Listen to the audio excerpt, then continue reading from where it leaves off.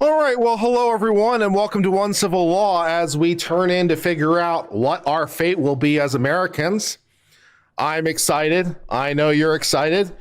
We got the first polls closing in 5 minutes on the East Coast, and then ending at 12 o'clock my time. So 6 hours from now will be Alaska when they close their polls, and we'll see how it goes.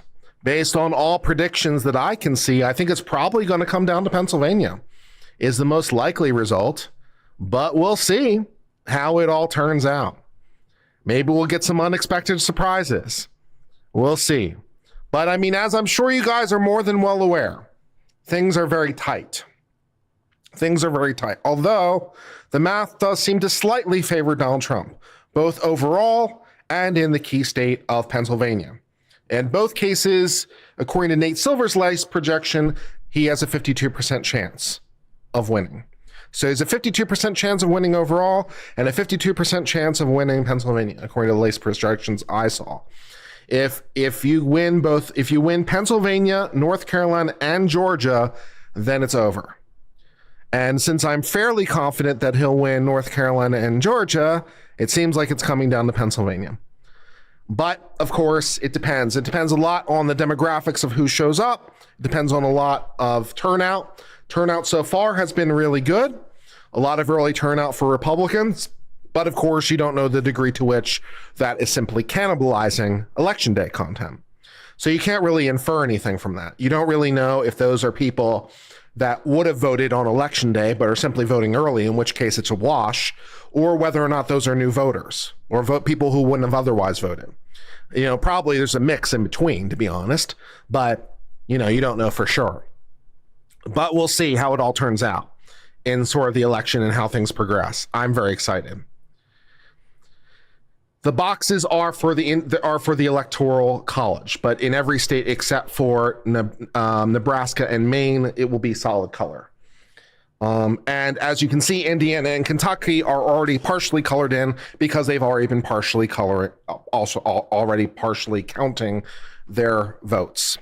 So even though those states are not done by any means, they've been partially counting their mail-in ballots and partially releasing results already, which seems a bit odd to me, but that's the states of Indiana and Kentucky for you, apparently in their infinite wisdom, have decided to release results already. So, okay, well, whatever.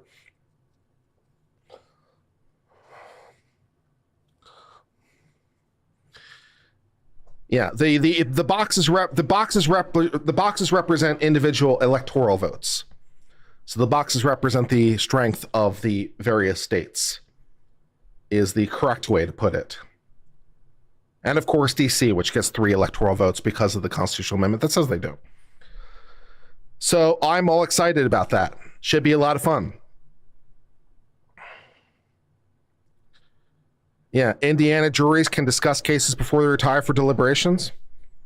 That's weird, but apparently that's what the great state of Indiana does. Should be good. I, of course, voted. I have my little sticker to prove it. I voted a couple days ago. I voted a couple days in Harris County. So it says Harris votes at the bottom there. That's because the name of the county is Harris. That's where I vote. That's where Houston is. And I voted a limited ballot, which was exciting because I didn't register to vote in my new county. But since I was registered to vote in Texas at my old location, I was entitled to vote a limited ballot. Ooh, very exciting. Which meant I got to vote for any statewide or federal office. So I got to vote for, president, senator, Supreme Court, railroad commissioner, and other statewide offices. So that was my experience. It was very exciting. You didn't get stickers this year? You got cheated. You got cheated. Dog catcher's not a statewide office, and I don't even know if they have elections for it, but yeah. So that was exciting. And we use paper ballots. Well, we use a combination of both, which is kind of weird. And I did this last time when you were in Texas too. So you use an electronic voting machine, but then it prints the result onto a piece of paper. And then you take the piece of paper to a different machine and deposit it, which seems like an odd way of doing it, but who am I to quarrel? Who am I to quarrel? Yeah, I didn't know that was an option. I didn't know it was an option either. I had to look it up. It's like, can I still vote even though I'm not registered in this county? Yes, you can if you vote a limited ballot. It's like, oh, okay. So that's exciting.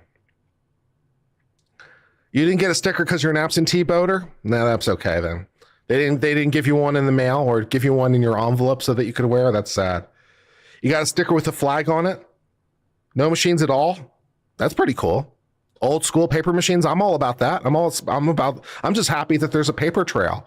And I was able to actually look at the piece of paper and it actually just prints the name of the candidates right on there. So it's not like a code or something, right? It just literally says the name, you know? All right. So we've got some votes coming in already. Vermont for Harris and Florida has been called for Donald Trump. Anyone remember when Florida was a swing state? It wasn't that long ago where vastly, that's an interesting thing too about what swing states are or what swing states aren't. Swing states come and go, and it's interesting how these things change.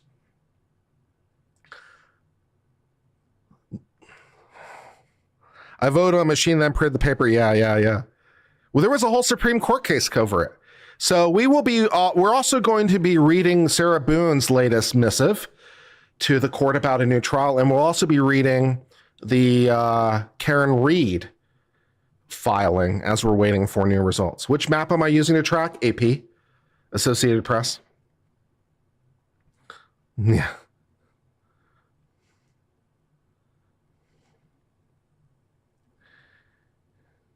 DeSantis almost lost in 2016 if not for the scandal. The Chads.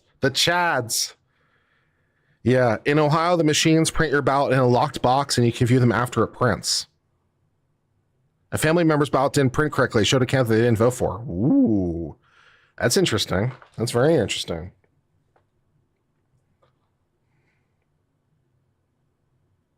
Yeah, Bush v. Gore, man. Bush v. Gore with the hanging Chads, people getting out the magnifying glass and looking at the pieces of paper. It was a whole thing. 537 votes, man. 537 votes determined that election. Holy shit.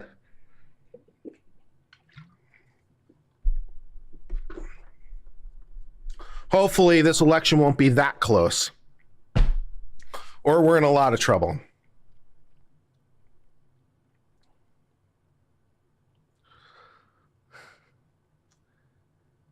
Got to pay attention to Ted Cruz Senate seat tonight. Yeah, we'll see how it turns out. You're in Knoxville? Knoxville's cool. Glad that they're there. A lot of elections have been fairly close in U.S. history. Of course, we haven't had a complete blowout election in the United States in a while. Last blowout election would have been Reagan, right? Where he won like 500 electoral votes or something. So it's been a while since we've had a blowout electoral vote.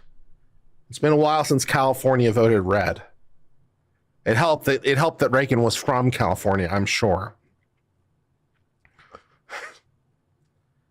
Also, it's interesting because it's also interesting when we're talking about swing states and how different states join or how different states vote. At the time they became states, Hawaii was reliably red and Alaska was reliably blue. And of course, it just goes to show you how things change. So that's fun. Hopefully this will be over tonight. I wouldn't necessarily bank on it.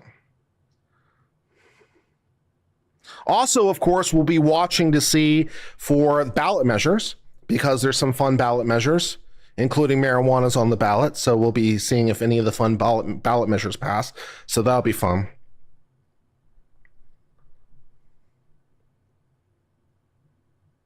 We're getting some very preliminary results out of Georgia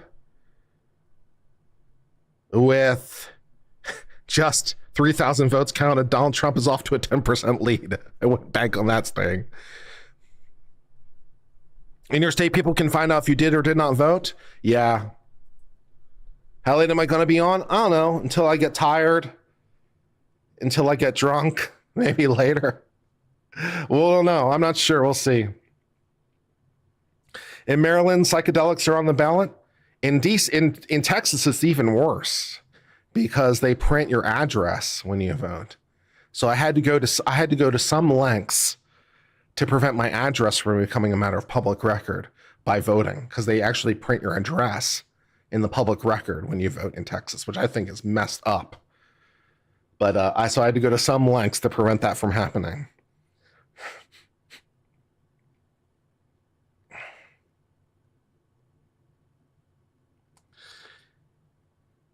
Yeah.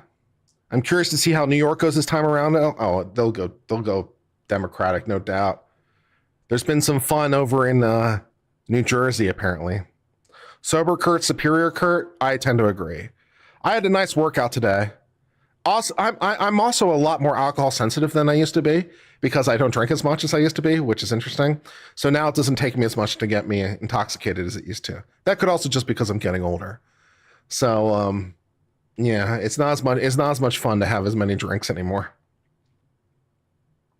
Can the backlights be red, white, and blue?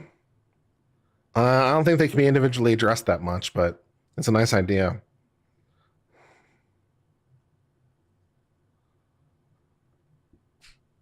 I'm sure it'll drag on. Yeah, me too. Me too. We'll see if there's any interesting ballot measures that are getting voted on.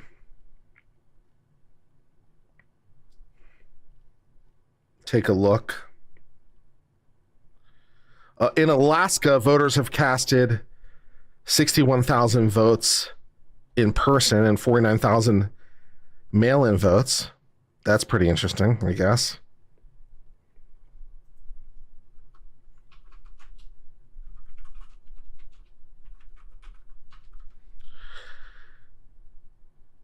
Green from Maine's. My wife and I brought our 7-year-old to see how voting works. That's cool. That's neat.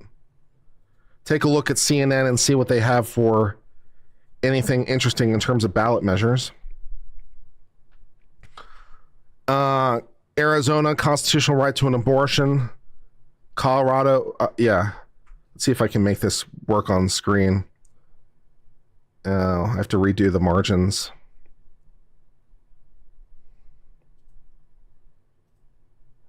I'll just read them. Arizona has the right to abortion. Colorado has the right to abortion. Florida has the right to abortion, which so far is passing. Florida has legalizing recreational marijuana, which so far is passing. North Dakota legalizing recreational marijuana. South Dakota marijuana. Minimum wage in Alaska, Arizona, and California. Voting rights. Alaska wants to repeal ranked choice voting. I hope they don't. I am a fan of ranked choice voting.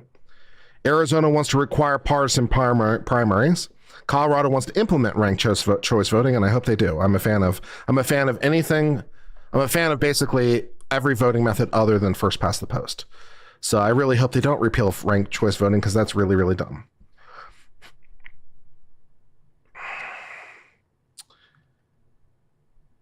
Oh, and California has some sort of established right to marry, which marriage is a fundamental right.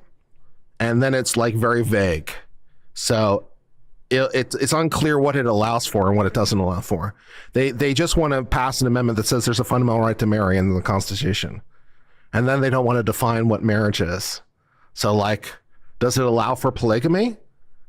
Does it allow you to marry your like cousin or your daughter? I don't know. Because the language is vague, and now you have vague constitutional language. That's exciting. No, someone didn't think about that very hard.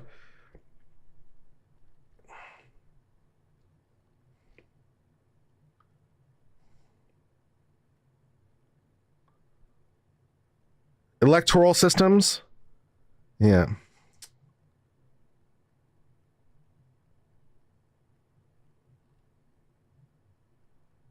Oh, there is an established ranked choice voting for elections in DC. That'd be good.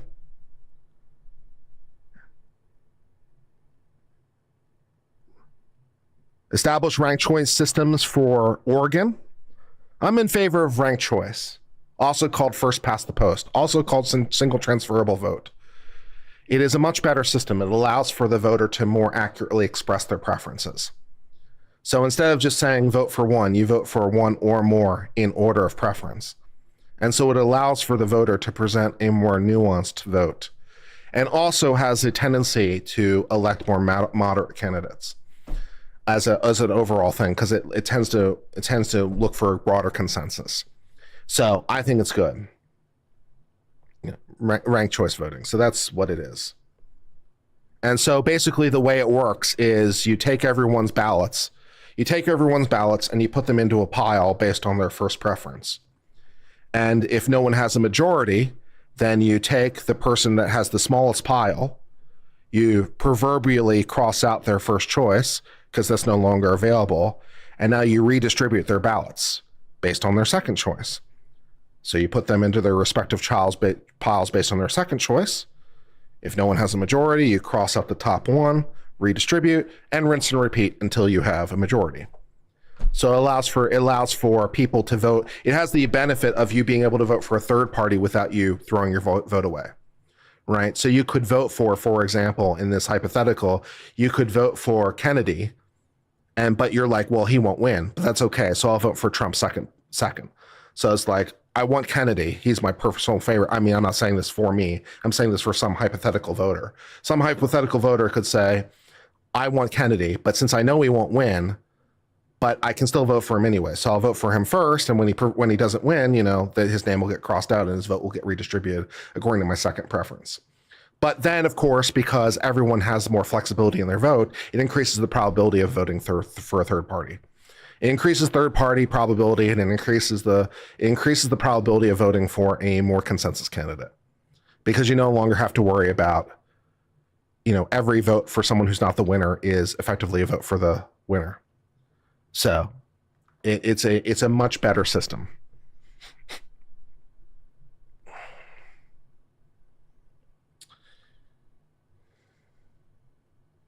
Apparently, Arizona has a proposal to require that on their constitution, they have a constitutional measure, I think, or it's at least a proposition, I think it's a constitutional measure, to require that anyone who's convicted of child sex trafficking must receive a sentence of life imprisonment.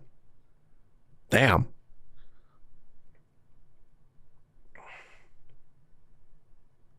Apparently, Colorado wants to have an amendment to remove the right to bail in cases of first-degree murder. You have a right to bail in cases of first-degree murder? You need a constitutional amendment to say you don't have a right to that? Okay.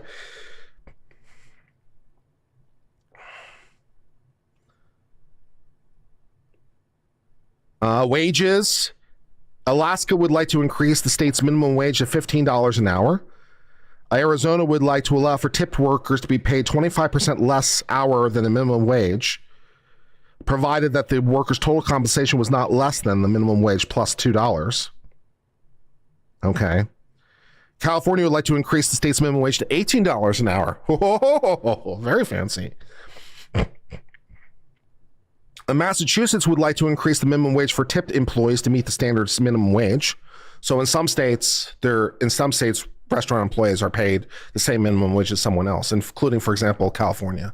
So Massachusetts would like to do that, so everyone makes the minimum wage, tipped worker or not. Missouri would like to increase the state's minimum wage to $15 an hour, and Nebraska would like to require employers to provide earned paid sick leave for employees. Okay. The state of Florida would like to legalize marijuana.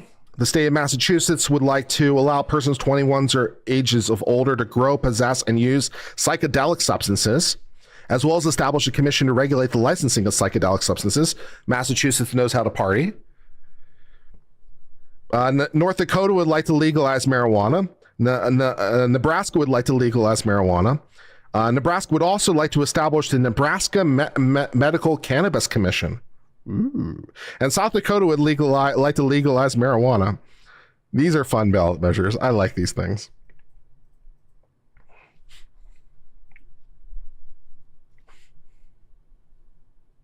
Massachusetts, man, really knows how to party.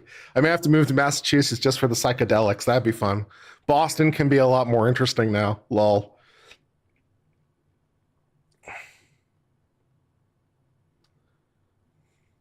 Of course, as I'm sure you maybe you are, or maybe not aware, but the DEA, Yeah, the DEA proposed a final rule to change marijuana's classification to Schedule 3. For some reason, I don't completely understand, they delayed doing that until after the election.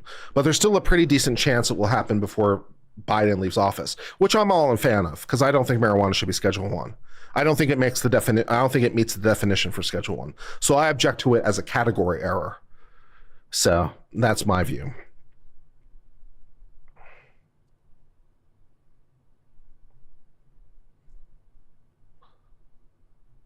Massachusetts wants to unionize Uber and Lyft drivers. Okay.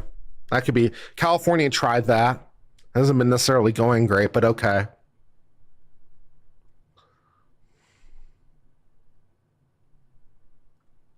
Still won't mellow out the mass holes. That's probably true. When do you think Texas gets legalized marijuana? Probably going to be a while. Texas doesn't seem eager to join the legalized marijuana train. Maybe I should move to Florida. And I can hang out with Gosney and do pot on the beach. Nice shirt. Thank you. I appreciate that. I had a nice day at the gym, by the way. I had a good time at the gym. I'd like to tell you about my gym workout, which we will talk about some more, I'm sure, later as well. But I'd like to talk about it now and then talk about it later as well. So, because I can, and I've got to talk about a lot of things, so that's fine. So today was chest and triceps day at the gym. Ooh. So we did a cable tricep extension. So yeah, at a maximum weight of 38 pounds, 3 reps, capping out at 38 pounds. Dumbbell bench press, 55 pounds for reps at 10 reps. So I started even lower than that because it was also my warm-up exercise. So I did like 6 sets. My first set was like 25 pounds or something ridiculously low, but that's okay. It was a warm-up set, right? So I did like a 25 pound, and then I did like a 30 pound, and then I did like a 35 pound or something as warm-up sets. And then I did, where did I end up? 55? So I did 45, 50, and 55 pounds at 10 reps each on dumbbell. So I had 55 pounds on each arm doing dumbbell on a flat bench. Kick ass. Respect. And then I did 40 pounds on a dumbbell fly. I like the fly. You do your arms like this and you bring them together when you're laying down. So instead of just straight up, you do a chest exercise where you do a fly like that. I like fly. It really like works those muscles. You just feel like your chest is expanded. I like fly a lot. So I was doing 40 pounds on that. I think I did 3 sets. So I think I did 30, 35, and then 40 pounds. Ended on a 40 pound on each hand fly. That was cool. And then I did a cable tricep push down with the rope attachment, 35, 33, and 44 at 10 reps. And then I did dumbbell inclined bench. So in addition to flatbed, I did incline bench at like a 45-degree angle, 35, 40, and 45 at 10 reps each. So that was my chest and tricep workout. Get buff.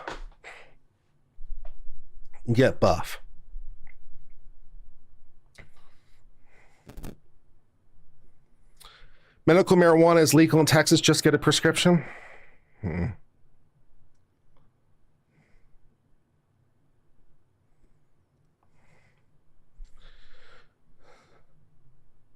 We will see how things progress. Let's take another look at the map.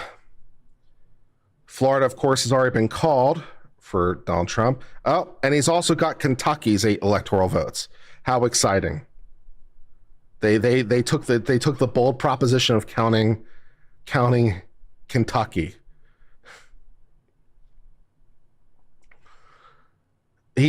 Donald Trump is winning in Virginia at the moment. If he somehow manages to win Virginia, that'd be amazing. It's not very likely, but one can always hope. Back from 3 hours at the polls. Yeah. So, come with me if you want to lift, is basically what I'm saying. Come with me if you want to lift. And then I did 10 hours or 10 hours. Then I did 10 minutes in the sauna. I like to end my exercise. I like to end my exercise by doing 10 minutes in the sauna. I actually did 10 minutes today. Last time I did it, I only made it 9 and then I chickened out, but I actually made 10 minutes today. So I like to go into the sauna for 10 minutes and like sweat a little. So it's a good way to end the workout.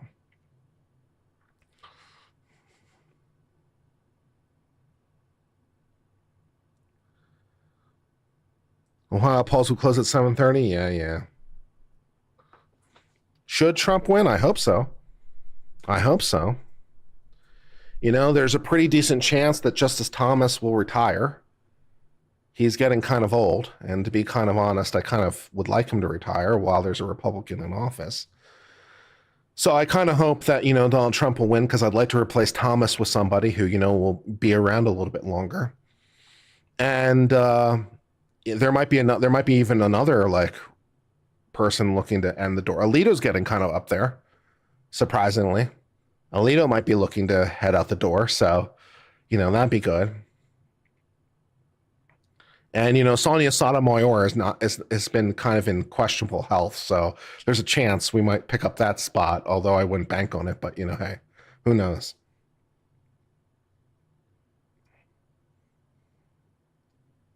Have I thoughts on the New York Times possibly not having the needle this year? I think it's lame. That's what I think. I think them not having the needle is lame. The needle is great. You voted early for the first time this year, in and out in 5 minutes? Yeah. I think you should vote early. Just because it's less of a faff. It's like, if you have the option, why not vote early? It's less of a faff. There will be less of a line. You have more flexibility. It's a better experience. I'd vote early. I'd vote early if I had to vote early, because I had to vote a limited ballot, which we discussed, right? Because I wasn't registered in this county, so I had to vote early. Because I had to, go downtown and go to the special office and, all that shit. And calling North Dakota for Trump, I think that's pretty safe. I think calling North Dakota for Trump's pretty safe.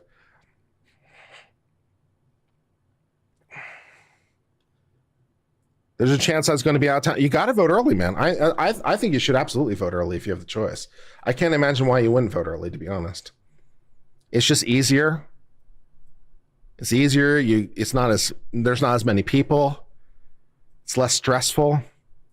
And you never know what's going to happen day of, right? You never know if there's going to be a car accident or whatever, right? It's like, why leave it to the last day if you don't have to, is what I say. Vote early, and if you're in Chicago, vote often. That's my view. Did I see someone's arrested at the Capitol? No. There's always going to be someone acting a fool.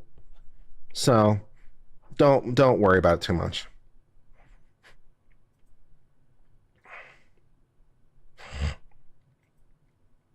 In Australia, all elections are on a Saturday and it's a public holiday. That's kind of cool.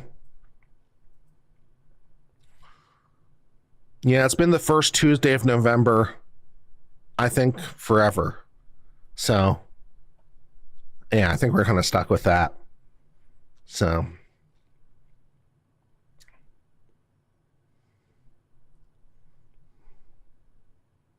voting early if you have a disability. There you go. Oh, Lord.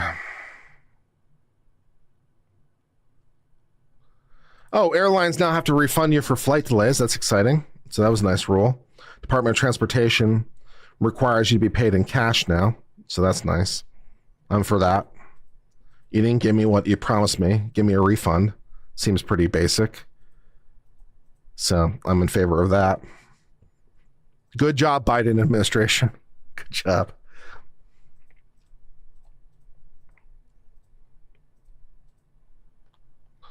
You have barbecue at every polling place? Kick ass. That sounds awesome. I want barbecue at every polling place. That sounds awesome. Deer season. Well, do your voting and then vote for the deer. That's funny. That's funny. All right, should we take a look at Sarah Boone complaining? Let's take a look at Sarah Boone complaining.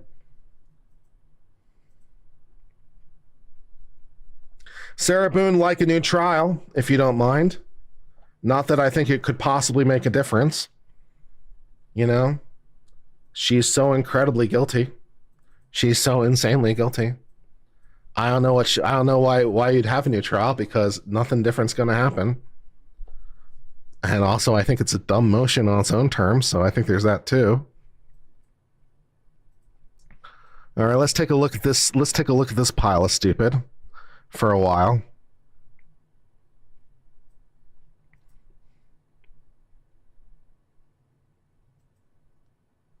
Let's see. All right, now I need like a new window.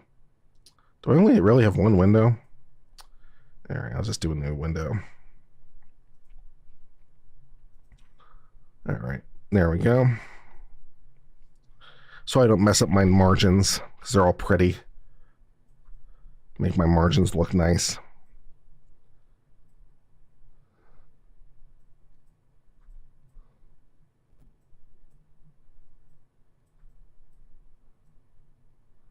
All right, let's take a look at this stupid Sarah Boone. What'd you have to say today? Comes now the defendant, Sarah Boone, by and through counsel and pursuant to rule.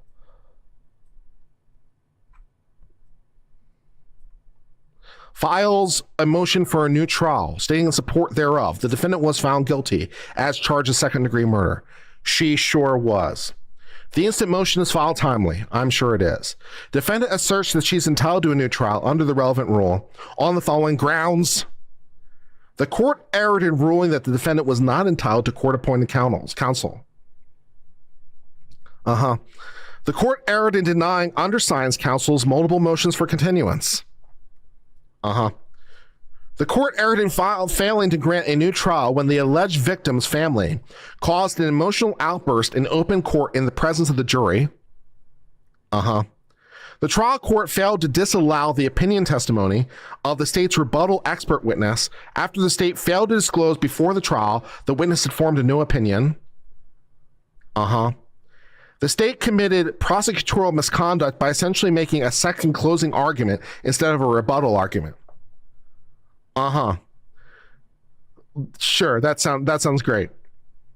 Law and argument number one. The trial court erred in holding that the defendant was not entitled to court-appointed counsel.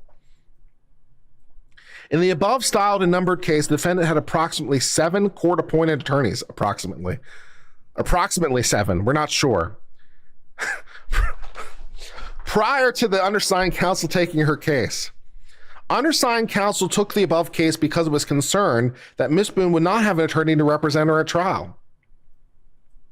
The above case was very complex, even for a seasoned trial attorney who was the public defender of the First Judicial Circuit for years, as well as having a thriving private practice.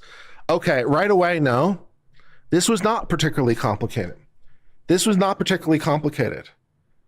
You know, it wasn't particularly like scientifically complicated. There wasn't like, some, mystery on the cause of death. It wasn't some intrigue of, oh, maybe it's this, or maybe it's this, or maybe it's this, or we don't know where we don't have the body.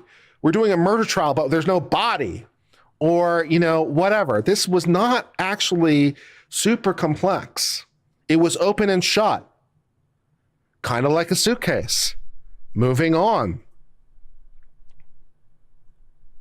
It was apparent to the undersigned trial counsel that Ms. Boone would be grossly ill-prepared and unequipped to handle a trial in this matter, or in fact to handle any other phase of the trial without counsel.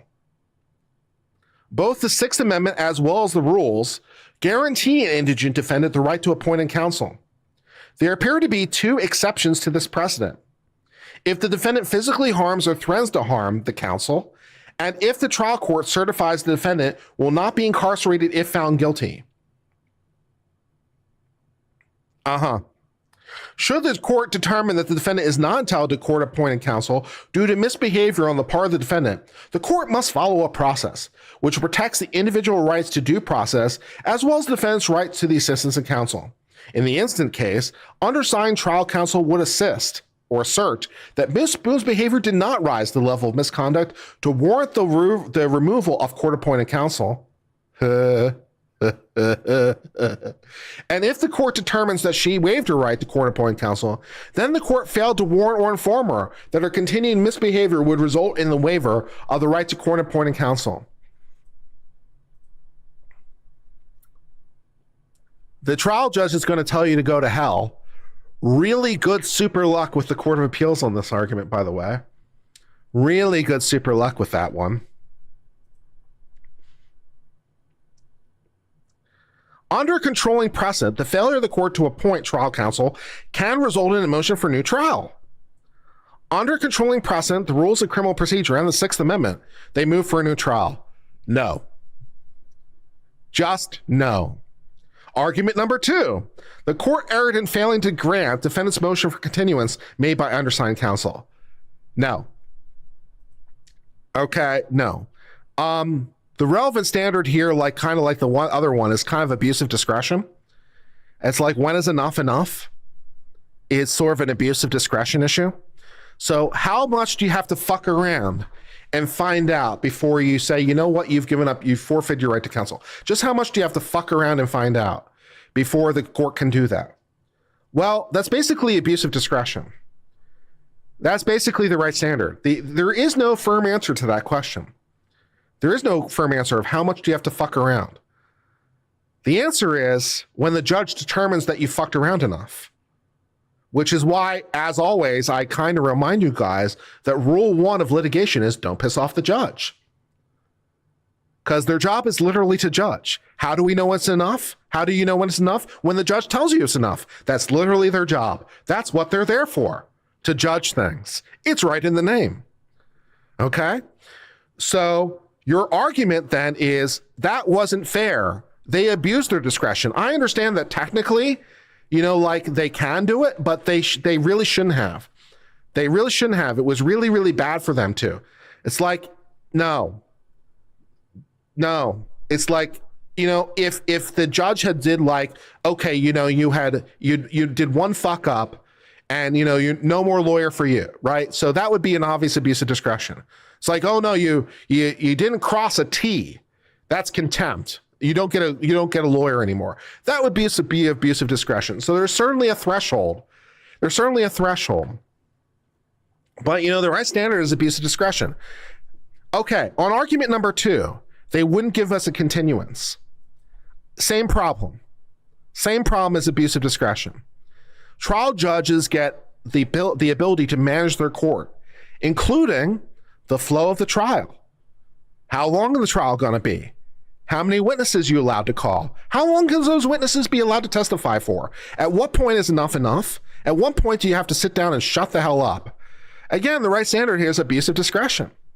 So it's like, oh, you only get one witness. Oh, you only can do, there is definitely a limit, but the right standard is abuse of discretion. So the correct answer here is, did the judge go so far beyond what they should do that they should be slapped around? No. They gave you lots and lots of opportunities. So your abuse of discretion argument isn't looking really good. Did I mention rule number 1 is don't piss off the judge? If I've told you once, I've told you multiple times. The judge of your case is a minor demigod. And the sooner you recognize that and acknowledge that, the happier you'll be. All right. The court shall not deprive a defendant of his or her right to counsel of their own choice. Failure of the trial court to grant a continuance will result in a new trial should the court deny said motion. In the instant case, and you can tell it's not going very well because the entire argument's less than a page. So that's only a page long. So they're not really they don't really believe it. Right? So it's yeah. In the instant case, when undersigned counsel came on board, the case was 4 years old, which tells you, probably not an abuse of discretion. Let's move this on. Let's get this rodeo moving. 4 years sounds like, judge is probably well within their prerogative to be like, time to stop playing around. Undersigned counsel filed his notice of appearance on August the 30th. This gave counsel 45 days to prepare, but you knew that though. but you knew that. He immediately and aggressively began to prepare. Undersigned counsel did his best to prepare for trial by traveling to Orlando from Milton. Did you know he's from a small town? Did you know his town doesn't even have a Walmart? He has to share it with the next town over. That's how small his town is. On multiple occasions, both for meeting with Ms. Boone and attempting multiple hearings. How sad for you. Despite his best attempts to prepare for trial, it was impossible to adequately prepare for unforeseen issues arising during trial. A prime example of this would be reviewing hundreds of pages of text from Mrs. Boone's seized cell phone, viewing all records of prior contact of Miss Boone and the alleged victim with law enforcement, including inadmissible hearsay by the alleged victim to law enforcement. Counsel, for all purposes, closed his law practice down to prepare for the trial, but due to short time frame, even with the assistance of other attorneys, was simply logistically unable to be as prepared for trial as he'd like to be, and Miss Boone was entitled to. Yeah, if you were the first lawyer, maybe, but this case is 4 years old. The defendants had 4 years to prepare. So I'm sorry you've only had 45 days, but choo-choo. Choo-choo.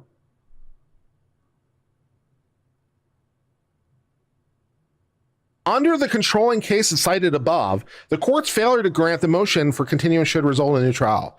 Let me laugh at you even harder. Argument 3. The court erred when it denied the motion for the new trial due to the emotional outburst in the presence of the jury. Ooh. Prior to jury deliberations, the alleged family's victims' members began to audibly and get visibly upset and depart the courtroom. How dare they?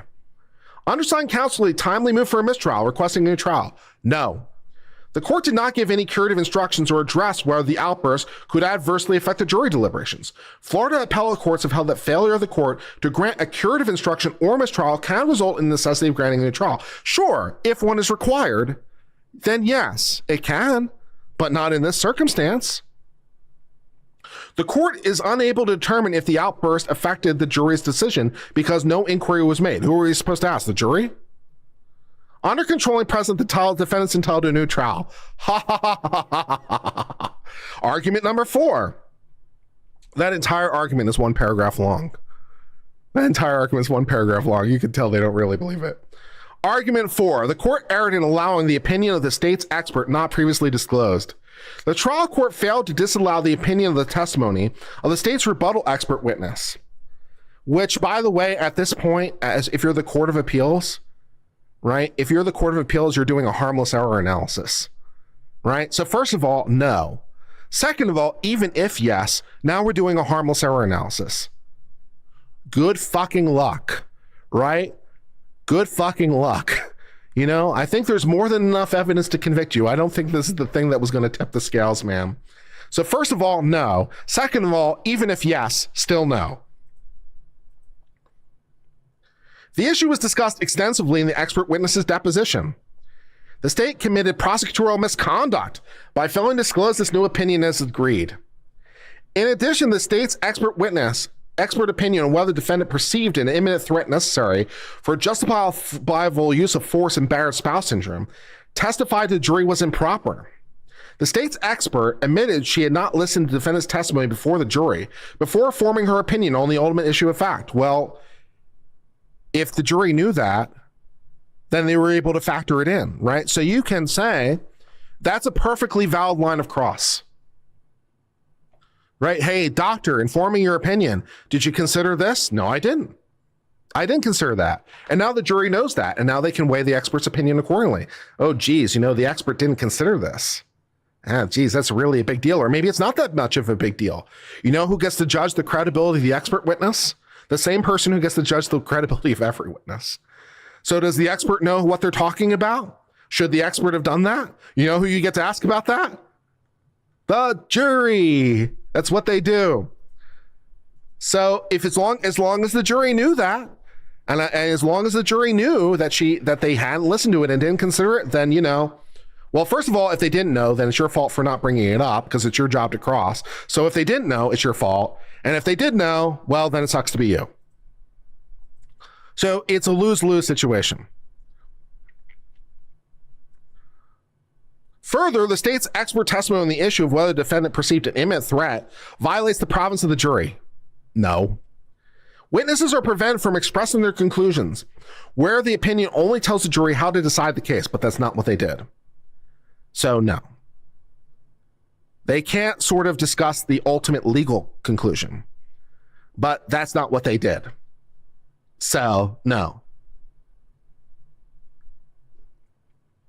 When a witness is asked to express an opinion that applies a legal standard to a set of facts, the opinion testimony is generally inadmissible, but that wasn't what they happened. The question was, do you think she's a battered spouse? No, I don't.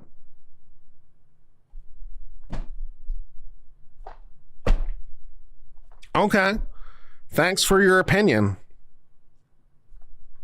The jury can consider it or not as they please. That's what the jury does. Do you know how juries work? The law does not permit a witness to testify about legal conclusions or express an opinion on the question of substantive law, but that isn't what happened. They simply said, hey, does she meet the criteria for this? No, she doesn't, in my opinion. This testimony it may interfere with the function of the jury to determine applicable law, but the case law is pretty clear. They can answer questions even if they go to the ultimate question. They just can't answer the ultimate question. The witness can't answer the ultimate question, but they can answer questions even if they go to the ultimate question, which is exactly what happened.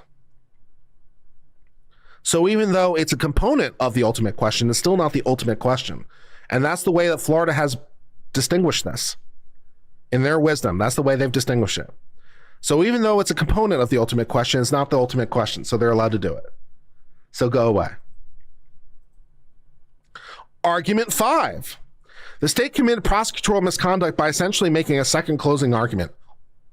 Bollocks. Counsel for the case made a second closing posed as rebuttal. Wow, that's persuasive. 2 sentences of glory, man. Slow clap. Slow clap. 2 sentences, man. Wow, you sold me. They committed misconduct by making a second closing. And how do I know that? Because they made a second closing. Do you know what a tautology is, sir? The first rule of Tautology Club is the first rule of Tautology Club. We're in for we seek relief and yeah, no. So none of those things. None of those things, but thank you very much anyway for your pit of stupid. We turn our election back to the results again as we press on, as the great state of West Virginia has now been called for Donald Trump. Lol. Virginia is now leaning blue, surprising nobody. North Carolina is leaning very blue, surprising some people, but only 2% of votes so far counted. So we'll see. And Georgia is still very much in the red, with 12% of the votes counted. So very good.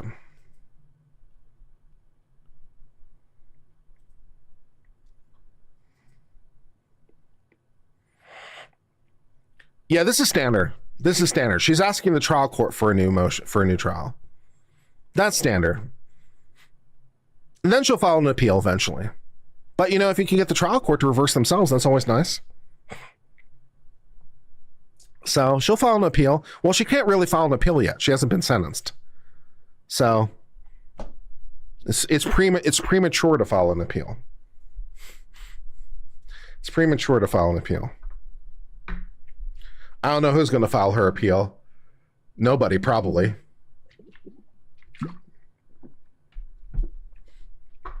Public defender is going to file an Anders brief. Basically say, I got nothing.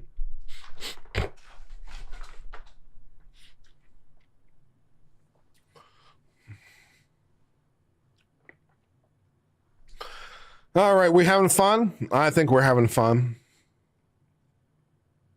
We'll do the Karen Reed one in a little bit. Hey, Tony, would you do me a favor and tag me with that Karen Reed brief, the last one that was filed in staff chat? I think it's in there somewhere, but you can help me and maybe find it, and then I don't have to dig for it. Dance for you? I'll dance for you if Trump wins. I'll do a little Trump dance. I'm all right. Nobody worry about me. Dun, dun, dun, dun, dun, dun. Why won't you let me be?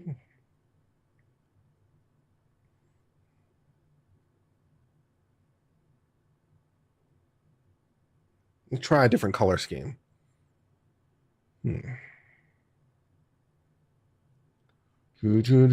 Purple's nice. That's a nice shade of purple.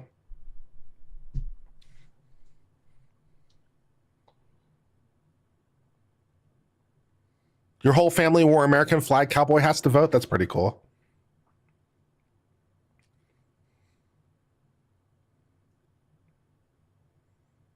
No continuance could be an appealable issue? I don't think so.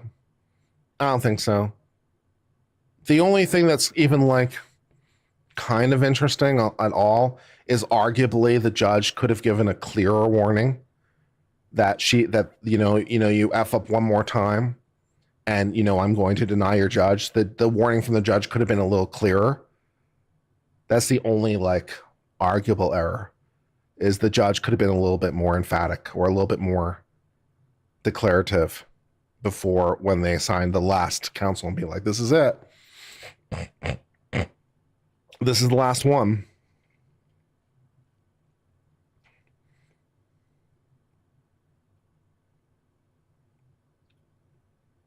Why is Florida so good at counting votes? What's up? Not much. Life's pretty good over here. What's up with you?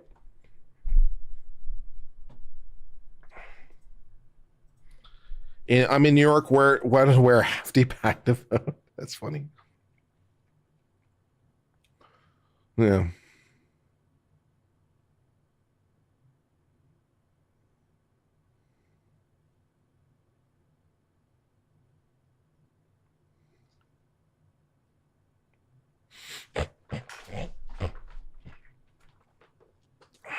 Just crashing my stream? Hey, I'm happy to have you here.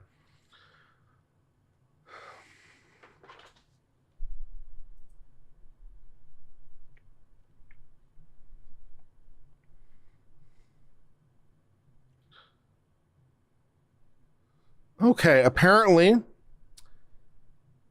this is an interesting story, and by interesting I mean stupid.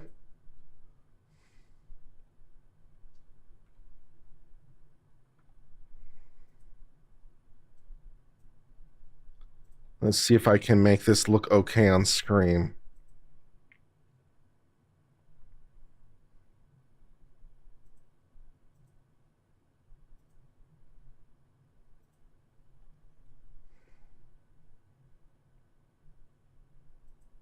Yeah, I'll just change this. Change this. Okay. Yeah. There we go.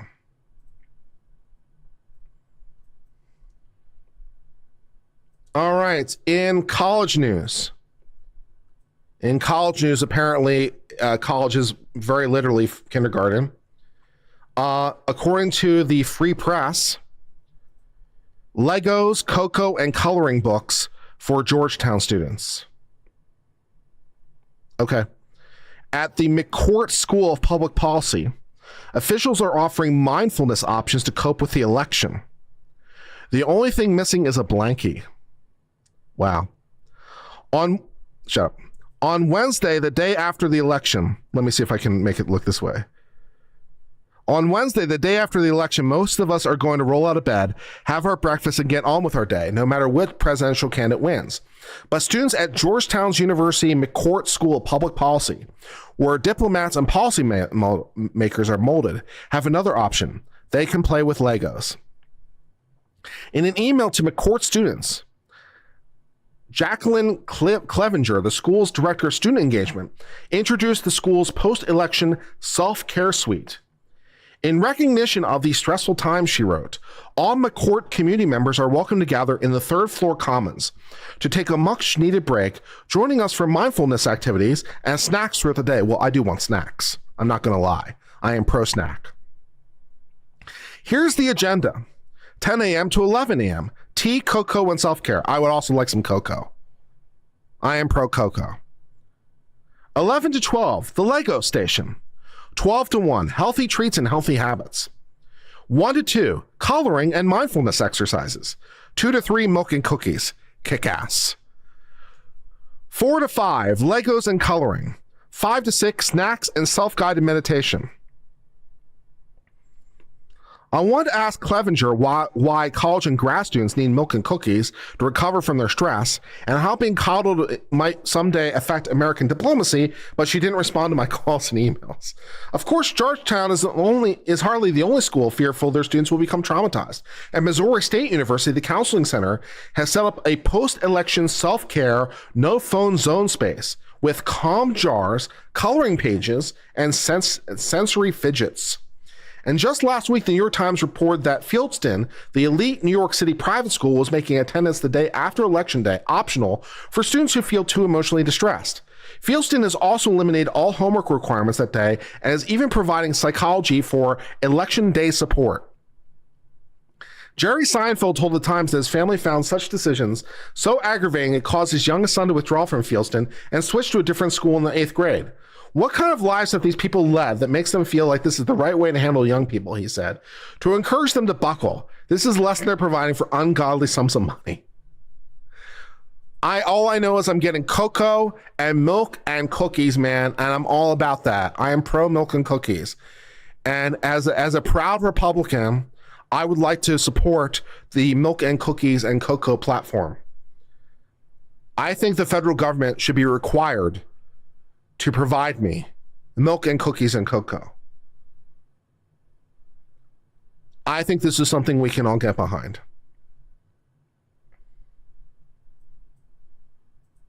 What do we want? Cocoa. When do we want it? Now.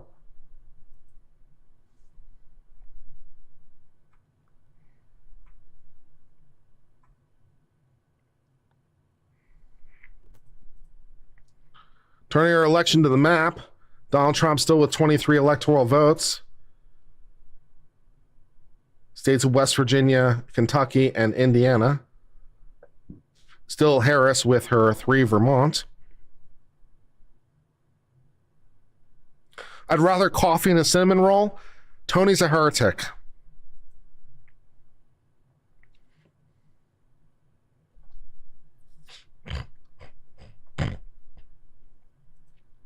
Tony's a heretic.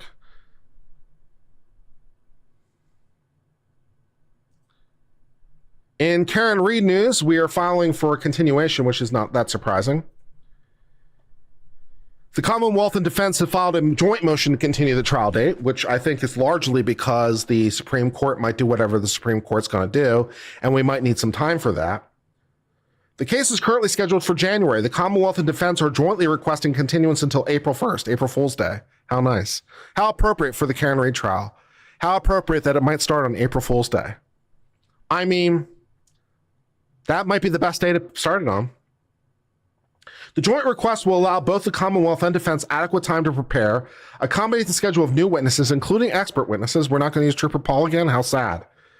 Will allow for testing and disclosures by the experts timely before trial, and will result in a far more efficient and streamlined presentation of evidence. The Commonwealth has recently received notice of its intention to retest forensic evidence. Further, the Commonwealth has provided notice to the defense that retained a biomechanical engineer who's expected to testify. Oh, that's nice. So Trooper Paul won't be testifying. We have a biomechanical engineer who might not be providing. That's nice. But how can we testify without Trooper Paul? The Commonwealth's biomechanical engineer cannot provide a report defense until forensic testing has been completed, a time frame that is yet unclear. Moreover, the Commonwealth has provided notice of additional experts who did not testify at the first trial, and further intends to retain additional experts beyond these. The new Commonwealth experts are also expected to generate reports following testing and analysis to which the defense will need time to consider and potentially respond to, possibly with additional experts of its own. The Commonwealth will be filing Rule 17 requests and motions in limine, and at least one hearing for defense potential witnesses. Holy shit. The Commonwealth also expects to file motions for reciprocal discovery and defense expert disclosures. It's expected the evidence will be relevant and material to the Commonwealth, and of course will need to provide the defense in order to comply and make sure they're adequately prepared. The Commonwealth is doing everything in its power to be as expeditious as possible. The parties jointly believe additional time is required. That's funny. That's funny. Sounds about right, folks. Sounds about right.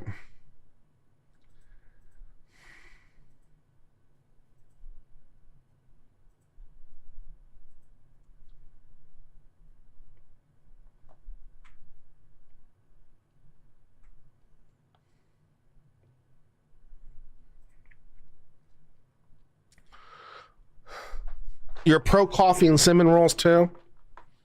I'm getting a faction split in my own chat. This is the problem. This is the problem.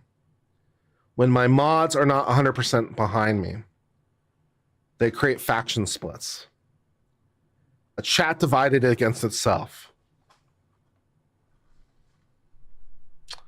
I think Tony's trying to usurp me, is what I think is going on.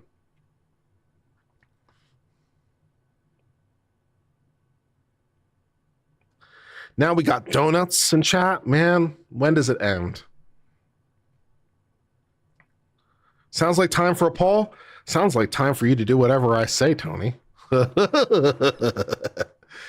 But sure, we can have a poll.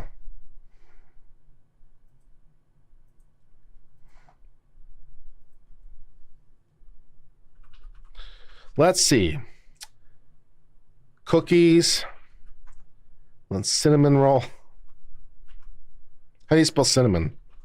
Cinnamon. That is definitely not the right word. There we go. All right, what else do we want on our option? What else do we want besides cookies and cinnamon rolls? What other options do we want besides cinnamon and cookie roll for our cookies and cinnamon rolls? What other option do we want? Donuts? Fine.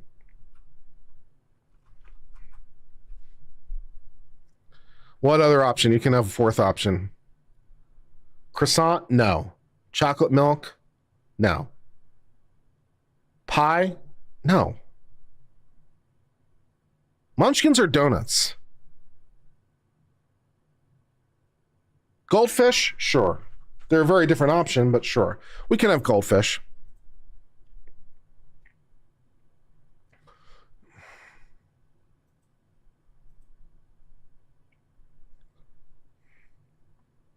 Milkshake?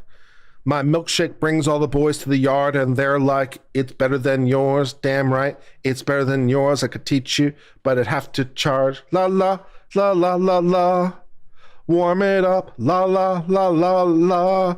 Uncivil's coming. La la la la la.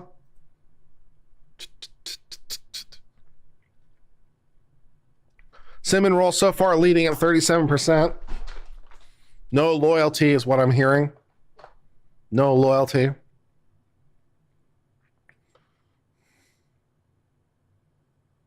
Make some crack chicken.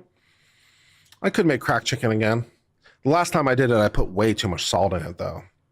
So that was the big problem when I did it last time. It turned out pretty well, but I put way too much salt in it. Way too much. Ohio is blue at the moment. Yeah, it's still early. 21% of votes counted. I really hope Donald Trump picks up Ohio. He should, in my opinion, but we'll see.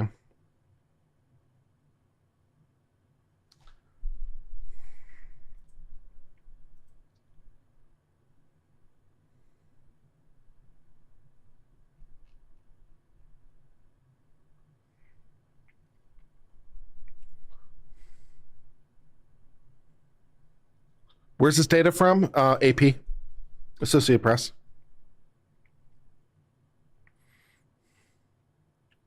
Apple fritters? Ooh, apple fritters could be fun. Let's join Nate for a second. I have a link somewhere. A cinnamon roll is a donut, though? It is not. A cinnamon roll is not a donut.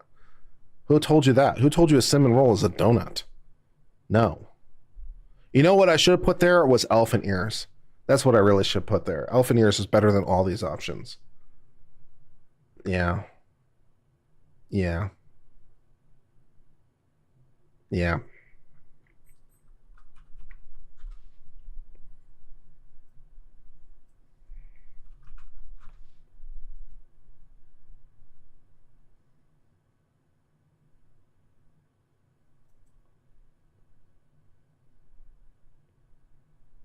Oh, he sent to me via voice chat. Yeah, elephant ears like a bear claw. Yeah, yeah. Sort of. Not really. Kind of.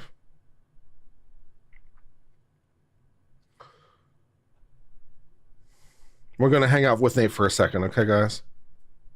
Second, and we'll be able to get some characterizations for you. Watch 3 times. 8 o'clock poll closings. Here's an NBC News projection. State of Florida, NBC News projects that Donald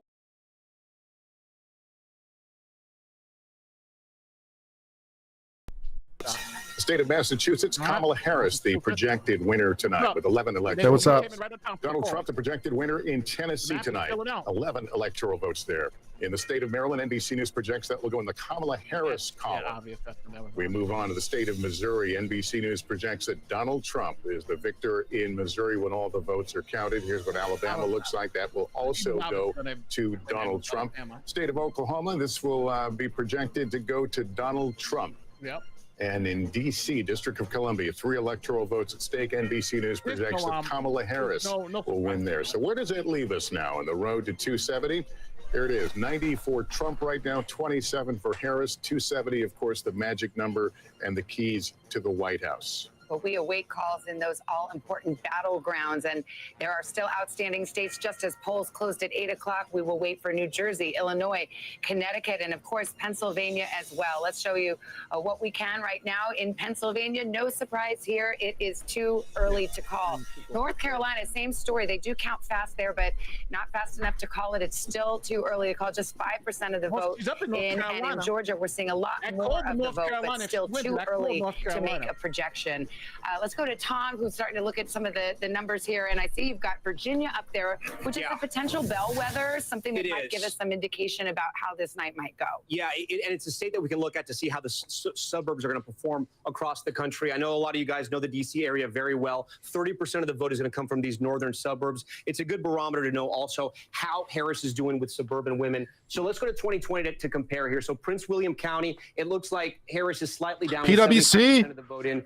This one stood out to me. 95% of the vote is in Loudoun County right now. Biden was at 61%. Harris is now at 56%. Again, there's a difference of about 35,000 votes. 95% is in, and we can actually see how much of the vote is left. Only about 3,600 votes remain in Loudoun County. So she's underperforming a little bit there.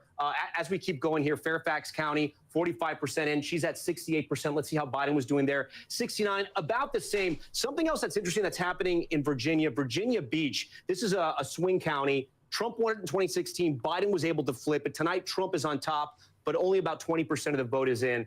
A lot of the western part of the state, as we know, is going to be more rural. Some of that coal mining country, it's going to resemble West Virginia. We have some of the vote in a county like over here, Wise County. This is a good Trump barometer. He's at 78%. He was at 80% in 2020, but 41% of the vote is out. He's underperforming slightly. I guess the thing that sticks out to me, which it's too early to know if it's a red flag, but Loudoun County, again, you know, this is a place where Democrats want to run up those votes in Virginia. Not that Virginia is in danger for Democrats because they were able to run up the score in 2020, but Trump in 2016 got close. He got within 5 points. A number like this, it's going to worry them a little bit, but I know you guys know much more about that area than I do. Well, actually, we're honored to have a resident of the Commonwealth of Virginia with us, Chuck Todd. So, I mean, you look at that, you know those suburban collar counties around. Now I'm going to pause this real quick because I want to see my boy Uncivil. What's going on, brother? What's up, man? I can't hear you because either you're muted or. Sorry, how you doing, man? Oh, there you go. What's going on, bro? Yeah, not much, man. Just having a great day. Just watching these results come in. So far, we have Harris with 35 electoral votes, Donald Trump with 95 electoral votes, Donald Trump with Florida, Oklahoma, Tennessee, Indiana, Kentucky, West Virginia, South Carolina, Kamala Harris with Massachusetts, Maryland, and Vermont, Connecticut, Rhode Island. Yep, and then here's the Pennsylvania vote coming in. Right now, she's up in Pennsylvania, but you know, it's gonna be it's 3% of the vote counted. So that's gonna be that's gonna be interesting. Thanks. This is from My Dog Stepped on a Bee, which was glorious. I remember that. My dog stepped on a bee. Thanks for everything you do. Nate, I really enjoy your channel. You're fair and balanced 100%. Haven't heard changes about the Canadian border. Thoughts? Haven't heard changes about the Canadian border. Thoughts? I don't know about the Canadian border. What's going on with the Canadian border? I don't know. You heard anything about the Canadian border? Nope. Oh, that's interesting. I don't know. Last time I checked, it was in the same place it was before. Because I know I know they have some border disputes, but Nate, you look in. There's like that one island off the coast of Maine that's disputed, and that's about it. Listen, I'm looking good.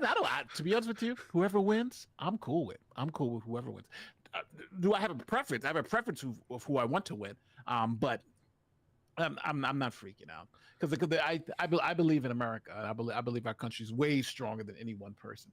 One thing.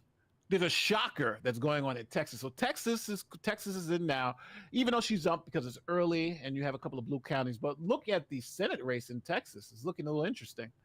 Ted Cruz, the Senate race in Texas, looks like Ted Cruz is down 61 to 37%, but it's 5% of the precincts reporting. It's very early in Texas, but will we have a blue senator?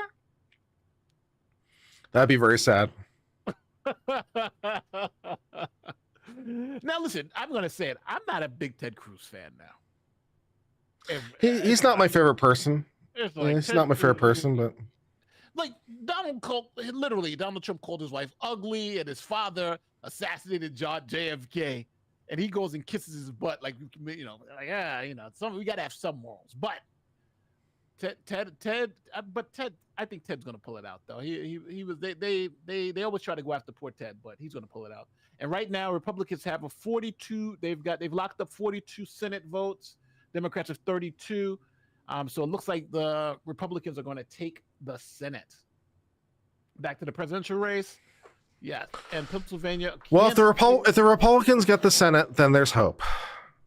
Because then they can't get through like the worst excesses of the administration. So if the Republicans get the Senate, but Kamala Harris takes the presidency, then maybe it's not so bad. I would rather it the other way around, though, but, it is. Hold on, here it is. The amount of illegal crossings into upstate New York is literally so easy to cross. It's a joke. No wall, nothing, blah, blah, blah. Yes, but but just so everybody also understands, too, New York has been busing migrants from New York City to Canada. I did not know that. Yeah. So that's been like a huge thing. Here, I'm going to pull up the article. How are they doing that? How are they getting them across the border without a passport? Just like they came across our border without a passport. Well, yeah, but you said they're busing them over, so they're not checking the buses? I think a lot of those border crossings don't need it, but I don't think a lot of those border crossings are unmanned, so you can just drive across. Here is the article from Newsweek. They're offering tickets to the Canadian border. Oh, that's a slightly different proposition. No, but they've been sending them. They've been sending them. And when you read through the article, they've paid to send them, and they were complaining up in Canada. Damn, all these ads. So it's very interesting. But it's always interesting when you like those liberal cities. We want migrants. We want migrants. Migrants come, and now they're busting them back. So it's insanity. The hypocrites. So. Oof, let me go back to this. I wanted to show you. Let's go back to NBC and see what they're saying. This Loudoun County, suburban Washington, D.C., Northern Virginia, where it seems that Kamala Harris is underperforming. And as you well know, the suburbs in the battleground states are key to her victory. Yeah, listen, this is the witching hour. This is when it is very early. We have exit polls. And by the way, if exit polls were correct, I would be governor and John Kerry would have been president and Hillary Clinton would have been president. So I think we've got to take all of that with a big, giant grain of salt and wait for the actual numbers to come in. Because as we all know, these come in from different places. Typically, rural places come in before urban locations. So I think she's going to be fine in the suburbs. I think, and I don't think the exit polls will actually reflect accurately what will happen with independent voters. I'm not saying she's going to dominate independent voters, but I'll be very surprised if a lot of women that call themselves independents that don't vote for Donald Trump. At what point in all this do you begin to let out a sigh of relief here? If she wins Pennsylvania. Well, listen, I think depending on what happens in Georgia and North Carolina, if by any chance she wins those 2 states, then I can breathe again. If she does not, then obviously Pennsylvania becomes even bigger. Pennsylvania is where this thing's going to go, man. May be the closest margin in this race. I think it may be literally maybe 500 to 2,000 votes separating the 2 candidates. I think it's that close in Nevada. Well, we're waiting polls to close there in less than an hour. Nevada and Arizona, those big Western battlegrounds, but we do. Well, before we go there, let me take you back to the maps so everybody sees what we got. So what you see darkened are the states that are counting votes. So we're getting numbers in for. Maine is still too close to call. And in Maine, we got Donald Trump winning by five votes with almost no precincts reporting, 0% of the precincts reporting. So Maine is too early. New Hampshire, which has been out for a while, Harris has a 9-point lead, but it's still too close to call because they haven't called that state yet. So we'll see what happens in New Hampshire. Donald Trump has taken the lead in the count in Texas. Here is Pennsylvania. Pennsylvania is 5% of the precincts reporting, but we're in an urban area, so that really doesn't really mean anything. Let's go to Texas. You said Texas. In Texas, Donald Trump has taken the lead in Texas as some more of these counties have come in. He is up 49.4 to 49.3. The Senate race is the race that I'm interested in too in Texas. Let's see how that's going. All red. It's still popping. And you see how this is red? Williamson County? Williamson County is north of Travis. So it's surprisingly though if it's red, to be honest. So look, it's 50-48 Cruz for the, but look how it comes out for the presidential race. When you go to the presidential race, come on, it's red. Interesting. It's actually flipped. Yeah, so people are splitting their votes against Cruz. If Williamson County is voting Republican, that's really good for the Republicans. Because that's Austin. I mean, Austin is Travis County, but that's the next county north is Williamson. Yeah. Let's look at North Carolina, see what North Carolina's happening. So she's up in North Carolina. They still haven't called it yet because you have a lot of vote to go out there. You're only 8% in, so yeah, it's a long night here in this particular state. So I don't think. But PA is where it's at. PA is where it's at, baby. She's pulled a bigger lead, but again, it's just so early. 5% of the vote report. We just looking at nothing here. Michigan's another battleground state that's up right now. Harris is up 73, but only 2% of the precincts reporting, so we ain't really got to worry about that until later. Is there any other and Georgia is the last battleground state we had to worry about. Trump is pulling away with it with 1.1 million votes. He's up 56 to 46, but we still have. Let's see how Fulton County, 53% of the vote. This is actually good numbers for Trump. If Fulton County is 53% of the vote in, and he's still winning, so that sounds good for Trump. How's Miami-Dade County looking? The Cab, they're red. I'll go to Miami-Dade County right now. DeKalb County, which is another big county, so that hasn't come in yet. There's Douglas County too, which is big. Clayton County, 70% of that, she's winning Clayton, and I'm sure to see the Douglas County. Where's Douglas? Douglas should be Cobb County. Trump is winning Cobb. All right. It looks like Trump is going to pull out Georgia. Let me go to. You said go to Florida, right? Florida. Yeah, I want to see Miami-Dade. See what it's reporting. Miami-Dade is Trump by 11. Yeah. So Miami-Dade just totally flipped. Right. Yeah. It used to be. For those of you who don't know, this used to be a Democratic stronghold, like strong. Big time. The fact that Miami-Dade is red is blowing my mind. It still blows my mind. Yeah, it's just I can't even believe it.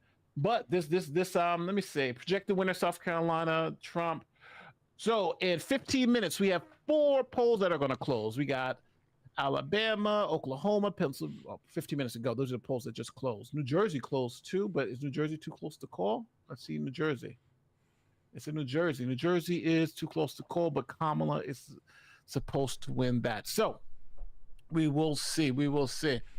It's a nail biter. Yeah, it's a nail biter. But that's what everybody predicts. It's a nail biter.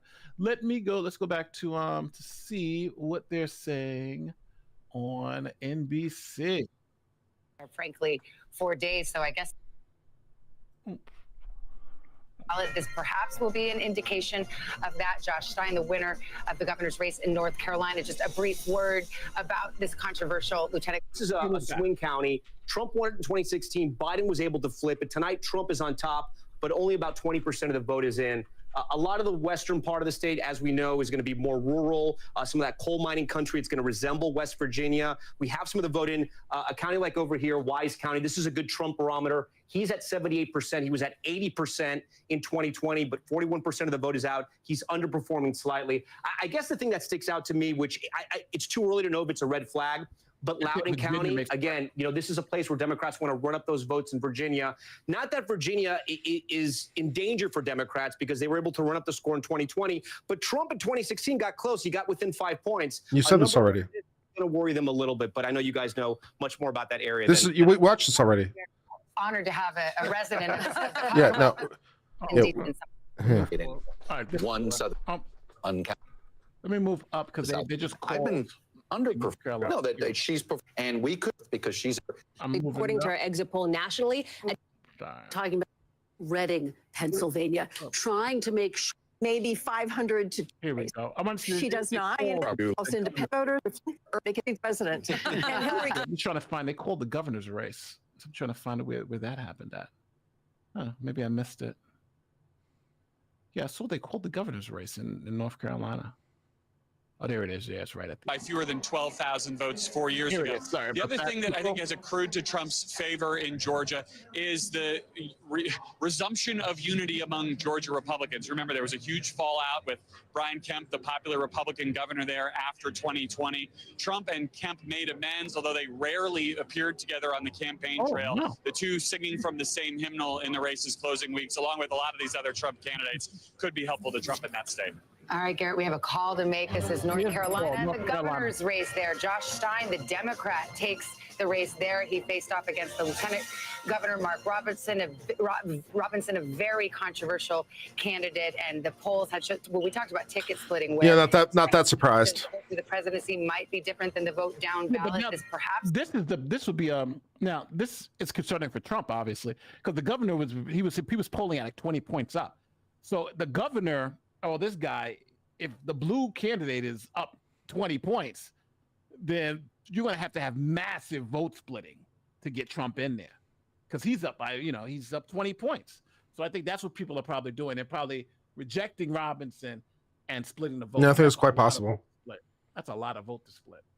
This will be an indication of that. Josh Stein, the winner of the governor's race in North Carolina. Just a brief word about this controversial lieutenant governor candidate. You both are jumping to tell me who wants to take Let me just say one small thing, which is this, because Kristen will get into, I think, how controversial this Republican gubernatorial candidate was. But just remember the ticket splitting piece. This is a state that has ticket split president governor before. Yeah. That's it, right? So this, I think, they have a Democratic governor right now. That's exactly right. So if somebody's looking at this going, well, the Democratic governor won in North Carolina, doesn't that mean maybe that Vice President Harris is a lock? It does not. And just to throw that out there, this is a state that where Republicans know how to check a Republican for president and a Democrat for governor. But this was a campaign on Mark Robinson's behalf. It was beset by problems. Beset by problems because he was determined that he posted some highly controversial comments on an adult website. And so the backlash was massive. This result was expected. The question is, that was, by the way, one of the controversies. I'm giving you the biggest one. The question is, will he drag down support for former President Trump? We don't know the answer, but we do know that in 2020, President Biden was not able to win this state because there was, in part, it's believed, a controversial Democratic candidate for Senate, and that did sink his chances.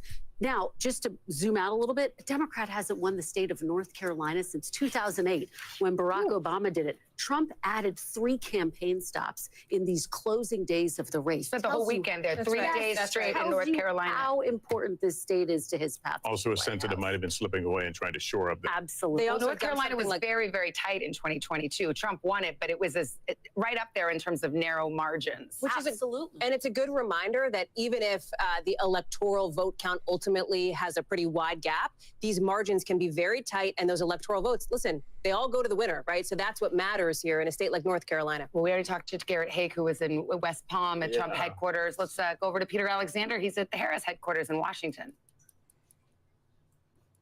Hey, Savannah, you just heard from Garrett a moment ago talking about how Donald Trump's team seems to be satisfied that he is doing a bit better with those Black and Latino voters right now. Similarly, the Harris campaign feels good that she is outperforming with white voters over Joe Biden's performance with them in some of our early exit poll indications in parts of the country right now. One thing they're keeping an eye on. Another thing I'm hearing from senior officials within the campaign as they get ready to start the program here is that they are seeing really good enthusiasm among those youngest voters, those college students in particular right now. They're talking about long lines. You know what? Let me do this. So starting the Star Spangled Banner, I'll give it back to you with respect to our country, then we'll come back in a moment. All right, Peter, that is Harris headquarters in Washington, D.C. We've got Tom Yamas over at the big board. Yeah, we're talking Georgia, right? Because it is so close. A reminder here, we're talking about Democrats feeling a little hopeful in North Carolina, Republicans feeling a little better about Georgia. If they swap, right, if Democrats win North Carolina and Republicans win Georgia, they're both 16 electoral votes. We're back to square one where we were in 2020. Let's talk about Georgia tonight, because what we're seeing is both camps are overperforming. So it's going to be a nail biter. Remember, in 2020, it came down to about 12,000 votes, a little under that. Let's start in Atlanta, the metro region. Cobb County, we have 57% of the vote in. And let's see how Biden did, 56%. This is actually, Cobb County tells the story of the Atlanta metro region. Newt Gingrich represented Cobb County, and look how Democrats have been able to run up the score. From Romney in 2012, Clinton flips it, and look how they're growing the margins. And tonight, that's exactly what Kamala Harris is doing. She's growing the margins in Cobb County. Let's go around. Let's see what we have in Fulton. Fulton, 53%. Let's see how that compares to Biden, 72. She's holding her own around the Atlanta metro region. Let's see over here. Gwinnett, we only have about 1% in, not really worth a discussion there. Clayton County, 70% in, slightly overperforming Biden. That's pretty good. We'll keep moving. Henry County, 1% in. This is one of those swing counties we can talk about.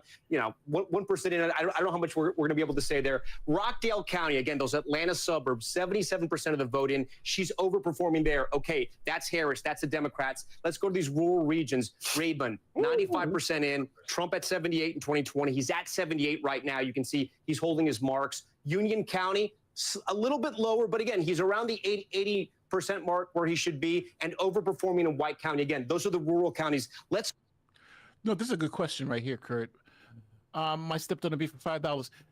You think there will be violence, riots, no matter who wins? With all the metal fences already up in D.C.,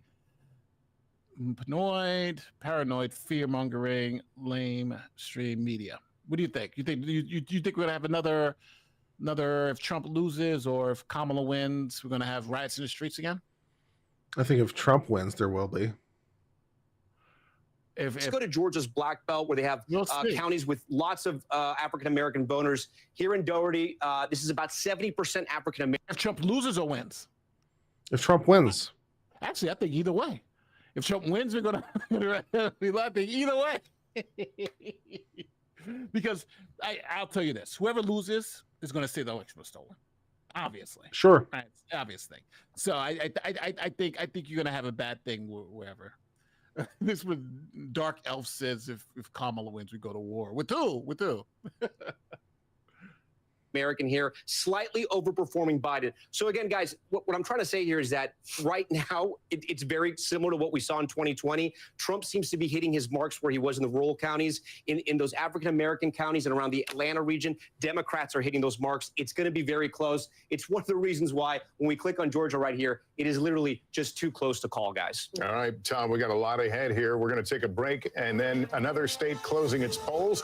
Which candidate will it bring closer to those crucial? All right, so let's take a quick look at our map to see what's going on. So we have the live map up, and let's see if anything has changed. So we got D.C., Maryland, Massachusetts, and Vermont. They all went for Harris. You had all these polls closed. Jersey, I'm surprised Jersey still hasn't been called. Yeah.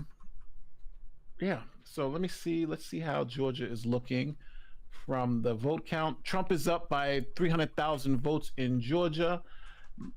So that's looking great for Trump. Looks like he may pull out Georgia. North Carolina, the other swing. Harris is up, but it's still just 12% of the vote. So that is looking bad. Let's look at what's going on in Texas. It's gotten a lot tighter in Texas. So it's about 200,000 votes separating them. And don't forget, you still have to get the counties down here with the Houston, so you have a lot of Democratic votes out there. But sure, this should be a safe Trump state. Yeah. Let me peep into the Senate map on Texas, see what's going on.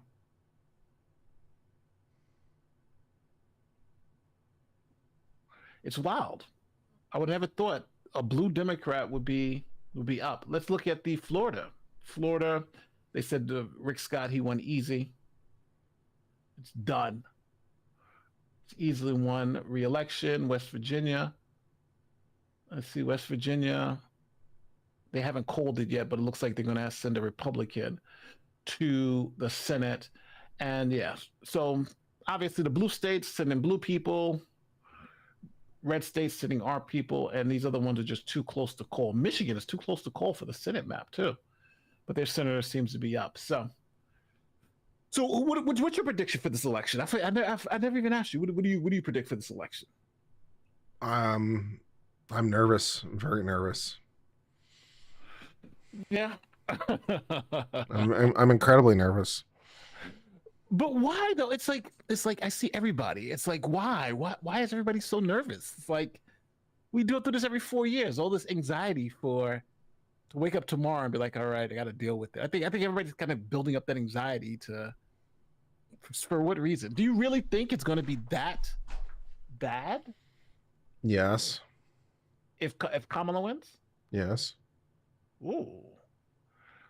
Let me see. This is Nate. Nate, the lawyer. If Trump loses, you think they'll put him in jail or try to? No, but if he loses, all bets are off. If he wins, I think they don't have any issue. The map automatically refreshes. So I hope they don't put him in jail. But I'm assuming the New York, because don't forget he's still got to be sentenced on the New York thing. So if he wins, I'm assuming that's going to go away, and all the federal stuff goes away. So I don't really think Trump has anything to worry about. But the good thing is that this will be the last election. Harris is a completely empty suit. She just speaks in nothing but talking points, and when she's pressed, she resorts to just truisms and cookie cutter fortune cookie sayings. She has no depth to her. Yeah, see that's the thing. I think a lot of people are voting against Trump versus for Harris, if that makes sense. I've been saying it all night. Like I can't find reasons to vote for Harris except for abortion. If abortion's your thing, if you're a one-issue voter, abortion's your issue. But that's any Democrat, anybody in that thing. So it's like, why vote for her particularly versus just anybody who's running on the Democratic thing? So people saying refresh. I'm refreshing again. Refresh. But the map automatically refreshes. See, so it's still good. Thank you, Andy, for becoming a member. Map is still good. So we refreshed the map a couple of times, and it still looks the same. But Trump, I think he's got 99 votes now. So we will see. Let's go back. Let's see what Philip DeFranco's doing.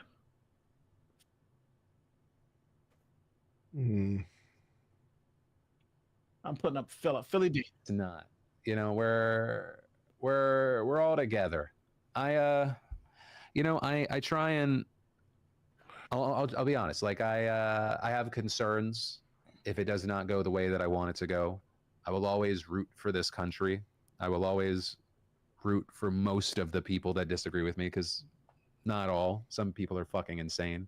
But I try to believe that everyone, they just want to live like a happy, fulfilled life. Most everyone wants to live a happy, fulfilled life. And spend time with their family and do things that make them happy and not inflict pain on others. But, you know, I don't know. I like to think back to a time where it's like a lot of the people had the same goals and just different beliefs in how to do it. And that's also not a number of the issues that we are currently looking at with this election. Phil is coping hard. I think he's seeing the number because the numbers aren't looking good. He's coping. Well, I hope he's right. This is right now, whether you're in North Carolina or Pennsylvania. Because I feel like I'm coping. We're both coping. On the ground. I've talked to the team that's running the ground game in all of these states. They have never seen this kind. All right, let's go to the battlegrounds. Georgia's race for president too close to call at this hour. 53% of the vote in, just too close to make a prediction there. Pennsylvania too early to call. They're just getting started in the Commonwealth of Pennsylvania. And North Carolina also too early to call. We do have more vote there. That's close. Not in a position yet to call those races. That's close. However, Tom, as I go to you, these are some of the races. Georgia and North Carolina, these are fast counters. And we may be able to make a call by the middle of the night or in the early hours this morning, and that would be quite telling. Yeah, our decision desk guidance is that Georgia and North Carolina both improving the way they tabulate votes. We should have a projected winner some point tonight. Those will be the two first battlegrounds that we hope to project and we hope to call at some point earlier tonight, but we'll have to wait and see. We're ready for anything. We could be surprised by anything. I want to talk about Virginia for a little bit, and a caveat here, as Chuck Todd reminded us. Northern Virginia, the suburbs, they do sort of report late. That vote is still coming in, but we still see some troubling signs for Kamala Harris, at least in some of these counties. So flip Virginia. 95%. Flip Virginia. I remember when it was reliably red. It wasn't that long ago. So not a lot of votes going to come in. She's at 56%. Do you remember when Virginia was reliably red? 61% was where Biden was. As we keep going around, my team flagged another county. Fairfax County, she's doing fine. Prince William, though. Just so everybody knows, they just called Arkansas. Arkansas is going to Trump, so he just picked up Arkansas, but that's not everybody's, Underperforming here as well. 80% of the vote is in. Biden was at 62. She's at 58. Again, these are suburban women, highly educated, college degrees, sort of your establishment Democrats. These and a growing area of Virginia as well. A lot of people move here for the jobs, to work in government as well. Again, it's still very early. We're still waiting for all the votes to be called in Virginia. An area we watch too is Chesterfield. This is just south of Richmond. African Americans who originally lived in Richmond moved out to places like Chesterfield and Henrico as well. It's one of those swing counties. Biden won in 2020. Trump won it in 2016. So we're keeping an eye on it. And you see, this is where Biden was in 2020. This is where Kamala Harris is tonight, 49.4, but there's only 35% of the vote in. So still a lot of vote to be counted there. So we're going to stay and watch that. As we move further west, we have some counties out here, rural counties. This is County. This is Trump country near West Virginia. You can see 94% in. He was at 80.4 in 2020. He's at 81.6. Again, how does he win states like Virginia? They're going to run up the votes in the suburban areas, the Democrats. He runs up the votes in the rural areas. So that's going to be good there for the Republicans if they want to hold those marks. Virginia Beach, this is another area we're going to be watching. Again, an area that sometimes tends to swing. Trump with 48% in 2016. Biden was able to flip it, 30% in. Again, still early, but Trump is ahead there. So we're watching Virginia, guys, and we'll see what happens. We're still waiting for some of the vote to come in here, but some signs that, maybe trouble Democrats, maybe they trouble Republicans as well. We're going to have to wait. Back to you guys. All right, we shall wait. We do have a key projection right now. Okay, the state of Delaware, the home state of the sitting president, Joe Biden, will go for Kamala Harris as expected. Here's how the vote shook out, just 48% in, but this is an easy projection with the margins as they are expected to be. So here's where we fill out our map at 8:30 on the East Coast. Delaware being added to the tally for Kamala Harris. Donald Trump leading as some of these big states in the South, which are expected to go his way, are starting to report in. Speaking of the South, we've got NBC News correspondent Allison Barber. She's in the key county of Gwinnett County, Georgia. First vote starting to come in there. And what are you hearing? We've got both campaigns really laser focused on this area. Yeah, they care a lot about this county, Savannah. Let me just show you, because we've just started to see precinct captains coming in with their memory cards, with the votes that happened in person on Election Day. You see this line that goes out the door around. What you're looking at are all of the precinct captains from Gwinnett County. Ultimately, what they're doing is they're coming in here. They have with them little bags that are secured with the official election seal on the top of the envelope and memory cards, and at least 2 from each precinct that have the total of votes for today. So they come in here, they check in with these folks, and then they ultimately take their memory cards to the different election workers that are sitting around here, and they open up, they look at those envelopes, make sure they're sealed properly, make sure it has everything necessary by Georgia law inside of it, and then they send them back into this room here. Where I don't care about the details in Georgia law. Let's check out Tim Pool. Let's see what's going on at Tim Pool's channel.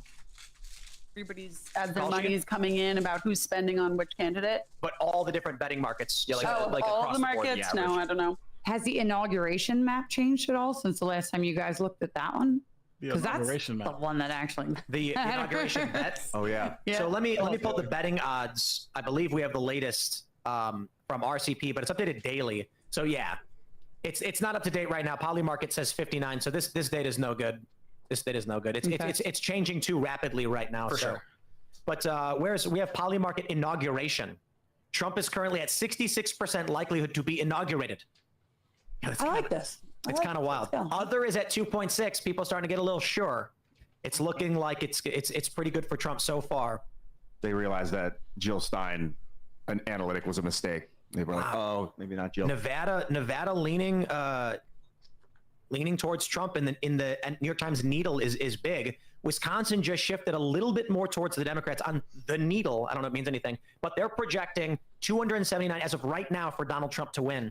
Harris with a 1% popular vote margin. I want to win everything. The popular vote. We need it. We need. Oh, big news! Arizona just skewed heavily Republican, and it looks like Arizona and Georgia are going Republican. But I will say this too: the polling at the last minute showed Arizona wasn't even a swing state anymore. They basically took it off the map and they said it's Republican. Really? So yes, So. Yeah, I mean, I think most of us would agree that worst case scenario is going to be a close election. There needs to be the popular vote. It needs to be the Electoral College. It needs to be decisive. It needs to be undeniable. That's what we were just saying. That I think right before, maybe before you got in, that the worst case, they said best case. I don't know who was saying this. Trump wins big. Next best is he wins small. Ben Shapiro. Third is that Kamala wins big. Worst case scenario, she wins by a small margin, because then people would be like, what are you talking about? Or he wins by a real small margin too, because they're not going to be real happy about it. Well, for the sake of our small businesses in our cities. She will. She won't be able to. They're boarding up across the country. Did you see those videos today? I forgot which state it was, but they're What do preparing. they call it? The plywood index. So it's looking good for Donald Trump if the plywood index is, if everyone's can you bet on that? plywood. Oh, big plywood. up. You know, people are going deep on lumber. Is that mills why right wood now. prices are up? All the protests? Wow, maybe. Did you guys That's talk not about? unrelated. Did you guys talk about whether you really think we're going to know tonight or not?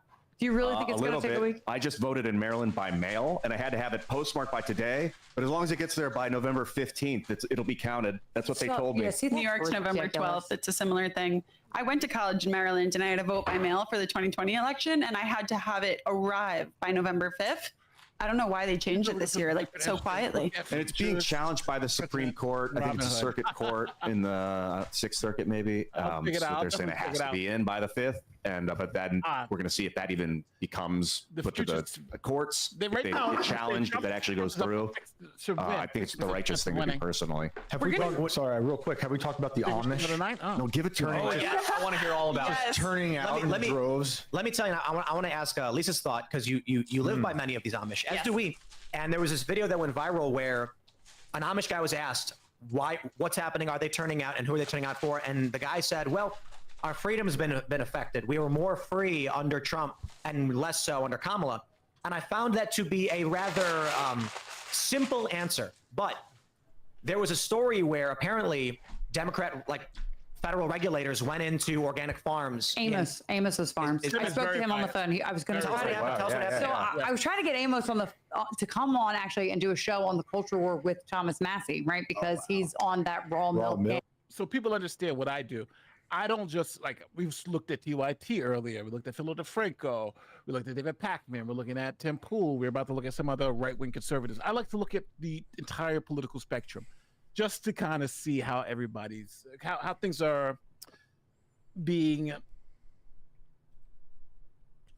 All right, guys. So we're gonna pop off and kind of do our own coverage here for a little while. But it was nice hanging out with Nate. So here we are, seeing where the electoral map is as we sit. You have 101 electoral votes for Donald Trump, 71 votes for Harris. The Senate have 43 votes for the Republicans. House, 58 votes for the Republicans. Governor's slightly winning 22-21 in the governor races right now. And yeah, so we see that about Alabama, Arkansas, Florida, Indiana, Kentucky, Mississippi, Oklahoma, South Carolina, Tennessee, and West Virginia have been called for Donald Trump. And they still have not called Texas. Donald Trump is ahead by 5 with 51% of the votes counted. And so that is where things are sitting at the moment with that. So that's pretty cool.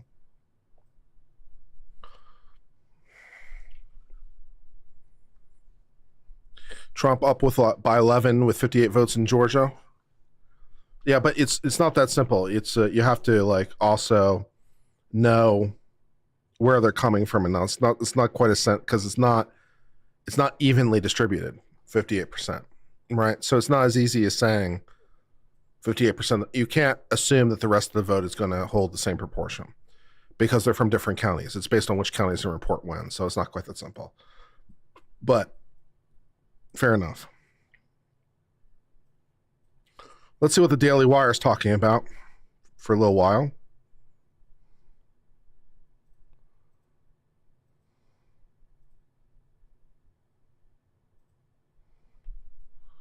Get them up on screen. We'll see how Daily Wire's coverage is going.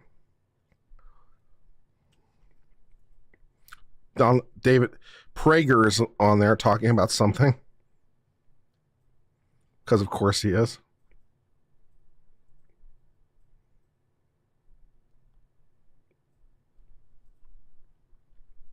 I need to look like my leaders. I don't believe I need to be the same ethnic group or religious group. There is no part of me that understands why that is a beautiful idea. But Dennis, don't you think that Valium-addicted, brain-dead, young women of mixed ethnicity deserve to see a president who looks like them? It's been too long, really. You know? Isn't it get certain insinuations out of your commentary? Isn't it time? You get this, the argument, the one that drives me, we want a Supreme Court that looks like America, or we want a this that looks like America. Right. Wait, I know I'm one of the 10 million people who've asked this question, but it's nevertheless worth asking. Does anybody rooting for their NBA team care if the team looks like him? Seriously, right? And that's not what they want anyway, because looks like America means that any institution is 13% black, and they want it to be a lot more than that. Yeah. But if we go around the table to talk about why we want Trump to win, we've already covered a lot of the good reasons, but I also think it'll just be hilarious if Trump goes 2-0 against female candidates. If the first 2 female presidential candidates are defeated by Donald Trump. That would be a good one. That is hilarious. My answer relates to Jeremy's a little, because that was a really insightful point, Jeremy, when you said, I want Trump to win so that the Democrats, so we can all see the day when he leaves office and that will prove them wrong. And he didn't declare himself Caesar. I want Trump to be president so that he declares himself Caesar and reigns forever, and then Barron will take over after him, and we will have a glorious Pax Trumpana that will augur great goods for the world. That's why I didn't kick the question to him. We're going to take a minute to show you some of the cool stuff going on here at Daily Wire, and we will be right back. We want to be the world's greatest. All right, Daily Wire's doing their coverage. Let's see who else is doing coverage that we can watch. Let's do Fox News, maybe. Is Fox News streaming?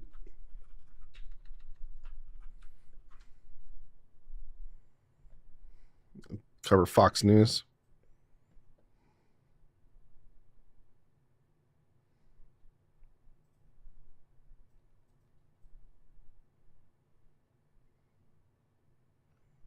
Fox News taking a commercial break. They're not doing any commentary. They're just doing a feed of the result. Well, that's kind of lame. What kind of feed is that, Fox?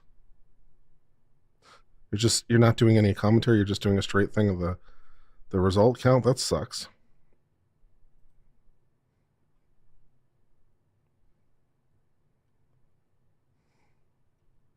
Do you have any commentary, Fox?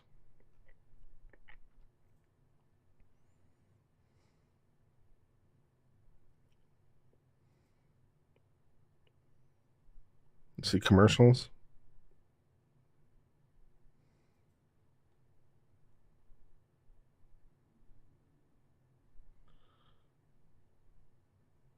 They're just not doing any commentary. News Nation.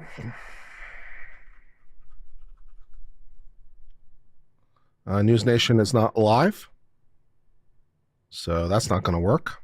Who else?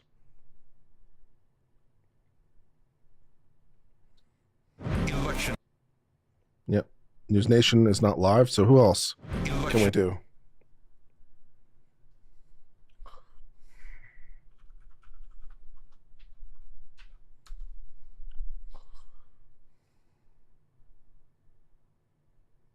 Who else can we follow while we're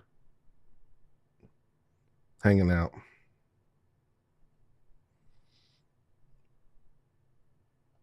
Associated Press talking.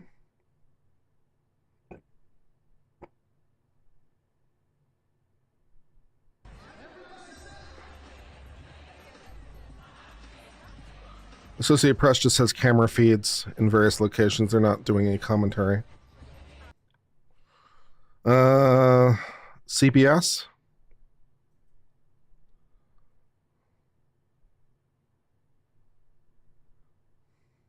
Very early. It is very early. We're also just hearing that in Lehigh County, where we had talked about those long lines of young people at the university wanting to vote, they are going to extend there so that all the people in line can vote. We'll continue to follow what's happening on the ground in these key battleground states. And when we come back, we're going to check in on the battle for the Senate.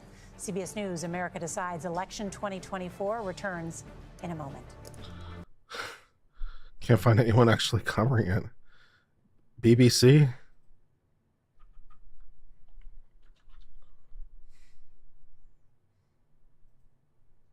Good morning. This is BBC News. Just after. Nope. BBC's not live. Who else? This shouldn't be this hard. Al Jazeera?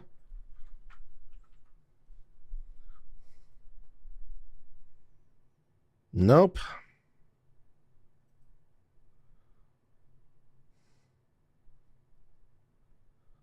Fox News Atlanta?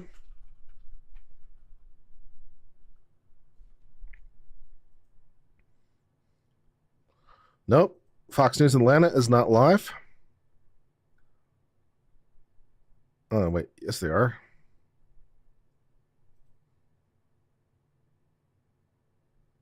But there's no commentary. It's just literally a stream of results. Same as the other channels. So that does me no good. Sky News Australia.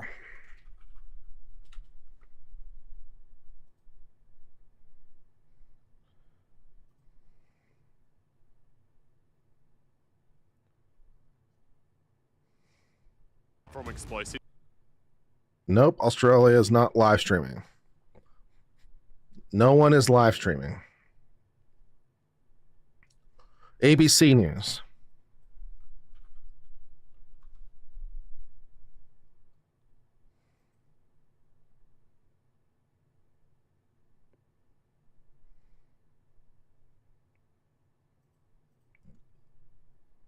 And so that's not so unusual. But she's also underperforming with the Latino vote when it comes to battleground states of Georgia and also Pennsylvania. So let's bring in Maria Elena Salinas, who knows this obviously very well. She's with us here for our coverage tonight. Maria, what are you seeing as far as how Kamala Harris is doing among Latino voters, really across these battlegrounds? Well, across the battleground states, and just let's remember that there are hundreds of thousands of Latino voters in all of the battleground states. And, you know, President Joe Biden did very well with Latino voters in 2020, 65% of the vote versus 32% for then President Trump. And Vice President Harris' support among Hispanics is a bit lower. The latest ABC poll had Vice President Harris at 54% versus 39% for former President Trump. But it's not all bad news for Vice President Harris, because when she entered the race just over 100 days ago, the numbers were much lower. And she's been able to increase her numbers as Latino voters got to know her, especially women and young Latinas. She's been doing a lot of outreach with Latino voters across the country, hoping her own immigrant story will resonate with them. I think the challenge for her, David, has been that, like most voters, the top issues for Latinos are the economy, inflation, crime, and immigration. And we know that former President Trump does better on those issues. Now, there is anecdotal indications and some polling on Spanish language media that shows that the so-called joke at Madison Square Garden, calling Puerto Rico a floating island of garbage, has moved some Puerto Rican voters her way in Pennsylvania, home to over 400,000 Puerto Rican voters, as well as North Carolina and Georgia with hundreds of thousands. And here in Florida, where Puerto Ricans are the second largest Latino voting bloc, I know previous said that they were leaning towards Trump, but we have to wait till we see those results. There's also indication that the insult on Puerto Rico could have influence on other Latino voters who have expressed outrage at the incident in solidarity with Puerto Ricans. They say an insult to one of ours is an insult to all. Maria Elena Salinas, I really appreciate that. Governor Christie, I wanted to bring this over to you because Florida really has changed over the course of several years here. And obviously a goal of the Trump campaign was to try to peel back some of this Latino support that Biden was successful with 4 years ago. Well, let's look at a constant now over the last 14 years. And the constant over the last 14 years of Florida is Rick Scott. Right, so Rick Scott gets elected in 2010 by 1.5 points. He gets reelected by a point. Then he runs for the Senate. He wins by 13/100ths of a point. And tonight he's up by 12. What happened between 2018 and 2022? COVID. Florida has been invaded by conservative voters from blue states during COVID who felt that the blue state restrictions were too tight, and they left. And so to say that the electorate in Florida hasn't changed, it's changed drastically from 2018 to now. And for certainly Rick Scott's numbers show it. Rick Scott has never been a big winner in Florida. He's been a barely winner, 1.5 point, 13/100ths of a point. Now all of a sudden Rick Scott's winning by 12 tonight. What you're seeing is that electorate has changed because of COVID significantly in Florida. And that's why tonight you see the abortion referendum is losing. The marijuana legalization referendum is losing. All of that shows that it's trending much redder in Florida, and I believe it's the influx of people from 2020 to 2024, driven mostly by COVID. And who are now calling Florida home. Yep. Let's go over to Rick Klein. Rick, let's check out Georgia. Where are we at this hour?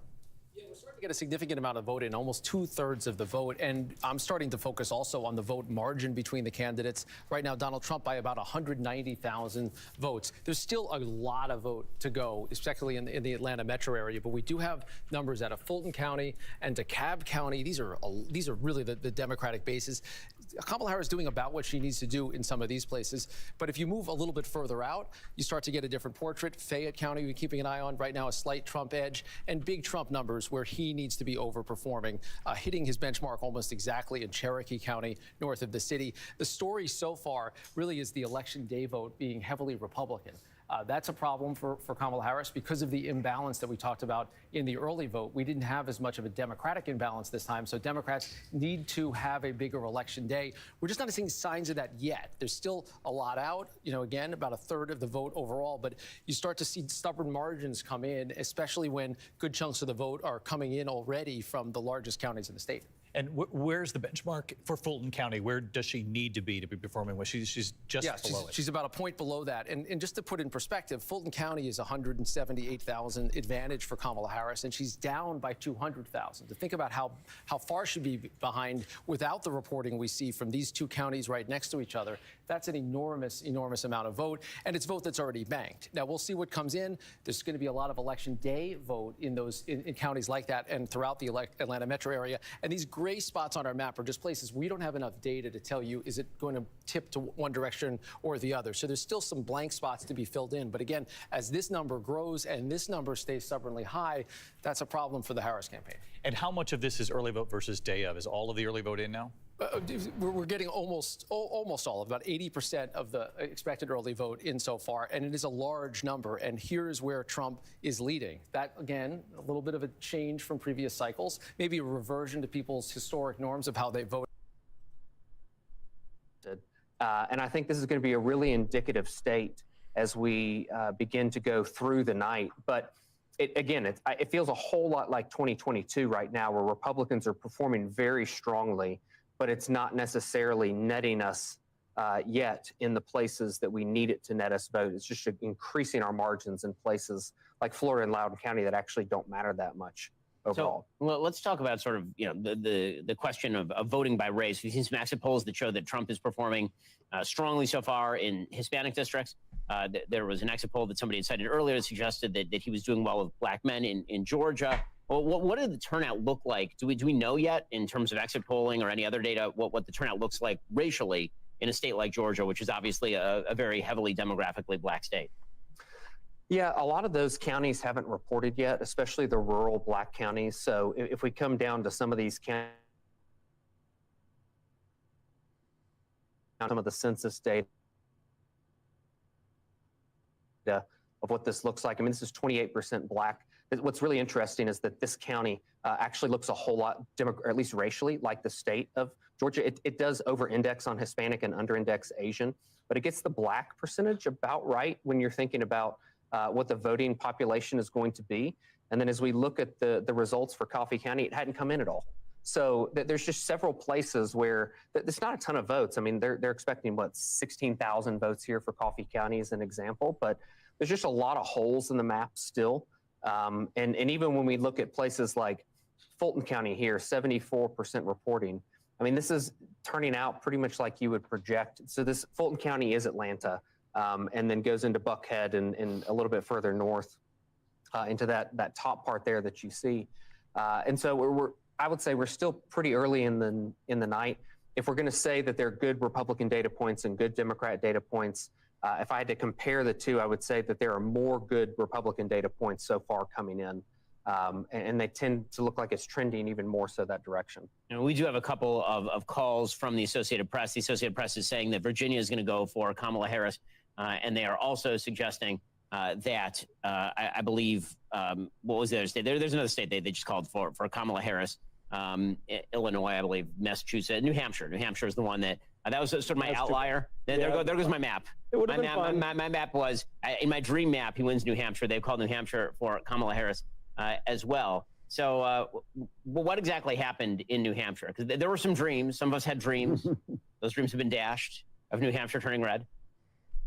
Well, again, it's 33% reporting, so we can't really look into it and say what happened. I think it's just, if you're looking at states that aren't actually that competitive and have not had hundreds of millions of dollars spent on them, they're kind of performing like you would expect them to perform.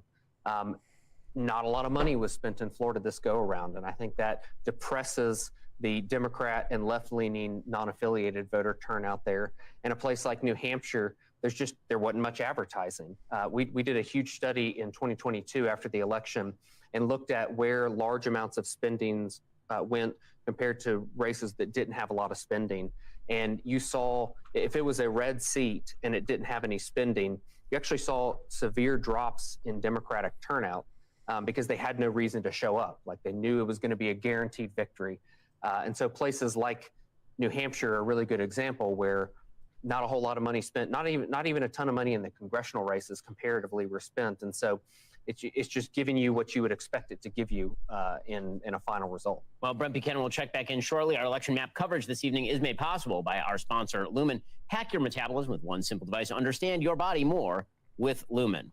It's interesting that, Trump is running ahead of Kamala in Virginia, and the Times is saying that it still leans her way.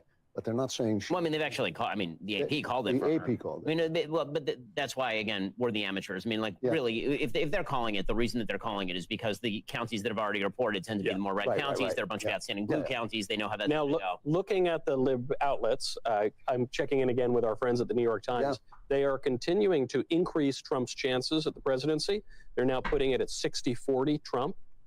Their EV breakdown is 279 to 259. Before New Hampshire came in, they had it up to 280 as a possibility, but okay, we're at 279 still. You're seeing a little breakaway here, even coming from the liberal outlets. It says it's a toss-up, but it's their meter is moving closer to lean. They've got the needle back. The needle is back. The famous needle that had Hillary Clinton at 99%.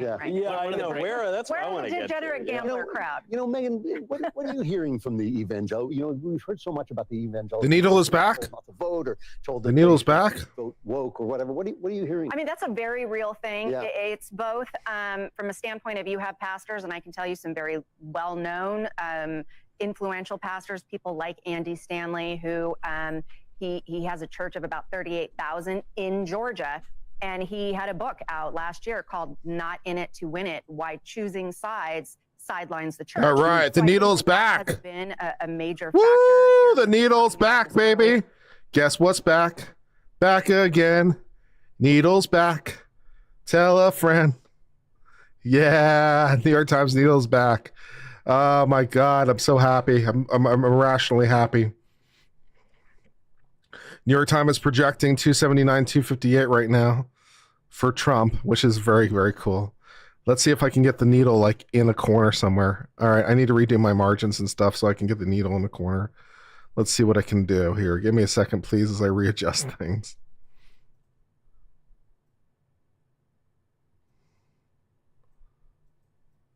All right, let's see. So I need to move myself. Let's see. Okay, okay. Where's my? Okay, there that is. All right, so I need to move my logo somewhere. Where's my logo going to go live? Oh Lord. All right. No. There it is. Okay, I need to move logo like over here to this corner. Okay, and then I need to like move it up so that it shows up. All right. Then I need to move myself way up here. Okay. And let's see. This can like, I don't even know where this goes. This is too difficult. All right, I'm just going to remove the coffee link for now. And then I need to create a new window. And this will be window number 5. All right.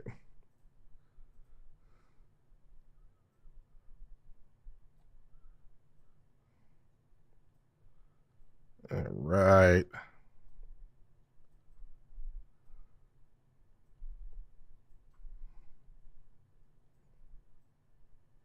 Sweet. Needle. We have needle.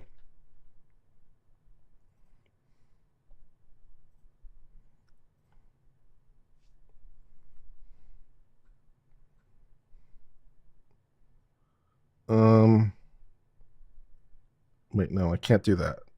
I'd have to load it in a new window. All right, just the one needle will be fine. All right, great. Moving back. Yeah. The message is irrelevant, or a pope.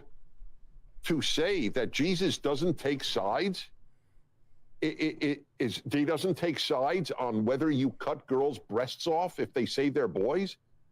That's frightening. It's a problem. Could you deliver that message to the evangelicals? I do. I speak to Christians more than to Jews. I will say that there is an aspect of Jesus, which is, you hate to use modern political vernacular to talk about ancient religious figures, but there is a liberal aspect to Jesus in the sense that Dr. Jordan Peterson often says that the purpose of the liberal in a healthy society is to speak for the underrepresented. Is to speak for anyone who, because in any sort of hierarchy of the needle is New York Times. Needle is New York Times, and they're fun. Has to remind those of us who are in power, those of us who are ascendant, to remember those people and to care for them. But that's about where the comparison. Ooh, Tim Pool. Tim Pool's on. Fundamentally a conservative all right exercise because it posits. Tim Pool joins the Daily Wire. Wisdom that's ever been presented in human history is behind us. And right, there's a transcendent, eternal moral order and human nature, and all, it's hard to square that with the liberal project, which is in itself largely a rejection of religion. I mean, you think of the French Revolution is where we get the terms left and right. And what does that come from? That comes from the National Assembly, where the Catholics sat on the right and the atheists sat on the left. And that was pretty much the breakdown. Speaking of the French Revolution, our friend Tim Pool is joining us now. And not a moment too soon, because the polls are closing in a number of states just in the last few minutes, all throughout the central part of the country, including Texas, my home state, which you will be shocked to learn is being universally called for Donald Trump. So, going into the election, there were all kinds of things that people were, maybe New York will go for Trump and maybe Texas will go for Harris. All that is wish casting. We still live in a world where gravity works. Yeah, here's some quick calls. Yeah. Trump wins Wyoming, Trump wins Kansas, Trump wins North Dakota, Trump wins South Dakota, Trump wins Nebraska, Trump wins Louisiana, and Kamala wins New York. So Donald Trump's big dream of winning New York, well, that one went down in flames because that's a really stupid idea. Hey, Kamala Harris, Texas, and Kamala Harris did campaign in Texas. Did that all just came in right now? Yeah. All just, as you were walking over. Right. Well, how are you guys feeling? We've been tracking the decision desk forecast, giving Trump about 70% chance to win. And it's going down a little bit, but it's staying about 2-1. So what do we think? I don't know, man. What do you think? The whole time, the scariest thing is the quote-unquote shadow campaign. Right? Time Magazine writes that article. 2020 had a shadow campaign. We go to bed, Trump's ahead in all the numbers, and then we wake up and he's not winning. Based on what I've seen on the ground, I went to Philadelphia and there were Trump signs in downtown Philadelphia and the surrounding residential areas. That to me was crazy to see an urban center that was Republican or that people were unafraid. And so my gut just says Trump's got the edge, whatever that means. But I don't know the Republicans have the procedural capabilities that Democrats have. I think, Ben, you were saying they're way more professional. That is worrying to me. Yeah, so there was some Gallup data that suggested that a much higher percentage of Democrats had heard directly from the Kamala campaign than Republicans had heard from the Trump campaign. The Democrats are granular on this sort of stuff. They know how to ballot harvest. They will knock on doors. They will do whatever it takes to get their people out. Republicans, it always feels like, okay, guys, please go. And the more we just shout vote at people, somebody out there, you'll open your window, you'll shout vote, and some person in Pennsylvania will hear you, and then immediately run to the polls. With that said, I mean, the enthusiasm that Trump, does enable in the voting population on both sides, but largely on the right, is unprecedented, obviously, in American history. And you are seeing that show up. If you had to game it out right now, Trump is a slight favorite. I think everyone sort of acknowledges at this point that Trump is a slight favorite, but it's a very slight favorite. So, like the Needle, the New York Times, the famous Needle. Yeah, so they right now have it leaning right between it's a toss-up and lean Trump. Like they have it very slightly favoring President Trump. He is very slightly favored to win Pennsylvania. He's slightly favored still to win Nevada and North Carolina, according to the New York Times, right? So I'm not citing a left-wing source right there. And of course, it seems as though we're having a better time tonight than the people on MSNBC are. Yeah. From what I'm hearing from I'm getting a lot of texts from. That was part of the reason my joy. You know, the whole night I watched the left-wing media. Because it was. Oh well, we're gonna live stream MSNBC. If this goes the wrong way, we're just gonna put a live camera outside Kamala's headquarters, and we're just going to watch people scream into the night, and it's going to be just wonderful. There will be joy. There will be joy. You guys all know the term schadenfreude, joy at others' misery. So I don't generally have that, but that night 8 years ago, if they do it tonight, it's like the purge, right? All moral rules are off. Yeah. Just enjoy the suffering of others. I have been very honest with myself for the past several days. I have relatives and friends who are big libs. I'm from New York. I lived in L.A. A lot of Democrat friends. And I won't bring it up with them. And it won't come up at Thanksgiving. Right, exactly. However, I have two buddies who are New York Democrats. And I don't want to get ahead of myself, but I am salivating at the prospect of rubbing it in their faces so hard. So they're the only two. I think it's otherwise we have to have a politics of grace and everything. But there will be some schadenfreude. I think it might be unavoidable. Well, as a warning to others, we must engage in schadenfreude. Do not repeat this exercise again. It's like punishing your child. You don't want to do it. You really don't want to do it, but it has to be done. It hurts you. It hurts you more than it hurts. That's right. Exactly. This is why I really hope that Trump wins the popular vote. if Trump wins the Electoral College and loses the popular vote, I know I'm going to go to Thanksgiving, and they're going to say, you guys only win because of some archaic procedure. We're the popular man. A procedure called the Constitution. You guys only win because of your government. I want Trump to win the popular vote so I can just say you're wrong about everything and we're right about everything. Well, it does So look wait, right now in Ohio. you by the have way. that too? You have a lot of relatives who are on the left? Oh, yeah. Oh, yeah. So wait. So do you know? Oh, so this is a fascinating question. I love this sort of thing because I always ask people about their own personal lives. I'm fascinated. The only human being I know, and you must understand how many I've asked, including people I meet, which is a lot, on the radio, just people calling in. Literally the only person I know, all of whose relatives are conservative, is my wife. Wow. Really? Yes. Lucky her. No kidding. She's going to live till 170. There's no, she has no misery. At that point, though, what's the point of going to Thanksgiving? Yeah. You know, if you can look forward. That's great. Yeah. At least turkey's good. I feel like Biden's having a bad election. Oh, yeah. Is this true that Joe Biden was wearing red? So Jill was. Jill, when Jill voted. Jill. For sure, 100% Jill voted for Trump. 100%. Gotta be, right? She despises Kamala Harris. At the very least, they wrote in Joe Biden. There is no way they. I heard she wrote in Joe, and she wore red. Yeah, that would make that's sense. amazing. Yeah. Yeah. So She wore red. That matters. Right. Is that a new thing? Well, he's wearing the Republican colors. Yeah. Right. Like. Yeah. No, I didn't know Remarkable. It's like a nudge, you know. But doesn't Donald Trump often wear a blue tie? I mean, I just. No, he's got the red tie. The He yellow always tie. has a red tie, really? Occasionally the blue. You know, something people forget about election night history. They switched it. Yeah, it was always up in the air. Sometimes, you know, when Reagan won, it was blue was Republican and red was Democrat. Which is the way it ought to be. Yes, they're the Reds. They're the Reds. But it was the 2000 election. I think it was Tim Russert in particular. That was really when it started to solidify as red for Republican, blue for Dem. And I totally agree with you, Dennis.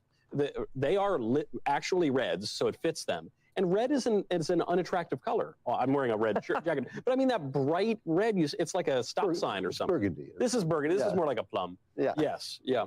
In Ohio, it looks like Bernie Moreno is going to cruise to victory over Sherrod Brown. Let's go. That was a close Really? race. Let's go. Sherrod Brown is going to be ousted. All right, baby. Wow, that's big. Yeah, that takes Republicans to 52 in the Senate. Wow. Which is a more durable majority, obviously. Nice. West Virginia was fairly obvious. Yeah. When they called it, I'm like, I live there. And Right. Shane on our show was like, there's no cities in West Virginia. You've got nothing to worry about. If the Republicans can get a majority in the Senate, then that helps to avoid the worst excesses of a Harris administration. So that'd be nice as a buffer. In DC, right in the middle of the swamp, and people have been really trickling in now. Most everybody is here at the party, and it is a large crowd. I spoke with some people earlier, and they said they were cautiously optimistic. It was 3 young women who go to school here at Howard, and they all think Kamala's going to take it, but really none of them seemed too confident. So we still have a long night ahead of us before we have any results. Have you been able to talk to any attendees inside the party? Yeah, some of the attendees inside the party, you know, it really is a large crowd. They're listening to music right now and really kind of just hanging out, waiting for these results to roll in. You know, we saw Illinois be called for Harris, a couple of other deep blue states be called for Harris, and they're sitting here watching, kind of waiting for these results to roll in. And people seem to be, you know, they're excited, a little bit jittery even, and cautiously optimistic, I think, is the general tone of those here on the ground. I don't mind that they're jittery. What do you think is the most likely victory map if she does end up winning tonight?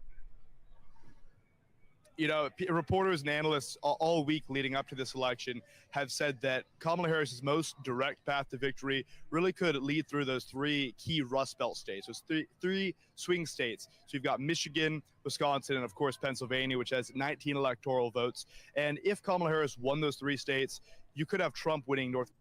It's going to turn off Daily Wire for just a second so we can turn our attention to the electoral map.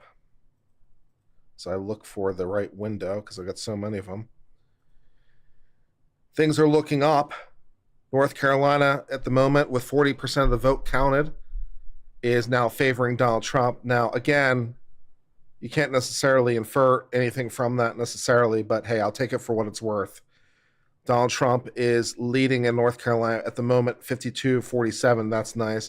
Leading in Georgia, 52-47 at the moment. That's nice. Pennsylvania, still a blowout for Harris, but a lot fewer votes counted. In Georgia, 70% of the vote counted. In North Carolina, 40% of the vote counted. Pennsylvania, only 20% of the vote counted. So still kind of early there in Pennsylvania. But hey, that's good news. So North Carolina and Georgia, as long as he can win 2 out of the 3, then things aren't so bad. Nebraska is a little bit more chaotic than you'd expect right now, to be honest. Harris is winning 2 electoral votes out of there instead of just 1, which is weird. New Mexico leaning in favor of the Republicans at the moment. So we'll see how it all progresses, but we're heading in a slightly positive direction. And New York Times, I have good news. Try not to get too hopeful too fast. But New York Times has officially changed the odds of winning to leaning Trump. As of 9:11 p.m., they have officially moved the needle lean. And New York Times is projecting Trump with a 67% chance of winning. 2 out of 3. 2 out of 3. So I may not have to get so drunk that I start wearing sackcloth all the time. So that's positive news. That's positive news. So hey, things are looking in a better direction than they were 5 seconds ago. So I will take it, my friends. I will take it. Projection is Trump with 285 electoral votes to Harris's 253. Harris to win the popular vote by 0.6% is the projection at the moment. So, breathe deep, everybody. Breathe deep. Breathe really deep. Breathe extremely deep. All right. Time. Forget about those Cubans. You're going back, but everyone else, Venezuelans, please come over. Meanwhile, another NBC News exit poll in Wisconsin suggesting this Dasha Burns of NBC News, suggesting that Trump has doubled his black support in Wisconsin. Wow. Trump is polling apparently about 20% of the black vote versus 78% for Kamala Harris. 4 years ago, he won 8% of black voters in Wisconsin. I mean, you're looking at identity realignment happening in real time in this election cycle. It's amazing. And so the final identity that Democrats are just banging on is white ladies, white single ladies. Yeah. That is really, honest to God. Yeah. Well, black ladies too. We call them single ladies. We should say single ladies are the constituency of the Democratic Party. That's right. Which is why Kamala Harris has campaigned so hard to get those people out to vote and campaign almost solely on abortion, because she's dropping support like flies with Hispanic men, with black men. People with capacity for reason. I mean, also, and it actually is not distributed evenly. Like among single women, it's not as though everybody of every race who's single. I think that it really depends on how likely you are to get married as a single woman, as a member of those populations. Right? If you're like, this is a question that we were talking about with Jordan, was married women obviously vote very much like their husbands. Is that because they're being, forcibly abused by their husband, or is it because the types of women who tend to get married tend to be the types of women who vote like their husbands? And people also marry people like themselves. Well, but marriage also changes people. Yeah. I think that's an important part of it. And children. Yeah. And children change people. But it's also increasingly a self-selected group, meaning the kinds of people who want to get married are also the kinds of people who are going to tend to vote Republican a little bit. I want to say the New York Kelly Times. Ayotte is now your governor of New Hampshire. She's a Republican, so Trump doesn't win the state, but Ayotte is the governor of. That's the first Republican governor since they've had. Kristen Udall, like 5 minutes ago. So, no. Oh, yes. Okay. I'm sorry. I do want to say the worst thing that I saw. The New York Times needle has now shifted over to leaning to Trump. Is now lean Trump. 66 to 34. Yeah. Wait. What's 66-34? 66% likelihood, according to the New York Times. Why do you keep saying it's? What? No. Well, you kept saying. He said it's just slightly. I don't understand. That's not slight. They're saying leaning Trump, but they're saying the likelihood given that lean. It went from toss up into the lean category. This is all this like stupid needle. Why is 66 lean? That's all I'm asking. 66 is not lean. That's 2-1. It is by their definition. Give it up, Dennis. Trump is going to win, 66%. No, they're saying it is a 66% chance he'll win. Yes. But that's not lean. No, I mean, I don't know why that's. I guess It is by their definition, Dennis. Give it up. Dennis, the same needle. It's an arbitrary determination, Dennis. Give it up. Okay, I agree. I agree with that. I just, it's just the word lean. I Dennis, give it up. juxtaposed that. Because you that's do all. think the last time we talked about this needle, it was to watch it just go like, pew, you know, in 16. I don't want to move too far from this conversation about the gender gap in the electorate without talking about the hands down, bar none, worst political ad of my lifetime, put out by a PAC supporting Kamala Harris that encouraged women to lie to their husbands. I think divorce is a grave evil, something that we could argue about one of these days. I might divorce my wife if I found out that she lied to me. I would not divorce my wife for voting for someone with whom I deeply disagree. That, I mean, that would be a challenge. You'd have to, because you in a marriage need to have a common set of values and a common mission. But to find out that your spouse just lies to you about who they vote for. Did you see the whisper campaign that the Washington Post was reporting on? They said after that ad went out, women were putting Post-it notes in bathroom stalls saying, your husband won't know, your boyfriend won't know, your vote is a secret.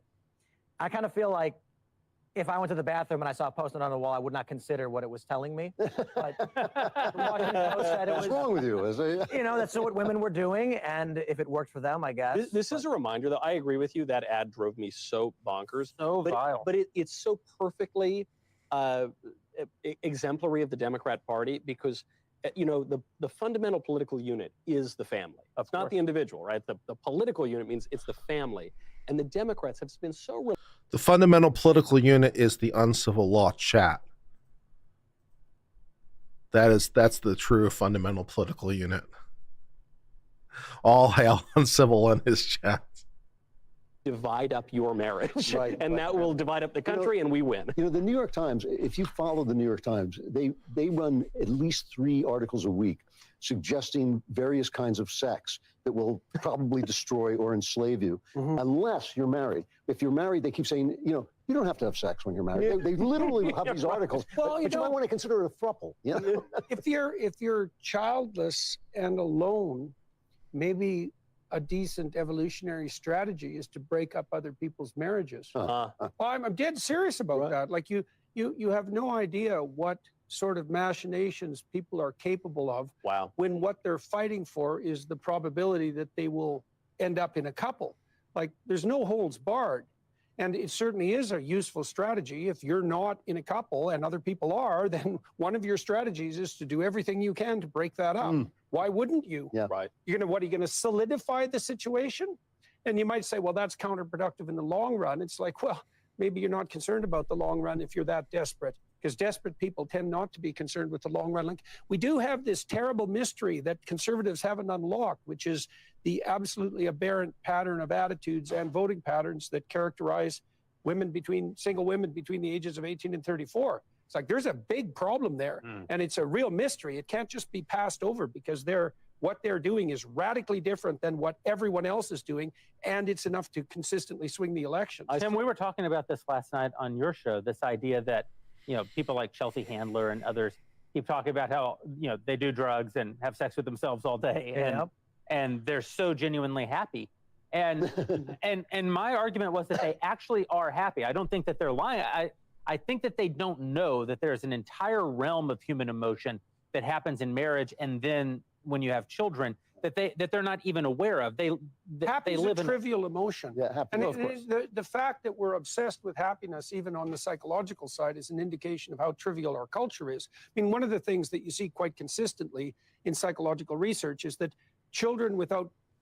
couples without children are happier than couples with children. It's like, well, you shouldn't have children. It's like, no, you shouldn't use happiness measurements as your index of outcome. Of course, you're less happy because your 3-year-old is fragile. And if you have a 3-year-old and a 1-year-old, it's like, well, you're juggling catastrophes all the time. Well, seriously, you don't have time to be happy. It's like, but happiness is a fleeting hedonic emotion, and it's not an indicator of participation in a process that's going to stabilize your life. And If Donald Trump wins this thing, I'm going to just bathe myself in the other side losing their shit. That was some great videos from 8 years ago, wasn't it? Wasn't that the best? We could watch some of those videos. We should watch some of those videos. We're not doing anything else really with our time. We should watch some videos from 8 years ago of people reacting to Donald Trump winning and like saying he won't win. And that will make us happy. Let's do that for a while. Let us do that for a while.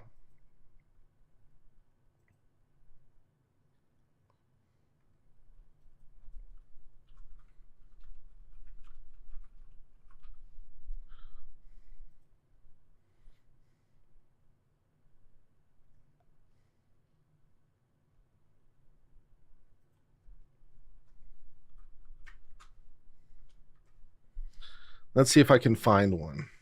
Just take a second, please. Talk amongst yourselves. All right, here we go. Here's one that's titled Funniest Trump Can't Win Compilation. All right. So here's a bunch of people saying Donald Trump can't win the election from 8 years ago. Okay. All right. The nominee, Chuck. I mean, as you know, I'm ahead in Ohio.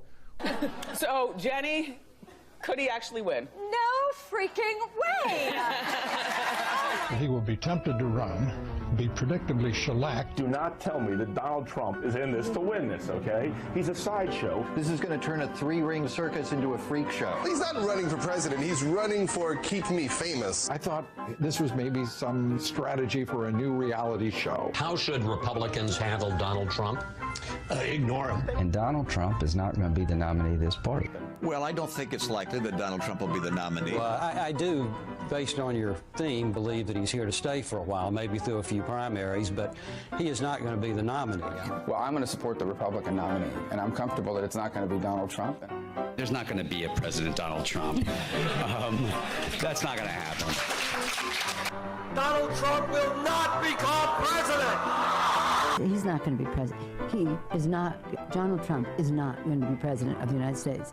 Take it to the bank. Okay. I guarantee it. All right, all right. I think if he becomes the president, he'll make it great because the states is already great. I think that man will be president of the United States right about the time that spaceships come down filled with dinosaurs and red capes. On that note, Tom. Take it from me. How about that? Cheers, Tom. And then, of course, there's Donald Trump. Donald Trump has been saying that he will run for president as a Republican, which is surprising since I just assumed he was running as a joke.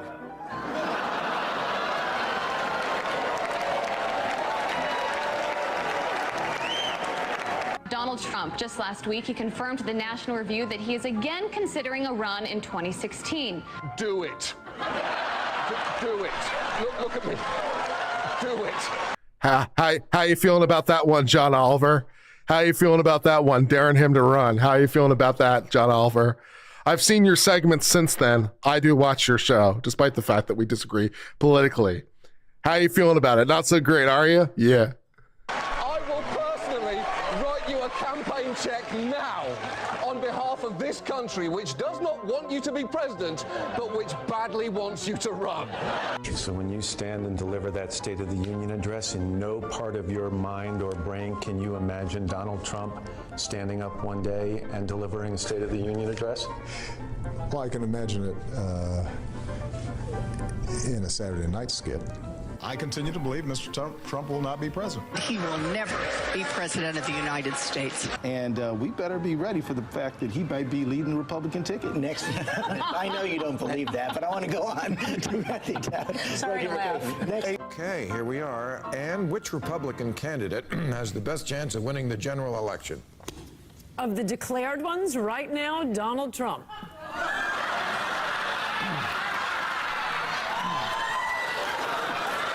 This is my personal favorite. This is my personal favorite of all the reactions of Donald Trump can't win. This is my personal favorite. When Ann Coulter went on Bill Maher and said Donald Trump could win and the audience just reacts like crazy. This is my favorite. So we're going to watch it again because I love it just so much. I know you don't believe that, but I want to go on. Sorry to laugh. Okay, here we are. And which Republican candidate has the best chance of winning the general election? Of the declared ones, right now, Donald Trump.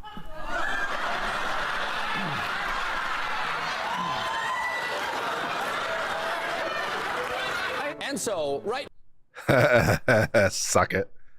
now, Mr. Trump, to answer your call for political honesty, I just want to say you're not going to be president, all right? But come on, buddy. All, let's say, cow poo-poo aside, there is zero chance we'll be seeing you being sworn in on the Capitol steps with your hand on a giant golden Bible. I'll make a prediction, though, for you. And I don't really get into predictions much, but this one I'll go way out on a limb. Donald Trump will never, ever be president of the United States. That Trump should not be in this race. He's an absurdity. He is a travesty. Donald Trump will never be elected president of the United States. Donald Trump is a here today, gone tomorrow candidate for president of the United States. Donald Trump is not going to be president of the United States. Ever respectful of the fact that the people have not voted, he's not going to be president of the United States. Let's be clear. Donald Trump will lose the election. I mean, he had a really good chance to be different and really have a chance to change things, but he doesn't do the work. He's lazy. We talk about him every day, and we continuously bash him. He's not going to be the president. Don't worry about it. Exactly. It has to be a wake-up call to the Republican Party. Despite Boris thinking that Donald Trump could win New York, like this, the presidential race is over. Could I just cut through? I have one thing to say, one thing only, and that is that this race is over. Tomorrow morning, the money will dry up. The Republicans will start to hide. Trump has no place to go. This race. North Carolina called for Trump. Yes. Let's see what we got here. Hold on. Talk amongst yourselves. All right, turning our attention back to the map. North Carolina's been called for Trump. No. Nope. Not according to AP, it's not. Not according to AP. Oh, well, maybe later. All right, pressing back on.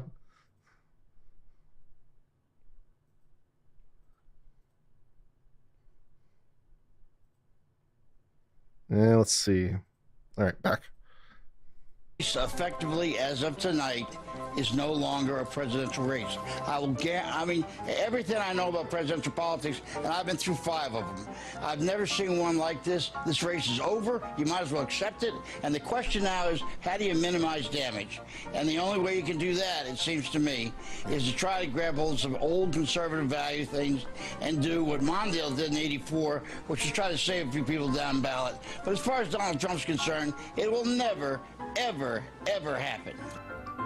President Obama will go down as perhaps the worst president in the history of the United States! Exclamation point at real Donald Trump. Well, at real Donald Trump, at least I will go down as a president. That would be my second favorite. Yeah, that didn't age well. Our new NBC News Survey Monkey poll is out today. It puts Hillary Clinton up by 10 points over Donald Trump. And this is not the first poll since the conventions to give Clinton a double-digit lead. This is actually the fourth. 4 polls that have Clinton up by more than 10 points, or at least 10 More points. than 10. More than 10 points. Out into this race, you could see. Look at this. Hillary Clinton, 363 electoral votes to Donald Trump's 131. How'd that work out for you? Did Hillary Clinton get 363 electoral votes? I don't know. I'm going to have to go double check. That doesn't seem right to me. States that suddenly get crazy, states you wouldn't have even imagined, like a South Carolina, even a Texas, they could at least. Wait, no.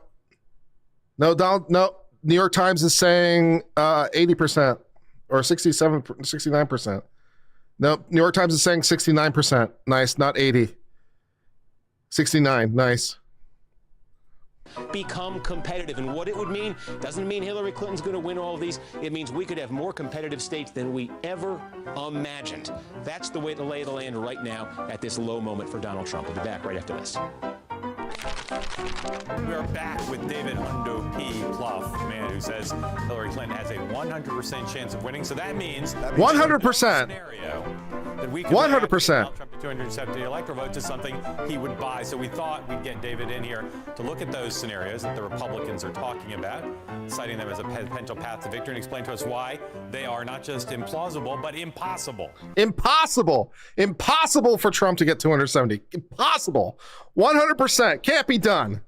And if you look at Wisconsin, the Marquette poll came out yesterday. She's up 6 points. She's up 4 points in our polling in Pennsylvania. If she keeps those together, all she needs is New Hampshire, and she puts the race away, and she's up there. Well, so for again, them, the whole Colorado. I mean, for them to look at fortune, and it is true, fortune favors the bold. But if the Comey bomb didn't get them where they need to be, that really is the question, right? It's it'll be interesting tomorrow night, I think, when Hillary Clinton wins, that Donald Trump will have lost this election from the very first day he announced. If the numbers bear out what we're seeing thus far, Hillary Clinton will win Florida. And the delicious irony in this is that Donald Trump will have been kept from the White House by a big, beautiful brown wall. The big, beautiful brown wall didn't work out that well. Lol. And CNN projects Donald Trump will carry the state of Florida, Kentucky, Indiana, West Virginia, Oklahoma, Tennessee, Mississippi, South Carolina, Alabama, Kansas with its 6 electoral votes, Nebraska with its 5 electoral votes, and Wyoming with its 3 electoral votes. North Dakota with its 3 electoral votes, and South Dakota, Texas, Arkansas. He has now taken the lead. Donald Trump has 128 electoral votes. Louisiana, the state of Montana, Missouri, Ohio. He has 167 electoral votes compared to Hillary Clinton's 109. Idaho, North Carolina, Georgia, Iowa, Utah, Wisconsin, Arizona. But we should really just take a moment here and look at this. Pollsters predicted that Hillary Clinton was going to have not just a victory, but that she was going to win an electoral landslide. Not only is that not happening, it is entirely possible that Donald Trump is truly redrawing the map the way that he said he was going to. It was Donald Trump versus almost all the experts, and as of right now, it looks like Donald Trump was right. Donald Trump has defeated Hillary Clinton to become president-elect of the United States. Sorry to keep you waiting, complicated business. Look how young Barron is in that shot. Holy shit. I mean, it is 8 years ago, but still, holy shit. Barron was 10 years old one time? Holy shit. This is not the outcome we wanted or we worked so hard for, and I'm sorry that we did not win this election. I love this country. The shockwaves from Donald Trump's victory continue to be felt across America and around the world. Donald Trump wird der 45. Élu Donald Trump, President-elect Donald Trump. Everyone was wrong. The backlash begins. Some magazines are facing big embarrassments today. Newsweek had already shipped out this cover. Madam. Law. Yeah, they did their Dewey defeats Truman thing. Newsweek sent this out. They did their Dewey defeats Truman thing. Lol. Secretary, but quickly had to change it to this. President Trump. Please raise your right hand and repeat after me. I, Donald John Trump, do solemnly swear. I, Donald John Trump, do solemnly swear. That I will faithfully execute. That I will faithfully execute. The office of President of the United States. The office of President of the United States. And will, to the best of my ability. And will, to the best of my ability. Preserve, protect, and defend. Preserve, protect, and defend. The Constitution of the United States. The Constitution of the United States. So help me God. So help me God. Congratulations.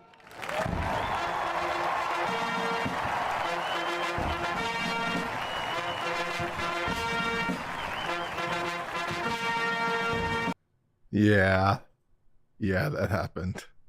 Yeah, that happened. Yeah, that happened. Oh, Lord.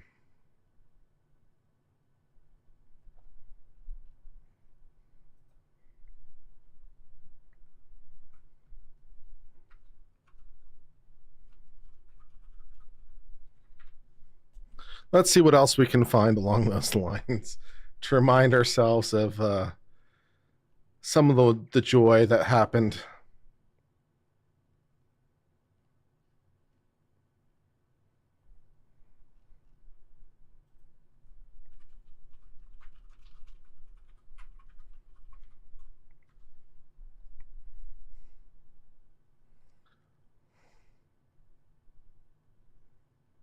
I was there. I know what happened. That's cool.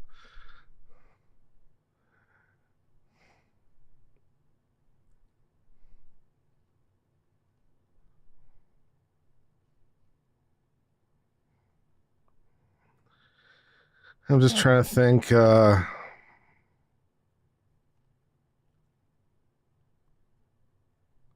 Let's see. Trying to find like some of these older clips I have. Trying to find the right clip is always a challenge on the fly. That's all right. We'll find it together. New York Times is still projecting 68% chance of victory for Trump, by the way.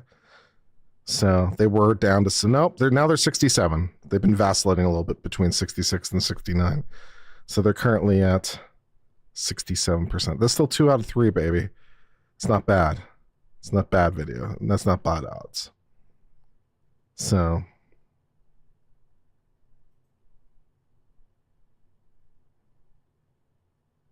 I'm having trouble finding stuff.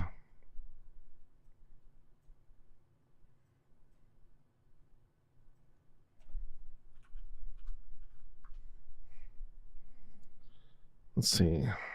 2016 election meltdown, maybe.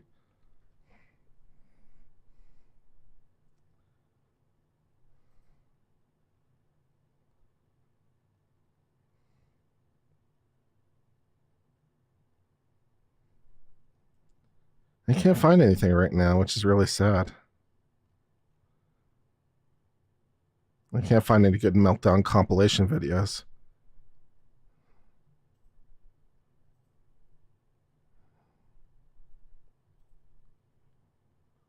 Nothing's in my history for some reason.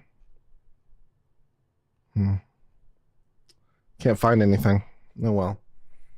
Maybe one of my mods can find something. Maybe they can find a good compilation video and put it in mod chat or something that I can find. I guess for the moment we'll return back to discussion of experimental this exit from polling shows so far on our internals is that realignment among non-white voters is even more extreme than the continued shift that we see with white voters. So as we look at these 3 counties here, Brunswick in the south, a very heavy Republican county, netting out more for Trump. Wake County, the rest of this reporting going to be better for Trump. And then Pitt County, this is the 3rd election in a row with Donald Trump on the ballot where his margin improves, and even his raw vote improves. Here you start to see how once we get into this explosive, crazy, wild, who knew we could go above 2020 in turnout, the answer is we're starting to see a trend that it is benefiting Donald Trump. Who's turning out in large numbers? Is there a particular demographic?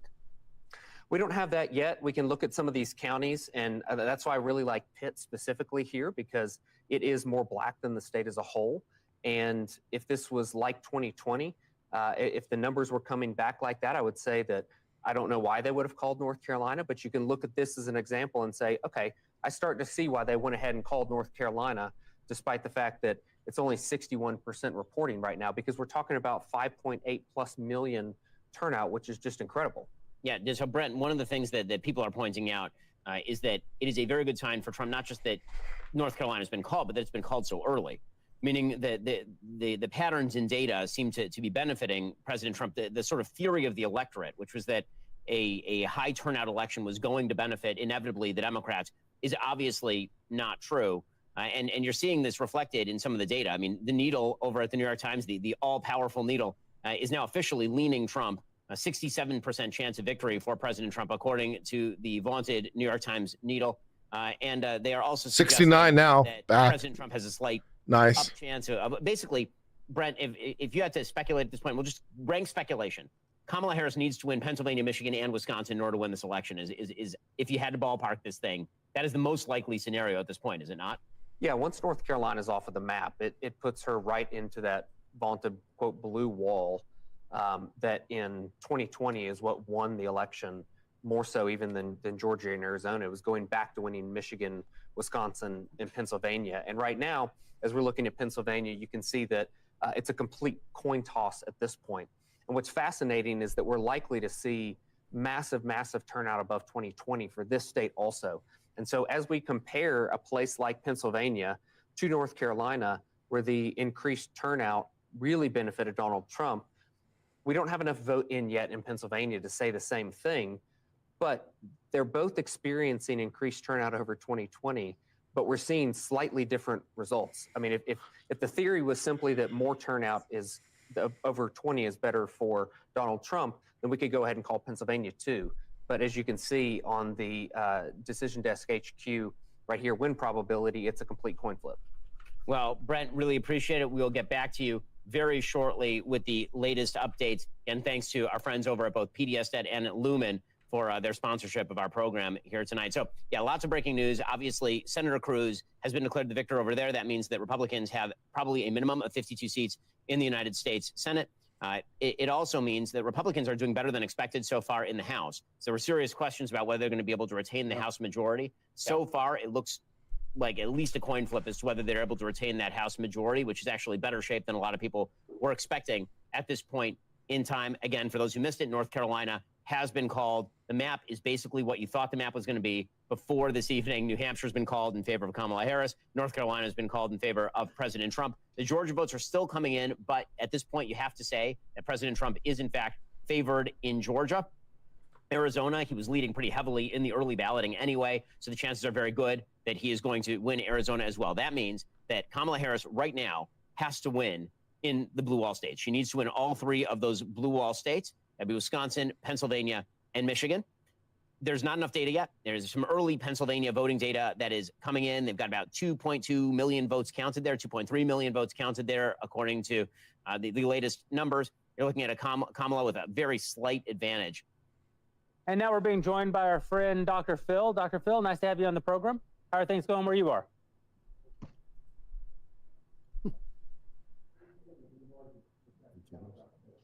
He's speechless. He is speechless. Are we properly connected? Okay. Cool. Yeah, we'll keep working on getting this connection with Dr. Phil. We don't have audio yet, but so far things are going better than we had hoped. We have the North Carolina win is the thing that I was the most worried about. So in the same way that Ben had his positive outlier, that if Trump won New Hampshire, he thought that would be like kind of the runaway indicator that we were going to have a runaway good night. To me, North Carolina was the obvious. Trump loses North Carolina, it just portends terrible things. So having that off the table, huge. Having Ted Cruz pick up that seat or hang on to his Senate seat in Texas, huge. The fact that we will almost certainly be able, as Republicans, to hold the Senate, absolutely huge. The House, we're guaranteed in the Senate. That's right. We're now guaranteed in the Senate. You want a big piece of data? Here's a nice piece of data for you. Again, exit polling, grain of salt, giant grain of salt. CBS News exit poll in Michigan. Younger voters aged 18 to 29 are narrowly going for Trump. Crazy. That is a crazy. Unbelievable. That's a crazy stat. That would be a Gaza stat, right? That would be seriously. That would be all of the left-wing insane people on the left who wouldn't vote for Kamala Harris because they think by some bizarre turn of the imagination that she's too pro-Israel. You have to be a psychotic nut job to think that Kamala Harris is too pro-Israel. But somehow they've come up with that one. And I'm grateful to them for that. I hope that Jill Stein wins 1 million votes in the state of Michigan, that she and Cornel West just run away in that election. But also it'd be young men. I mean, young men might be. That's what I think. Yeah, I'm wondering about that with regards to the increased turnout, too. If it's the same young men who are going back to church. Do we have the gender dynamics on that? No gender dynamics on that one yet. But you have to imagine, obviously, that you're talking about a heavy male turnout there. It turns out that there are no white 70%, baby. White dude for Harris. And it's just Doug Emhoff, maybe technically. If she keeps her mouth. Honestly, stays in line, right? Oh yeah, no, I think the last thing Doug Emhoff wants is to be stuck in the White House with Kamala Harris for 4 years. I really think that he's tired of this by this point. The New York Times, that needle, come on, needle. The needle.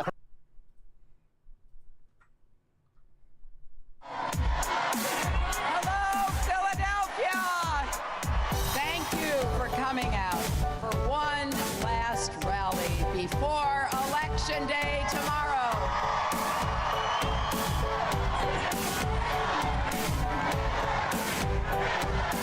Let's make history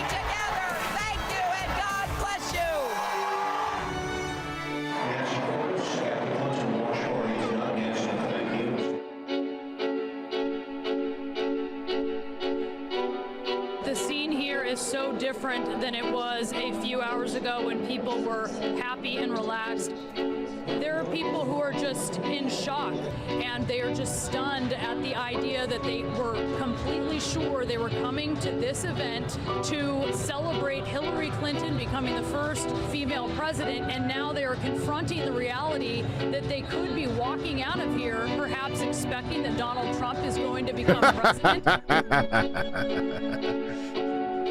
Aww.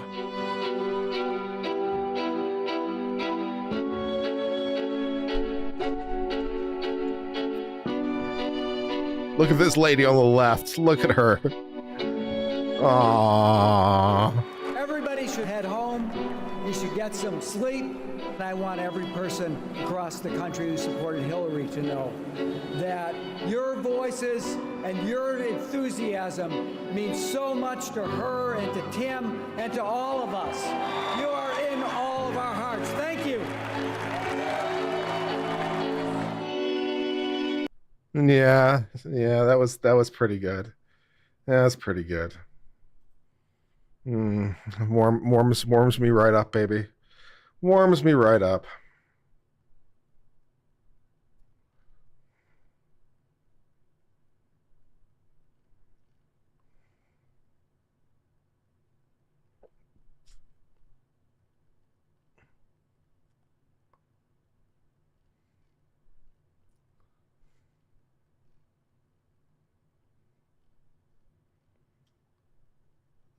I'm looking for something specific. This will take a second. I have to scroll through a long history to try to find what I'm looking for. I watch too much YouTube is what's going on. That's my problem.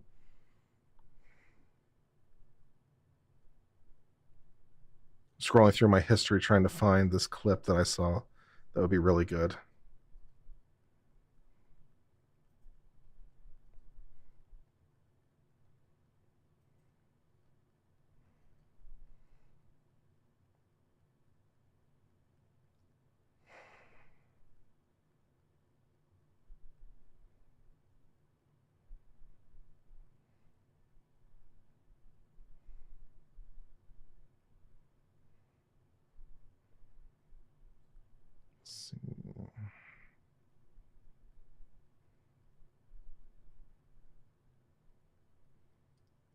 This is good TV, right? When I have to search for something, this is what happens when I don't have a producer to find me clips and stuff like that. And I have to search for things myself. This is good TV.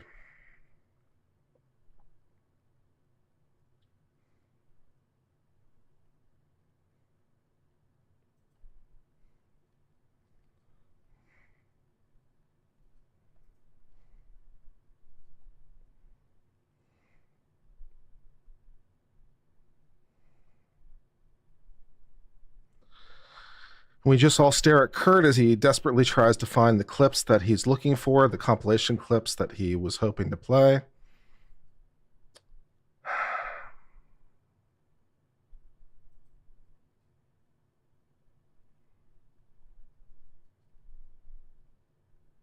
Where are they? Probably go right by them too. What state am I? I live in Texas.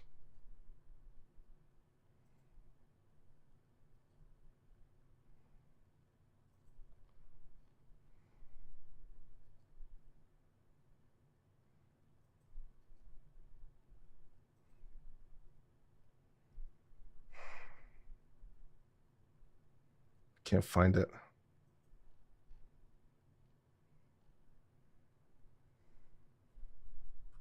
I hate this kind of thing. I hate it so much.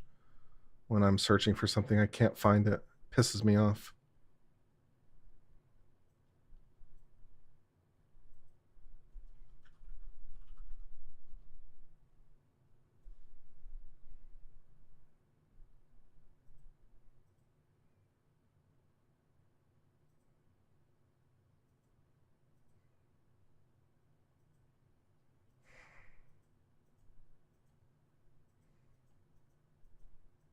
Can't find it.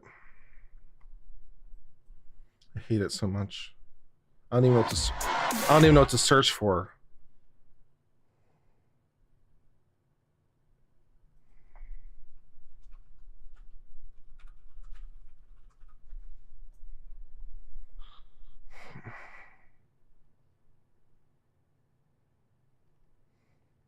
Can't find it. I hate my life. Fucking bullshit. Currently has Donald Trump at a 7.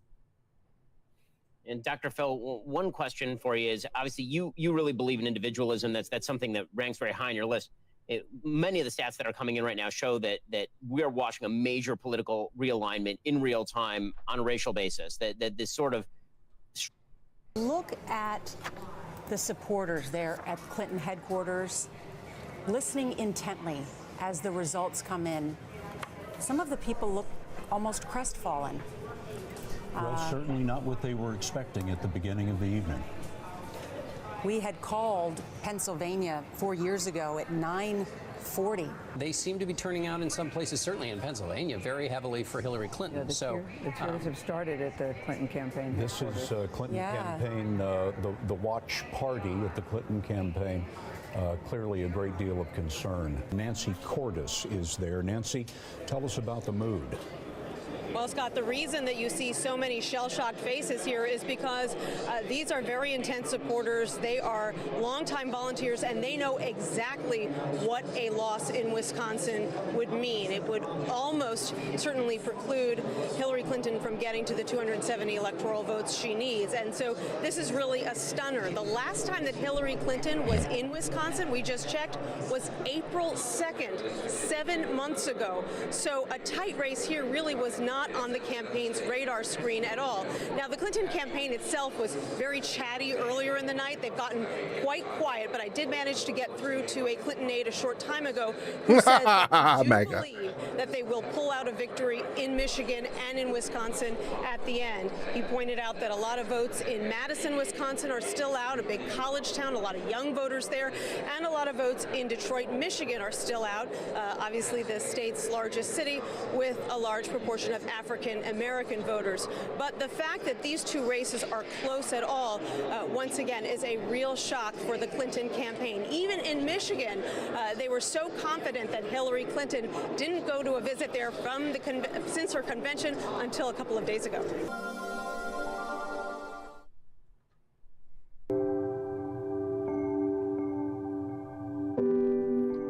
This girl.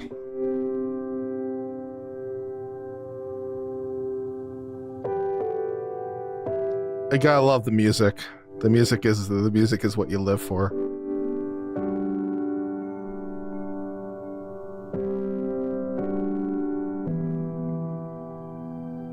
This girl with her bite, just breaking down and crying.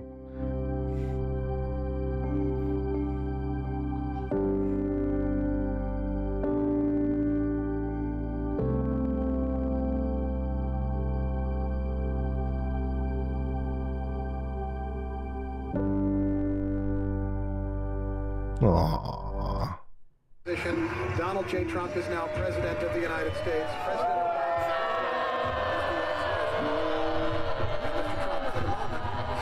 President What a great honor to be able to introduce for the first time ever anywhere the 45th President of the United States of America, Donald.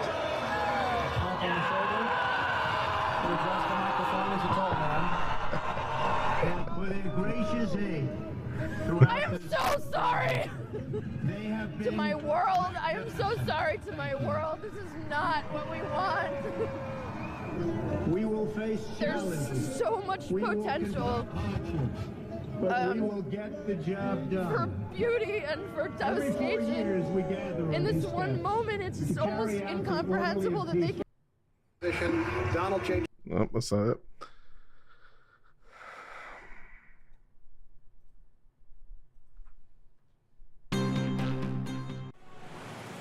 The Empire State Building was bathed in patriotic colors.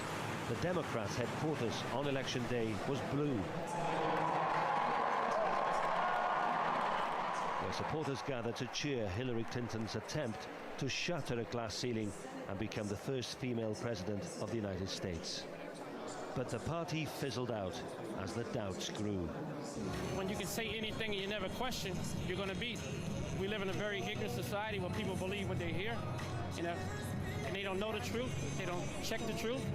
So that's Donald Trump's strength, and it shows that that may be his victory. She's up against 240 years of American history, plus 44 American presidents who all have one thing in common, and that is they are all men, and that's hard to change. That's hard to be one woman pushing up against 240 years of history. It was all so different during the early evening as the world's media watched, ready to record a historical victory, until the tension became unbearable and reality sunk in. The hour is drawing close where Donald J. Trump will be the president-elect of the United States. As the night wore on and one result after another seemed to go to the Republicans, the feeling here of having a celebration or a party.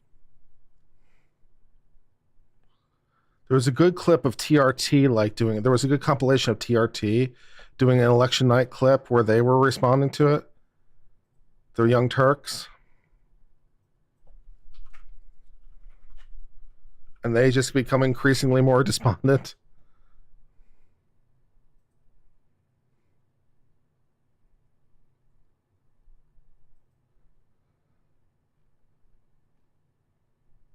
Yeah, Alabama, could you find that one? There's a clip of the Young Turks, or there's a compilation of the Young Turks reacting to the news of the election. Could you find that for me, please?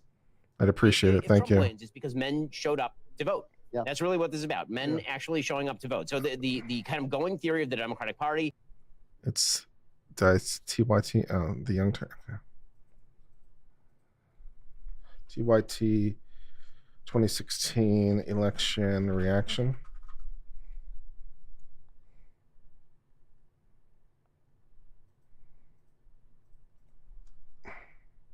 Come on.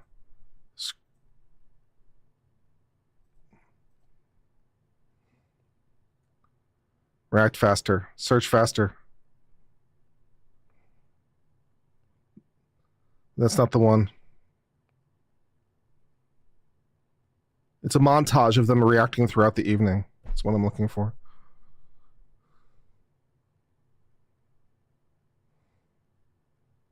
It's not on their channel. Someone else put a compilation together. YouTube is taking forever to load right now. I'm sorry.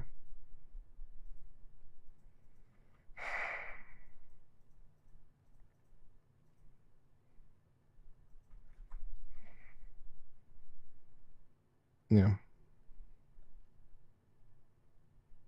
All right. Maybe one of my mods can find it for me. Is that women are high propensity voters, men are low propensity voters. They've constituted the majority. Women have constituted the majority of people who vote in the last several election cycles. Men showing up en masse to vote is a complete shift in the way that elections are. Can I just say, by the way, that we tend, when we talk about this, to sound like we're being very hard on women. I'm actually, I believe that it's a man's responsibility. Are you kidding? No, it's a man's responsibility to do things like vote. And we happen to live in this time where men have essentially given up so many of their responsibilities, and in part because they feel disenfranchised, although that's hardly an excuse. You know, men have given up their leadership role in the church, which is one of the reasons that you see the church in America no longer taking the stands for tradition and decency. Here's the one I was looking for. Tony found it. All right, well, the Young Turks special election day coverage, regular show, drop it. So you even have Wisconsin and Minnesota, which is, come on. It just means that we can take them off a more fun part of the war. Also, and give them to Hillary Clinton. But yeah, I got you. We could obviously move those over to Hillary Clinton right now if you want. Sure.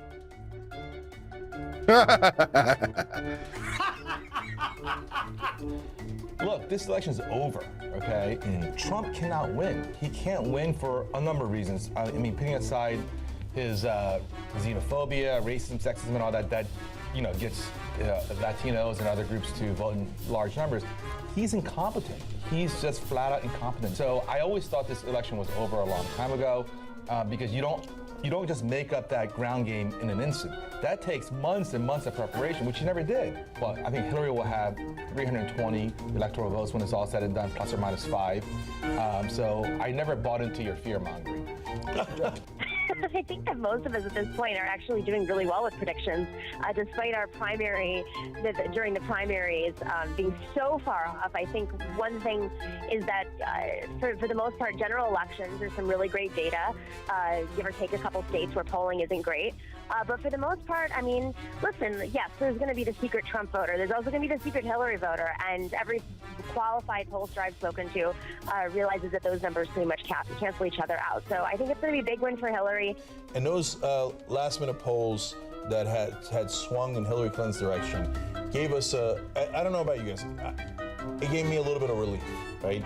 Because I was worried that it was tightening over the weekend, and then the surge did not come for Trump, according to the polling. It came for Hillary Clinton. Now, right now, there isn't anything too much to be worried about. She could lose Florida, by the way, and Ohio, and North Carolina, and still win. Virginia, 10% reporting. Uh-oh, okay, hold on, buckle up. 54-41. Trump. Yeah, just what we, yeah. No. 161,000 to 123,000. No, I'm now actually worried. I'm not kidding. I'll tell you, look, it got quiet in here the minute we started reporting these real results. Yep. And if that continues, there is going to be a pall in here.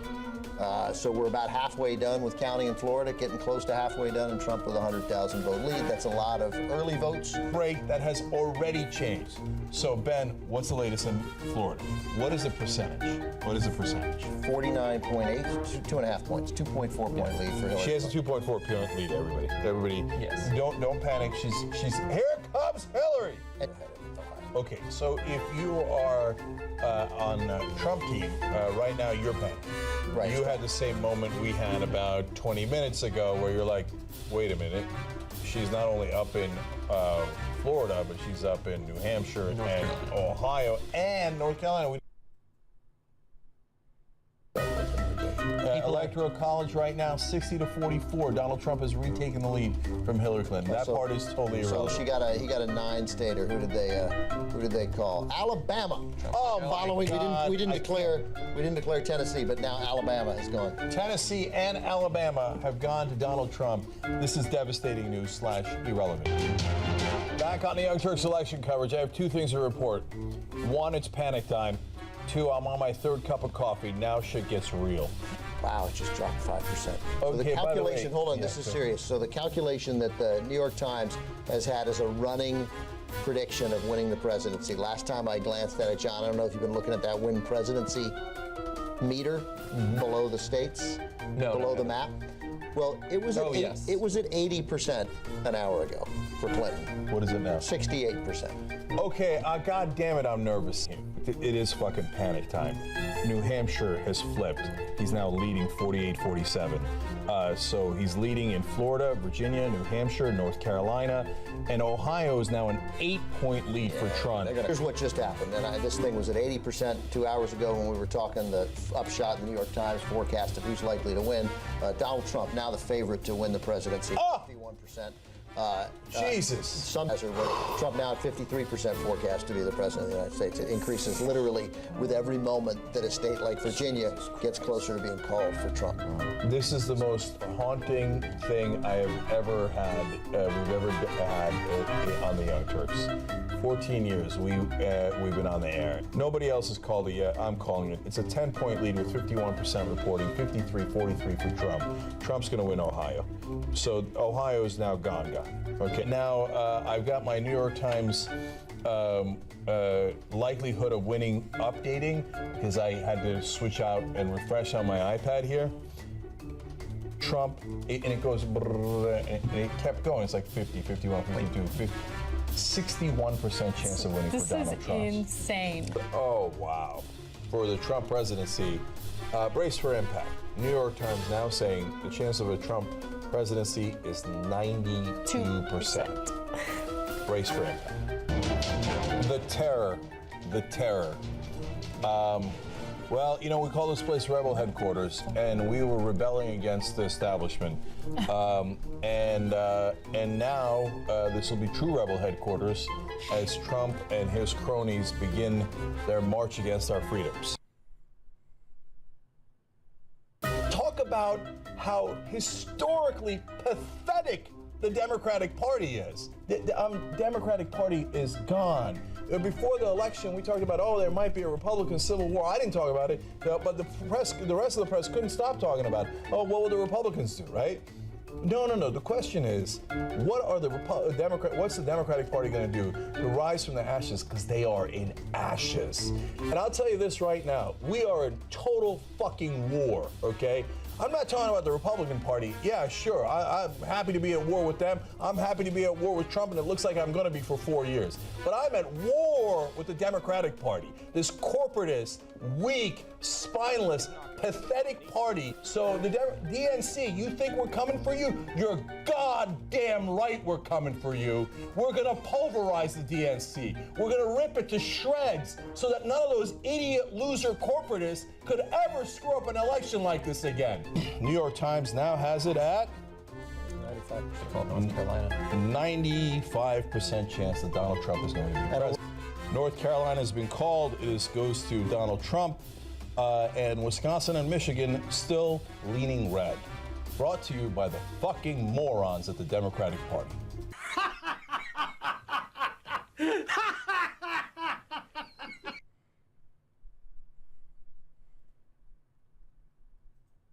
Switches are even better. The estimated Trump margin of victory for the New York Times right now, they're suggesting Trump plus 1.8 in Pennsylvania right now, 49% of the vote counted. Ooh, we do have an. I do. By the way, are they? If you know. Emergency update. Emergency update. Emergency update. Not only is the New York Times now projecting Trump with a 79% chance to win, but they are also now projecting Trump to win the national popular vote by a margin of 0.4%.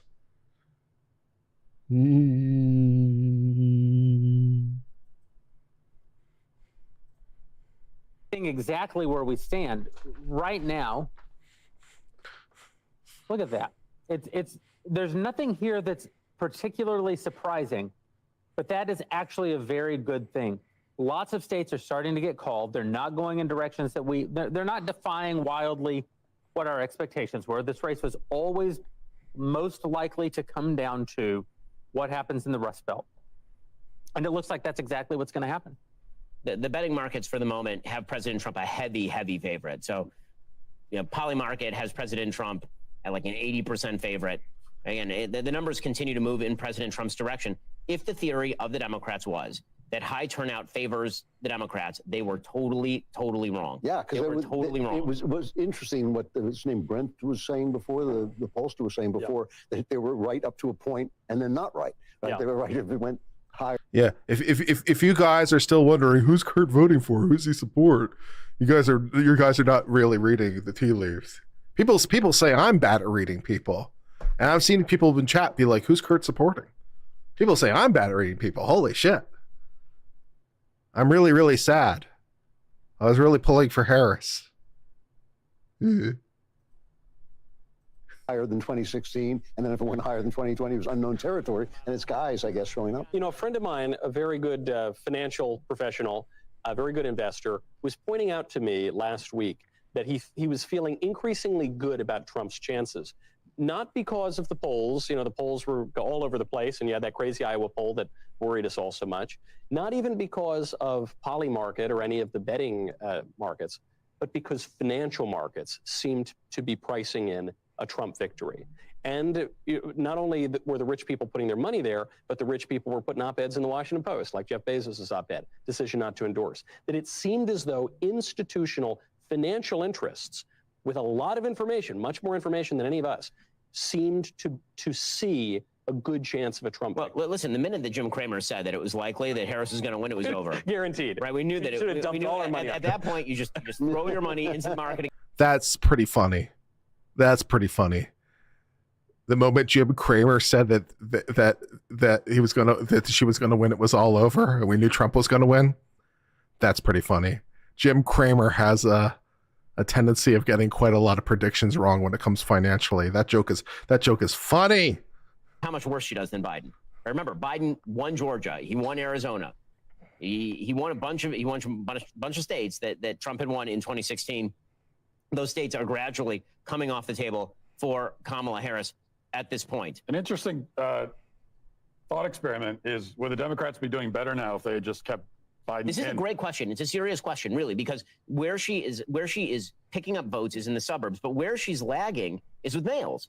And it turns out, like, I thought an early indicator in this election that she had a massive problem on her hands was the Teamsters Union. So I don't know if you remember this. They did a poll of the Teamsters Union members when it was Trump versus Biden. And Biden was leading Trump something like 47-35 or something. And then they did another poll after they flipped out Biden in favor of Kamala Harris. And suddenly Trump was beating the living hell out of Kamala Harris, beating her like 60-40 among the Teamsters. Why? Because guess what? Every Teamster's a dude. And it turns out that it's not just that it's not they don't want a woman president. They don't want this woman president who seems to scorn men. This entire campaign has been about how much they hate men. I hate to break it to everybody, but if you watch anything about this campaign, it is not just about an appeal to single women. It's about how much they despise men. When they trot out Doug Emhoff and say this guy is an example of masculinity, while he's allegedly beating women and knocking up the nanny, and then meanwhile, they're suggesting that you're garbage if you're voting for Donald Trump. Or when they trot out Tim Walz as an example of masculinity, the assistant football coach who can't even properly use football terminology and who can't even control his limbs. He breaks into uncontrollable spasms every so often. And his obnoxious wife, turn the page, like, could you have found a more obnoxious group of human beings to set upon the United States? Joe Biden is many things: senile, horrible at his job, obnoxious. He's actually less obnoxious now that he's senile than he was before he was senile, and he's certainly less obnoxious than this crew. Yeah, I think Biden probably would be doing better for all the reasons you point out, which means that it's gonna be so fun, dude. Maybe one of the maybe the most disastrous political strategic decision made in modern times was for Biden to challenge Trump to a debate before the convention, because if he hadn't done that, then he's still in there. Yes, but was it Biden who challenged Trump, or was it the Democrat apparatus? Yeah, I think we better find out or let people know what we already know. What's so disturbing to me about this issue of men is the closing pitch that you saw the Democrats make to young men, which was essentially, here's your weed and your porn, go have your little pleasure palette. 100%. The I did not have on my bingo card the Democrats using apparently a pro-masturbation ad as a method of gaining support for the Democrats. I did not have the pro masturbation platform bingo card. That was an interesting ad. Yeah. And that if that had worked, that would have been the most demoralizing thing, I think, for the future of the next generation. And part of what I am actually pretty optimistic about is that young men seem to really reject that cynical play for their vote. I mean, this is the first generation of young men that we have seen that are more religious than young women. It's the first that we've seen that are more pro-life than boomer men, than Gen X men. So that alone gives me a lot of hope. Also, men don't want to be told that their chief priorities are porn and pot. Even if they're potheads and they look at porn every day, they're probably at some level ashamed of that fact. So they don't want that to be their identity. And, even just generationally, there's only so long people can live without meaning.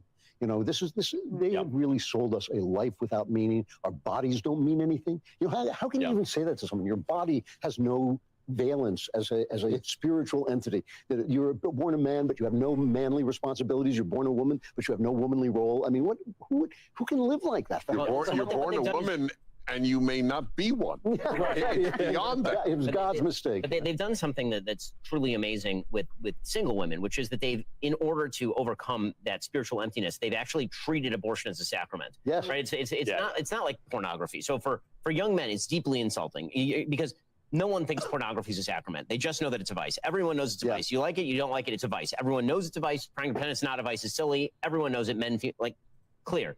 Abortion also is a vice, but it's been treated as a sacrament. Why? Because what it is a sacrifice. Would you guys like to see the ad? Would you guys like to see the ad? Okay. We're going to watch the ad now.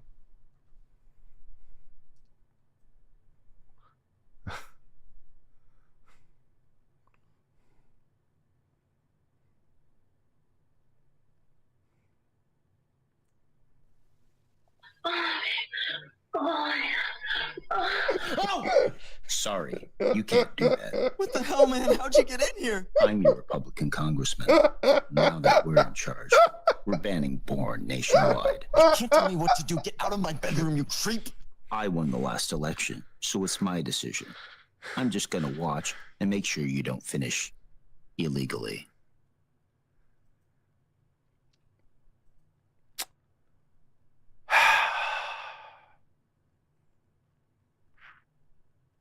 You want to watch it again?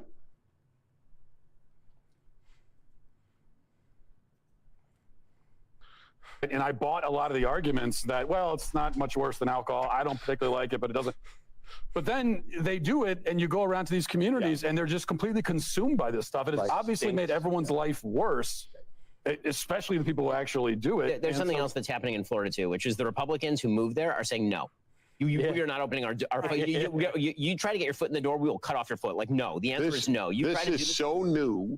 I want you to know, 40 years ago, when I began radio, I asked my audience, which has always been largely conservative, would you rather catch your teenage child smoking a cigarette or a joint? Everyone said joint. I said cigarette. And it was one of the only times where I knew 90% of my audience disagreed with me. Yeah. But I mean, they still respected me and all that, but they just thought I'd lost my mind on that issue. I was right then, and I am right today. It is so awful, marijuana. The damage that it does to the human spirit. The cigarette does no damage to the human spirit. 1/3 of cigarette smokers will die prematurely, according to the American Lung Association. That is sad. But I rather gamble on my child 40 years from now being the 1 out of 3 to have lung cancer than losing his spirit, his energy, his drive, his mind at 18. Yeah. And so here's the latest update. So according to Nate Cohn, chief political analyst for the New York Times, who does a really good job, he says still very early in Pennsylvania, but in the first few counties where voting is complete, along with hundreds of completed precincts across the state. New York Times is now saying 80% for Trump to win, with Trump to project win the national vote by 0.6%. Projected electoral count by the New York Times is now sitting at 296, 242 for Trump. Hype. That has been moving up steadily. The estimated margin for victory, the New York Times is currently estimating in Pennsylvania, is Trump plus 1.9, which is not an insignificant lead. Wow. And again, the numbers are moving in Trump's favor. By the way, it's too early to get super duper excited. You'll see the big smile break out on my face when we start to get really, really excited. And then, of course, we have a moral obligation to show our friends over on MSNBC and revel in their misfortune. But what percentage of votes in Pennsylvania counted? So right now, Pennsylvania has counted approximately 54% of the vote. In Wisconsin, we're currently at 48% of the vote. In Michigan, we are currently at 21% of the vote. And of the 3 states, the New York Times is estimating the biggest lead for Trump in Michigan at 2.1%. So again, the trends, still early. It's only 9:22 Central Time. By midnight, we're going to know a lot. But you're seeing 2.1 for Trump. We will not be quiet. We will not allow this. Donald Trump, this is not America. This is not America. And when we will fight against your division, your racism, your anger, your hatred, and all the horrible things you are trying to do to this country. Hold it now. Today, the world is suffering from... All right, I finally found the clips I was looking for. It took long enough. At least some of them. I had to go back in my video long enough. Hold on. Give me 1 second. All right, liberals freaking out over Donald Trump. All right, here we go. You're awake, by the way. You're not having a terrible, terrible dream. Also, you're not dead and you haven't gone to hell. This is your life now. This is our election now. This is us. This is our country. Hello, darkness, my old friend. I've come to talk with you again,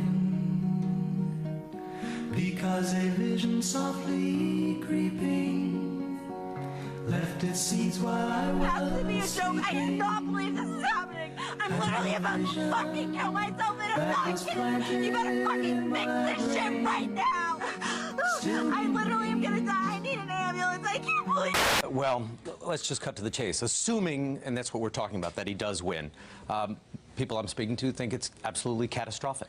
That it's catastrophic for the United States, that it's catastrophic for our position in the world. It emboldens our enemies and adversaries. It makes our allies terrified that we're not going to be their allies anymore. Most people think that this type of scenario happens, that if you imagine the United States as a nuclear warship, we stop. Hold it now. I have no respect for women who voted for Trump, okay? Yeah. Me too. I think so poorly of them, and the reason why is because, look, I don't think that you're a single issue voter. I just think you're dumb, okay? I think you're fucking dumb. When you vote for someone who openly treats women like second-class citizens, who talks about them as if they're nothing more than a piece of meat, who has been accused of sexually assaulting them, who has been caught on tape talking about groping them and grabbing them by the pussy without consent. Well, the heartbreak is hard to describe for some on the faces of Hillary Clinton's many supporters waiting all night long to see their candidate. Nobody expected her to actually lose, but she did. And have our first female president ever. Not even Larry Sabato predicted this in his famous crystal ball. Dr. Sabato, how did the wheels come off the ball? Brian, let me tell you something. First of all, that ball is shattered in 1,000 pieces. I've got to order a new one, and they only make them in China. And Steve has just offered to buy one for me, and I appreciate it. Second, I want to tell you something in all sincerity. We were wrong, okay? The entire punditry industry, the entire polling industry, the entire analyst industry, and I want to use this opportunity to take my fair share of the blame. We were wrong.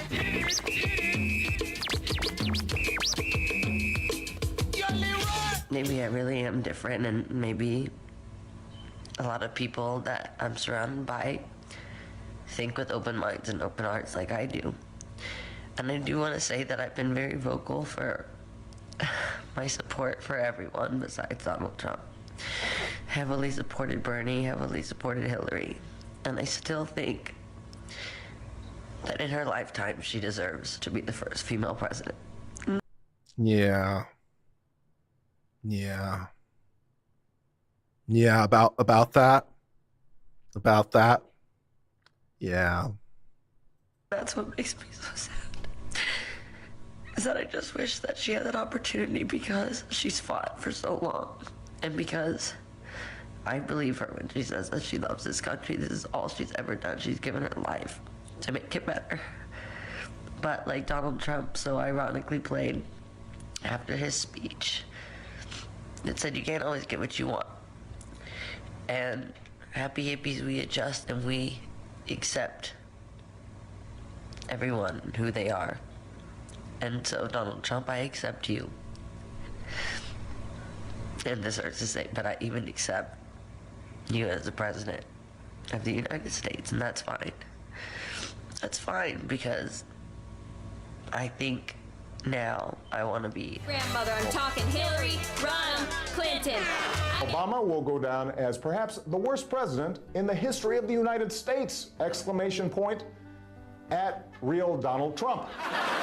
Well, at real Donald Trump, at least I will go down as a president. Well, look, first of all, congratulations. Both of you guys were... We're not there yet. Well, you're further than anybody said you would be. And I have enough class, and I was raised well enough to say, when you outdo... Yes, sir, thank you. When you outdo expectations, good for you. But there's another side to this. People have talked about a miracle. I'm hearing about a nightmare. It's hard to be a parent tonight for a lot of us. You tell your kids, don't be a bully.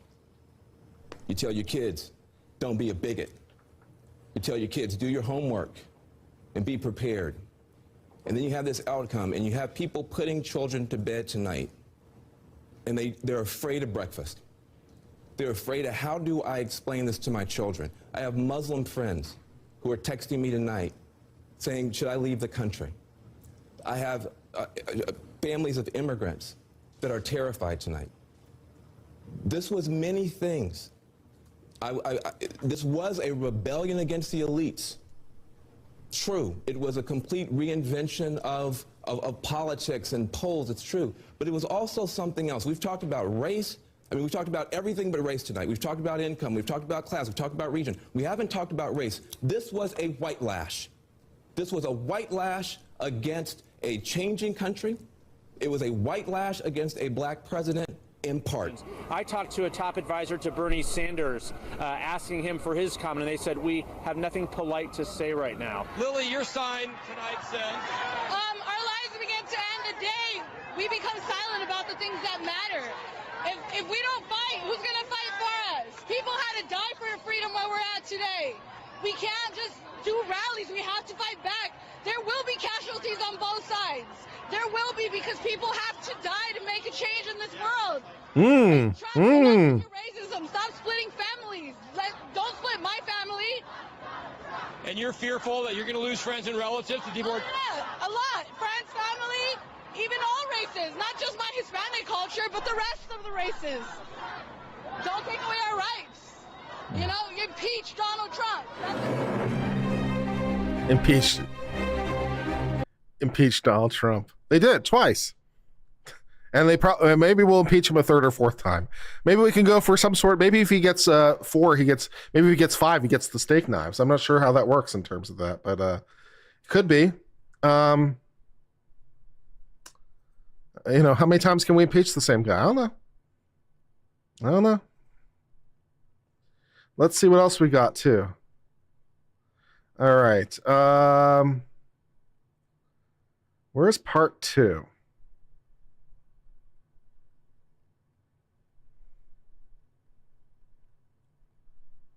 Oh, is there a playlist? That'd be helpful. You're awake by. I guess part 2's been removed. Let's watch part 3. In cities across the country, thousands took to the streets to voice their outrage over the election of Donald Trump. The people united. We saw crowds actually being disruptive. And on the West Coast, protesters set fires and faced off with police. In Los Angeles, hundreds ran onto Interstate 101, temporarily shutting it down. That's total gridlock on the 101. More than a dozen people were arrested there. Trump has tapped into something very deep and dark and evil in our country, and now we're all going to pay. Wow, now we're protesting? Really? Man, I don't understand it. Obviously, it's not Republicans out there causing all this destruction. You know, burning up the streets, blocking roads, and things like that. It's the liberals. One of the groups involved in the anti-Trump protests is called Move On. Its website calls for people to rally against the president-elect. It apparently has ties to billionaire investor and Clinton supporter George Soros, too. That's, in fact, according to emails, if you look back to 2008, released by WikiLeaks from Clinton's campaign chairman, John Podesta, to George Soros.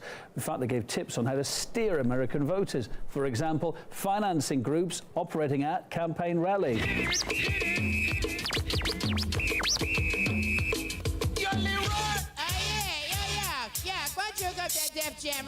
We couldn't cross 6th Avenue. Why? Because there were hundreds and hundreds of protesters coming up 6th Avenue to protest in front of the various Trump properties, the Trump Tower on 56th and 5th, the Trump Hotel, which was the base of anything somebody that says Trump. Anything that says Trump. But what occurred to Eric and I is that the protesters are disrupting the lives of people who voted for Hillary Clinton. Manhattan went 87% for Hillary, Portland, Oregon, for goodness sake, Los Angeles. So the people whose lives are being unsettled and disrupted by the protests are the people who should be the allies of the protesters. That's how nonsensical it is. What do you make of, there were protests last night in Portland, Oregon, where 4,000 people took part. Some were anarchists. They broke a lot of windows. They set things on fire. There were a lot of arrests. And then on college campuses, you've got students who need hot cocoa and safe spaces and Legos. They need therapy dogs to hug because of the election. I want a therapy. I want a therapy dog. Well, anyways, I think you get the idea, but yeah. So things are looking good. 83% chance. Popular vote Trump by 0.8. 296,242 is the current projection. Things are looking positive. Things are heading in a positive direction. Just keep going, baby. Keep going. All right, let's see. Turns out her is the proper response to Kamala Harris. Kamala Harris 1.0, giant fail as a presidential candidate. Kamala Harris 2.0 as vice president, giant fail. And it appears, again, don't want to speak too early, if this continues, Kamala Harris 3.0, giantest fail in the history of presidential fails. I was talking to a friend of mine who does not work in politics. And I said, I don't know. I'm actually starting to feel pretty good about this because I think that maybe Trump could pull it out. And he looked at me because he's normal, unlike us. Yeah. He says, oh, hold on. Wait, Michael, you're telling me that this super unpopular lady that nobody likes, that never got any votes, that got thrown in at the last minute, who says all the things that people don't want to hear, she's going to lose to the really famous popular guy? You don't say so. And at the time I said, hey, you're oversimplifying it. You don't. But if the election continues to go the way that it is looking right now, that might in fact be the postmortem. Is, oh yeah, common sense still holds. My brother, not a political guy, same kind of guy, and he texted me. I mean, I was blown away to get a political text from my brother in which he watched Trump on one of these comedians' podcasts, and he said, oh yeah, he's going to win because that's the show everybody wants to watch for the next 4 years. Even a friend of mine from high school, he now lives outside of Milwaukee. He is politically as moderate and independent as they come. He is the swing voter in the swing state, in Wisconsin. And I was catching up with him for the first time in a year or two. He was over, we were having a cigar. I said, so what's your take? Don't hear what I have to say about politics. What do you say? He goes, I don't know. I don't follow Trump that much. I mostly watch like football. I'm here for a football game. I don't know. Come on. I guess just my main takeaway from her is she seems kind of like a dingbat. I mean, that was it. That's all he knew about the race. Seems like a fairly solid take. Yeah, basically. I think the Democrats are learning a lesson that I learned from watching Breaking Bad, which is you can never have you got to go the full measure, not the half measure. And they went the half measure because they took Biden out, but they couldn't imagine taking Kamala out too, because she's a black woman. But they all knew they should, but they didn't have the gumption to do it and do the whole thing. And you got to go the full measure. Or is it this? Did they think Gavin Newsom, Josh Shapiro, any of these people who were pretty serious? Preserve them. Did they think, keep your powder dry, send up Kamala? No. I think they knew they needed to put one of them in. They couldn't do it. Here's the thing: they didn't have the balls to abandon their crappy political theory since 2012, which is get the minorities and single ladies out. They didn't have the balls to abandon that, and the only person who was going to bring that they thought was Kamala Harris. By the way, the current New York Times Needle suggests that Donald Trump has an 84% chance of victory in the presidential. Yeah. This is all quite enjoyable thus far in the evening. Let's hope that the trend continues. Joining us live from Arizona, our friend Dylan Law Group founder, friend of ours here at DW, Harmeet Dylan. Welcome to the show, Harmeet. Thanks for having me, Ben. So we went from cautiously optimistic to nauseously optimistic to a little bit more openly optimistic as the evening is going on. How are you feeling about things, Harmeet? Well, we've actually started strong and continued strong here in Arizona. We had 3 weeks of early voting, and Republicans outperformed even in Maricopa County and throughout the state. And tonight, the mood has been incredible.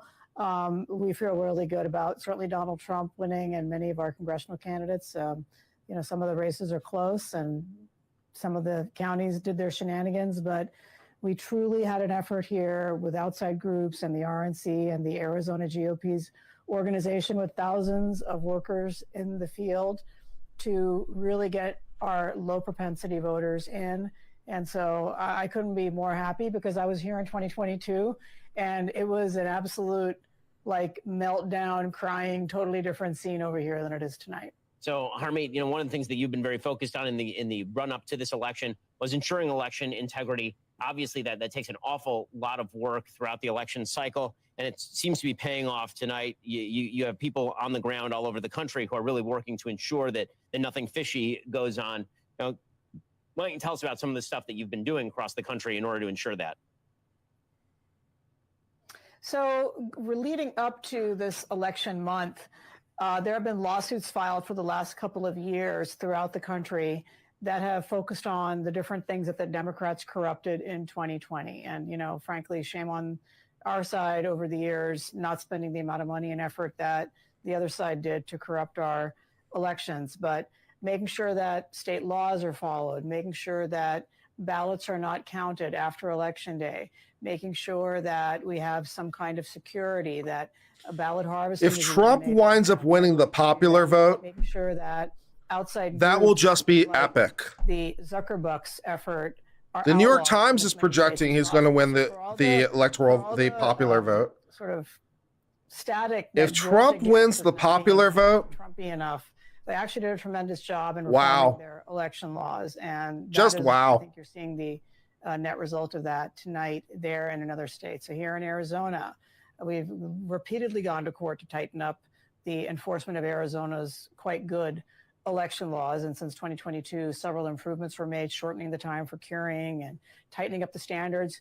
We actually have a lot more work to do in this election cycle because Arizona, for the first time, has some specific standards on matching signatures to the ballots, the mail-in ballots. And so that is actually a great election integrity measure. And everyone's scrambling around over the last 3 weeks and the next 5 days to make sure that people cure those ballots and get them in. So I love that. Here on election night, what we had was dozens of attorneys on site where I am. I'm sort of leading this effort. We have been blocking and tackling since 5 a.m. all day today, literally sending lawyers out into the field and witnessing things that are happening, negotiating, telling election workers they can't, tell people with MAGA shirts they can't come and vote, things like that. We even had a hearing tonight in Apache County very late in the day. The Dems tried to keep all of Apache County open later on the Navajo reservation, and we limited it to 9 sites where they had some problems earlier in the day, and even those late ballots may not get counted. So it is a tremendous amount of organization by the Arizona GOP. They literally deployed thousands of trained volunteers in multiple shifts today in the field. And so that level of organization is like a military operation, and it went off without a hitch. Every single slot was filled, the lawyers in the field, the lawyers here, and everyone is smiling at the end of the day. Everyone worked well together. So I'm so proud of being a part of this effort. That's Harmeet Dillon. She's been doing an amazing job over at Dillon Law Group. Harmeet, really appreciate all your hard work during this election cycle. And hopefully, it's too early to say yet, but hopefully a little bit later tonight, we can all pop champagne remotely and enjoy a big election victory for Donald J. Trump and the Republican Party in the Senate as well as in the House. Really appreciate it, Harmeet. Thank you. So, Michigan exit poll among Latino voters from CNN. Trump 60. Harris 35. Wow. What? I mean, honestly, the shifts that you are seeing in these voting numbers are insane. Identity politics. If Trump wins with it, I put in proviso on it because, again, nothing's sure until it's sure. If things continue the way they are, Donald Trump put a stake through the heart of identity politics, which is hilarious. Okay, that's insanely hilarious. Because do you remember that time when the entire left suggested that he was a vicious, brutal racist? Mm-hmm. He was a. You mean yesterday? Like today. And remember that time when they suggested he was a white identitarian? Yeah. Right. Everything he did was all about white identitarianism, despite the fact that white identitarians have all disowned him during this election cycle for being too pro-Jew. And now it turns out that he is forming the single most working class, blue collar, multiracial Republican coalition in modern American history. Well, hold on, Ben. I'm enjoying it a little bit. The New York Times now says the needle is saying likely Trump, but then you zoom in on exactly the point you're talking about. It says 88% chance of victory, but all the libs told me that 88 is secret code for Hitler. Yeah. So maybe that's it. Maybe it's hidden deep beneath the New York Times saying Trump will likely be the next president. Again, so much of this has to come down to how bad the Democrats have been. I can't get over how bad they are. I can't get over how bad they are at this. Like they picked the candidates they wanted to run against twice twice. They did it in 2016, and then they lost to him. They did it again. Bill Clinton encouraged Trump to run in 2016. Yes. Apparently, Fox is saying that the Harris campaign is no longer responding to requests for comment. Oh, man. Go, baby. So that is... You're drinking already. Pass me that bottle. Yeah, Well, just pour a little sip. Just a little sip. You guys are going for it a little bit early, but, you know... Now that I'm on, I'm going for the... It feels like bad luck. Ben, let me ask you. Yeah, last time I had the Woodford. This time I'm going for the Macallan. Is that bad luck for you? All right, sir. Okay, guys, there's still an election going on. Sure. All right. Derelict behavior. So sorry. Yourself. I'm so sorry to interrupt. So remember that time... Sorry, go ahead. Well, so if they can't go to identity politics, is that permanently killed for the Democrat Party? How do they get back those Hispanic men, those black men? How do they... As much as I wish that it would kill identity politics, I don't believe it. That this will kill identity politics, I don't believe it. I don't believe it. I wish it were true, but I don't think it's true. Trump can win the popular vote. Trump can win a broad coalition, and they're still going to do identity politics. They're still going to do the exact same shit they've been doing. Not that it's been successful, but I don't see them pivoting. So maybe if they try harder. And they must lie. You want to throw Granny off a cliff. Exactly. And Trump was like, I don't want to touch any of those things. I'm going to leave. Well, the truth is... They must not have said that white men are evil enough yet. That must be the problem. Means that if you meet parity there, it's very difficult for them to outcompete on a lot of these socially conservative issues. Trump has taken a moderate position on things like same-sex marriage. On abortion, he's basically said we're not touching it at the federal level. So the question becomes, what are the things they're really arguing on?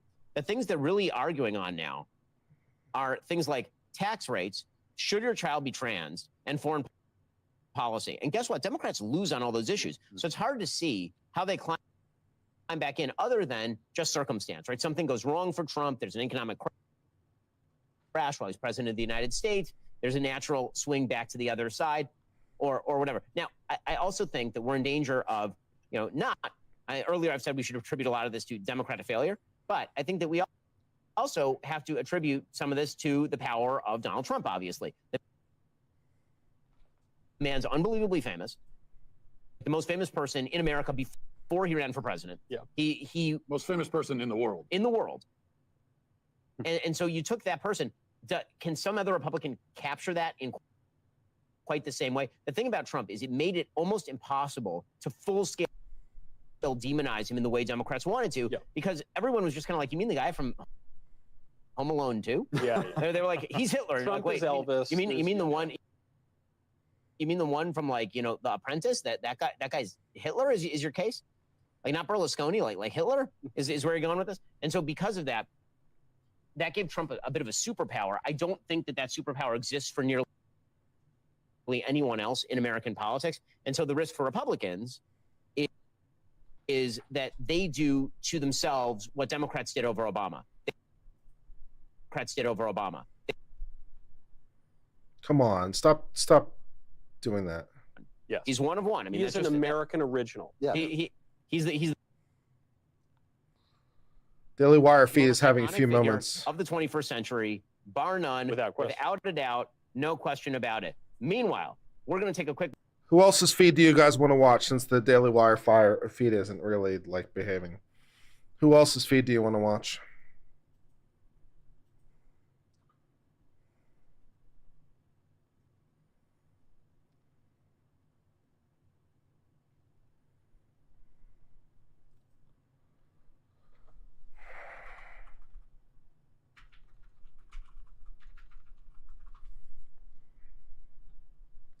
We could watch CBS, ABC.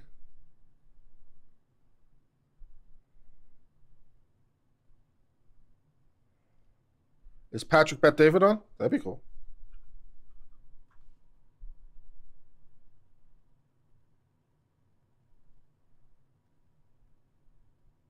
Let's see what Patrick Bet David has saying about the thing. Ends and the Palestinian people can realize their right to dignity, security, freedom, and self-determination. And you've seen too that she, they cut out that portion of the ad where they talked about Gaza from her DNC speech. Those two parts were together. They sliced them. They cut that part out. Now look, she's also getting hammered a lot on this issue by Republicans. We talked just a couple days ago about how those robocalls. You can pause this right now, Rob. You watch this. By the way, the point I'm trying to make is there are certain sensitive topics that you have to be careful on how to maneuver, because you can lose a community, and all it takes is 1% here, 1% here. Later on, if you ever run for office, you're going to have to be doing that yourself as well. You're going to be around for a while. And the one part that I watch with Trump, he's sitting here, he knows Israel's a big part of the campaign that he's running for. Bibi, Israel, I understand what your positions may be, but for him, to be able to do that and to get Muslims in Detroit to get up on stage and saying, this is the president we're voting for, Kamala couldn't pull that off. Rob, do you have the clip about Muslims in Detroit getting up there and saying, here's who we're voting for, and this is why? This isn't something that we would have seen 8 years ago, 4 years ago, because it wasn't an issue there, because Hamas hadn't yet done their attack. The issue with Israel wasn't there. So for him to be able to, off the cuff, make that kind of an adjustment, to get this kind of an endorsement, go on and play this clip, Rob. Watch this. Good afternoon, Michiganders. As the president said, we just had a positive meeting with President Trump. We as Muslims stand with President Trump because he promises peace. He promises peace, not war. We are supporting Donald Trump because he promised to end war in the Middle East and Ukraine. You can pause it right there. So one could say, the bloodshed has Rob, you can pause it, Rob. In 2016, you're going up against Hillary. Dave, I'll come to you with this one. 2020 was a little bit mishandled because he was bitter, he was upset, it's unfair, everything's his fault, COVID. How do you handle through this one? This time around, you're dealing with these issues. I thought he did a phenomenal job handling these two issues that he can later on handle when he becomes a president. How's your position with this situation here? Well, so specifically with Trump on Israel, I'm sorry, I didn't hear Trump being able to handle the conflict where there was a division in the conservative movement where some people are such anti-Israel and the others are saying Muslim, Israel, where he's like, nah, I'm going to get both of them. And he was able to get both communities to support him. Yeah, it's interesting. So like Kamala Harris, and you know, a lot of people like call her stupid or make fun. And to be honest, I don't know if she's stupid or not. I know that the answers she gives when she's asked questions are You want to watch TYT? The vibe that I get from Kamala Harris is that Let's watch TYT for a second. Let's watch TYT. How are they doing? Are they having fun? Let's watch TYT. It's good history and also still deeply, deeply sad. Well, yeah. I totally agree. Okay, so I want to check in on the Nebraska Senate race in a second. But guys, this is definitely not a The Lotus Eaters is a good call, actually. But if you made me We'll go to the Lotus Eaters in a second. Trump. Not only because he's leading in those states by a little bit, but Virginia is deeply concerning. Can you pull up Virginia? So when I was on break, I noticed Virginia, and that's where I was going to go next. And the fact that it isn't called yet when it was supposed to be solidly blue, or solidly blue enough that it would have been called by now, is very problematic. So read those numbers, John. Yeah, it has been slightly closer than it is at this point. She's currently up by about 2% with 79%. That's close. That is very bad news. Flip it. Flip Virginia red. Flip Virginia red. Flip Virginia red. Flip Virginia red. 2%. Henrico County is at 43%. You go. I tell you what, man, I lived in Virginia for 15 years.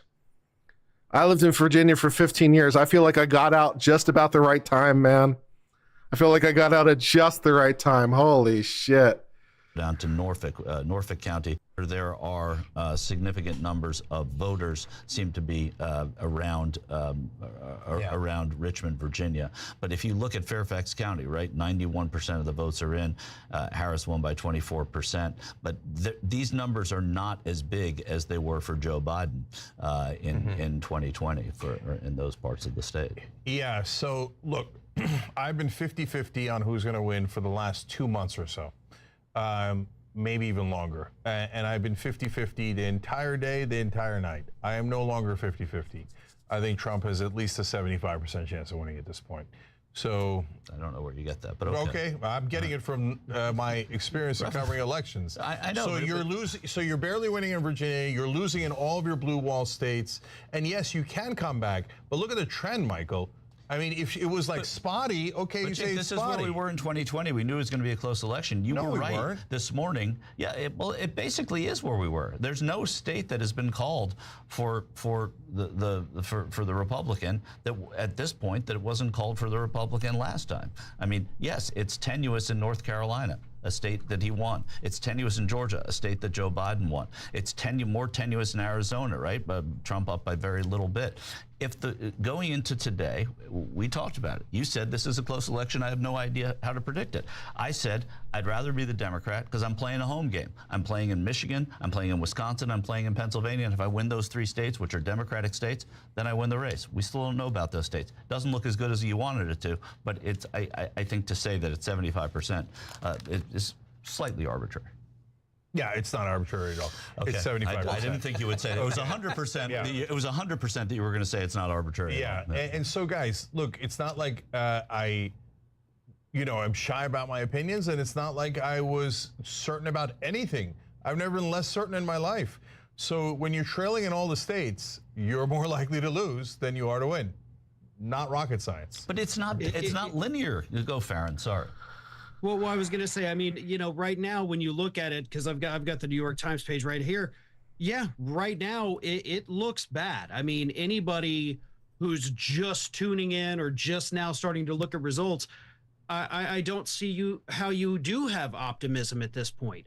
Until of course you drill down into each of those individual ones. So I do think at this point I'm maybe not 75%, but I'm 60 thinking that I think at this point this is a Trump election. Unfortunately, I don't know. All the numbers are looking way worse than what we had been told they could be. So if she wins, it is going to be. New York Times is now projecting popular vote Trump +1. New York Times is now projecting popular vote Trump +1. Trump 300 to 238 in the Electoral College is the current prediction. 87% chance to win. Wow. Would rather be Donald Trump in this case. Of course, in that event, I'd probably end up jumping into a volcano or something like that. But electorally, I would prefer to be him, which is definitely the case. I agree that simultaneously, Farron, you're right. It's better than some people said it could be. But we should also note it's around where the pollsters said it would be. Maybe not in Florida. He did better in Florida than they thought, although they thought he was going to win Florida. He might be doing better in Texas than they thought, although they thought he was going to win Texas. But all of the polling for Wisconsin, Michigan, Pennsylvania was like within a point. Now, yeah, not buying any of it. Wait, not buying that it might come out to within like a point of what the pollsters. Could you imagine if Trump won the popular vote but lost the Electoral College? That'd be interesting on a lot of levels. Yeah. Said if Trump wins, it doesn't look like it's trending in that direction. So let's acknowledge Seltzer, not full of crap. She's been terrific on in other polls, but Seltzer was wrong about Iowa. So that big giant we don't know where it's going to finish. There was a margin of error. Well, she's not going to win by 3. No. That's what Seltzer said, and Iowa got called right away. Not right away, but got called, in good order. So. Look, the only state where she seems to be doing a little bit better, and I grant you, Michael's definitely right about this. It is a matter of them counting the votes, not, it's not, there's the momentum thing is BS, right? There is no momentum after the polls close. But having said that, right now, the only state where she seems to be doing a little bit better than expected is Arizona. And so if you're only doing better than expected in one state and you're doing worse than expected in all the other states, that's not good news, I'll tell you that.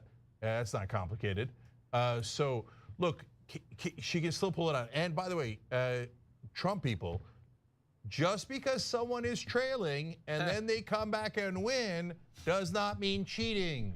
It has happened, I don't know, I feel like I've covered hundreds of elections like that. I'm sure I haven't because it's too many, right? But every election, oh, someone's leading. Oh, then the other person came back. And a lot of the times it's a Republican who came back. It wasn't rigged every time. So please stop listening to the pathological liar, Donald Trump, the baby who cries every time he loses, right? So if Kamala Harris loses, here's my prediction. She concedes right away, okay? And so whatever the time frame of right away is, that she's not going to be like, no, I won. I don't care what the court say. I don't care. I won. Okay, it's about a 0% chance. Only a bitch like Trump does that. So let's keep it real on that. So, okay, but that right now, apparently I think that there's a 3/4 chance that ridiculous clown of a man is going to be our president for another unbearable 4 years. Thanks a lot, Democrats. All right, but again, it hasn't happened yet. We'll get to it. But Farron, since we're running out of time here, and you're only on with us in this segment, obviously the Democrats have at least performed worse than they expected. So what is your sense of why? Jeez. I wish I had a firm answer for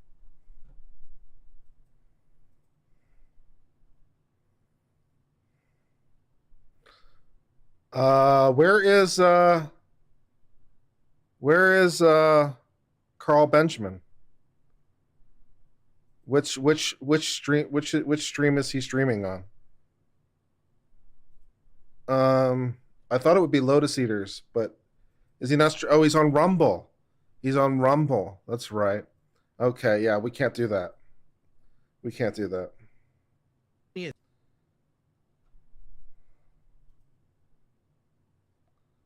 All right, let's see. Where else should we go? Who else is streaming on YouTube that we can do? We could go back to Daily Wire. Let's do to Charlie Kirk for a while. Back. I'm going to tell you what else. Think of the things that Trump said on this campaign trail, and he's winning the popular vote. Guys, I have better things. Hold on, Nate Cohn. For the first time tonight, we consider Trump likely to win the presidency. He has an advantage in each of Pennsylvania, Michigan, and Wisconsin. To win, Harris would need to sweep all three. There's still a lot of vote left, but in the voting so far, Trump is narrowly but discernibly ahead. Can I tell you? Are they trying to let down their audience slowly? Is that what I don't know. It's like a call without a call. Have you heard the line, "The cat is on the roof"? I have not. So the cat is on the roof is like this. It's like and this is the Scott Adams thing, so I'll just say it. It's when you have to deliver someone bad news, you break it to them slowly. So let's say you're watching somebody's house and you accidentally kill their cat. Well, it's a hypothetical. So you would be careful with what we talk about. No, it's hypothetical. It's hypothetical. So you would call them up, and at first you would say, "Hey, your cat's on the roof." All right, enough, guys. Enough of this stuff. We're getting our feed pulled again. All right, seriously. We're not going there. It's just delivering bad news. It's delivering bad news in a slow, gradual. Can I deliver some good news for us? Yeah, seriously. So we're in right now. So we're going to look at the congressional races, and we're going to get into this while we're waiting for results, like for hours and hours and hours for the rest of the time. So I'm not going to get way ahead, and I don't want to get way ahead. But right now in Maine 2, Austin Terriot is winning by 2 or 3 points. Just pulled that up. It is right now a 2-point advantage, which is great for Trump. And I haven't looked at that most recently for Maine, but that is one of the swing districts that we're looking at to retain the House. And let's talk about the implications with this. We already know we got the Senate. We got a unbreakable Senate now at this point. We're on a great track for President Trump. Yep. Now what we have to look at, can we get the trifecta of the House? Because here's what the Democrats' dream is. As soon as Trump gets elected, or he gets elected by the Electoral College, they were going to throw an absolute fit, 14th Amendment stuff, and then they were going to immediately, they knew that wasn't going to work, they were going to immediately impeach the guy. They can't do that now if we retain the House. So as we look westward, I've got a list of a bunch of different races that we're looking at. It's true. If the Republicans keep the House, they can't impeach him. But that is a great so track to be on. that's nice. Overall, is putting us on the beaten path here to have the trifecta. I want to thank some of our members here really quick. I want to thank Ellen, members.charliekirk.com, Jacob, Ben, Kayla, Nicholas, Arthur, Charles, Brandon, members.charliekirk.com, Caleb, David, and more. That is members.charliekirk.com, as long as the website doesn't crash. You guys can get in the running for a free hat by taking out your podcast app, typing in Charlie Kirk Show, screenshotting and email us, freedom@charliekirk.com. Okay, how are we doing here on Arizona? We're still waiting for a lot of votes. Arizona, we're missing 200,000 votes. So we just got news, and we'll talk more about this because, again, we don't want to get way out ahead because Arizona is going to be the program for the next 2 days. But we just found out. All right, I need to use the restroom, and I think I'm going to get myself a little whiskey. Their favorite reporter, Jen Fifield, that just a little nightcap whiskey. Counted through last Tuesday. Bourbon or Redbreast? Yeah. Do you guys think? This week we caught up significantly and got way ahead in places in CD4 and CD6 and CD1. I'm thinking Redbreast. I'm thinking Irish whiskey today. Isn't really covered in Maricopa County, but CD4, CD1, and CD5. We're going to be good. We're going to be good. So bourbon. And again, I was just texting Carrie Lake's team. I feel really good. I think she's probably really close to Ruben Gallego on initial drops if they would have actually done their job and counted all these votes. I agree. Bourbon is whiskey. My friends, is a very bad place to be in if you're a Democrat going into Election Day. Scotch is also whiskey, but Scotch is not my flavor. I don't like Scotch. So you could have it coming out. I'm not a Scotch guy. A Senator Rogers, a All right, Senator BRB. Hovde, who's got an incredible mustache. We can talk about that. No, I'm growing a mustache. I already promised our staff I'm growing a mustache after this election. Growing it back. I'm growing it on behalf of Eric Hovde. Charlie, will you grow an Eric Hovde mustache? I don't have the capacity to do that. Yeah, you would have a sick handlebar. Got a pretty sizable. Yeah, Charlie would have a sick handlebar mustache. About that. It would be a sick handlebar. You know, when I first started working with you, you didn't have great facial hair. It's growing in. Yeah, I don't grow great. Harris campaign chair says to CNN, "We'll see you tomorrow." Oh, they went There to we bed. go. They went to bed. That's it. With Everyone 70 go home. with 70% reporting, Trump is up 4 points in Pennsylvania. Everyone go home. Yeah, they're literally. By the way, it's. I just texted the New York Times reporter. Can I read what? I'm not going to say who. And he says. I think that Trump's going to sweep all 7. That's what he said. I see 3 in Pennsylvania. Yeah.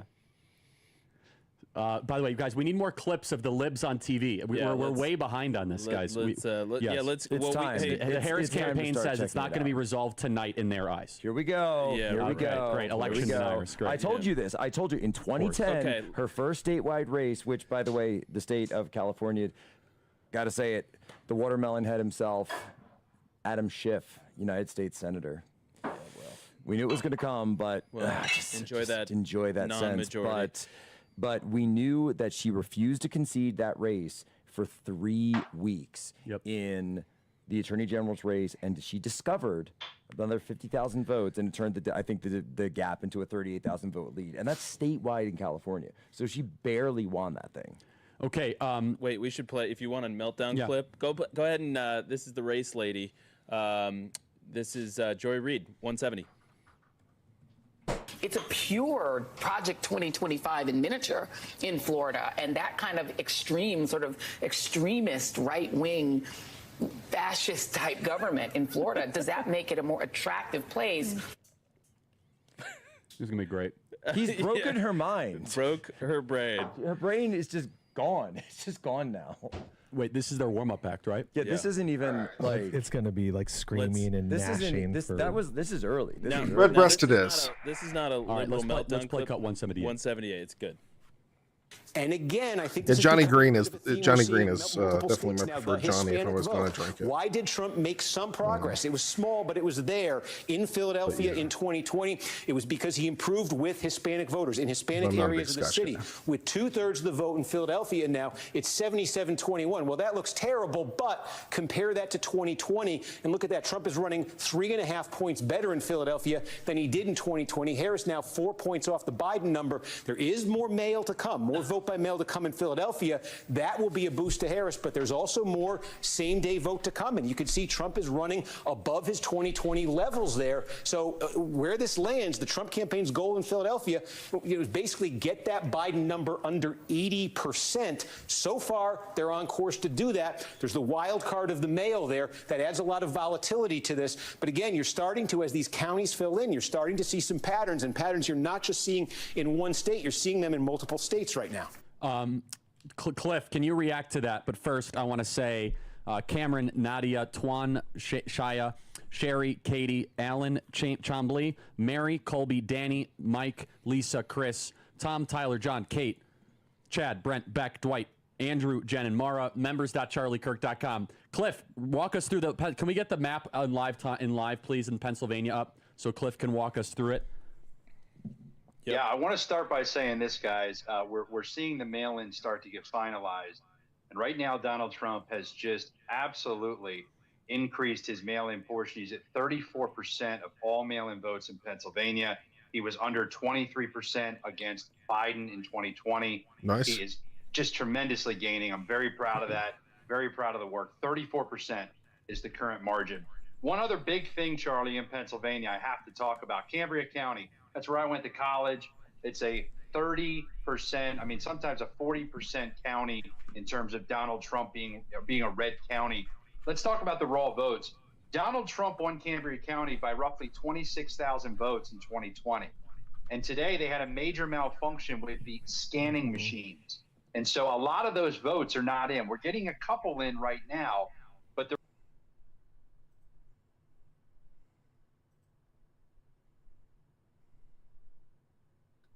But the U.S. is like a massive ship, the most powerful, biggest ship in the entire world. And a big ship doesn't turn on a dime.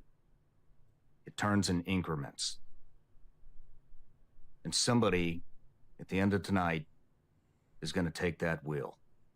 Now, even though nobody's been on that wheel for the past 4 years, somebody's going to take it. And life is going to go on no matter who that is. And everybody wants to know, how do we get this country on the right track? Well, I'm going to tell you 3 things that I think are most important, most influential, and that's going to steer this ship by increments that will last forever.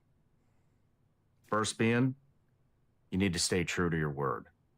Now, what does that mean? That means that if you don't like the way a store is catering to kids, that means you actually have to sacrifice your time and your money and go the extra 5 minutes down the road to the store that does have your values and does carry your beliefs. If you're banking at a bank that sold all your information to the federal government and you don't think that was good for your privacy, that means you need to switch banks. And when you switch, you tell them why you switched. Number 2, we're going to have to open up the conversation. As Americans, we don't agree on much anymore. And the conversation has been extremely divisive if we've even had the conversation at all. But I still think there are a lot of commonalities that we share, and we need to find those commonalities and start the discussion there to build the relationship to have the harder discussions down the road that are going to really change things. And number 3, parents, leaders of the future generation, you are your kids' biggest impact. It means you need to lead by example, and you also need to take the time to monitor what your kids are watching on the phone, what they're watching on TV, what they're taught in schools, and just be a good influence for them. Life's going to go on. It's up to us. Sean Ryan. Oh, we got to get him back on now after we get results tonight, the official results. Thank you, Sean, so much for that video. Rich and Charlie are back with me.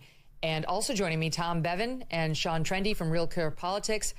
Guys, this just in, you may have seen Fox News has now called the Ohio Senate race for Bernie Moreno, that he will unseat incumbent Democratic Senator Sherrod Brown. This is an important flip for the Republicans. It sure is. Wow, Tom Bevan, Bernie Moreno takes the seat in Ohio, which is not one of the ones the Republicans were banking on. Those were in West Virginia and Montana.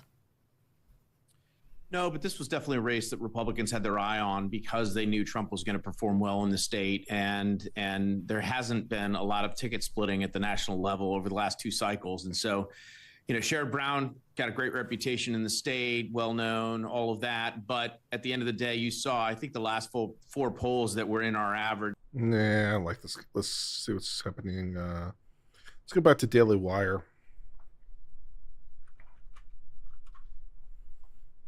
For a while.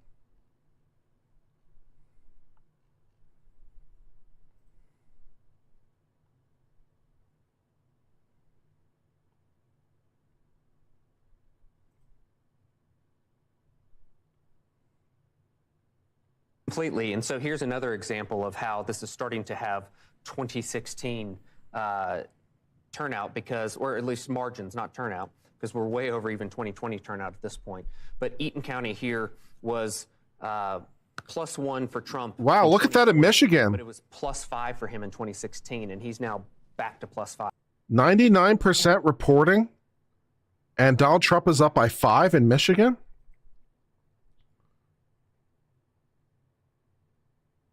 I mean, that can't be right.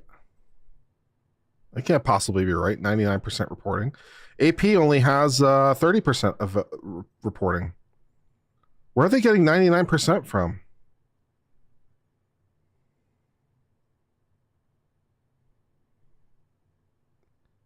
Yeah, AP only has 31% of the vote counts. Where are they getting 99% from? This is all estimated, right? This is us all, getting happy off the New York Times making their estimations. Right. And when they say that there is, say, a 64% the county? chance or 69%, that still means there's a 31% chance it goes the other way. And remember the betrayal of the needle for Hillary Clinton when it was 99% pro-Hillary. Now it's obviously a little bit later in the election at this point. That's right. Don't forget, the betrayal of the needle against Hillary was always moving in one direction, from the top of the night to the bottom. And this needle has also always been moving, and basically always been moving in one direction from the top of the night to now.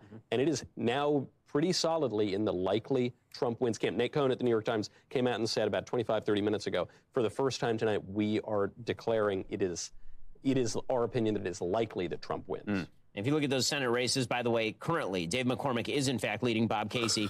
He's still up by 5 overall in the state with 31% reporting. That's pretty good. The trend continues. Pennsylvania does not look like it's going to be particularly close. It looks like Trump is going to walk away with it by at least a couple of percentage points. They're saying there aren't enough votes left in Philly to point it out for him. In Michigan, Mike Rogers is currently leading Alyssa Slotkin in Michigan. By the way, Mike Rogers makes it 55. Mike Rogers makes it 55. Huh?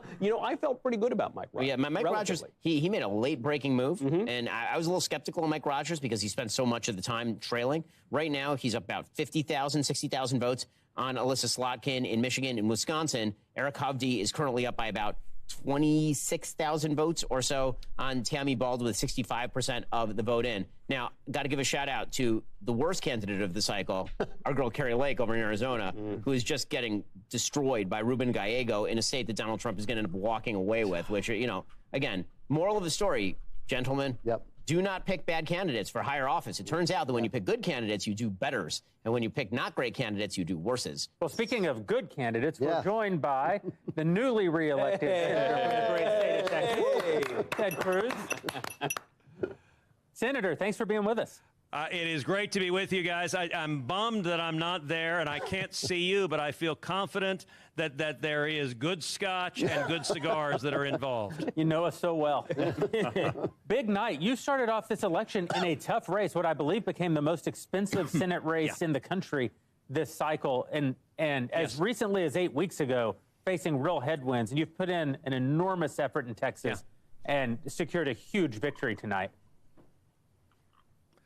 Well, I got to tell you, our win in Texas was just breathtaking. Right now, about 76% of the votes have been counted. We're up 10 points. We're up nearly a million votes right now, and there's still a quarter of the votes to be counted. I mean, it's incredible. And I'll tell you what's really encouraging also. We're making massive inroads with Hispanic voters in Texas and South Texas. And I got to give a shout out to Ben. So Ben came down to the Rio Grande Valley with me, did a campaign event there. And Michael, this is going to break your heart. But Ben is a friggin' rock star in South Texas. I mean, it was like Elvis walking in the room.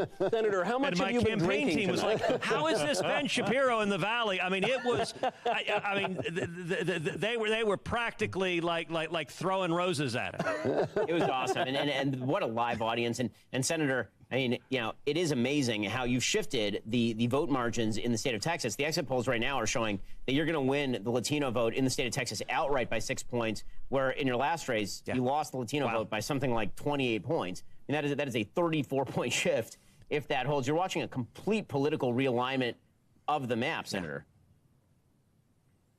Look, and it's encouraging for the country, and I actually have to give a shout out to Joe Biden and Kamala Harris, who all they had to do is open up the border, invite like narco terrorists into the country, and people are like, you people are friggin' nuts. Yeah. And I think actually South Texas is a generational realignment. I think we're going to see, I'm going to make a prediction in the next year that we see a bunch of elected Democrats in South Texas flip over and become Republicans. And they're already conservative, but guys, it finally happened. I've been waiting for a while. It finally happened. I've been eyeing it. And I saw it turn with my very eyes. I saw it literally happen right in front of my eyes. As 89 has turned into 90. 90%. Cheers, my friends. Cheers, my friends. Freedom is back on the menu. How important was holding the Senate and flipping the Senate in this election? Look, massively important, and I'll tell you, you guys are fresher on the numbers. I was just listening to you talk about it. I've been on stage until 5 minutes ago, so I've missed the last hour of developments. I know they've called Ohio, and right now the numbers in Pennsylvania and Michigan and Wisconsin, those are really encouraging, and hopefully Montana, I expect they're going to call that pretty soon. Look, I mean, you're right. We could easily be at 55, which is a sea change. That's right. And really a big deal. Wow. Senator, do you have any sense, I assume you've been focused on your own race and this massive win. Do you have any sense on the House right now, how Republicans are feeling? I mean, yeah, and North Carolina has been officially called by the AP. Took them a little while compared to some of the other people, but North Carolina has been officially called by the AP. So that's good. So, hey, cheers to that. Cheers to that. House are positively correlated, and that if Trump is turning out big numbers, look, to win the House and grow our majorities, we've got to win some tough seats in New York, some tough seats in California, and Kurt's based awake. on the early results, I'm awake. I think we've got a real shot at it. But, you know, look, I think the odds are looking very good that come January, we have a Republican White House, a Republican House, and a Republican Senate. Wow. And if that's the case, we need to roll up our sleeves and get to work because we had a lot of work to do. That's exactly right. Senator, I know that you didn't make time for much press tonight. We really appreciate you making time for us. You've got a big party to get back to and a lot of hands to shake. But congratulations again. Cigars on us. Here we go. Here we go. Look, I love you guys. You are extraordinary. And by the way, congratulations on getting your movie trailer. What was it, on Rachel Maddow on MSNBC? Okay, that was pretty wild. We try to have a good time. You got to tell me, did anyone stream from that? Did you get any MSNBC people like logging on saying, I got to see the movie? Nary a single one, Senator. Nary a single one. Least efficient marketing campaign in Daily Wire. Well, I think they all know the answer, which is they think everyone's a racist. Yeah, that's exactly right. So I'm going to put out a live request to everybody in production. Well, Senator, I know you're busy. Sorry. Senator, get back to your party. Tell everybody how Thanks, Thank you, sir. Dad. So I'm going to put out a request to our production team. We need to find out when do we get to live stream MSNBC? When do we get to watch the good stuff? It's like, Okay, when do you guys, start playing come on. A friend of mine. You know what we want. A friend of mine just bought a subscription about 25 minutes ago. He felt it was now in safe enough territory that it was worth the $50 or whatever in order to watch them live, at least on a free trial. This is like, when can you start playing Christmas music? Yeah, It's like, exactly. that's the thing. It seems like the answer may be tonight. That map looks pretty good, doesn't it? That map has a pretty big united group of red. I'm seeing quite a lot of red on that map. Red. MS3TK, right? We're just going to sit here. It'll be a shot of us from behind, just critiquing Rachel Maddow and company. Again, the numbers continue to come in favor of President Trump. He is currently up by approximately 60,000 votes in Wisconsin. He is currently up by, at last count, 170,000 votes in Pennsylvania, and he is currently up in Michigan by somewhere on the order of 116,000 votes. Interestingly enough, both Pennsylvania and Michigan may be the two states in the country the most impacted by the massacre on 10/7. Yes. I mean, by the way, you want a great stat? Here's a great stat for you. You ready for this? Yes. So the Biden administration, because they're incompetent and horrifying at everything, and because Kamala Harris is incompetent and horrifying at everything, they've achieved the signal feat of alienating both Jews and Muslims. Yes. Wow. It looks very much as the Detroit Free Press reporter Niraj Wariku reports that Kamala Harris will not win the south end of Dearborn. Whoa. It's an area that is 90% That's impossible. Muslim that Biden won with 88% of the vote 4 years ago. Yeah. And that vote is instead going to the best Jew of all, Jill Stein. Yeah. Wow. So that's this is actually something you that can't be psychotic enough for the psychotic, you stupid asses. Well, this is also there's another point here, which is that the war is great in theory for a certain group of people, but it's terrible in practice for every single person involved. And so in Pennsylvania, you have a large Jewish population who's rightly outraged about what happened. And I suspect that in places like Michigan, you have people who are outraged that the people actually dying in the war are their kin. And what they would like to see is some kind of American leadership that helps, well, A, they could have prevented this, which you had in Donald Trump, to his credit, or could bring this to an end, which I think you will also have in Donald Trump. You know, when I was at MSG, I saw sitting 40 feet away from people.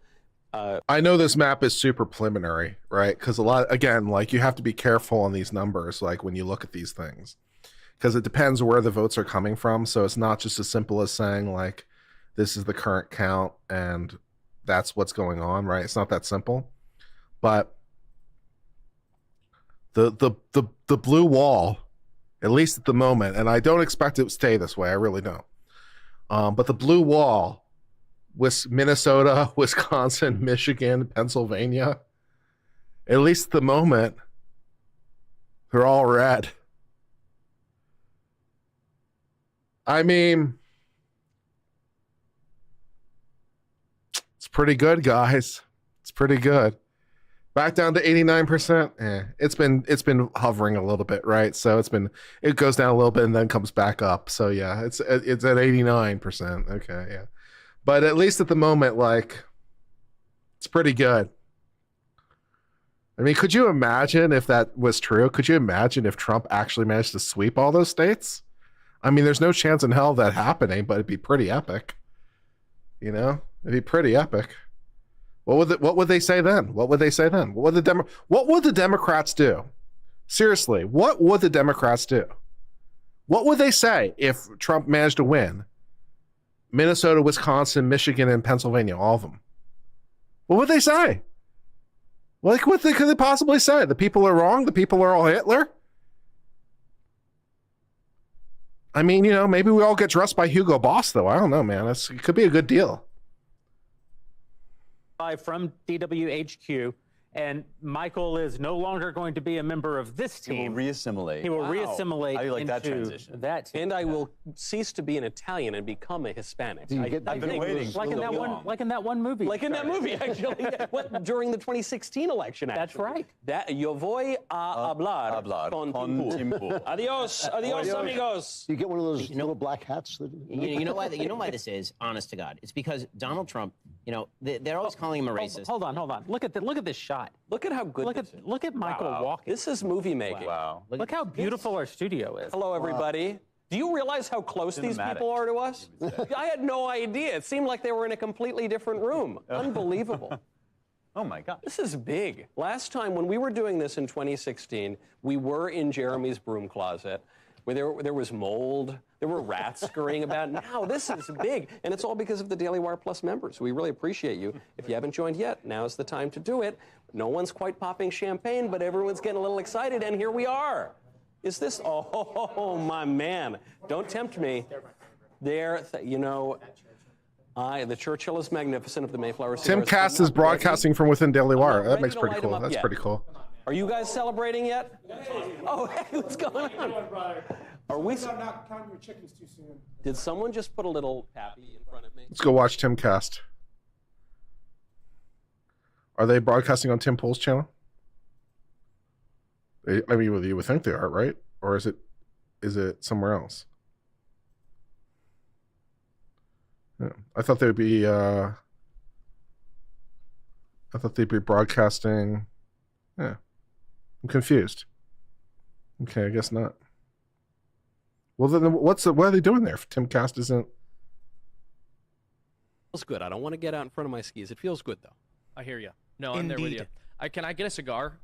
You can. Oh Especially my you. Wow. Seamus. Well, I'm just asking. Listen, I'll take whatever ones I can get. It's the art of the deal. Oh, there it is. Earlier. There it is. The light, the dark, the I big, got the it. small. What's the difference? I'll get one of the light ones. The I got light it. one is the Mayflower Dusk. Do You clearly don't watch his podcast because I do, and I know the names and the smoking. Did you want to advertise it instead of it? But No, that's fine. My man, toss it. 2, 3. Ladies don't smoke cigar. How dare you? I caught that. If I didn't catch that, my career would be over. It would be over. Instantly. Samus is there. Humiliating. This is the art of the deal. They asked me to do trivia on camera about elections for a cigar, and I was like, I'll get something wrong and look stupid. No. I was like, I'll just ask Michael for the hookup. Boom. And we're in. We're in. When it's good advertising, it's free. Exactly. Exactly. So Michael, 89% chance of victory says the needle. I've been watching the needle all night because people said beware of the needle. The needle betrayed its partisans in 2016. But you got to remember, the needle betrayed its partisans because it started out for Hillary and then it moved toward Trump. This time, it's not that it's been totally consistent. It's kind of stalled out and doubled back a little bit sometimes, but it's basically moved consistently in Trump's favor all night, including for the popular vote. Yeah? Yeah. Which It's means very exciting. It's pretty far over for the popular vote, to be Yes. honest, for him. I think now we're past 1. And so it's the popular vote doesn't matter, and it actually offends me that we have to talk about the popular vote because that's not how elections are conducted. But it would be. I love that. Yeah, of course. I mean, it's just, we have a system of government here, and the libs, whenever they lose according to the rules, they say, but the popular vote. The thing that doesn't matter. Yes, that's right. Mu Deng the hippopotamus actually said such and such. And you think that's not in the Constitution.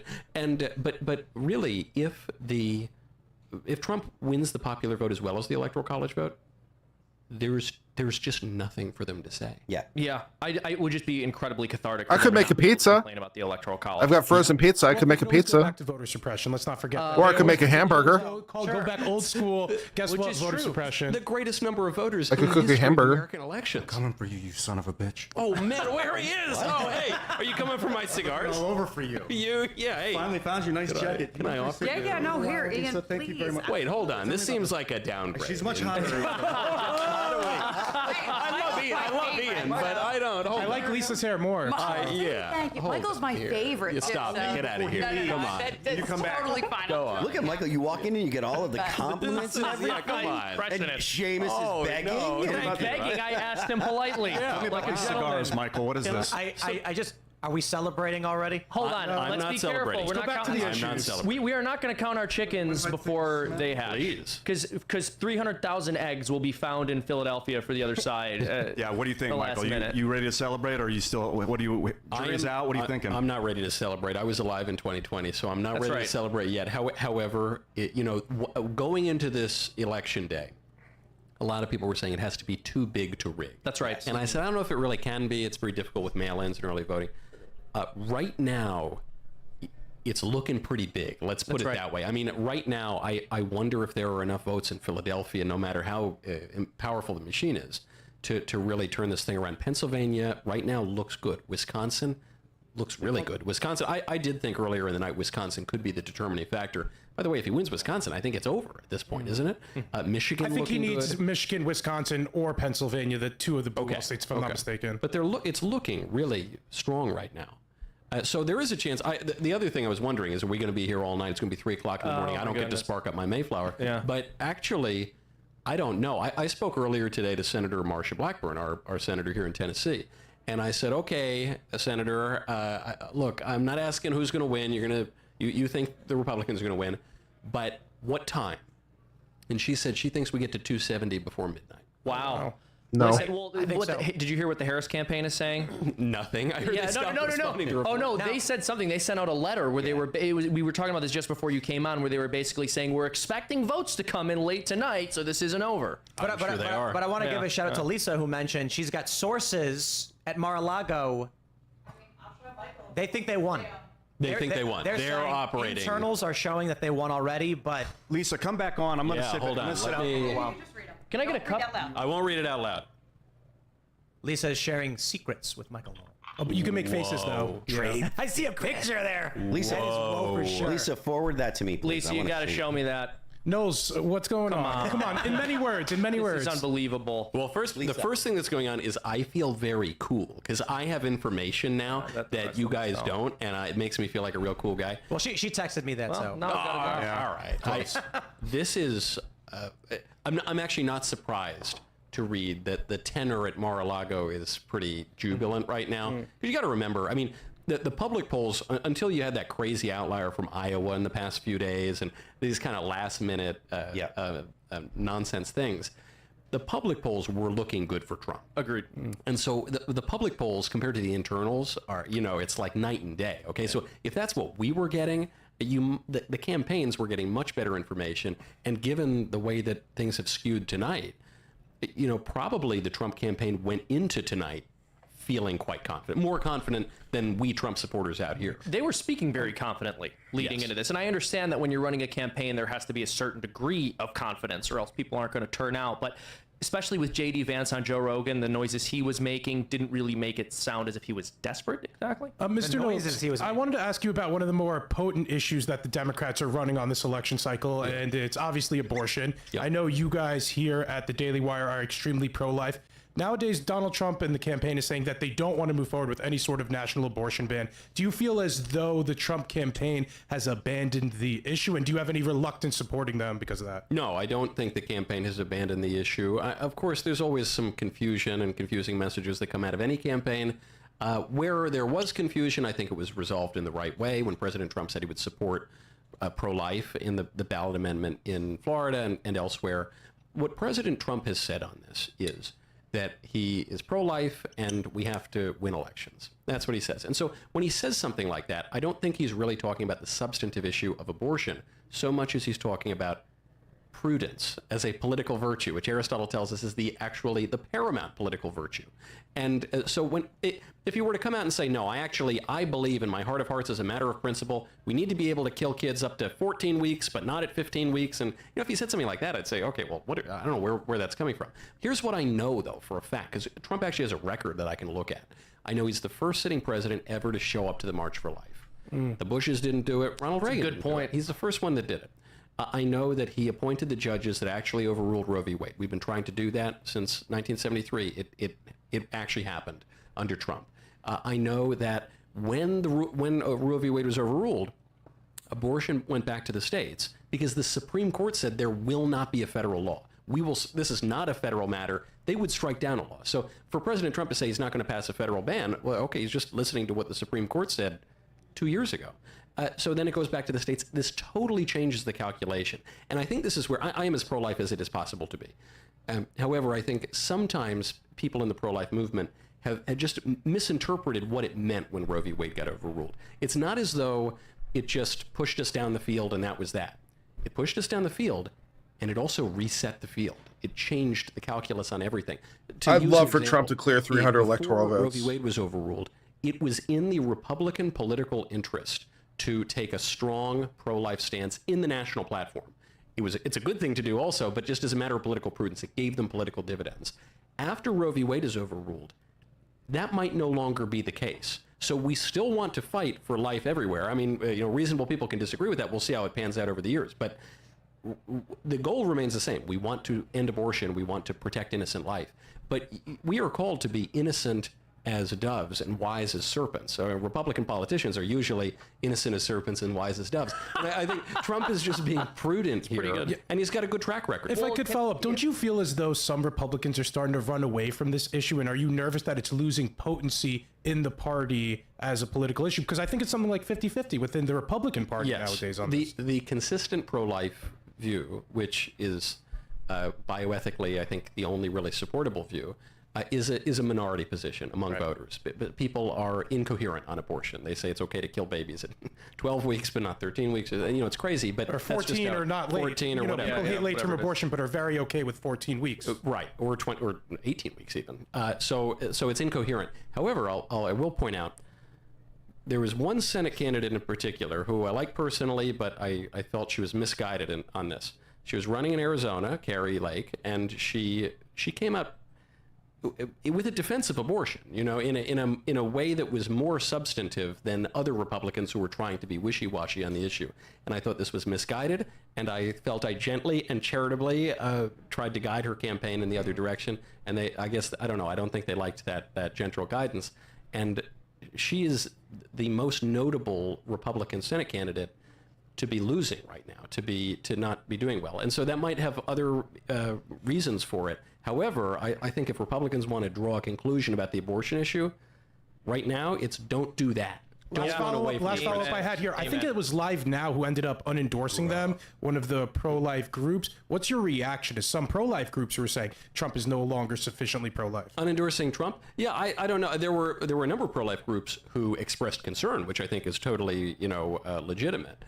However, I think even Lila Rose, who is one of the great pro-life leaders in the country, and she had raised a lot of concerns about the way Trump was talking about abortion, and I think she helped move the conversation in the right direction. But she came out and she said, "I'm voting for Donald Trump." And so I think she showed a lot of moral clarity on that issue.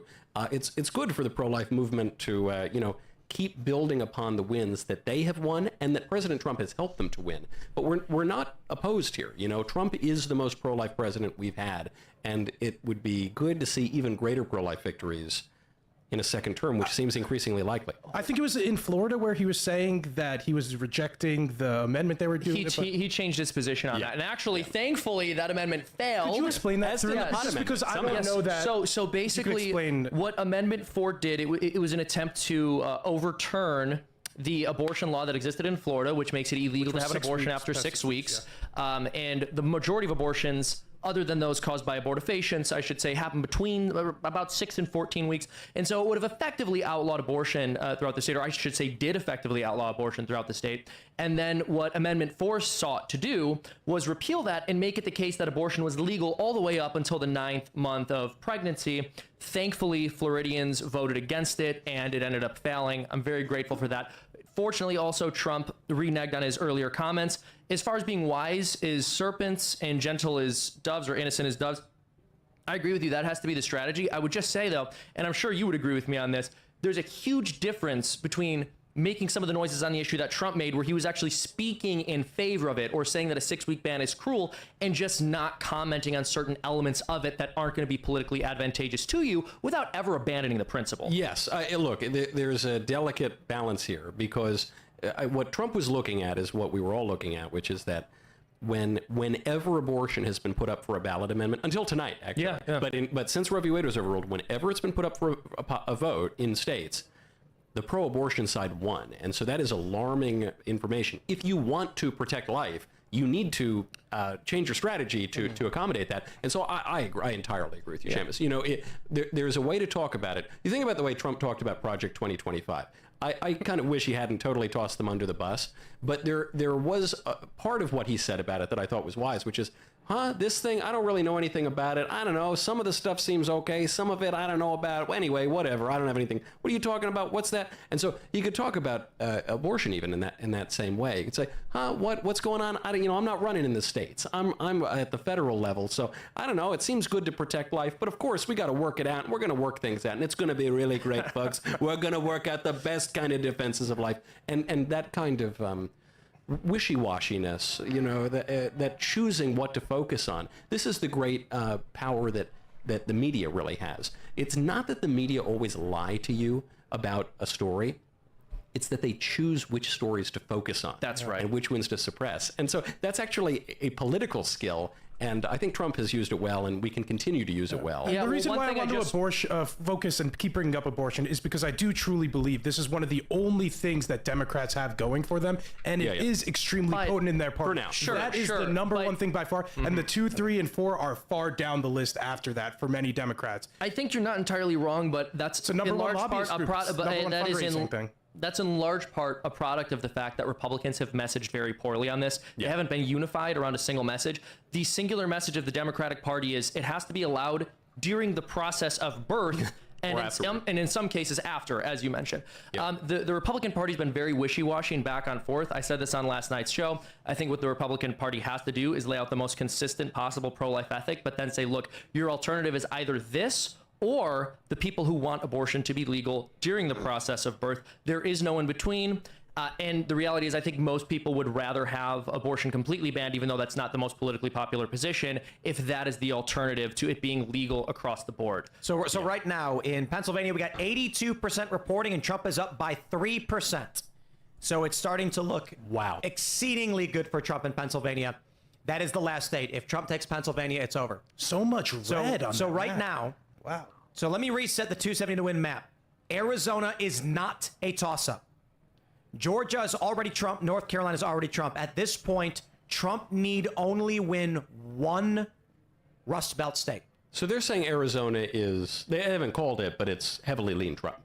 Yeah, so the forecast model, you can see here, 270 uses the standard polling.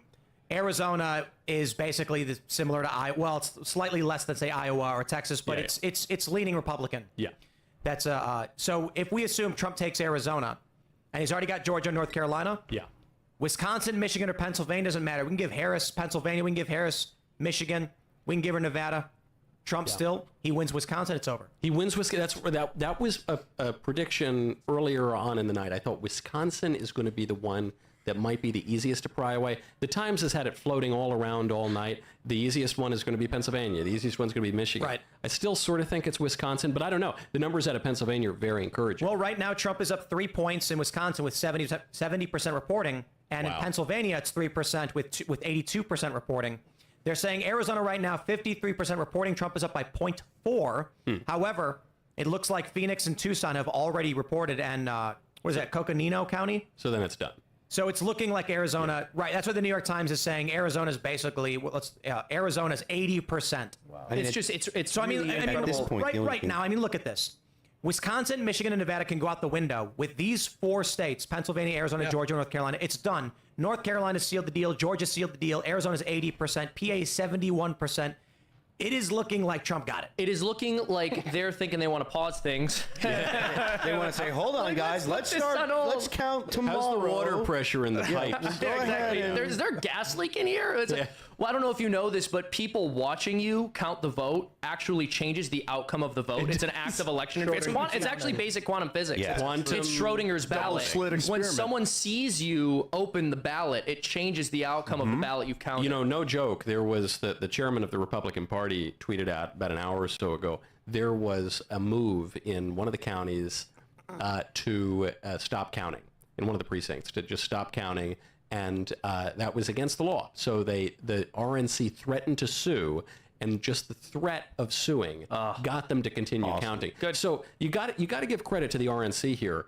They were not prepared in 2020 for pipes bursting. They were prepared this time, and the election officials are following suit. Yeah, there are more things that they can do, I think, but I think that the fact that they had been ready to go with Lost Virginia, very sad. Legal challenges right off the bat. It was a nice dream while it lasted. Credit to Laura Trump and the job. It was a nice dream while it lasted that we got Virginia. I want to talk a little bit about pro-life because I'm consider myself pro-choice with reason. But one of the things that makes me want to have kids before this beautiful monologue the soliloquy that I'm going to deliver. I'm being dragged out in here. Well, Michael Knowles, I can't wait to whisper to the winds. Thank you for the cigar, brother. Undoubtedly, that is a thing that Donald Trump has already been pre-negotiating. That is going to happen. That's why he wants solidity in the Middle East. He wants Israel to finish up whatever they're doing security-wise. He wants them to finish up in Lebanon. He wants them to finish up in the Gaza Strip. And then Donald Trump is going to work. He has all those connects already made. That's all going to come into play. As far as Ukraine, Trump and Vance have already said, contrary to popular opinion, both Trump and Vance have said they will continue to fund Ukraine sufficient so that Vladimir Putin does not walk into Kyiv. But they are also going to be realistic about what the prospects for what the final settlement in Ukraine looks like, which is the solidification of the borders of Donbass and Ukraine, some sort of commitment to neutrality, but with some sort of additional funding of military resources sufficient to deter a further Russian invasion. Things are about to get How long a lot do you better. think that'll take on the Ukraine-Russia front? I mean, that's up to Putin. Yeah. That's up to Putin. I think Putin, this is one of the dangers, is that if you keep signaling that you're a little weak on it, then Putin probably keeps trying to push and push and push, hoping that you'll just go away and then he'll walk into Kyiv. But here's the thing about Trump. The one thing Donald Trump does not like to do is lose. He hates losing. And he knows that if Putin is seen walking through Kyiv, he looks like a loser. So he doesn't want that. He doesn't want the photos of Vladimir Putin walking through Kyiv in the same way that he wouldn't have wanted the photos of the Taliban walking through Bagram Air Base, right? So he's realistic about all of that. So those, I think, are the things that are probably front burner items for President Trump. And I'm going to try to stay on for at least another an hour and 10 minutes. I'm going to try to stay on until at least midnight my I time. mean, he'll put in place, all the I'm getting tired, but I'm going to try to stay on. Foreign funding. 91%, by the way. The so-called Mexico rule. He'll put that back into place. But or until the Harris campaign concedes. And I think he gets all that done inside the first 100 days. Yeah, I think you're right. We're going to take a break while we wait for the next results to come in and tell you a little bit about what's been going on at Daily Wire Plus. Don't care. Since I joined. Don't care what's been going on at Daily Wire Press. Thank you. And was that moment where he raised his fist in the air? That was. But oh my God, the shows look at these numbers. I'm sorry, Kamala Harris's poly market odds are now 2.9%. It was bad crypto. It's bad crypto. I mentioned I thought the big shift was when Joe Rogan or when betting markets are not feeling it. And Donald Trump did the show, and Donald Trump. If you think that Harris is going to win, though, now would be a great time to bet. Hey, Monty, not only his endorsement, Monty, if you think that Harris is going to win, now would be great. Bearing her soul to You're the getting world. 33 to 1 odds, man. People aren't. That's really good, man. You should definitely put some money down. It's actually a little bit better than that. You're almost getting 50 to 1 odds. You're getting like 40 to 1 odds. They don't know the price of groceries. They don't Now would be a know really good time to put down some money for Harris. costs. You can really rake it in, man. Like $1 million homes. Nobody knows what's happening anymore. So the Poly market workers is the name of it. Poly market. You Go do it. Go do it now. It's a part of who they are. I mean, you also look at this coalition of celebrities and how far to the left they always lean and how they lose their career if they're not. We put a joke in a video. Democratic or members of Democratic Party less likely to endorse Kamala than members of Diddy Party.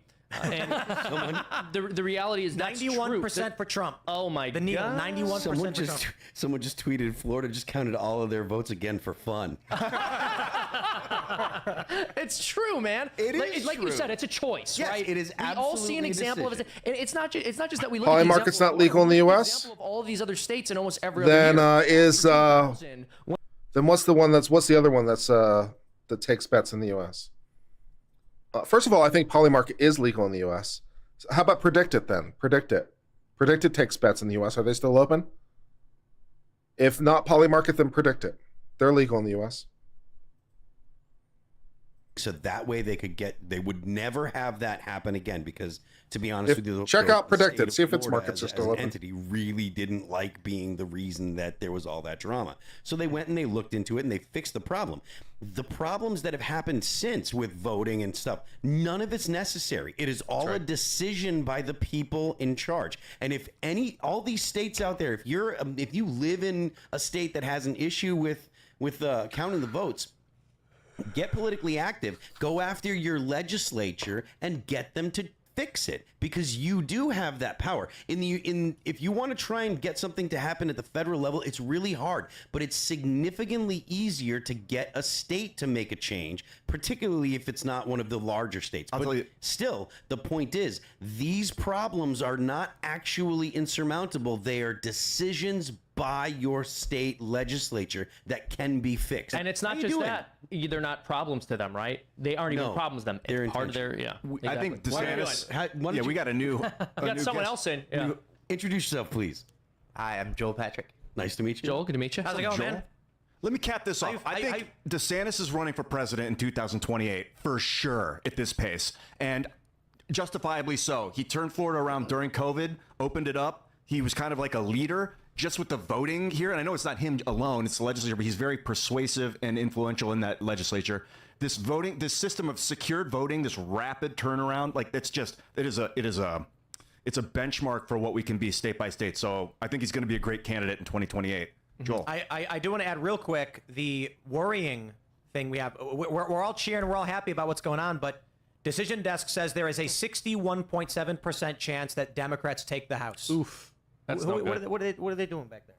They're dancing around, making a scene. Now, they're counting ballots. Cover the windows. This is the same website that said there were 88 million chickens. Just want to say real quick, Joel, I've seen your truck. That thing's awesome. Oh, thank you. Big fan, dude. That thing's sick. What's the truck? It says white privilege on it. I'm not even talking about that. You never, gigantic white truck. Yeah. You never get pulled over, white, right? So you never get pulled over then? No, the truck has white privilege. Oh. Well, sometimes, but most of the time, I just smile and I'll roll down the window, and the officers think it's so funny that. Well, didn't you have a card for a while? And then you gotta say, is it working? That shit was sick. Yeah, that's what I did. So I sold a bunch of white privilege cards, and then I bought the truck with the money. I got my white privilege card. I never leave the home without it. Is it a Cybertruck? No, it's a Ford F-350 on an any level lift. So it's like a big lifted truck. So I think Decision Desk has called the Senate. Maybe not. Who's calling this? Political Polls says the Senate control has flipped. Republicans have taken control of the Senate. So I'm wondering who's calling that. New York Times has still not called it. They're still saying 50 Republican seats. That Decision Desk screwed the pooch with that 88 million people and it in wasn't Florida. There was a bunch of. Do they still? What? Earlier, they said that 88 million people had voted for Trump in Florida. But there's not 88 million people. No, there's like 12 million or 10 Look at million this. or something. They still have Lawrence County with a tie. Trump and Jill Stein tied with the same amount because clearly Jill Stein didn't get 21,000 ballots. So they might be right about the House. They might be off. Wait, so is she from there? No. It's a mistake. The Decision Desk has been terrible all night. Mm-hmm. But I'm seeing Political Polls is saying that they've taken the Senate. What about Associated Press? It may be AP reporting. Look at this. Greater than 99% chance. Well, I think it's because we're looking at, holy crap, 74% reporting. Hovde is leading by 2 points in Wisconsin. Rogers is leading by 0.3 with 47% in. Michigan is still, who knows. And in Pennsylvania, leading with 51.1 to 48.9. McCormick. It looks like we may flip Wisconsin, PA. Literally at all, and you can be in the Senate for your entire life. Yeah, not only just running away to Cancun, but the brother does a podcast, and that's all he does. Talks about vampires. Yeah, and that's it. I mean, he does do the killing on the side as a Zodiac killer, but that's true. Okay, I'm joking. He's not. I have to clarify these days. He's not actually the Zodiac killer. Okay, so Pennsylvania is probably not going to be called tonight. I wouldn't imagine. John and I were talking. Yeah, there about hasn't that been much before. movement on any. There hasn't been much movement. The emptiest counties are the counties around Philadelphia and Bucks County. Allegheny County, where Pittsburgh is over 90-something%. I think, John. And so what's going on in Nevada? When you look at where how's Nevada not have any results? It's from that southeast part of Pennsylvania. What's going on in Nevada? Is still out. and they lean Republican at this point, but that's because that's what's been counted. Michigan has only counted 46% of their vote. Wisconsin's at 76%. Trump is up by 4 there, but when you go to the Wisconsin map, you see Dane County, which is where Madison is, has been largely counted. But when you go south, to Greene County, just below that, and Rock County, which are good counties for Harris, Iowa County as well, they haven't been counted as much. And Milwaukee County is only at 58%. And she's two to 1ing him there. In Milwaukee, and only at 58%. Only at 58%. Okay, Yeah. so there's still hope there. So speaking of hope, thank you for giving to us, the anonymous person who gave the big amount on tyt.com. We appreciate you. T Walker 74, I appreciate you. I'll do more names in a little bit, but everyone who gives over $100 through tyt.com, I call them just to personally thank them. I want to give Sarah.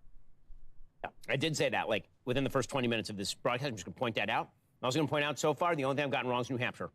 Just going to say it. You went all in on New Hampshire, though. You went all in. I do have to say that Arizona is very close with 55% of the vote in, which that's still early, but it's essentially a toss-up, 49-49 for the two candidates. So if you're going to get pessimistic, could we end up losing Arizona and sort of unraveling our map a little bit? Not going to happen. We're going to win Arizona. Arizona is solidly in red territory. According to the New York Times, Arizona is a high likelihood, a very, very high likelihood of a Donald Trump win at this point. Again, it would be kind of shocking were he to lose. They have him up by a projected almost 4%. It's at least safe to say we're going to have a winner. I mean, this probably will not drag on for days. No, I think that there's a very good shot that we will have a winner in the next 2 hours. I mean, if it continues at this rate, I think there's going to be a temptation by some networks to start calling some of those Rust Belt states. If people want to be super cautious, you're probably talking about late morning, tomorrow morning, or early afternoon. But by tomorrow night, President Trump, I think, will be pretty obvious. If they call one of these Rust Belt states, it's over. They've called the election. Yes. Because Arizona is definitely going to go in Trump's category. All he needed was North Carolina, Georgia, Arizona, and one of the Rust Belt. So now the Democrats are going to have to complain that the problem is the popular vote. And there are the. Got to get rid of the popular I thought you were and just the going to electoral stop ballot. that the problem is the people. Yeah. I mean, we're going to go back to that point, but that is what it's going to be. Get ready for it. They are going to rage against the dying of the light, and it's going to be worse for them. They're going to have to go deep into the crevasse of fail before they start to emerge, like in something like reasonable order. So what do you expect will happen now? Let's assume the best. Thank you, D.O., for the super chat. Do really appreciate the super chat. Thank you very much for your very kind, thoughtful contribution. That's very nice of you. Really quite radical people, Musk and Kennedy. We do appreciate everyone who supports the now channel. Taking up dominant positions in the White House. They're threatening the big pharma. Trump is still at 91%, by the way. Trump 1.1 on the popular vote, 301, 237 projection. Stone dead. The education establishment is in serious trouble. Nevada's still open polls. Complex is unlikely to Shouldn't be be. happy.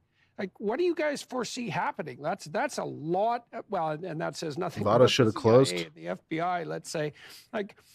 It doesn't seem to be realistic to presume that such people are going to just take this sort of thing lying down. No. And that says nothing about the leftist radicals who are quite nicely organized after all the pro-Hamas protests. Like, So what do you see happening here? I mean, there'll be resistance inside each of these agencies. It's why, the attempt to move a lot of these employees to so-called Schedule F is going to make a huge difference. This is something that the Trump administration is going to try and do. They're going to take the permanent political class and they're going to say they are now fireable under the articles of the Constitution. The president does have unitary executive authority to fire all of these people. Schedule F meaning what? What Schedule happens? so right now, by union contract and by regulation, if you are considered a non-political appointee in the executive branch, there's a procedure that you have to go through in order to be ousted from your job. If you are redesignated as a Schedule F employee, that means you're effectively an at-will employee of the executive branch, and the president of the United States can summarily fire you. And so that's going to go forward pretty quickly. Again, I think that there are certain areas. It'll be interesting to see what RFK Jr. is actually given. So I think RFK Jr. ends up in charge of like Ag and HHS and FDA. No, I think that he probably ends up as like Department of Agriculture guy, like Secretary of Ag. Maybe you put him in charge of FDA. But I think that, again, I think FDA could be really interesting. I'd give them HHS, I think. yeah, I mean, the only problem with HHS is that's really more about the application of Obamacare and Medicaid than it is about like the health things that he cares about. He cares more about FDA kind of stuff, like vaccines or like food and water, right? Like that's more FDA type stuff. Maybe EPA. But I think that EPA would be a problem for him. Are we because going to keep Rachel Levine in place? Is my question. Yeah. Doctor. Only if she Admiral Doctor. Only Donald Trump will bring him on the carpet and force him to admit he's a man, and then say, then he can stay. Then he can stay. For those of you who haven't noticed. Yeah, exactly.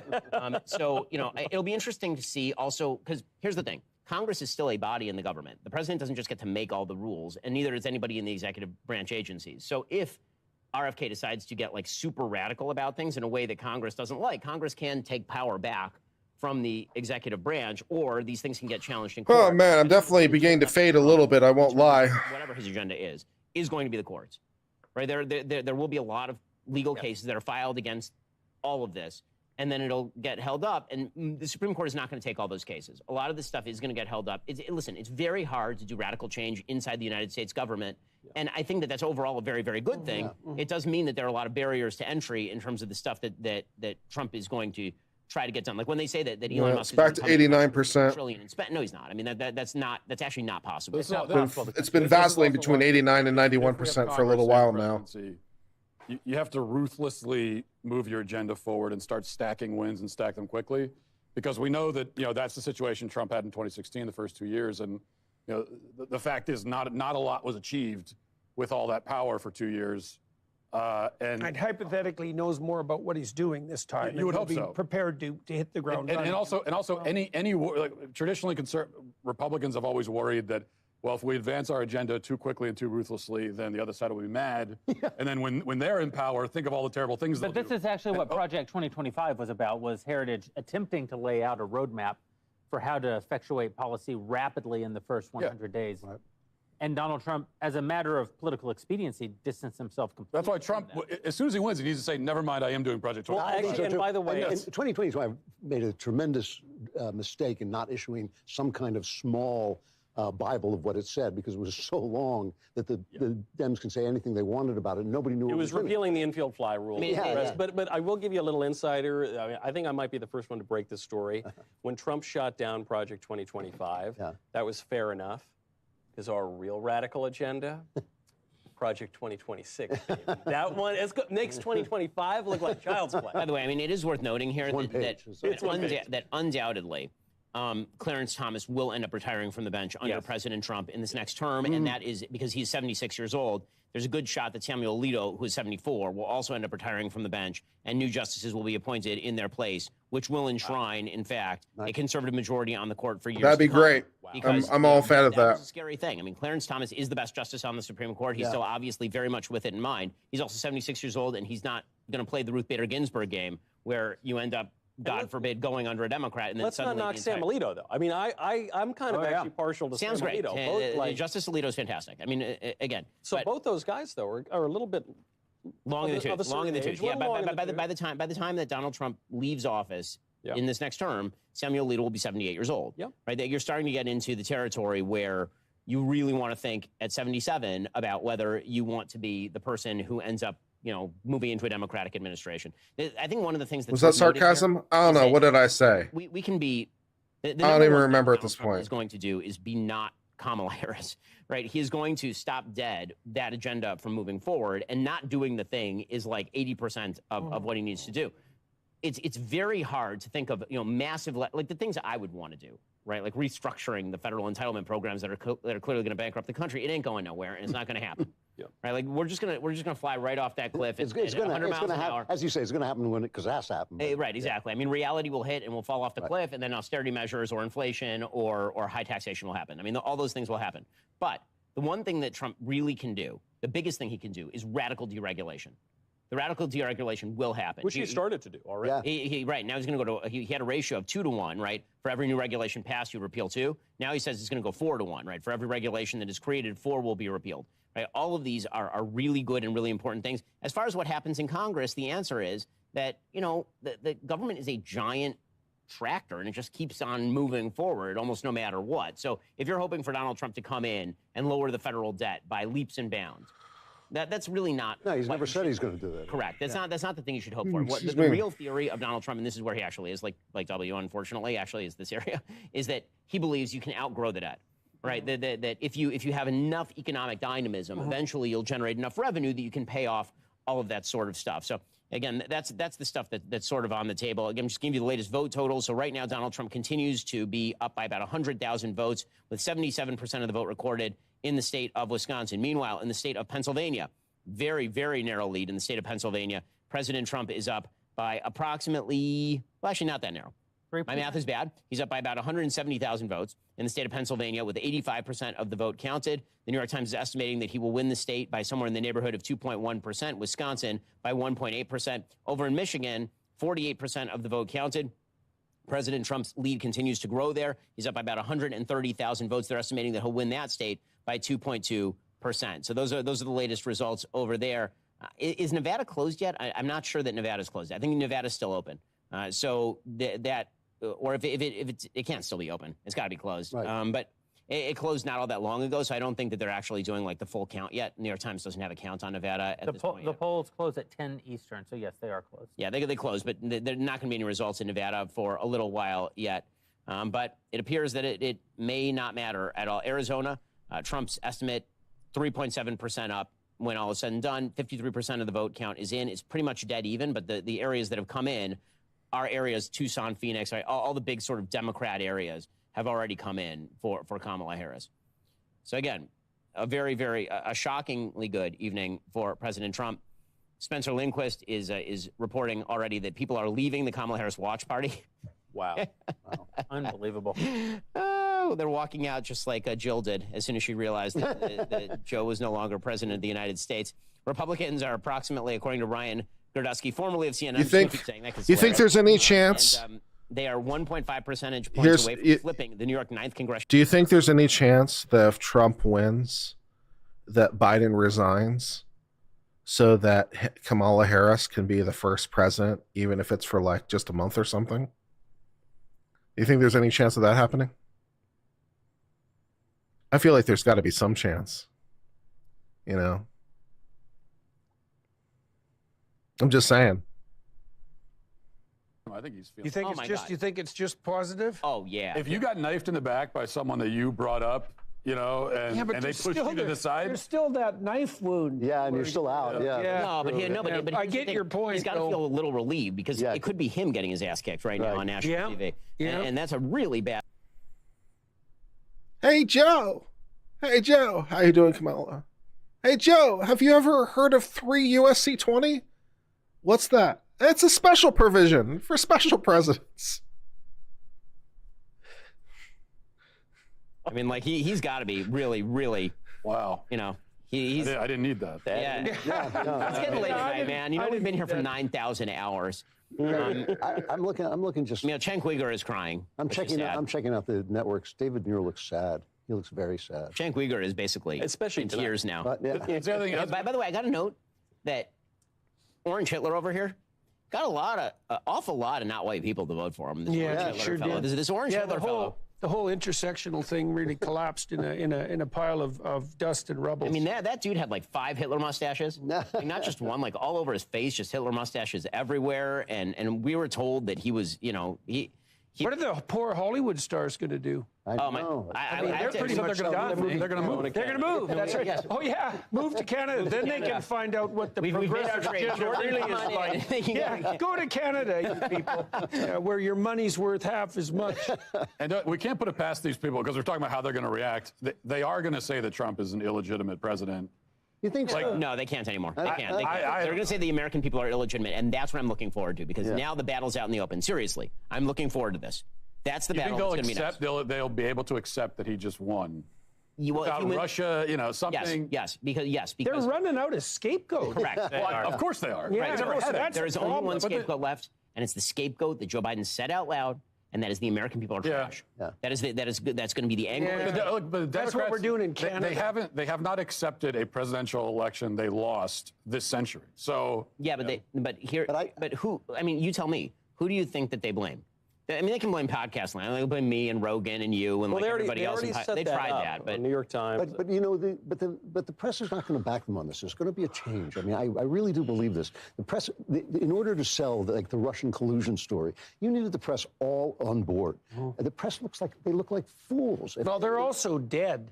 Like the Rogan interview with Trump and. It was more important. Oh yeah, that was the end of the legacy media. As far as I mean, they were already on the outs. But what is left of them? They've lost all their credibility. They have no audience, right? And it's highly likely, I think, that what Musk predicted will occur, which is that the broadcast networks will lose their license to broadcast, and they'll be relegated to the cable networks. And they should. They deserve it. There's absolutely no reason why they should occupy that. I can tell you what the move is, though. Because you're right, they've lost their audience, and so what's their move? Their move is to kill us, which they already telegraphed. The New York Times, the Washington Post had that piece with your face on it, Ben, and then the New York Times hit all of us. The New York Times, this popped up in my Google. I actually was not in that article. You were? I was neither. I was weirdly in it. I was the centerpiece of their header. They didn't mention you never mentioned because I said, what did the headline was in the podcast election? Falsehoods fly, misinformation flies, and YouTube lets it happen. So it was a picture of me right there in the middle. I said, what did they get me on? I think I've been very precise about what I've said. I looked, they didn't mention me, but they want to take down the Daily Wire. Clearly. They want to take down the other podcasters. That's not working out so good. It's not going to happen. Well, it's not going to happen, at least with Trump in charge. If the Republicans have the Senate, it's not going to happen for them anytime soon. But I think that is their play. Okay, we're starting to lose. Well, we got to clamp down on the guys. I know you're a big fan of the Inquisition, but it actually didn't stop the Reformation from happening. And that's what they're doing. It's the same game plan. That's why we had to kick it into overdrive after you guys started that Reformation. I think that's all over. I can't see that. I think you're right. Go back to Patrick Bet David for a while. And I honestly think she should look around and say she's not going to get enough votes to get over the hump. 87% of Pennsylvanians, 78% of Wisconsin. I don't think she's going to be able to dig herself out of that. And so it's going to be time for the phone calls. You have any questions for him on the poll side? Vince, Dominic, any questions for him? Go for it. Dominic, you got a question for him? No. The question is, how would you Either that or we go back to ABC or CBS. Twitter, and there is I think very important tweet. Let me quote it. This is from Cardi B, and she tweeted, "We need a Hail Mary." That's her tweet. What's your comment? Cardi B said we need a Hail Mary? Yes. I responded to I her. wouldn't laugh on that. I didn't know she's Catholic. Cardi B likely thinks I didn't know she's That's Catholic. Candace Owens? Oh, I can't. I don't want to watch Candace Owens. She can fuck off.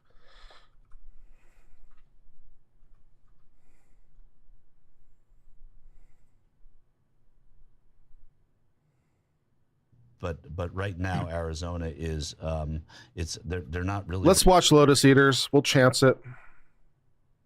We'll chance it.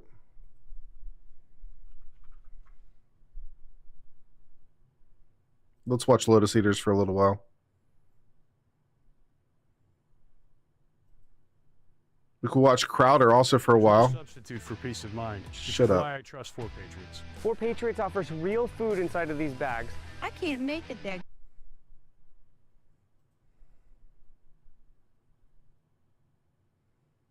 Modernize your home, office, and conference room with a stylish concrete look.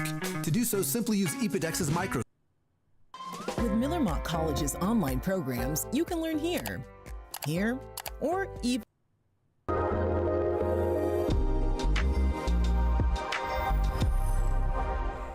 Junior, who's actually got something wrong with his voice. But what accent are you referring to? Sorry? What accent are you referring to? All of them. Pick any. They're all... whole spectrum. Every single one, you can't change the timbre of his voice.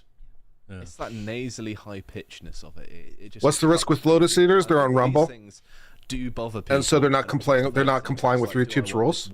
That's the risk. Well, can you imagine? Okay, Donald Trump, if he wins, he's going to go over to the Middle East and he's going to speak to Bibi Netanyahu and he's going to try and organize things. He's going to speak and talk to Putin, talk to Zelensky, etc., etc. Can you imagine Harris doing that? It'd be hilarious, actually. Imagine. Are you rooting for the other way now? I want her to try and nag Putin. I just want to be a fly on the wall. That might actually be the most effective tactic, is if she nags him into giving up. Nagging is a hard power, it's not soft power. Putin's deep, comprehensive understanding of 1,000 years of Russian history has got nothing on nagging. Well, the thing is, like, it's who's going to be more embarrassing? Would it have been Kamala Harris or David Lammy? Because we've got David Lammy going abroad at the moment, and that's very embarrassing. Did you compare the two? I would take Kamala Harris over Lammy. Yes. Now. Rejoice evermore. But I mean, this does put Labour in a very awkward position, because I mean they came out pretty clearly that they wanted Harris. Is Carl Benjamin not on anymore? David Lammy and others have archives of tweets. You want to just watch CBS for a while? Just watch CBS for a while. CBS still streaming?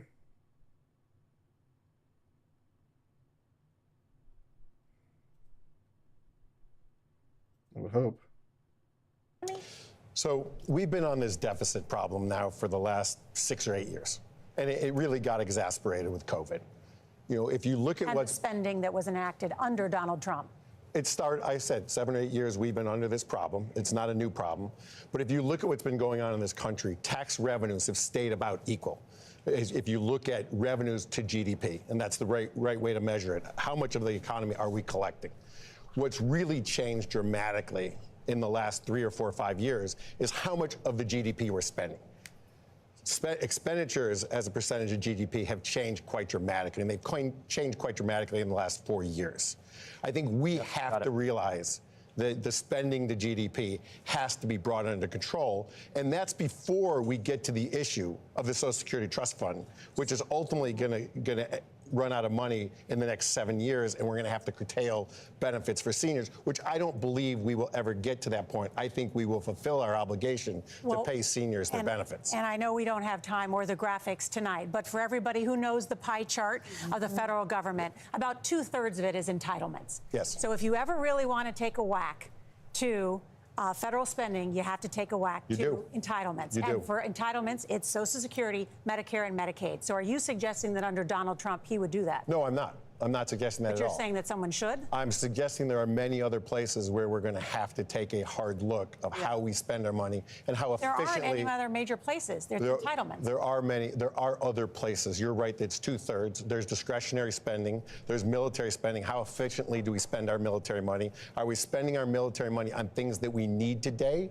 Or are we spending our military money on things that we bought 10 years ago that made sense 10 years ago, and they're creating jobs in certain economies? Now, that's important. The jobs are really important. But I think we have to take a fresh look at everything we buy in the country, why we buy it, and why we spend that money. Was there anything about Donald Trump's presidency where he exercised fiscal constraint? Yes, there were places where he exercised fiscal constraint. I think he took advice from some of his advisors on places where he would have spent additional money had he not listened to some of his advisors. And if you look at the spending during that period of time, we were 2 to 3% lower in spending to GDP than we are today. Gary, you were the architect of the Trump tax policy that was put in place in 2017. He's campaigning saying he's not going to tax Social Security income. He's not going to tax overtime. He's not going to tax tips, something Vice President Harris also says. There are a number of things. It floated not having income tax. The Republicans look like they may get control of the Senate. Do you think a Republican-controlled Senate would do any of those things? Well, you also need the House, potentially. So remember, we've got legislation. Legislation starts in the House, works its way to the Senate, and then gets to the president's office. So we don't know what the House is going to look like at this point. This is boring. I don't like this. Candidates promise on the campaign trail. Try ABC. And what they do in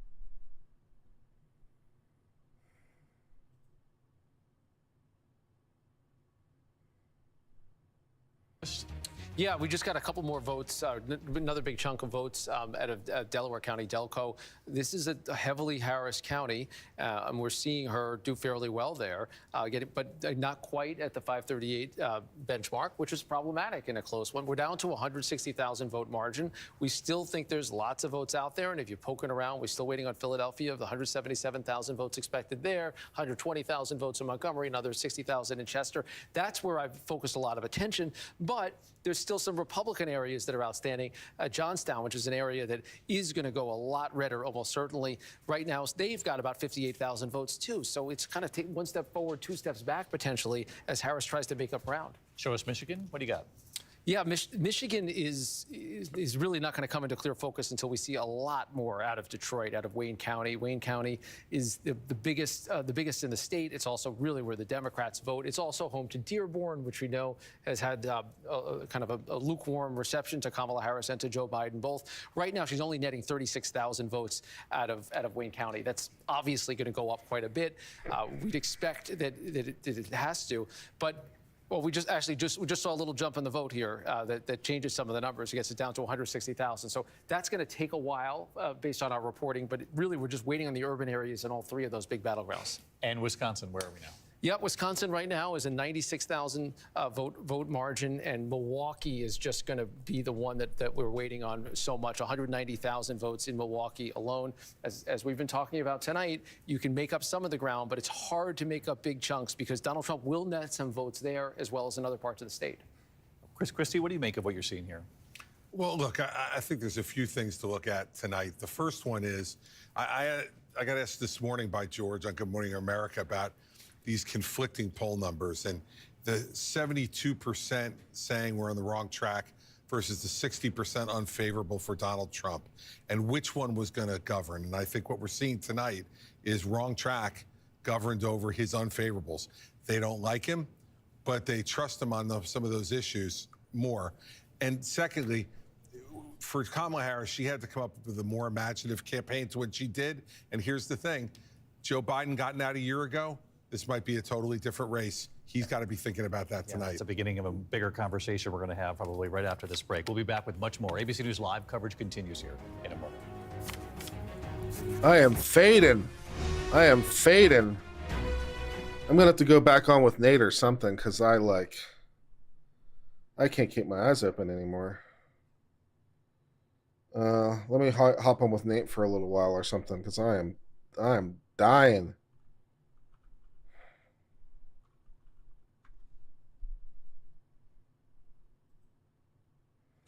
I was hoping to stay on for another half hour.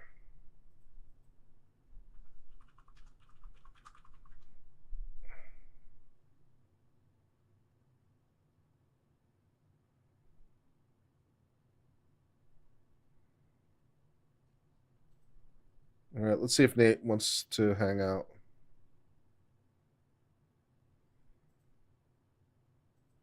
Oh, Nate ended his stream. Is Joe still going? Joe.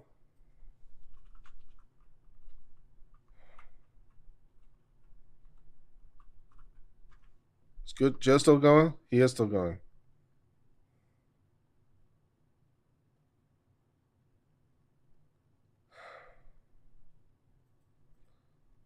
I'm going to super chat him. Send me a link, please. Thank you.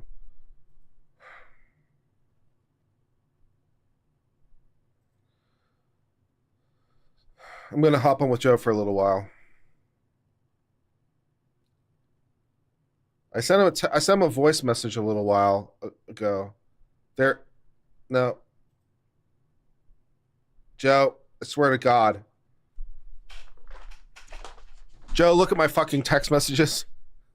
No, I'm not leaving. I'm just going to capture it inside OBS and I'll dual stream it.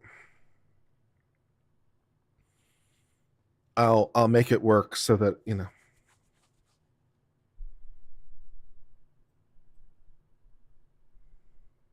Then for Trump, then for Biden. At the moment, they're going back to Trump. I just want to show one more thing we haven't shown tonight.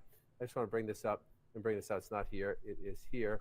No, it is here. Sorry. I will figure this out eventually. I promise you. I just have too many gizmos. Just want to come in here. Come on. And show you this. So let's go out nationally first.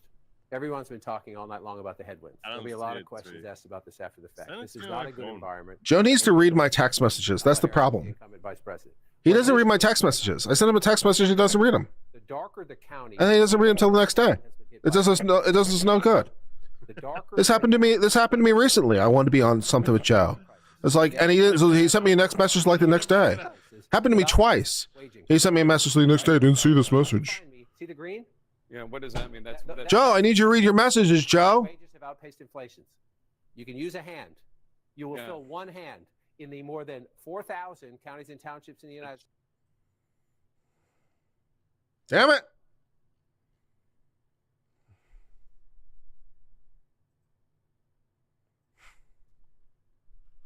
And it's not like we didn't talk about streaming together. So it's not like I'm just like imposing myself on him. We talked about it, and he's like, Joe Neerman, good logic. Jew, funny hat. That guy.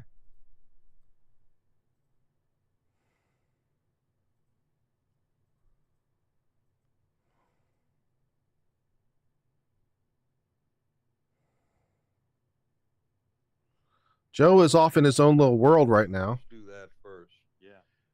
Or does it give them carte blanche? Joe is off in La La Land. Yeah, Joe Rogan. Yeah. Let me just send a message to Joe Rogan, see if I can pop on his stream. Yeah, that's good. Yeah. If I had the power to send a text message to Joe Rogan, this would be it'd be a bit of a different thing.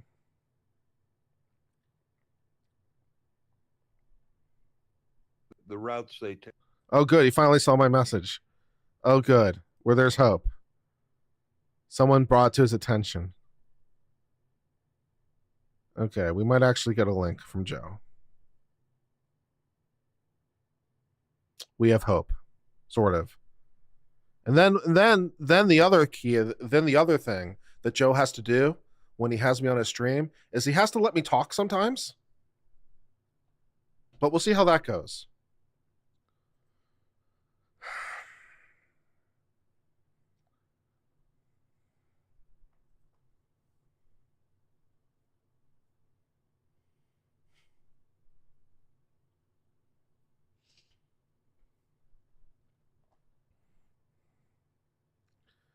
$93% of the needle? Hell yeah.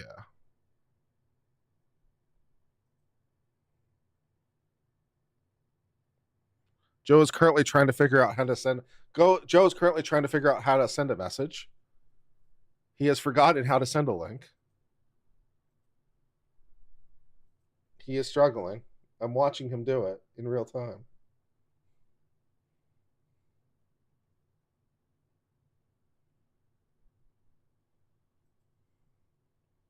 Joe has so far failed in his quest. I have never felt more like. Will he do it? Will he send a link? Does he remember how?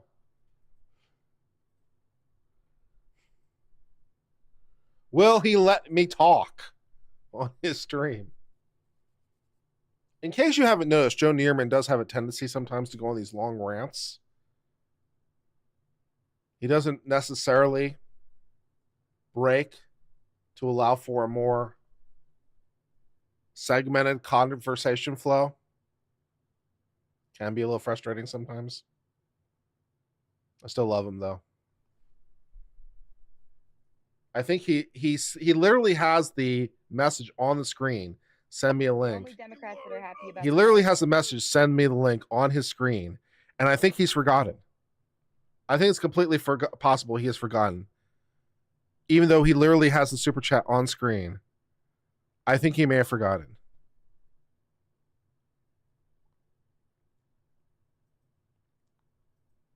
Well, this has been a giant fail.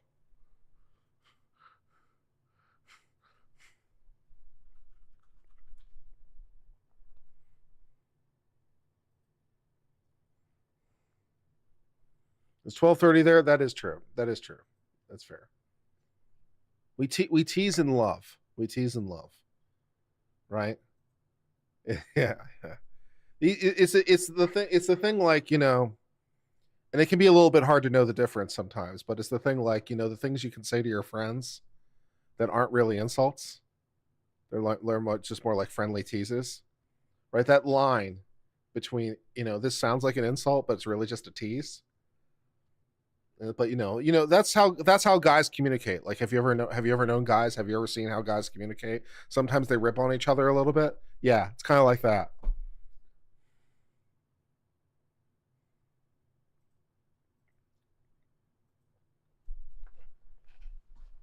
Have you ever known a guy? Let's start with that.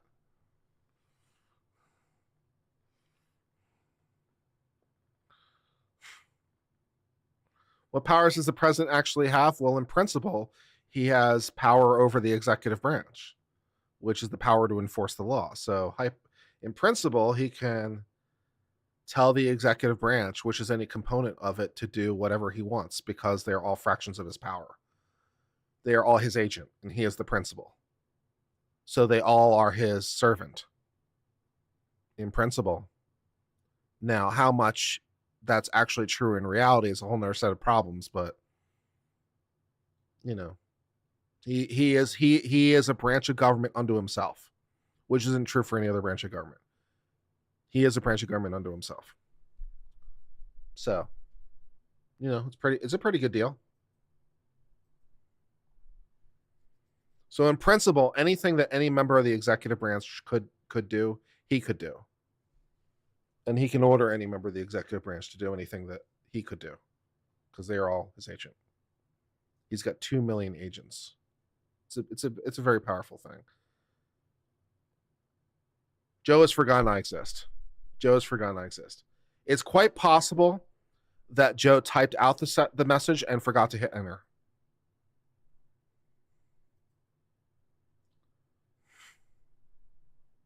Is the president an officer of the government? That's well, it depends with precision exactly what you're asking. Is he an officer of the United States? Probably not. No. So no, he is no. He is probably not an officer. No. The way the Constitution is written, it talks about principal and secondary officers. The president appoints officers. So no, strictly speaking, the president is probably not an officer. No. It's weird, but it's a very technical thing. I guess it kind of makes sense though, because it's kind of like in the same sense the president's the head of the military without being part of the military because he's civilian. Right? So the president's the head of the military, but he's not in the military. But he's still the head of the military, even though he's not in the military. So it's kind of like that, I guess, right? So he's not an officer, even though he's the head of all the officers. Kind of like that, I guess.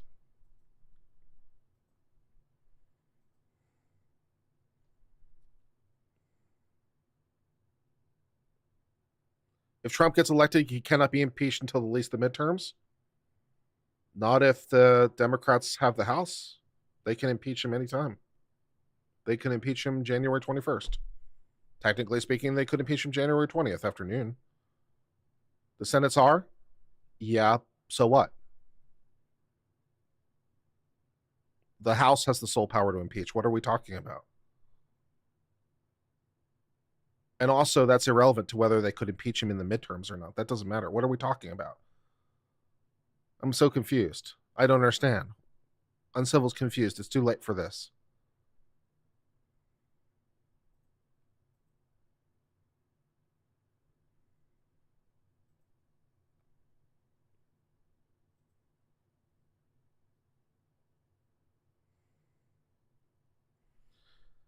Joe's forgotten I exist. It's all right. Wasn't that the argument against the 14th in Colorado? No, that was a completely different argument. It has nothing to do with the president being impeached. The argument in Colorado had nothing to do with the president being impeached. No.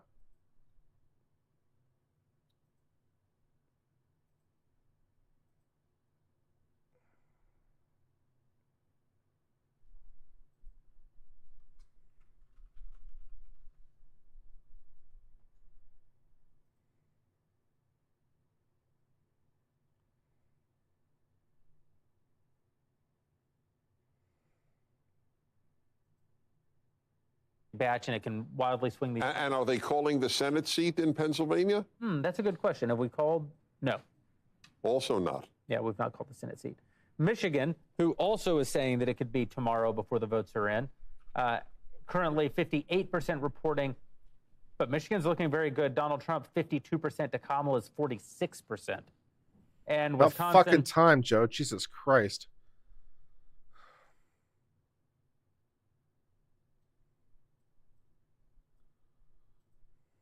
Platform is that. Thank you. You know, we can have that sort Hey, of Joe, interaction. what's up? And you guys are interested in. How you doing?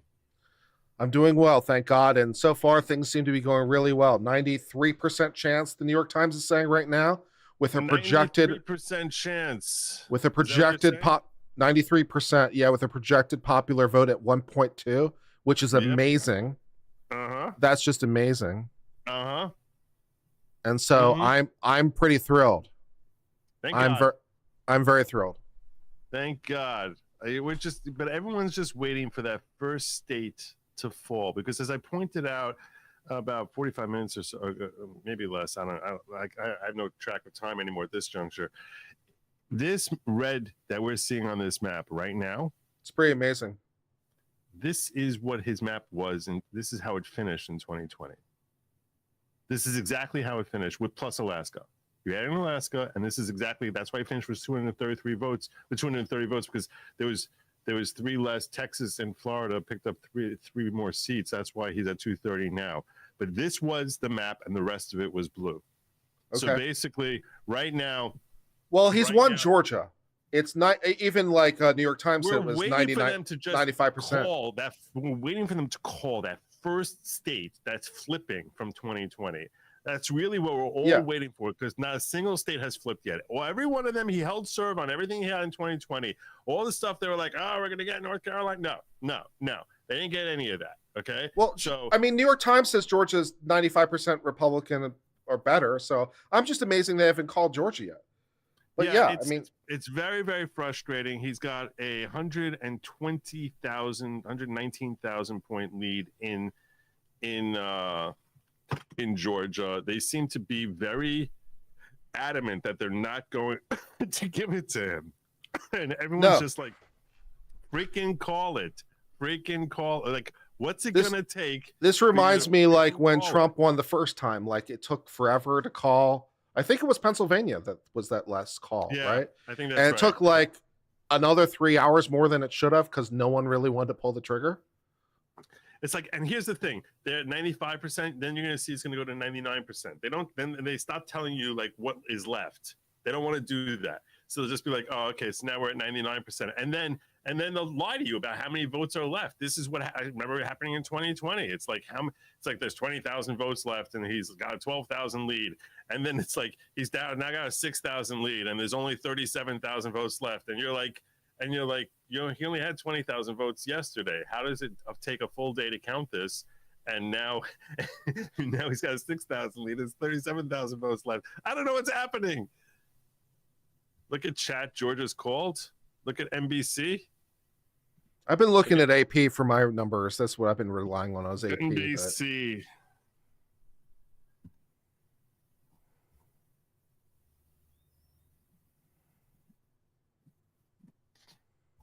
Oh, for the love of God. Not New Jersey. Live updates.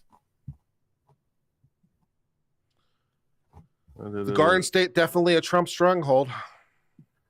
Wow. So they're calling 97.3% in. NBC is calling it. Nice.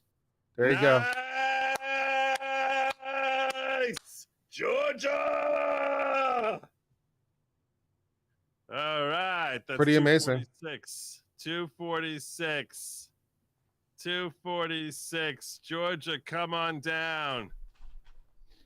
But what are the Democrats going to do if Trump wins and also wins the popular vote by 1%, which seems like he's going to do, because they're calling 1.3 right now. But what are they going to do? They're not going to. How can they say he's illegitimate? How can they? What are they going to do? They're going to start blaming the American people. Can you imagine Congress trying to overturn the majority of Americans? Yes, very easily. They're not. I'm sure someone will file a notice of impeachment on January 21st. They lost the Senate. Can you file a notice of impeachment before he takes office? Can you do it preemptively? First of all, correct me if I'm wrong. Okay. You heard of the whole Jamie Raskin thing? Mm-hmm. The whole Jamie Raskin was like, well, I guess if the SCOTUS isn't going to do their job, we're going to have to tell America, sorry, you can't be president. So I'm like, okay, let's slow down. First, you need a House. Second, you need a Senate. Third, you don't just need the Senate because of filibuster. You need 60 senators. Well, it's not the filibuster; it's in the Constitution itself.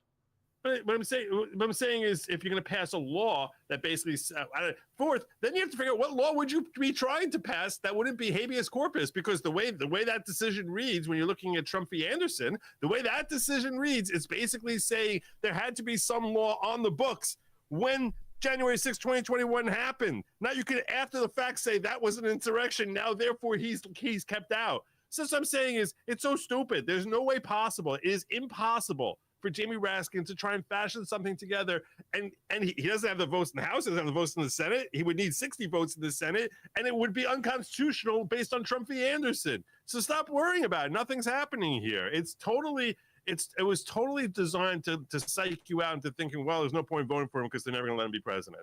But nothing's happening with Congress. They're not doing anything to stop him. They're not. I mean, tell me if you think I'm mistaken in any legal assessment I made there. I think if the Democrats have the House, I think they're going to file a notice of impeachment against them because it's what they do. Who cares? Who cares? I'm just saying, I think they will because they can and they're bored.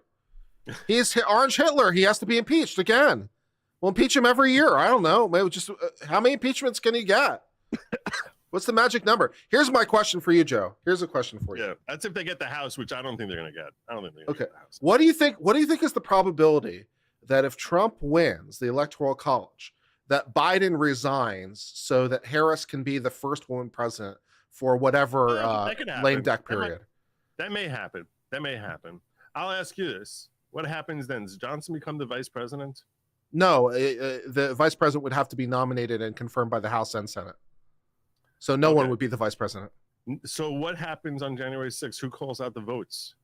That's a very good question. I Who's presume the president of the Senate? Who becomes president of the Senate? I assume it's the president pro temp. So that would be the individual who would call it. So it basically, yeah, I mean, it must be true because there's been period. So it'd be Schumer. Well, whoever it's typically whoever the most senior person is in the controlling party. So in this case, no, it would be a Republican because that would be the president of the Senate. Really? So no, wait. They're the minority? Or the the president pro temp is the most senior person of the controlling party. So if the Republicans have the Senate, 50-50. then that would be whoever has been there the longest on the Republican side. Although, wait a second, the Senate gets sworn in on January 1st? It's January 6th. So if they brought in January No, wait, 6th, January 2nd. January 2nd, I'm sorry. Right, January 2nd. So in that case, it looks as if the Republicans are going to take the Senate now because Sherrod Brown just lost.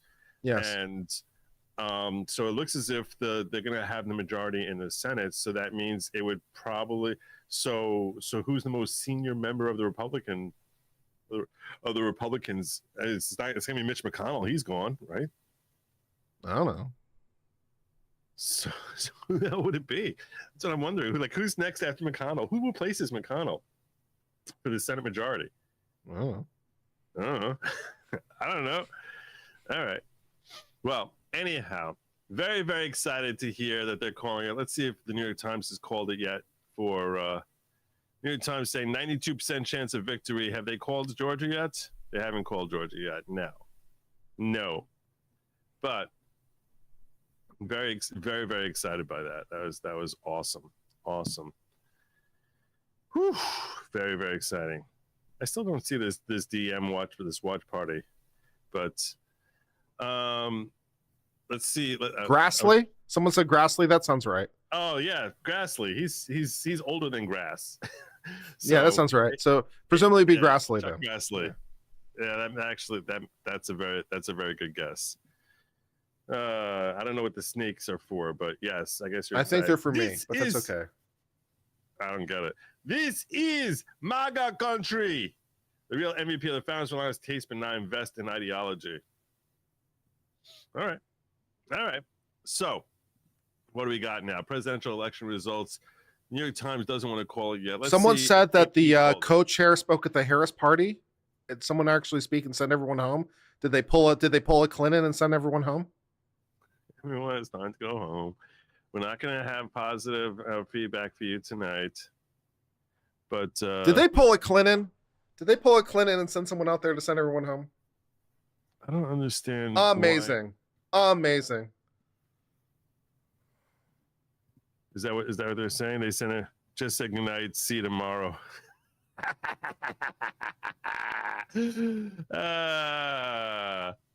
So when does Harris make the call? Well, okay. So AP is not giving Georgia yet. New York Times is not giving Georgia yet. No one's given anything on. We don't know anything about Pennsylvania, which is 88% of the vote counted, and he has 166,000 lead. So they have 88% of the votes counted. Arizona, he's got is only 50% lead. There's only 51% counted by AP. This is so slow. 52% here. And they give him 13,000 vote lead. New Mexico supposedly was called by some entities. I don't think he's making up the 43,000 that's there anyway. What are your thoughts about Wisconsin? What are your thoughts as far as the next state that they'll get? I think it's interesting that NBC has not given New Jersey yet. It's too early to call New Jersey. I kind of like that. I appreciate that. Thank you. He's only down by 130,000 in New Jersey. I'm surprised. I'm surprised they still haven't called Georgia. That's amazing. They don't like calling things. Everyone's so afraid. New Hampshire, he's been trailing by the same 25,000 all night long, and Georgia's off by 2.5%. There's not enough votes to count up. Yeah, well, you can't get them to call it here. Maybe they figure there'll be another Democratic Raffensperger miracle or something. I don't know. I don't know why AP and New York Times refused to call it. 270 Win call it. New York Times just called Georgia. Thank God. Did they? Someone in chat said they did. Yeah, there it is. Yeah, they called Georgia. Thank God. That was overdue. All right. The reason I think it could be significant when they call it is because once they call it, it's like states are like, yeah, okay, we're not going to bother trying to cheat anymore at this point. It's like it just would look really hokey for us to cheat at this point. But New York Times is giving him the odds in Arizona, Pennsylvania, Wisconsin, Michigan, and Nevada. They haven't favored in every state. They're saying the only state she has left outside of Hawaii, which I think they probably given her Hawaii. They did. They called it. Okay, that I don't really care, but is Minnesota and New Hampshire, and that he's going to sweep the rest. That's what their New York Times is envisioning. That she's going to get Minnesota and New Hampshire, and the rest are all going to him. So, yeah, that's. So we're doing exactly what we did 8 years ago. We're just waiting for someone to call Pennsylvania. We're just doing it again. Someone please call the Keystone State. Well, so we can all go to sleep. We can get Wisconsin. This is what I was pointing out. Okay, so right now we're at 246 with Georgia. Okay, so with the 246 we have here now, we need 26. We need 24 more electorals. That's basically Arizona, Alaska, Wisconsin. That's it. Arizona, Alaska, Wisconsin. Or Alaska doesn't get me. We're just waiting for that. We're just waiting for that very last county to close in 10 minutes. So we really need 21. Let's assume we'll call it the same way Hawaii's done, Alaska's done. Fine. So we need 21 more in order to take this sucker home. 21 more, which everyone is assuming that this is going to. That Nevada is going to be his. But God knows what the hell is happening in Nevada. Yeah, what is happening in Nevada? Did we get lost in the sphere? Counting usually takes days, but new technology and rules could speed up reporting. We're going to be lightning fast. Postmark ballots. You would think if anyone would be good at counting, it would be Nevada with all the gambling. I think they're pretty good with the numbers and counting. And it's shit. unbelievable. Can't they find some? Can't they find some bookies to count the ballots? I think they've got plenty of bookies with the counting. Damn it. Maine also. Maine did. I mean, they're counting here under 1 million votes, and it takes them all friggin' night long. Florida was done 3 hours ago. Everyone went to bed. Everyone's like, okay, we got this. 10 million votes. We can count that in like 4 hours. But for one reason or another, freaking Maine is like, oh my gosh, there's another 3,000 votes here. How are we going to figure this out? How can we possibly get to the bottom of this? New Hampshire also. It's like I don't understand it. I don't understand any of this. So, but the other thing that people are expecting, they're expecting to take at least 2 points from Maine. So you're really looking at him being at 251 right now, which is why Pennsylvania alone would be 19 points. That would give it to him.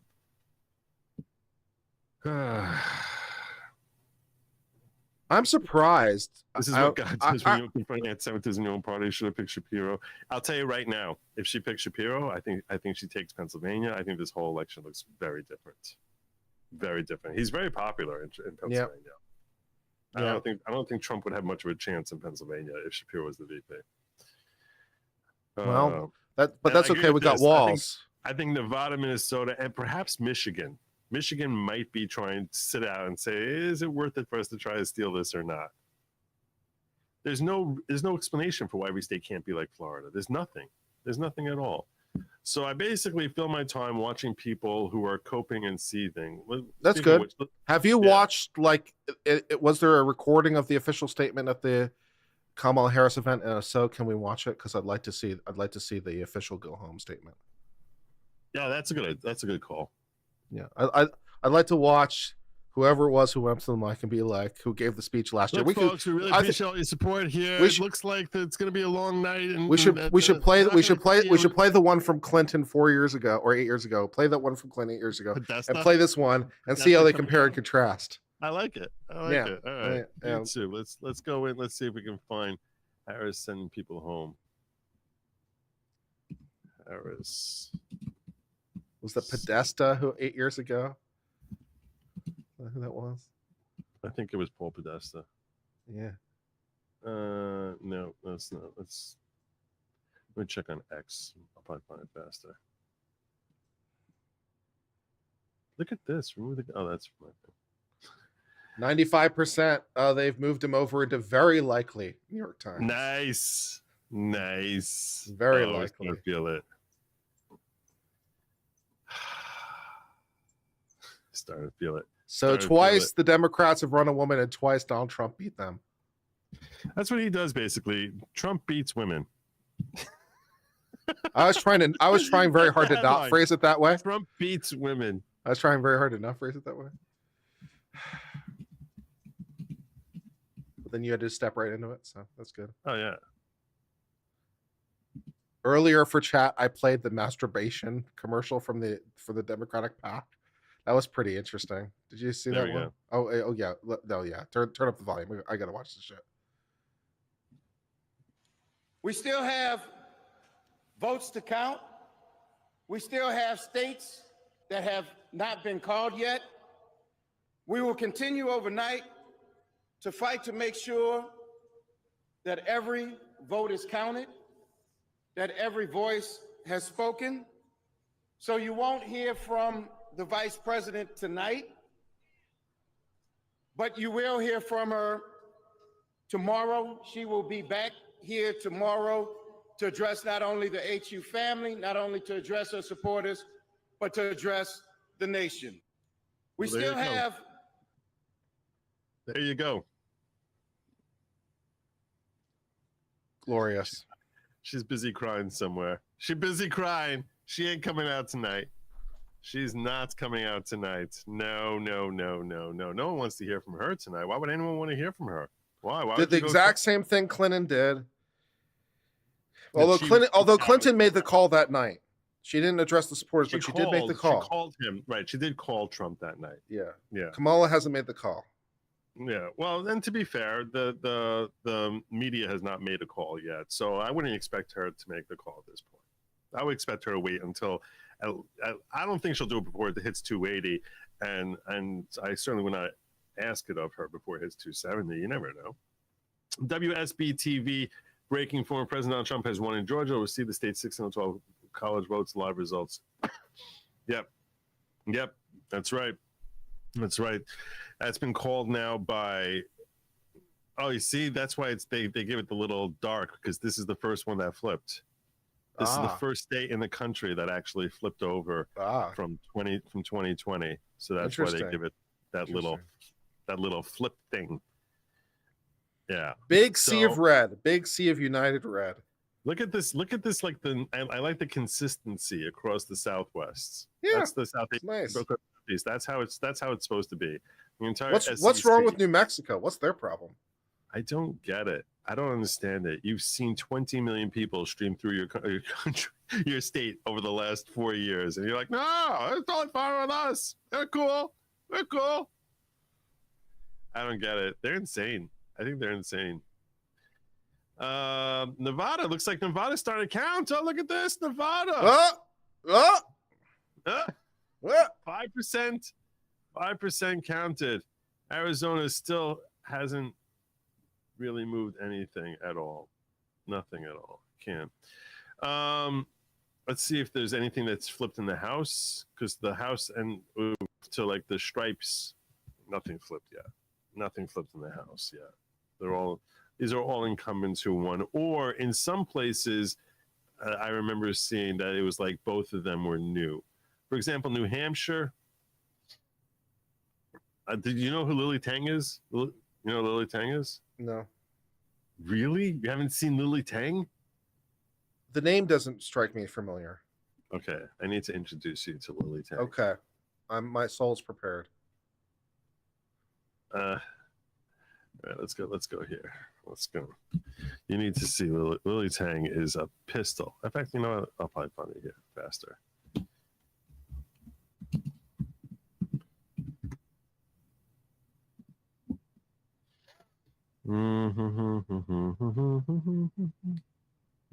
Latest. Battle Hymn of the Republic? Yes. Let's see, media. Lily Tang.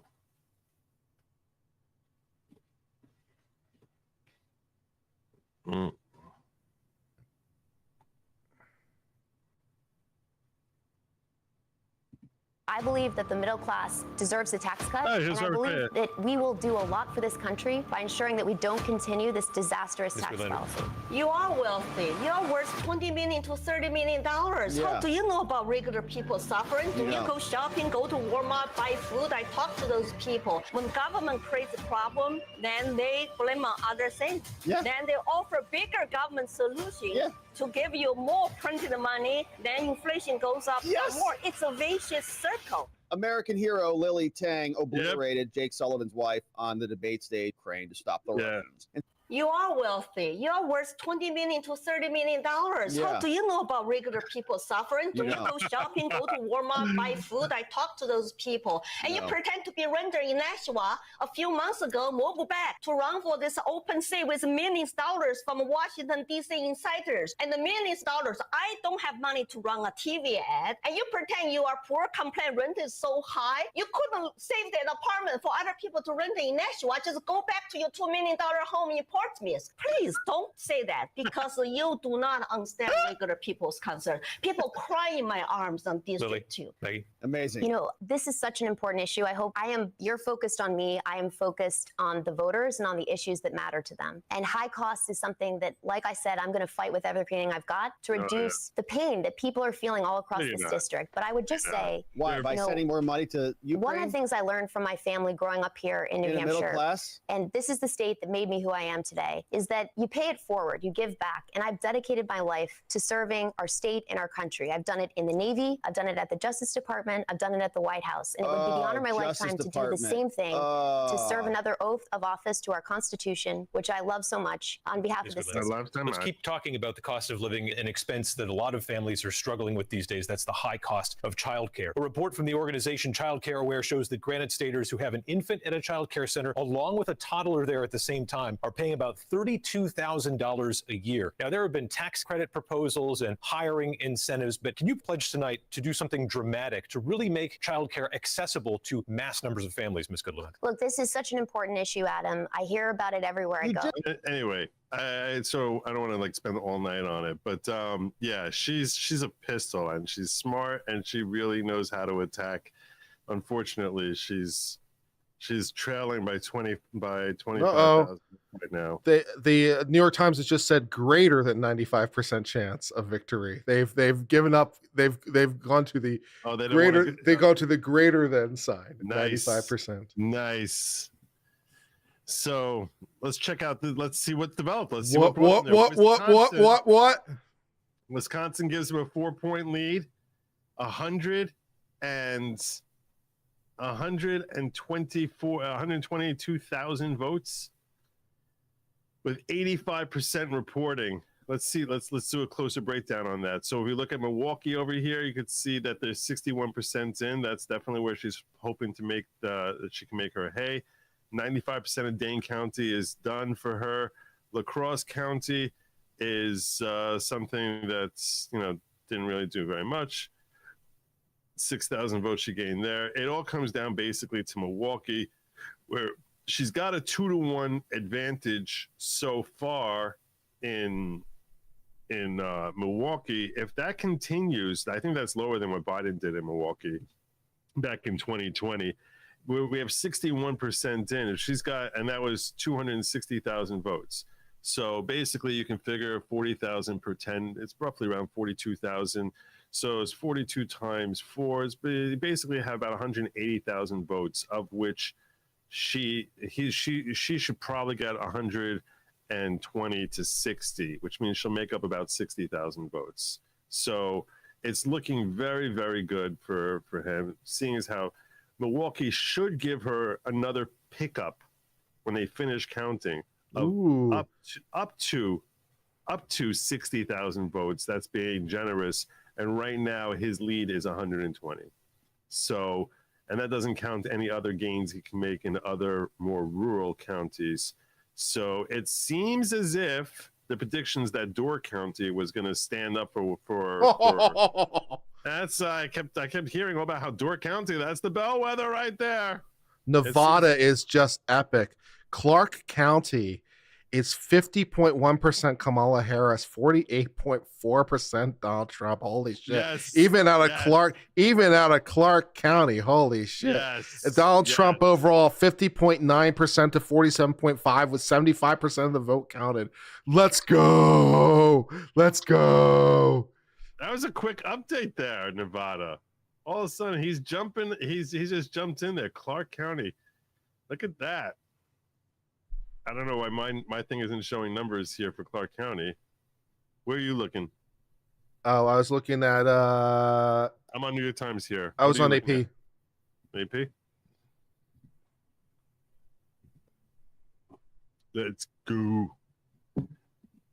I'm expecting to get a lot of these We Did It Joes tonight. We did it, Joe. We did it, Joe. We can dance if we want to. Leave the world behind. I'm looking forward to the compilation videos of all the meltdowns that are happening. We did it, Joe. I would like many compilation videos and many meltdowns, please. That's what I would like for my day. Saying it's a reference to this. Did it. We did it. We did it. We did it, Joe. You're going to be the next president of the United States. We did it, Joe. We did it. That's how I'm expecting to get a lot of people sharing with me tonight. So you want me to check AP here where you say that they've got... It's so slow for me, AP News. It's usually the one I go with. I trust, of the many ones that do it, I trust AP the most. So. I found New York Times to be very accurate so far tonight. The needle. I trust the needle. I pray to the needle. The needle is my god. Nevada. Nevada.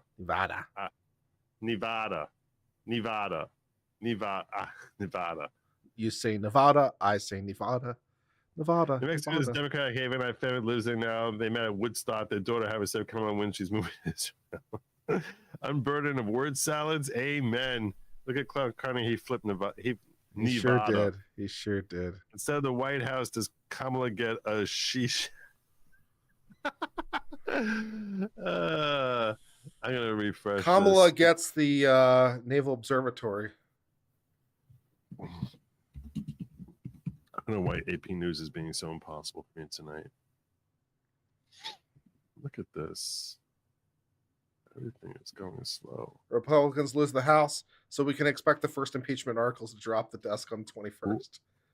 Why do you think the Republicans are going to lose the House? Someone said in chat. I don't buy it.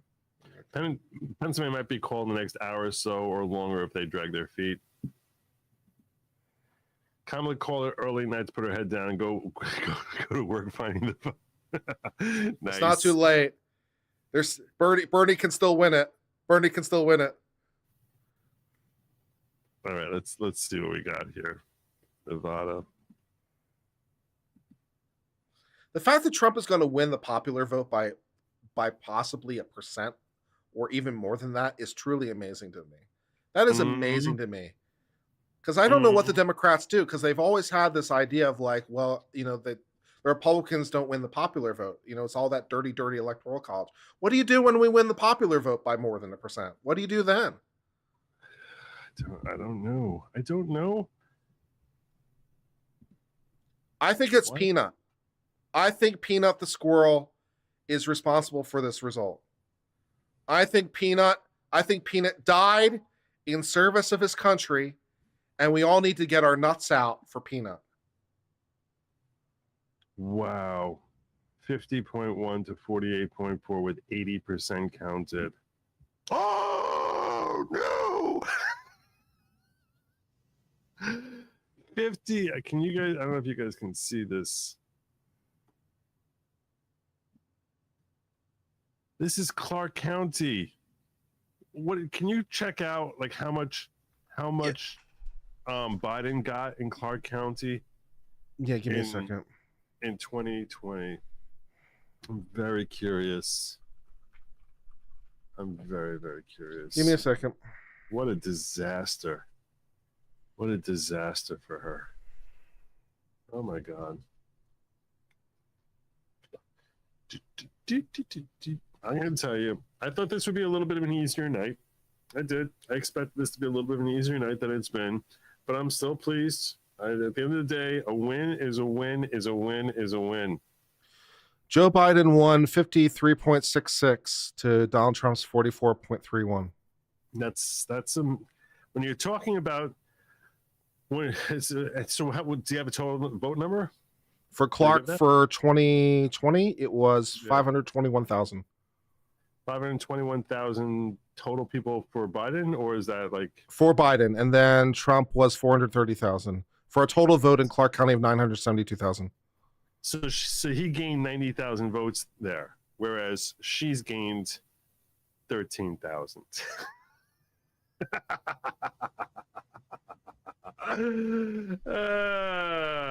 Poor Kamala. Poor Kamala. Oh no, Kamala. It's not going well for her. Not really, going no. well at all. No, Her speech tomorrow should be pretty great. Maybe she can get Hillary Clinton to help her write it. That would be helpful. That would be helpful. She knows how to write these kind of speeches. She knows what it's like to be a woman beaten by Trump. So 86% of the votes counted. They really should be calling Wisconsin soon. This should really be called. I don't know if Milwaukee has that much. With 61% counted, Trump is holding with a 6.5 point lead over Kamala. and that translates into 230,000 votes. I guess we can start to look at this, seeing as how they're losing hope in the effort to cheat. Pennsylvania. He's got a 2,000 vote lead with 90% of the votes counted. It's getting close. And we're going to be here for it. I'm not, until they tell me they're done counting. I'm going to stick around. I'm sticking out here. In the House so far, the Republicans have flipped 4 seats and the Democrats have only flipped 2. So the Republicans are up plus 2 seats in the flip. So that's what I'm saying. I'm not sure why it is. I'm not sure why people are thinking they're going to lose. Like, why do you think they're going to lose the House? I don't know what we're seeing here. I don't know what people are seeing that they're thinking like, oh my gosh, we're going to lose the House. Look, have you taken a look at any of the ballot measures? And the ballot measures? No, I've not. Should we check out Prop 36 and see how that's going in California? I'm sure it passed. You think? Let's check this out. Prop 36.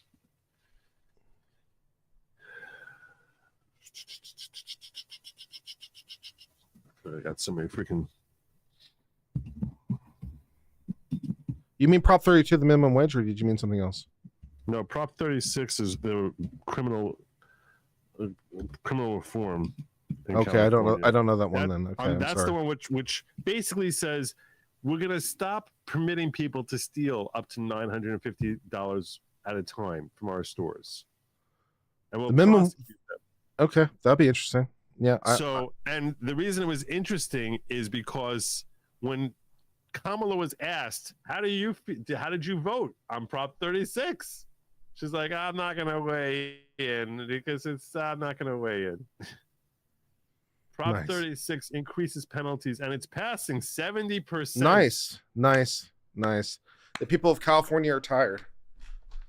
Yes. Nice. Wow. 76%. They're really tired. 70%. Yeah. Oh, I'm sorry. But still, you're tired.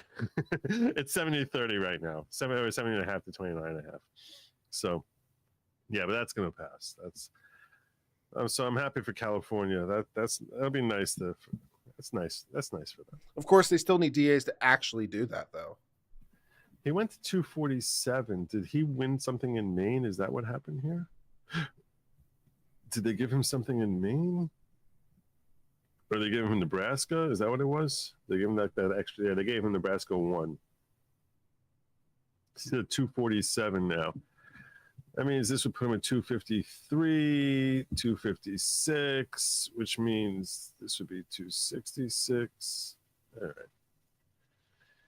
He needs, if he has Arizona and Nevada right now, that'd be 17. That would be 261. Arizona, Nevada, and Alaska's 3. And Wisconsin.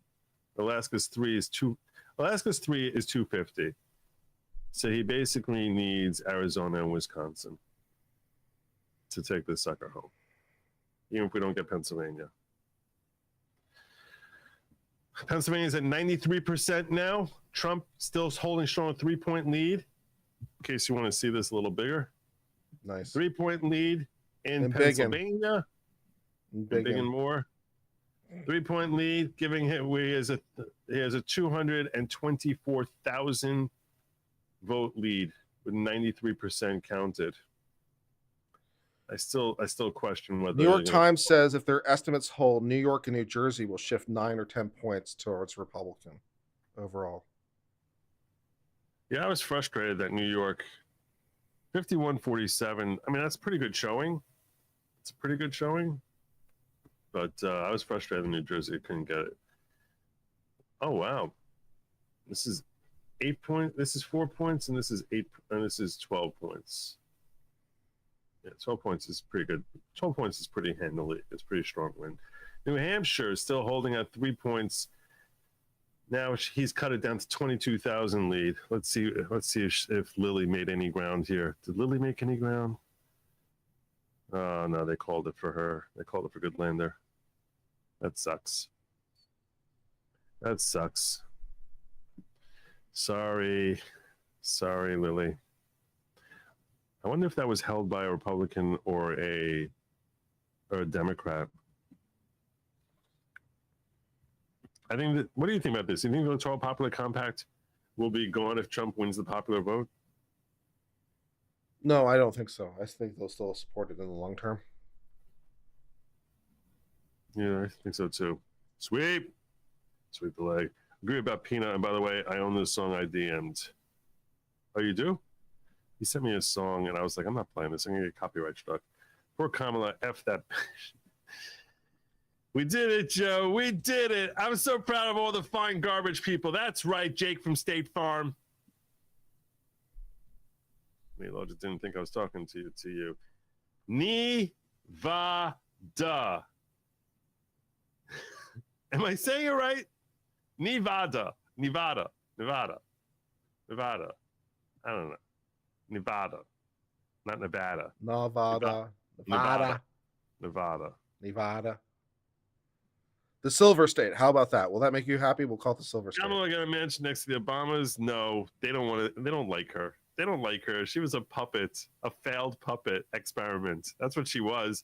I wonder why they won't call. Are there any historical examples for not calling a race when one candidate clearly won on election night? Yeah, 4 years ago. That we all saw it, and then all of a sudden everything went wonky on us. Trump up by 100,000 in Michigan. That's all. He was up by more before. Let me check that out.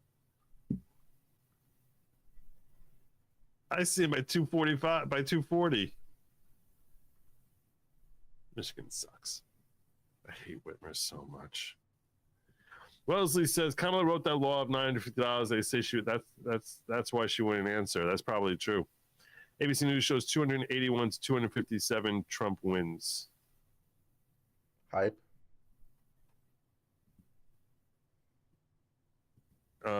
Zen streams. What should I do with this? What did the other one say? Nevada, not Nevada, not Nevada. The Silver State. Nevada. Isn't okay. Which is the one you use? Nevada. Nevada. All right. I'm just gonna say Nevada. Because you got accent on one of the syllables. You can't say we're accenting on 0 syllables here. It's got to be Nevada, Nevada, or Nevada. Nevada. Nevada. It's got to be one of them. Apparently some news site called Penn State. Neat. Nice. Nah. Now they're just fucking with you. They are totally. None of them know. None of them know. Why wasn't New Jersey ever blue? Just the lawyers? I don't know. Well, it's always blue. I don't even understand the question. I don't understand the question. I had like a video, totally apolitical, nothing to do with politics, that I thought was really funny, and I said, I can't share this because I'm afraid that people will be like, this is typical brotastic guy thinking it's funny that like this weird commercial for Mentos from the 80s, which is actually a horrible visual involving this guy in a Mentos commercial beating someone up. And I think it's hilarious that they actually had this as an actual commercial. To me, I think it's really funny. But I was terrified that I had these nightmares that I was gonna like show this video and people will see me laughing at this girl's bloodied face, and they'd be like, you see, here's another Kill Tony, they hate women or something like that. And I was like, right now, 83% of the vote is in. Donald Trump leading Kamala Harris 50. Only are these returns in Michigan. It's going to be twisted. I know it's going to be twisted. She's not even getting. I'll do you a favor and not watch it with you goes back to what we were talking about. That taint doesn't carry over to you. But I was sort of waiting until right after the election that I'll be like, okay, now I can watch this. And just, to me, it's not funny seeing someone get beaten up even though it's a commercial. Fox calls Pennsylvania? That's cool. Get out of here. That's what your chat's saying.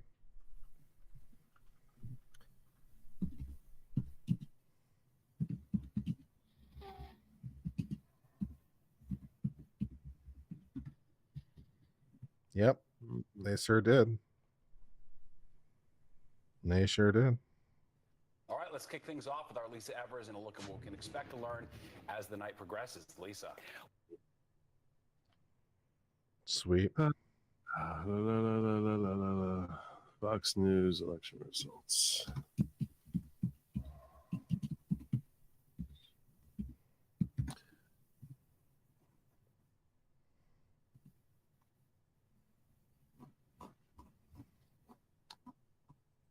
Somehow they put me in NBC. I don't know why. Yeah, even New York Times is saying greater than 95%. So well on his way to becoming the 47th president of the United States in what is going to be the biggest political phoenix from the ashes Pennsylvania that we have ever seen, ever. I mean, I'm going to say it's more than Grover Cleveland in 1892. Yeah, I don't think that Grover Cleveland was not the subject of a Russia investigation, 2 impeachments, 2 assassination attempts. Indictments. They have indictments, 91 indictments, convictions, and there is almost nothing that hasn't been thrown at this former president and his. Can I call him Grover now? Is that and run again, which he announced immediately. I'm going to call Trump Grover for the rest of the term. In 2020, this is a huge historic moment in the United States of America as the former President Trump is closing in with just a few electoral votes away now from clinching 270 as Pennsylvania is called for Donald Trump. We're looking live, 1:21 a.m. in the morning at Trump headquarters. The cheers coming up. We're told the former president is there, as well as J.D. Vance, Senator J.D. Vance. They are getting ready to hear from former President Donald Trump. Again, at 267, not there yet, but looking at where that vote is in Wisconsin, where the vote is in Michigan, where the vote is in Nevada and in Arizona. 267. He's got there is no path, Britt Hume, for Vice President Harris, and just 30,000 That doesn't count Alaska. What this that'll get you to 270. Old enough to remember when Richard Nixon was declared dead in 1962. Remember the famous speech he said, "You don't have Nixon to kick around anymore." No one could imagine after that failed race for governor that he could have come back in 1968. Did they give him? That How was did a they hell get of a comeback. This Unbelievable. Unbelievable. faced with many more slings and arrows than Nixon had been at that time, hated though he was by the Democrats. Unbelievable. Announce that. This is an extraordinary comeback. Dana. He campaigned so energetically, ruthlessly, fiercely, and with more joy than Kamala Harris. And it was so clear that Joe Biden was not going to be able to go the distance. If Joe Biden were still on the ticket tonight, who knows what tonight might have even looked like, that he has been able to accomplish this, it is nothing short of astonishing and amazing. And also, I think about Susie Wiles, who's his campaign manager, very quiet, does not like the limelight. Chris LaCivita, who works on it. All of those people who worked so hard and stuck by Trump, no matter what was said about him. No, I didn't vote for Kamala. What the hell kind of question is that? And they came through. The other thing that's on my mind is, last night at her closing rally, Oprah Winfrey said that if Donald Trump is elected again, and basically you can just write off, like, Nevada. Fall apart. That's obviously not true, although I'll be surprised tomorrow if there's a big line at JFK of Hollywood celebrities leaving the country, as they said they were going to. This is the greatest country. China. There will be so many opportunities for lots of deal making. I think President Trump will be in the move, but he also has a huge to-do list. Biden and Harris have left a mess. His closing argument was, she broke it, I will fix it. And she talked about having a to-do list. He's got a big to-do list, but he thrives on it. Not and you saw that through the whole campaign. He is it's Alaska. Enthusiastic about doing the job. Yeah. of being President Harold, and it is just an absolutely remarkable. I think if you wrote this as a movie script, people would say this could never happen in the United States. Let's see. I want to see what they have for this 267. I don't think they're wrong, man. I mean, Georgia, North Carolina. So they don't have Alaska yet. That's what I'm saying. We all know Alaska's going to vote Republican. No, that's my point. That's my point. I wanted to see if Alaska was included in that 267 or not. What I'm saying is, with Pennsylvania now, we know he's taking Alaska. This is 270. This is it. This is it. This is it. This is freaking it. Yeah, that's 270. Holy hell. Unbelievable. Oh, God. Unbelievable. I mean, I would have never seen this coming. Unbelievable. I didn't think this was possible. I agree with the anchor just now. It's like, if you scripted this, no one would believe it. I can't believe it. Wow. I cannot believe that he managed to come back from this. I can't believe it. The man continues to amaze me. They It's tried throwing him in jail. They tried bankrupting him. They tried shooting him a couple times. They tried shooting him a couple of times. Everything they've done to try and stop him. And all it did was make him stronger and more invigorated. Unfucking believable. And stronger. Unfucking believable. Stronger. It's so good. Yes. Truly remarkable. The revolution rolls on. And this is not just, a victory for the White House tonight, but also, this is the end of the old Republican Party, which of course Donald Trump took on. That was the first thing that he did. The very first thing that he did in 2015 was take on the old Republican Party. He has completely reshaped the Republican Party. The Republican Party is no longer doesn't stand for a lot of things that it stood for before. We get RFK, we get Elon, we get Vivek, we get JD, we get Tulsi. I think probably a far more. Tulsi's really cool. I like her. I like her a lot. We don't have to hear from freaking cackling Kamala and Tim. You can't help but think that with Tulsi might be our first woman president yet. He's going to have the mantle to hand to the next Republican. God. So I don't know how Republicans ever go back to the old party that they were. God forbid they should. Extraordinary, and it is all by the force of one guy, one man who had the fortitude, the strength, the vision, the refusal to accept anything. All of the experts counting him out, and he just kept on fighting. Charlie, it would have been one thing for him to come back from a single defeat, to be elected again. But if you think about it, he came back from a series. Did someone say the Fifth Circuit Court of Appeals in Dallas? And lost in the Fifth Circuit Court of Appeals is in New Orleans. 2018. They lost in 2018. They lost the presidential election in 2020, and they had a major disappointment in 2022, which one might have thought after all that the party wouldn't turn to him again. And yet, in the face of that, you don't vote all the things that Martha Newman did, the indictments, all the voted by for him to come back from that is really quite striking. And think about how toxic he was. Never mind. Sorry, I retract. And then you're looking at it's late. Give me a break. States where Donald Trump very well may drag Republicans, and he's overperforming in a lot of places fellow Republicans. It really does. I think there are parallels to 1980, Mark Penn. When you look at Jimmy Carter, we had hostages in Iran. We have hostages in Gaza right now. Will all be released on January 20th, in many ways in the country that I think these people who have been called a lot of names have had enough of. Oh my God, the world. What is your impression of what this means tonight? I think this means I'll tell you what this means. I'll tell you what this means. This means the Ukraine war is freaking over. It means our hostages come home. That's what this means. That's what this means. Go get them, baby. Go get them. Go get them. This means that our economy actually starts to sing again. You know what this means? This means we start eliminating waste in our government. You know what this means? This means we actually close our friggin' border. We close our freaking border and reinstate remain in Mexico and start deporting. You want to know what this means? This means America starts getting back on a freaking healthy track again. You know what this means? This means that all of a sudden now we actually start looking into the type of food that we're putting into our bodies. Damn straight for that. You know what this means? This means we actually have a chance here to start writing our own ship instead of continually punching ourselves in the face, inoculating ourselves with things that we don't know what the hell we're putting into our own bodies, and that we actually start working towards the betterment of all Americans, irrespective of race, gender, culture, sexuality, color your hair, color your eyes, height, weight, ugliness, prettiness, all of us.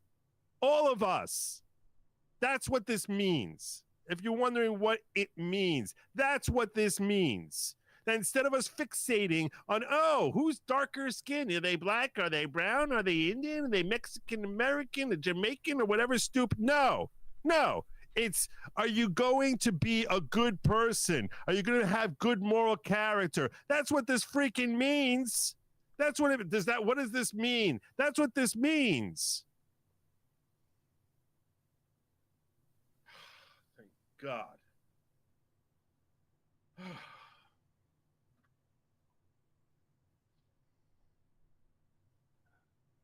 It also means that we're very likely to secure the Supreme Court because there's very good odds that Thomas and Alito might step down, and that means we can get some people on there to secure the Supreme Court for the next 20 years. Thank you, God. That's great.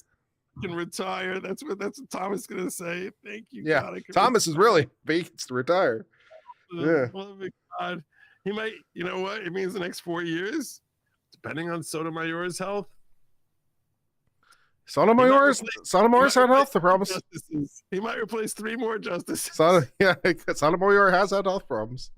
Yeah. So that's Supreme Court. The Supreme Court, man. This is insane. Maybe he should retire now. I don't know. But you know, we need to check out. We need to see. I'm wondering what's going on in TYT. Like, you know, I'm sure they're very excited about what's happening here. I definitely want to check out the Young Turks. This is the Saints giving remarks. I'm gonna be watching the chat. Speaking of Bitcoin, I'm also struck by just calling Pennsylvania here, Dana. Trump embraced Elon Musk in an honest way. A lot of people, Thank you for the generous super chat. He was a poet in Pennsylvania. That the people who are working. Don't forget to generously super chat over on my channel as well. Watching the View melt down tomorrow. That's what this means.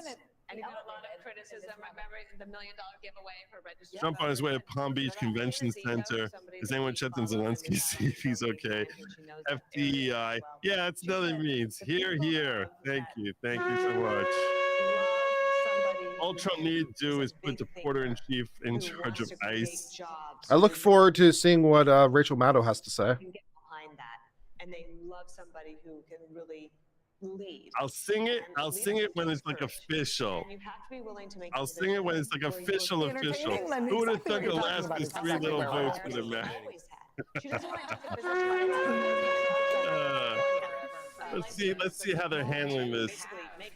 I'm gonna be watching the chat. You guys, let me know if I. Hey, thank you for that super chat over on my channel. I appreciate that, John. That's very kind of you. Yeah, that is kind of y'all. Show Kurt some love. I want to check out TYT and watch how they're handling things.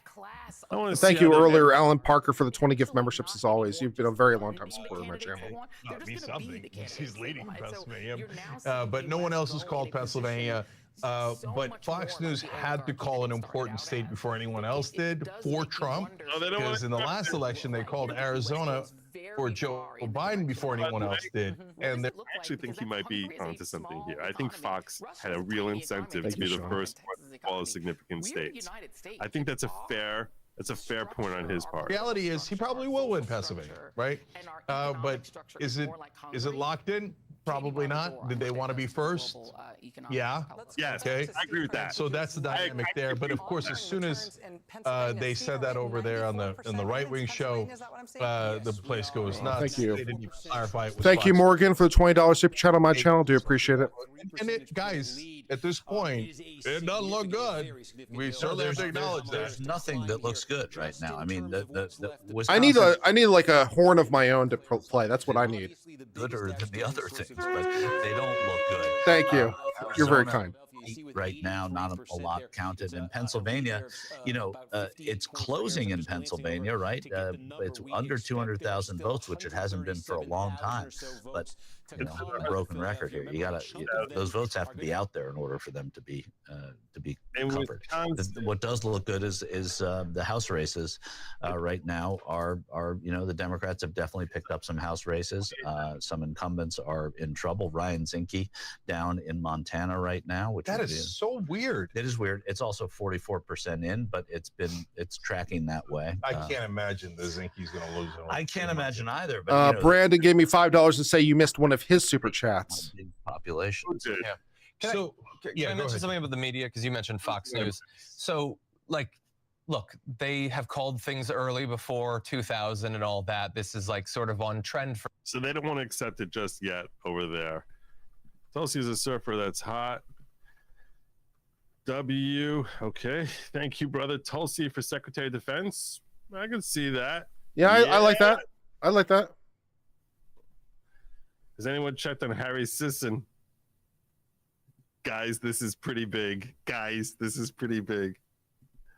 Oh, God. Gaslighting Harry Sisson. Who's that? He's some kid TikToker who's a hardcore Democrat agent he's just constantly, he's pretty much a troll. That's what he is.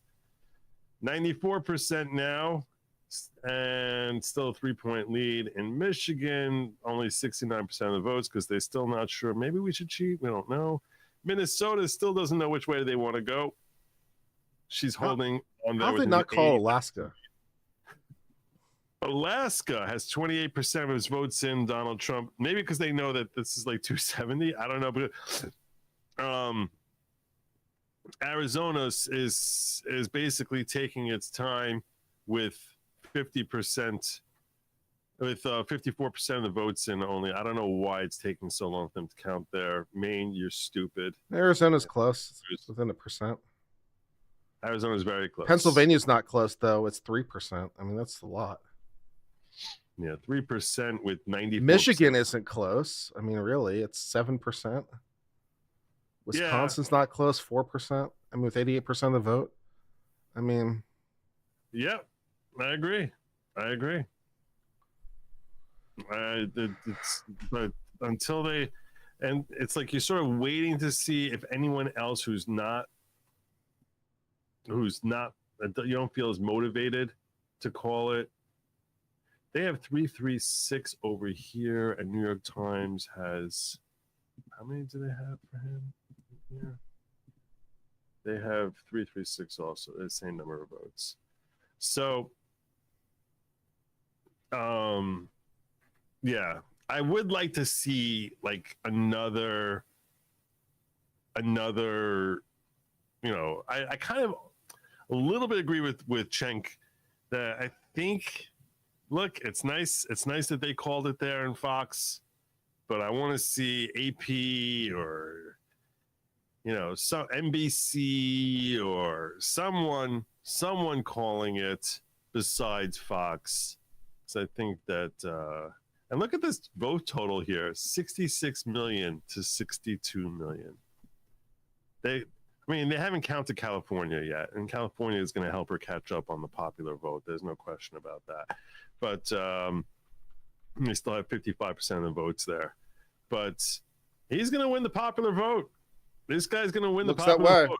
Looks that way. I think that at this point, there's no question he's going to win the popular vote. And I think when all is said and done, I don't know if he's going to get more votes than last time. I'm not sure.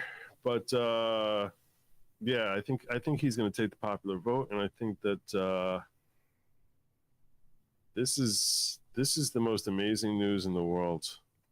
I told you all, stop worrying so much about the cheating this time around. It's much harder. I was worried. You kidding? Out of your mind? I was very worried. Thank you, Zen Streams. Thank you very, very much. Brandon said the super chat that Joe missed was even when Trump wins the election, it was still stolen from Biden. No. Okay. Right. I mean, in so much as they shoved him off a cliff in order to in order to nominate Kamala Harris? Yes. That the second time that the Democratic Party has basically just chosen their candidate, which they did for Hillary Clinton. Both times they chose him, they lost. They did the backroom thing with the cigars, and both times they lost. I'm not worried about Antifa crying. I know they're gonna cry. If he wins the popular vote, it's like you're the biggest losers in the world. Winning the popular vote and the electoral vote and all these places. It's like, what's your claim gonna be? What's your claim rooted in? Russia or maybe China this time. We haven't heard from them in a while.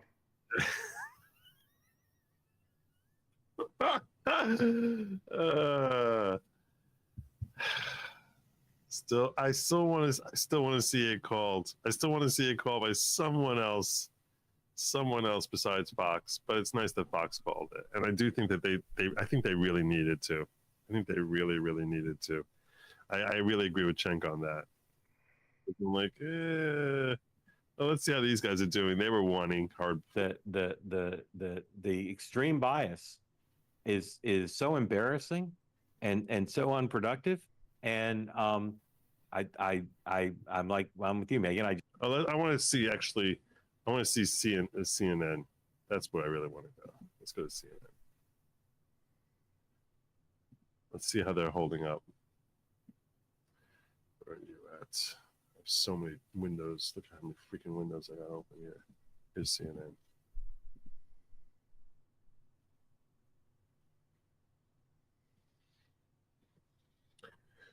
Wow. Explore our Magnolia Home James Hardy collection at jameshardy.com. First, and not make it all about him. You heard the whole discussion about he's going to remember who showed up and who left their campaign headquarters to be here and so on. These are not the instincts of a big leader. These are the shut up. instincts of You know crap about being a these are leader. selfish instincts. So, can he change? At 78, we'll see. I just think that I'm still absorbing all this. Are you, Van? It's a lot. Are you, Van? Again? And I think when he steps out on the stage, we can see him as like, America's next president. The world's looking too. What are you going to tell your daughters? If you're a soldier, what are you going to tell your daughters? Ukraine, Didn't I hear this speech 8 years ago? The last time was his daughters. Now it's more and more soldiers aggressive. in Ukraine. You're very nervous tonight. You're very nervous. You're very nervous tonight. If you're a solar farmer in a red state trying to deal with this climate issue, we've had billion-dollar climate disasters. Your financing might fall apart tomorrow morning. Because you can't now count on the federal government being at the front lines of this fight the way that the Biden-Harris administration had put the United States government at the front of the climate fight. So you've got people all around the world whose fates are now in the hands of someone who can either be aggrieved or it can be big. He's usually not big. And so I think this is a shock. It's a political realignment for sure. The Republican Party can now claim to be a multiracial working class party. That is that's right. But the policy implications for planet Earth are yet to be known. Oh my! I mean, I think that's the real open question. So, are we getting 20% tariffs? That's going to be devastating for the economy. Are there going to be devastating for the economy? So that's what he's I really I believe it's understand the actually the economy. mandate the voters gave listen, him. so I think on the tariff things, as you see, tariffs are a negotiating tool, right? That's what it was in the first administration. That's what it'll be in this administration. There are 350,000 criminal aliens here in the United States. I think it'd probably take 4 years just to find, locate, deport those murderers and rapists that are wandering around. The Biden Department of Justice acknowledges are out there. We need to get those folks off the streets. I don't think anybody in America is going to be complaining if we lock those folks up and deport them out of here. Dave, you know what? With that level of specificity when he talks about it. I always hear that during the Obama administration, they actually deported criminal alien, more of them. They also brought in more. Were deported during the 4 years of the Trump administration. We should keep rounding them up and kicking them out. But the point is, what he says to get elected and we don't know. We just don't know. You don't know because you don't listen to what he says to get elected. Because you always tune him out. Does the country benefit? You know nothing about him. Any moment as we await more votes from the key battlegrounds. Stay with us. We'll be right back. Are they gonna? You think they're gonna cut away from him again when he speaks? Oh, we're not gonna listen to his rhetoric. That's true. Oh, we don't need to hear more of his lies. Oh God! Oh my God! is so heartbroken. So heartbroken. I really hope he gives a speech soon, though. I'm tired, man. Oof. If you need to go, by the way, seriously, I'll hold it for it. I appreciate you popping in here, but I'll hold it for it. Don't worry about it. I really would like to hear his speech before I pass out. I plan on staying here until it gets called by. At some point, I'm probably gonna have to sing this. I'm gonna have to sing this to my audience because I said that if they call it for him tonight, I will sing YMCA, the karaoke version. So it's fun to stay at the YMCA. Fun to stay at the YMCA. Deliver for himself. But my point is, the Democrats' bar was so low. They passed so little things that helped the average American that Donald Trump had to just go just a couple of inches above the ground to get above that bar. And maybe he did. I don't get it. Maybe that's why you don't understand. About it. You don't understand America. And you don't here's a understand Trump, giant misunderstanding, in my opinion. You're a giant misunderstanding of the electorate that the Democrats and mainstream media have, which is that everybody's going to vote based on race. Oh, God. So they're like, okay, well, Latinos are obviously going to vote for us because of immigration, which is stupid. And black people are definitely going to vote for us because we promised a bunch of things we're not going to do, but we promised to. Phenomenon. Right? And we have made him the that. women are all going to vote for us, but they didn't. Made him and that. So, I first of all, the idea that Latinos only care about immigration and want more undocumented immigrants is just flat out wrong. That's also a hard right. They're even harder right than but it isn't true. And so that doesn't count. So the idea of saying, "Hey, we're not as tough on immigrants, so vote for us, Latinos." It didn't work. Well, and I don't think it's good. I don't think that's what they said either. I think that if you're out amongst immigrants, second and third generation immigrants in this country, the Veterans Association, those voters are saying that immigration is not an issue for them. Detroit County still at 46%, so Michigan can ship, but I hope that turnout in Detroit is down. Yeah, it seems like it's been down. The vote numbers are much lower than what we saw last time, right? Detroit County still at 46. Minnesota not being called yet this late is very odd. It is very strange. Ben Shapiro is gloating over Trump now. Yeah, I don't really want to hear him. Hovde is going to beat Senator number 52. Also, Baldwin out. There you go. Will Kamala start OF? I don't think she's going to OnlyFans. No, I don't think that's going to happen. Ashley saying, I'm excited for JD to get presidential experience. Yeah, I agree with you. I think that he has great potential. Grifty's telling me to check my DMs. What do you want me to send me a photo?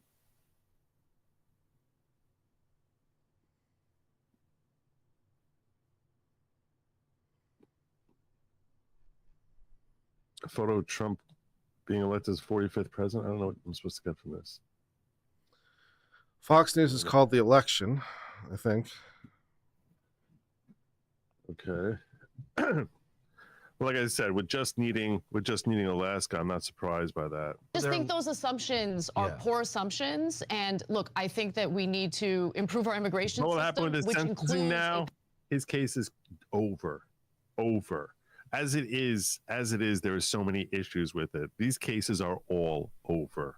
I wouldn't be surprised if he's sentenced just out of spite in the interim. I mean, they shouldn't. It's stupid and lame, but pathway to that last little FU to the whole thing. And we talked to Dan Holloway about this, and we talked to Nina Turner and all the political idea. I don't like it. I don't want to do it. I don't want to. I would be against using people as a political pawn like that. But I said, nevertheless, it's going to work, and it did work.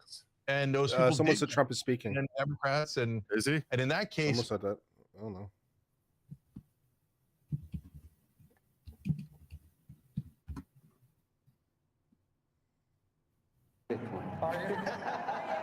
So you're buying Democratic campaign of Harris campaign suggested that just yesterday.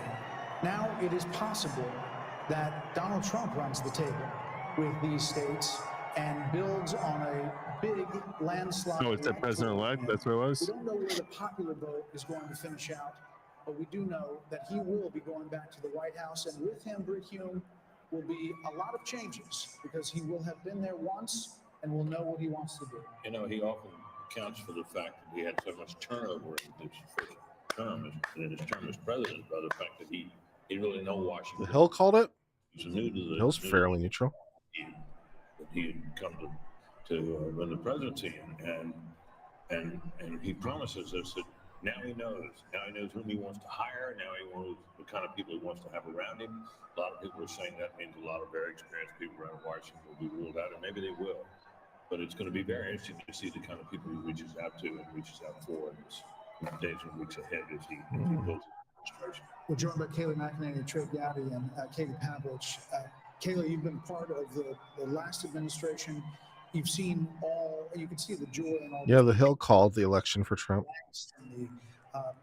And all that this campaign has been through. And now there is the prospect of creating what you want to create in a second administration. Your thoughts, 30,000 feet of this win. Indictments. And the Hill also says the Republicans have a 61% chance of winning the House, which would be great. We might actually get some legislation done. Particularly because this is a tectonic shift of the Republican Party. If all of this exit polling is true, yeah, they're getting in Pennsylvania voters, Latino voters, young voters coming in a way that we haven't seen the party bring in a very long time, and that's due to former president, now soon to be current President Trump. And I just want to say this as we wait for him to come out. I remember having a conversation with Ivanka Trump in 2016 about his remarks. And before he went out to give those remarks, he had speech A and speech B. Speech A was a more boisterous Trumpian speech. Speech B was a speech full of unity. And he looked up, Ivanka said, saw the faces of crying Hillary voters. He ripped up the boisterous speech and said he wanted to heal the nation. And the first words he said were an appreciation for Hillary Clinton, for her service to our country. And then he said, now it is time for America to bind the wounds of division. And he said, we are a party of all races, creeds, and religions. That is more true tonight than it was 8 years ago. And I fully expect President Trump right now is maybe ripping up that more boisterous speech and preparing to unite the country. It's an amazing message. I hope Kayleigh's right. I hope you're right. And we're gonna get a chance to see here in a minute. Trey Gowdy said something on your show the other day about how one of the things that you hope also is they're a little more prepared this time. They've got a great transition team, and they're going to need it. And I hope that there are a lot of people who want to go in and be helpful. Trey? Yeah, I think his transition team has done a wonderful job vetting potential candidates. And to Kayleigh's point, I think a liberated Donald Trump, he's never going to be on the ballot again. This is his last term. I think, Harold, he will surprise his detractors. He could always run for House or something. Anything like what his detractors have described him as being now that he is liberated. If I'm wrong, you can hold me to that. But I think he will. A liberated Donald Trump is going to shock his detractor. He has said Don't feel the ground. The man had to fight court case all over U.S. practically. He had to fight for his life and much more. Yeah. We saw him. We did it, Joe. We did it, Joe. You're the next president. Trump is the champion, my friends. We are the champions. He will not be able to run back. And I think that is another liberating. I thought we would win. I thought it would be called tonight. I'd love to hear them play "Goodbye Joe" by Tom McDonald. This is a That's president not going to happen. lightning in a bottle twice, and the second How's the House and round, Senate now has a going? MAGA mandate. He'll have a Good Senate fun. Well, used to push through his cabinet. I'll tell you right appointees now. who can work with him on legislation, who could Jared potentially Trump still replace, refuses to number call of justices on the Supreme Pennsylvania Court. He could build a wall. He could build a wall. He or has Nevada, a working group in Nevada, Washington, D.C. We'll see what happens with the House. the but he Silver also is States. working very hard on his transition. Get the right people around him. He talks about the lessons he's learned, but the or first Wisconsin. time in the White House. So Let's check out where the Senate is. So in the Senate, we flipped Ohio and we flipped West Virginia and Ohio. What do you think the analysis is going to be? There's going to be a lot of time to digest. Eric Hovde has a 70,000 vote lead in Wisconsin. Mike Rogers has a 5-point lead in Michigan. Dave McCormick has a 1.5 lead with 94% Well, I think it's going to be in Pennsylvania. take a And in Maine, for Angus King, whoever the heck that is, the independent is in first place. What it did wrong this time. I guess, that's the incumbent. It'll be grudging at first. I don't even know who that. I don't know anything about Angus King. Imagine Ruben Gallego looks like he's going to take Arizona from Kari Lake. Nevada is dead heat right now. With some major changes in their agenda and their approach to this.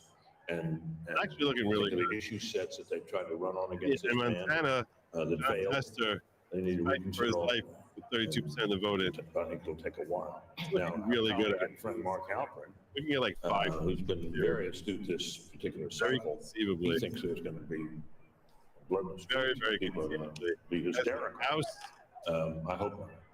they're not showing any flips in that house yet. At least I am really looking forward to reading some of the stories, probably with a lot of anonymous sources amongst Democrats with the recriminations, and it's going to be fast and furious. And you will have people saying that Joe Biden should have dropped out the day after, not dropped out, but said he was not running for re-election on the day after that midterm in 2022, and either endorsed her or said, let there be a primary. And Dr. Jill Biden, there will be thoughts about her. And I wonder how chilly that White House is going to be for the next 90 days as they try to figure it out. Let me just say that as Vice President of the United States, Kamala Harris will 300 votes. Wow, election really results on January 6th. And then in Maryland. A lot of irony in that. And here's mine. Harold. Oh my God! This is how our country is organized. And it's a great education, I think, for people who had very high passions in this race. There are Democrats who were fervently for Joe Biden. Who's the guy who performed poorly during a debate, and the party switched to Kamala Harris. There was genuine excitement. Come on, Billy. Over a period of time. And some of that excitement was an aversion and almost a dislike and a disdain for Donald Trump. But I hope it's a moment that we can all grow from, because if we don't, not in a selfish, partisan way, Democrats won't progress. And I don't think you can fly and soar as a great country unless you have both wings working together. And President Trump, tonight, I'm going to be interested in that tone, Kayla. I was reminded of your words, reminded of what you said as you shared it. I remembered that story, and I pray for the country tonight that President Trump, who has every right to be joyful, every right to celebrate, let's see what's going on, will give a speech with that tone tonight that in many ways could help him do all the things that he campaigned on in this campaign. What does this mean for the never Trumpers, who are Republicans, and the Lincoln Project people, and Bill Kristol, and people like that, who seem to abandon everything they ever previously believed opposed Donald Trump? We'll get to the never Trumpers soon enough and the hundreds of millions of dollars wasted on them. Look, Donald Trump won this on policy and personality. I don't want to be remiss here. He is talking about energy independence, manufacturing. All the never Trumpers who were saying Trump can't win, they won't let him win, Trump can't win, Trump can't win. All of them are like, we need someone who can win. I can win. I can beat Joe Biden. Nikki Haley's of the world. All those freaking neocons. Oh my God, it's over. Oh my God. Wow. Thank you, God. Thank you, God. Oh my God. Oh my God. We did it, Joe. We did it. We did it, Joe. I gotta play. I will sing with you if you like. I'm still. Or you can sing by yourself. Either way, I don't care. I'm still waiting. We did it, Joe. I'm enthusiastic. I'm ready to go. Put up the lyrics. Let's do it. Let's go. I'll sing some ABBA if you like. We could do some NSYNC. We did it. We did it, Joe. You're going to be the next president of the United States. We did it. Oh my God. We did it. We did it, Joe. Feeling unburdened by what has been. This cackling. I'm very unburdened by what has been right now. I'll tell you what. Very unburdened by what has been. Oh my God. I'm very unburdened by the has been. Yes. Let's see if AP has called it yet. No, they don't want to call Pennsylvania. They can't. They can't do it. They can't do it. You cowards. You cucks. You losers. 94% in. He still has a 196,000 point vote lead. They won't call it. Nah. In Michigan, 70% counted. Wisconsin. where he has a 4-point lead virtually, 120,000 votes, and they won't freaking call it. They won't. Nevada, where she's picked up like 3 votes in Clark County, and he's got a 4-point lead. Nah, we're not calling that one either. No, of course not.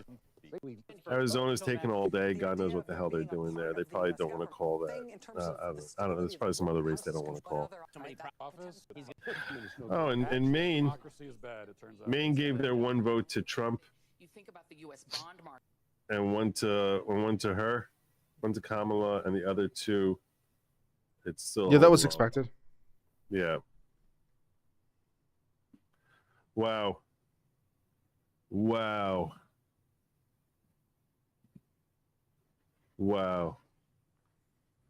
Let's see what Megyn Kelly's saying. I found so repulsive. Here it is. Oh, this guy got so angry about this commercial. In the one place in America where women still have a right to choose. This is the most disgusting thing in the world. Watch the masturbation one. And no one will ever know. 2 stranger women having a relationship with each other. right choice? I did, honey. That we're basically cheating on our cuck husbands and voting for Kamala. With the narration.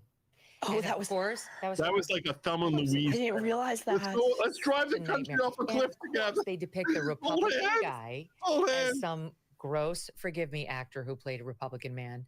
Don't go away, Henry. You're part of our panel now. As some gross, unattractive, weird. Oh, nice. Champagne, Abigail Finan, and Steve Krakauer, everybody, the EP of the Megyn Kelly Show. Yay, let's hear it for Steve. Yay. Yay. Yeah. You guys too. You should have some. Yeah, you need to have some, Steve. As the gross, disgusting ogre, right? Who's not only unattractive, again, forgive me, actor, but who's controlling and threatening. Looks. Yeah, he looks. Excuse my language. Kind of like a pedophile. Yep. Right. Yep. Really, actor man. This is that. That's what. The other thing that is so offensive about that ad is we have known for decades that women run American households. Women decide where the kids go to school, what kind of car you buy, where you live, major purchases. So the idea that we're now Isn't that kind of like a formal thing in Jewish law where the wife is in charge of the children, or am I mistaken? Is so offensive, and it just speaks to how schizophrenic. We said like women are in charge of the household and the children. Isn't that like a thing in like Orthodox Judaism where the women have like basically sole control over the children? Or am I missing something? You're missing something. I would say that the first 3 years of life, like until they're fully weaned and walking, that I would say that much of the decision making and control and stuff like that, look, it varies significantly from one household to another. Fair enough. Like significantly. Like I looked at my role with respect to my kids when they were little, that I helped out when needed. Primary responsibilities and duties fell to my wife, and beyond that, there was whatchamacallit. I want to keep an eye on this, make sure I don't miss. No, I appreciate that too. At the convention center, like, let them have their moment without anyone. Like, I remember Andy Card had to come in and say, well, yes, we know. I'm tired. I'm just half remembering things, so that's okay. I want to see if TYT is melting down yet. Let's check out TYT. That's what let's check out. I far prefer seeing people lamenting, or the Midas touch. That'd also be good. Thank you, Shin, for the super chat. Thanks for the other people. Alex 22, Keats 58, Ophelia Penguin, Borabellico, and JW 5101. No, he Remember, cannot. 20% off today on the site if you join up through. Have you started watching The Penguin yet? Copium Fields? Oh, no, not Oh, yet. it's so good. Yeah. It's so good, everybody. Will I know what Ophelia? Do I think a trial judge can actually gag a active Good show. president of the United States? $250 I don't think so, man. baseball. That catch. federalism thing is going to pop in. So I think I think he can kind of ungag himself. Appreciation for you guys. You guys are the ones that get it exclusively. Appreciate you guys. $100, and I give you guys a ring. Those all buildings call. in Hollywood. I forgot to say this. Or not. There's so many things I forget to say throughout the campaign. For everyone who donates, it doesn't matter if you give $3. Oh my God, he's definitely just do a little bit of a lottery. stupid show all night long. People to do a 15-minute Zoom call with me. So if you like that kind of thing, right? And so it's good. I've done it before, and I'll sing a song in honor of Kamala. I connect a little bit. I feel the joy, joy, joy, joy down in my heart. Down in my heart. Down in my heart. Joy, joy, joy, joy down in my heart. We're gonna pick down in my heart to stay.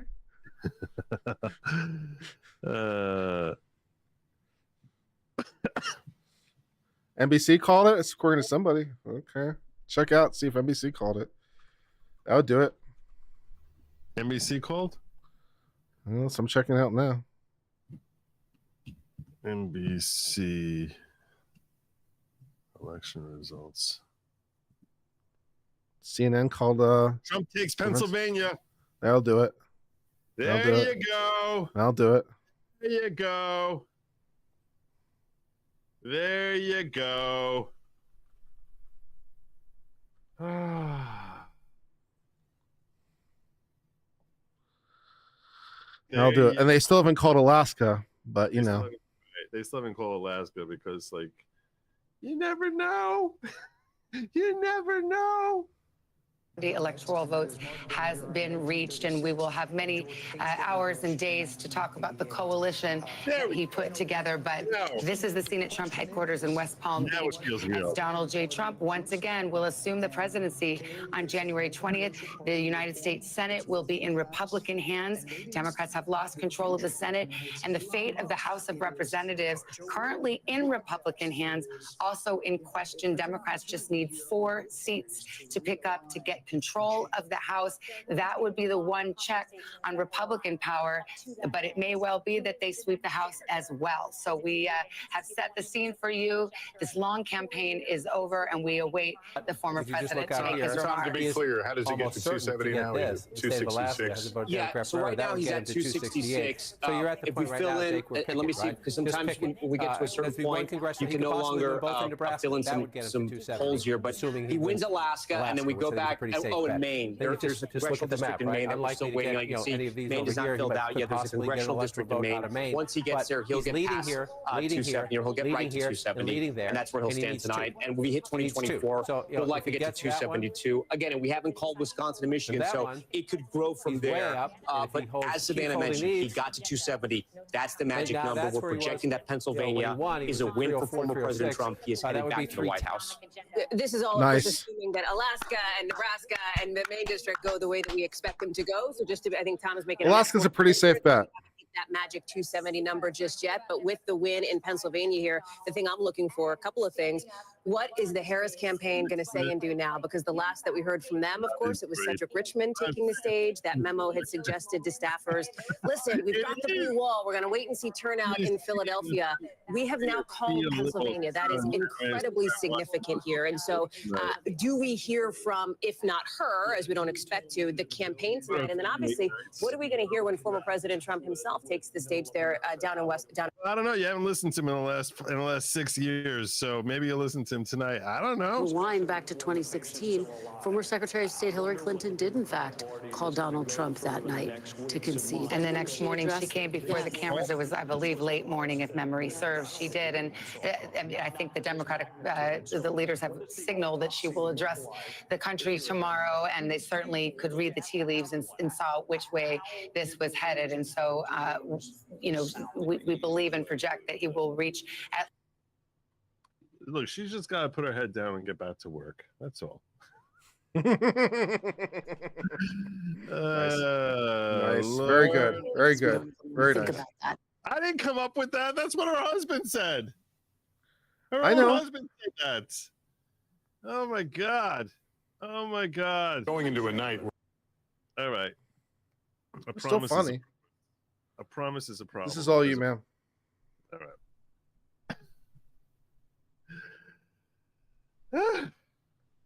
I gotta take a shot first. Let's take a shot first. I promise. I'll do the gestures though. All right.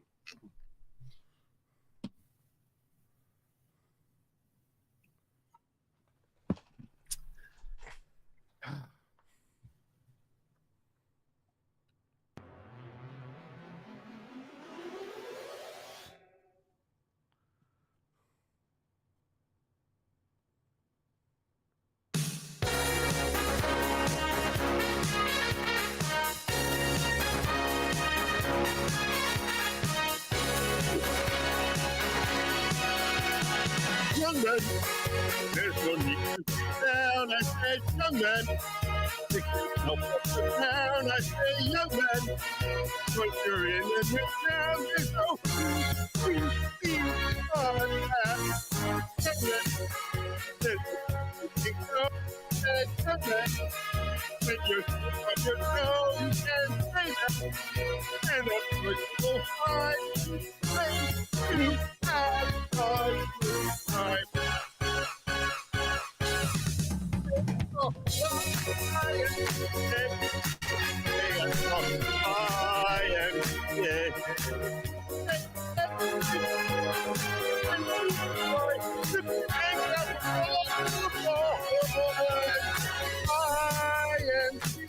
It's the day at the YMCA. You can get yourself, you can have a good meal, you can do whatever you can. Young man, are you listening to me? I said, young man, what do you want to be? I said, young man, you can make real your dreams, but you got to know this one thing. I said, young man, put your pride on yourself and just go there to the YMCA. I'm birthday and tell you today. And the YMCA, stay at the YMCA. They have everything for your kids to enjoy. You can hang out with all.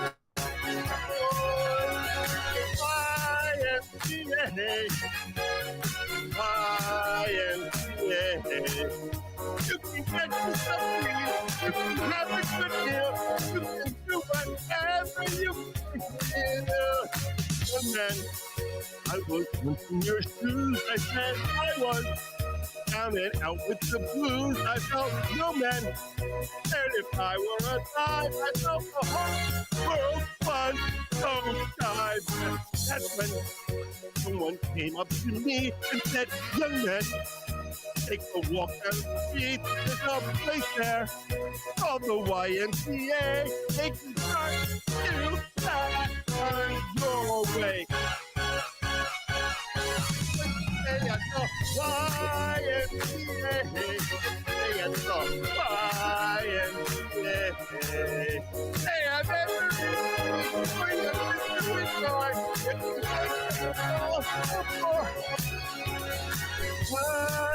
YMCA, stay at the YMCA. Young man, there's no need to get there. Young man, get yourself up the there. YMCA, right at the YMCA. Young man, I was walking in your shoes. Young man, I was down in the blues. YMCA, don't you stay at the YMCA. They have everything for your kids to enjoy. You can hang out with all the boys.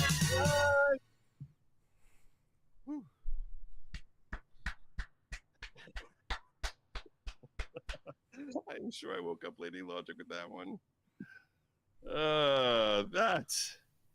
That was painful. That was very painful, my friend. Very painful. Oh my God. All right. He's got to be Speak Mine now, right?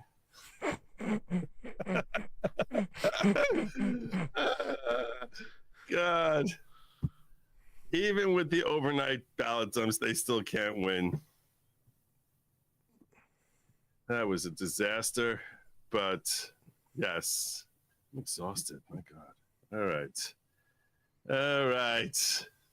Let's go. Oh, she upset. The chickens are eventually going to come home to roost. Yeah. And so, like, I'm not. Look, I get that Chickens. tonight is depressing for a lot of people, but at the same time, I'm not shedding a tear for the Democrats. Okay, they deserve this. They're not crying. The electorate doesn't deserve it, but Democrats deserve knew it it. was coming. Yeah, Democratic politicians. Politicians, yeah. Let me be specific. And so, otherwise, she's already got enough people turning on her. She got enough people turning on her. Let me make sure we're not missing anything over here. For him, Michelle Obama and Joe Scarborough saying. All right. Garbage man wins. That's right. So celebrities' dating parties will leave the country. Probably going to be leaving the country. Goodbye, Leo. Here's another one for Kamala. Here's another one. Here's another one she can be singing to herself. Is this just real life, or is this just fantasy? Caught in a landslide, no escape from reality. Open your eyes, look up to the sky and see. We have to thank Mark Cuban. So we have to thank Joe Biden. You're just a middle class family. There's no escape. Oh, God. Has New York Times called you? No, New York Times is like, what? Why should we call? Why would we call? Are you crazy? There's only 90% in Wisconsin. How can we call that? How can we call it? There's still 120,000. She can make that up. She can do it. You can do it. Yeah. Here's how Bernie Sanders can still win. They won't even call Alaska. They won't even call freaking Alaska. Oh my God. So sad. I got my 248 votes. 248 votes. You're going to call Maine? You're going to call any part of Maine? No, we're not calling anything. We're not calling anything. They're going to make us wait and wait. I'm here. I'm not going nowhere. He'll put pressure on Georgia and New York to end this lawfare. If there is any Like silver Bergam, lining tonight, Vivek. it is that lawfare actually helps the person that you. And by the way, I'm warning you. You say you want to We listen need to a Trump. justice system. I'm gonna give you a heads up. All kidding aside. Last night I decided to cover his final rally. Mm-hmm. It was called for 10:30. He had been at a different rally, so he didn't get there till like 1 o'clock in the morning. So it was like 2.5 hours late. Mm-hmm. And he went for like over 2 hours. And every time you thought he was like, and he goes, and the last thing I'll say, he said that with like an hour and a quarter to go. Nice.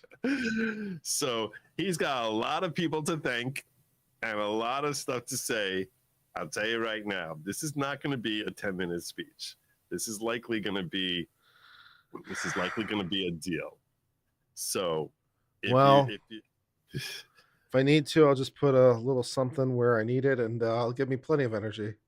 That's true. So people are there waiting for the former president. Britt would like to know where he is. He's watching us.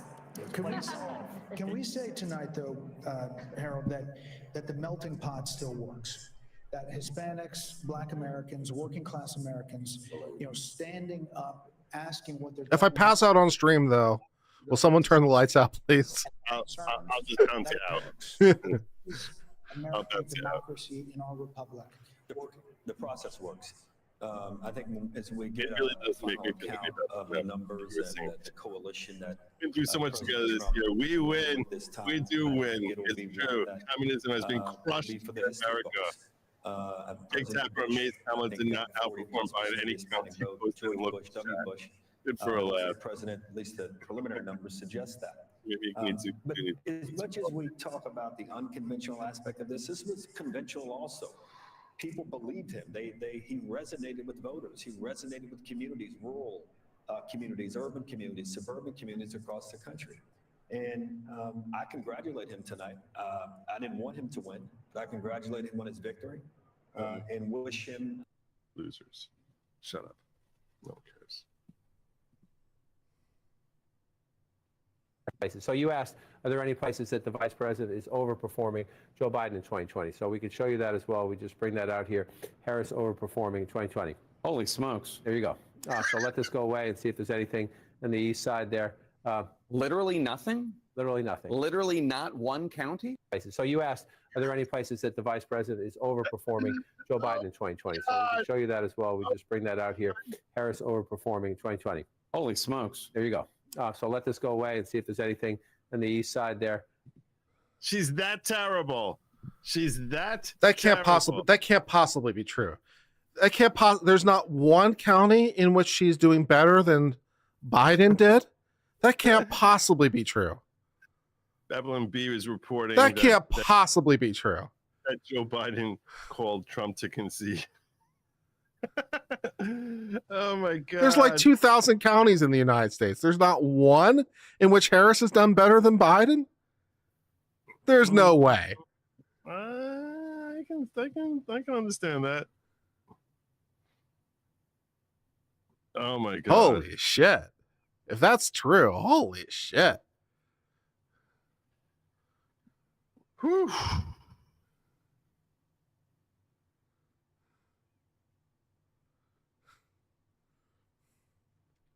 I don't know. That's not what I want. That's not what I want to find.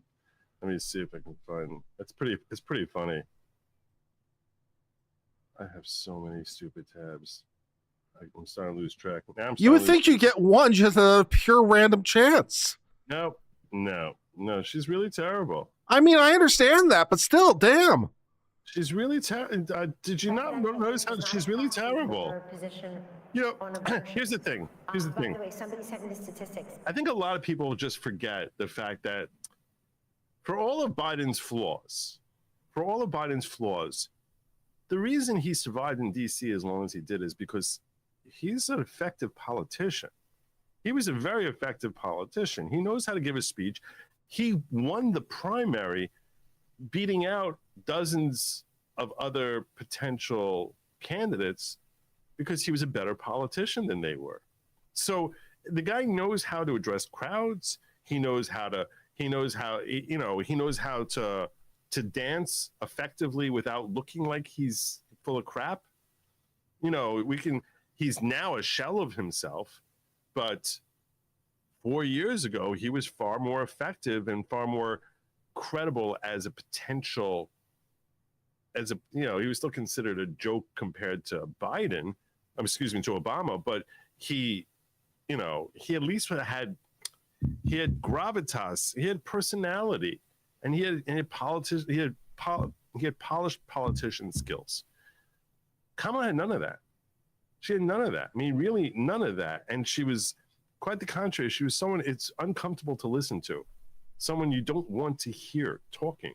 You're just sort of like, oh my God, just stop. Just, it's like, I think a lot of people probably find her attractive, and usually guys will give like a little added grace to someone they find attractive. And with her, it's like, no, just stop talking, just go away. I don't want to. Everything about you is like making me uncomfortable. There's an awkwardness. There's the same boring as anything, with the same stupid answers to no matter what the question is. If you just, it's a flow chart of answers that were scripted, that in this moment, this is the gesture she's going to make, the word she's going to throw out. She wouldn't even vary how she would say it. I'm from a middle-class family. You talk about the economy, I'm from a middle-class family. You talk about God, you talk about in the Middle East, she's going to say about how we need to stand with Israel, and we have to make sure that we help establish a Palestinian state. You're going to talk to her about everything that she's saying, it's the same thing over and over again with no variety. Everything's felt scripted. I shared yesterday how thinly scripted at that. Speeches, what? Thinly scripted at that. Yes, everything was thinly scripted. There's nothing redeeming about her as a candidate other than the fact that she was a black woman who was, who's not like revolting in appearance. Like she's like, I've heard some people say she's pretty. Other people say that she's not pretty. But no one's going to say that she's someone that when she walks in the room, you're sitting there like gagging. It's not like she's not. She certainly is as a pleasant enough appearance and just as on physicality. But seriously, nothing beyond that. I mean, there's literally nothing. Just vapid emptiness. I think he's coming out now. And the Trump family, accompanied by Vice President-elect J.D. Vance, Second Lady Usha Vance, along with friends and campaign staff. There's the man of the hour, J.D. Vance, and our friend, Mr. Trump. I can't play that here because I can't even edit this thing. This video's going to be so long. I can't even edit it out. Fair enough. So I'm gonna wait for them to finish playing this song.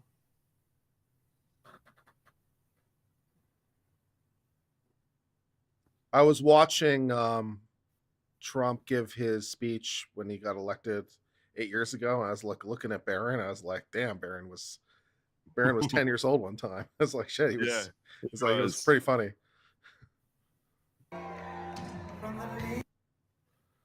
Yeah. Interesting that Dana White has such prominence there. I mean, I know that Dana White. I mean, out of all the people you can bring up there, Dana White is the one who has such prominence. It's interesting. I mean, he's standing within 10 feet of the president when he's. I mean, there's a lot of people I thought would be up there potentially. Vivek, RFK would be standing. Tulsi. I mean, Dana White's maybe Dana White's going to get a cabinet position. That'd be good. I mean, that's what I'm saying. Like, I don't understand. Dana All right, White. chat. Yeah. What position in government would Dana White be good for? I'll take your pitches. Now we enact Project 2025. How mad do you think Bias tonight is seeing that come in and pick up anything? Nothing.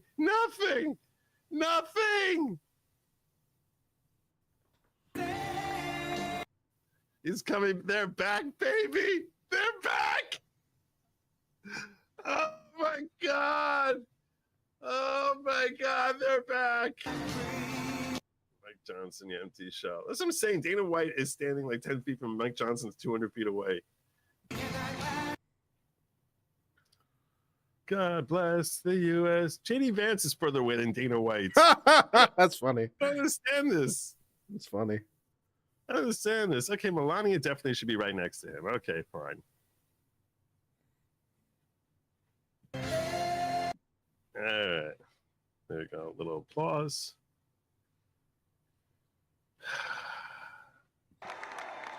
Thank you very much. Wow. USA! USA! USA! Well, I want to thank you all very much. This is great. These are our friends. We have thousands of friends in this incredible movement. This was a movement like nobody's ever seen before. 4 years we waited for this. And frankly, this was, I believe, the greatest political movement of all time. There's never been anything like this in this country and maybe beyond. And now it's going to reach a new level of importance because we're going to help our country heal. We're going to help our country heal. We have a country that needs help. It needs help very badly. Kirk County was saying We're going to fix our be like borders. unifying. We're going to fix everything about our country. And I don't think he's going to be hostile at history all. for a reason tonight, He's and the gonna be reason is going to be just that. We overcame obstacles that nobody thought possible, and it is now clear that we've achieved the most incredible political thing. Look what happened. Is this crazy?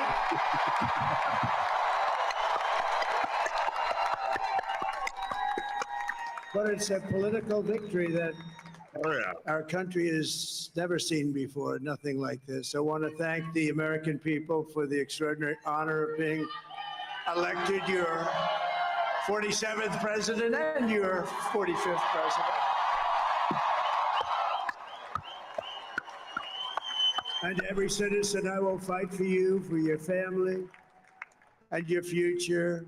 Every single day, I will be fighting for you, and with every breath in my body, I I will not rest until we have delivered the strong, safe, and prosperous America that our children deserve and that you deserve. This will truly be the golden age of America. That's what we have to have. This is a magnificent victory for the American people that will allow us to make America great again. And in addition to having won the battleground states of North Carolina, I love these places, Georgia, Pennsylvania, and Wisconsin, we are now winning in Michigan, Arizona, Nevada, and Alaska, which would result in us carrying at least 315 electoral votes, but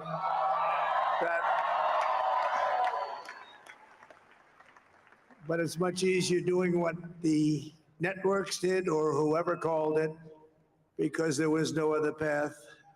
There was no other path to victory. We also have... I don't think she called him yet. Won the popular vote. That was great. I don't think she called him too soon. You would have said that she called too soon if you had.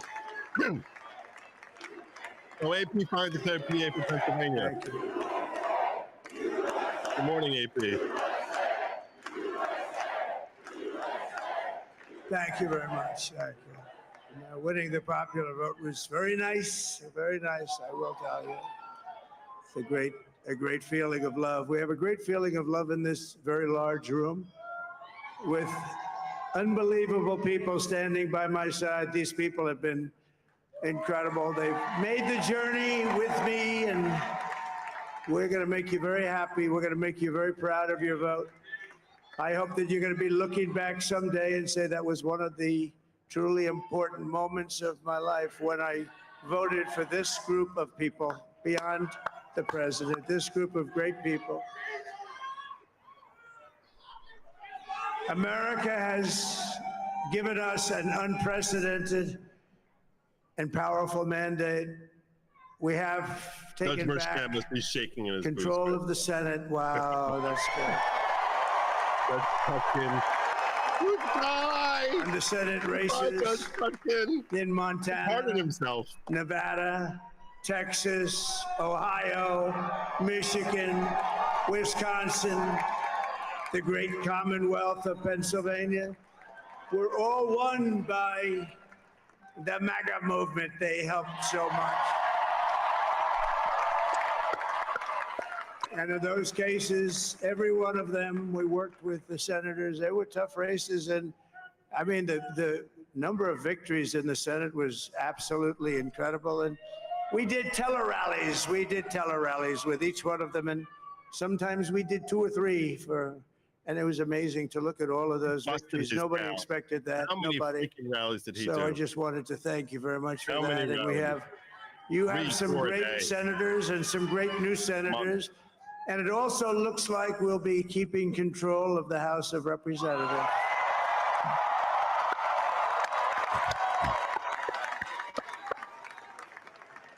And I want to thank Mike Johnson. I think he's doing a terrific job. Terrific job. I want to also thank my beautiful wife, Melania, First Lady.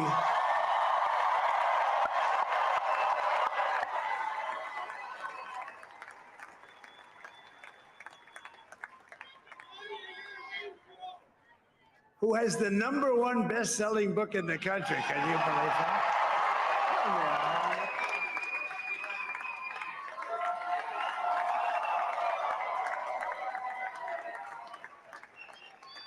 Oh, no, she's done a great job, works very hard to help people. So I just want to thank her. But I want to thank my whole family, my amazing children, and they are amazing children. Now, we all think our children are amazing. Everybody here thinks their children are amazing, but that's a good thing when you think they are. But Don, Eric, Ivanka, Tiffany, Barron, Laura, Jared, Kimberly, Michael, thank you all. What a help. What a great.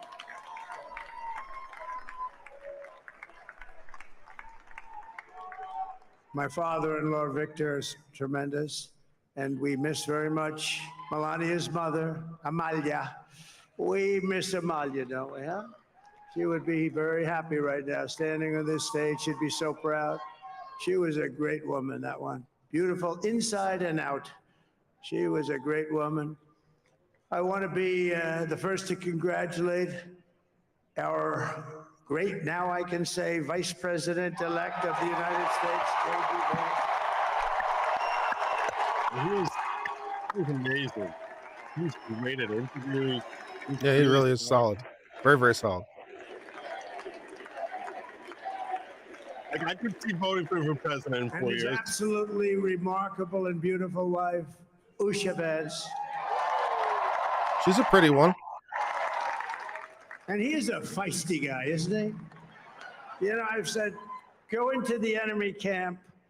And you know, the enemy camp is certain networks. A lot of people don't like this. Sir, do I have to do that? He just goes, okay. Which one? CNN, MSDNC?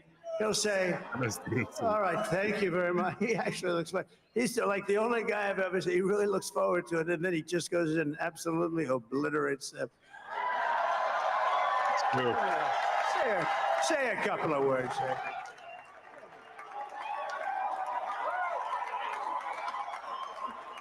He was a great pick. Tim Walz was a stupid pick. He was a great pick.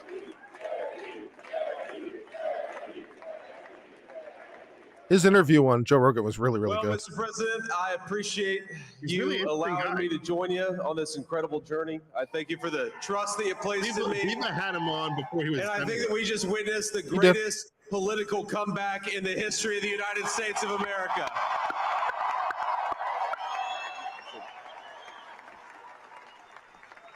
They tried bankrupting And under President Trump's leadership, we're never going to stop fighting for you, for your dreams, for the future of your children. And after the greatest political comeback in American history, we're going to lead the greatest economic comeback in American history under Donald Trump's leadership.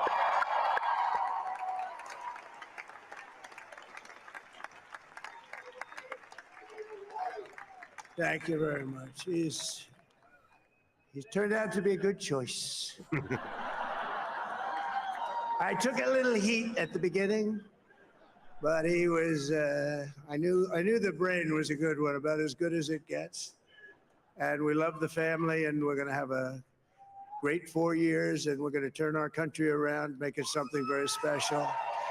It lost that little thing called special. We have to make it so. We're going to make this so great. It's the greatest country and potentially the greatest country in the world by far. And right now we're going to just work very hard to get all of that back.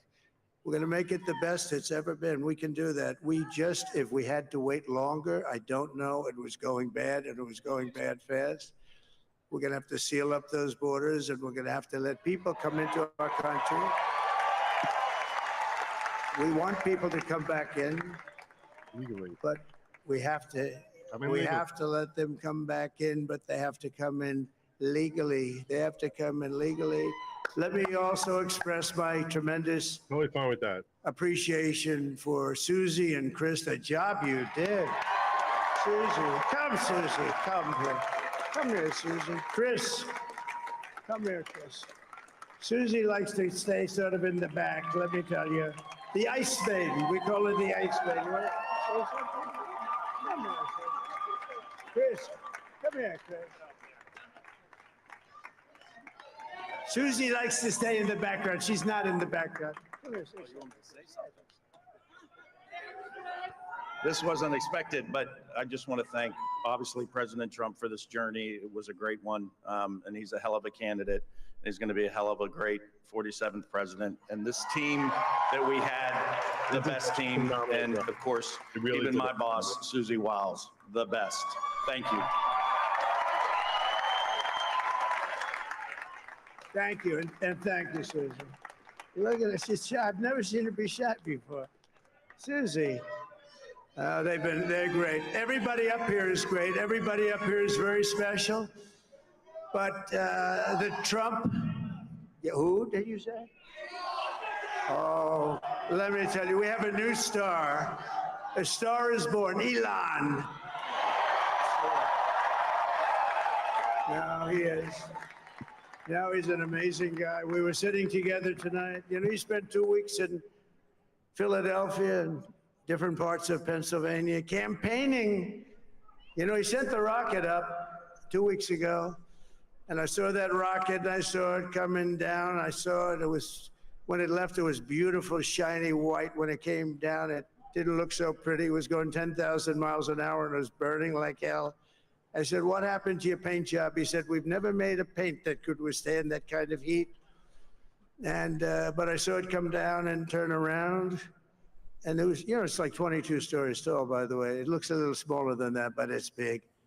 And it came down, and you saw that fire burning.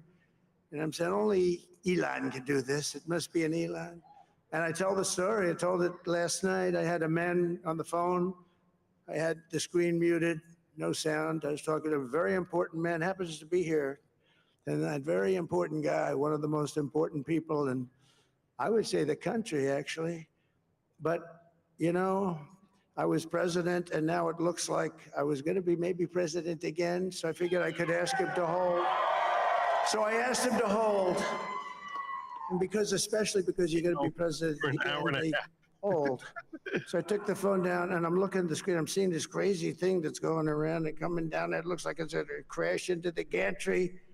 And I said, oh, no. And I said, do me a favor. Do you mind holding for a couple of minutes? I want to see this. I thought it was a space age movie or something. I put the phone down. Bad part, I didn't pick it up for 45 minutes, and he was holding. But this spaceship came down, and I saw those engines firing, and it looked like it was over. It was going to smash. And then I saw the fire pour out from the left side, and it put it straight. And it came down so gently, and then it wrapped those arms around it, and it held it. And just like you hold your baby at night, your little baby. And it was a beautiful thing to see. And I called Elon. I said, Elon, was that you? He said, yes, it was. How many times is I said, who else can do that? Can Russia do it? No. Can China do it? No.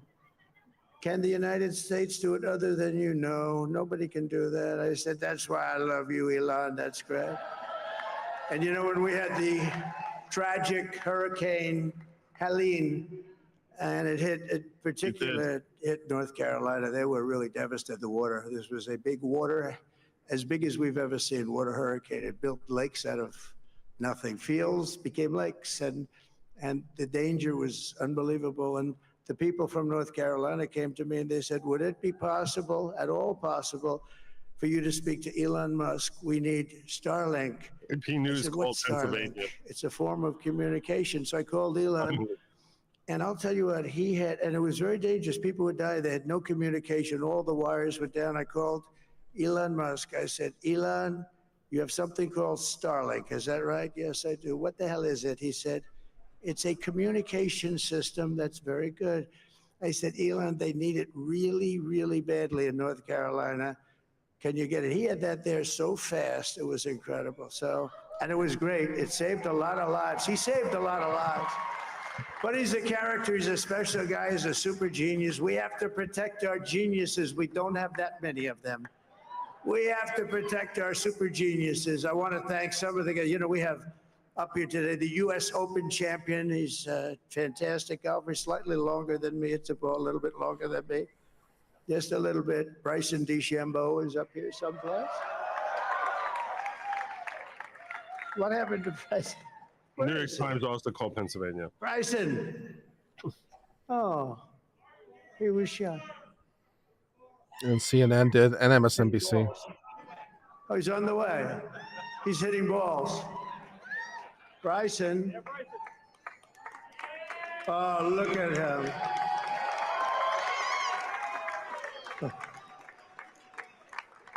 He had a great, he's got a great career going. Great U.S. Open, Bryson. That's a fantastic job. And we also have a man, Dana White, who has done some job. He's a tough guy.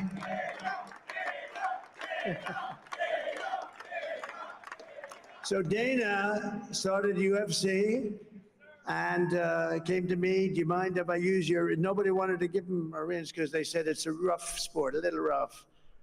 And I helped him out a little bit, and I went, and they said, this is the roughest sport I've ever seen, but I began to like it, and he loved it, and nobody's done a better job in sports. And you know, he's a very motivational kind of a guy, what he does. He gets these fighters, and they really go at it, and it's become one of the most successful sports enterprises anywhere at any time. It's doing so well. I'd like to ask Dana just to say a couple of words, because people love to hear from him. Dana, please.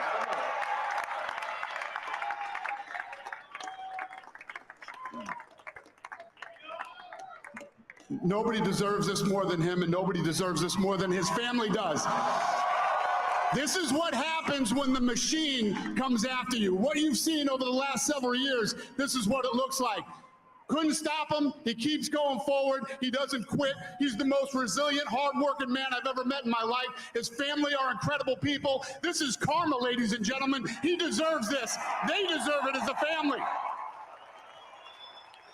I want to thank some people real quick. I want to thank the Nelk boys, Aiden Ross, Theo Vaughn, Bustin' with the Boys, and last but not least, the mighty and powerful Joe Rogan. And thank you, America. Thank you. Have a good night.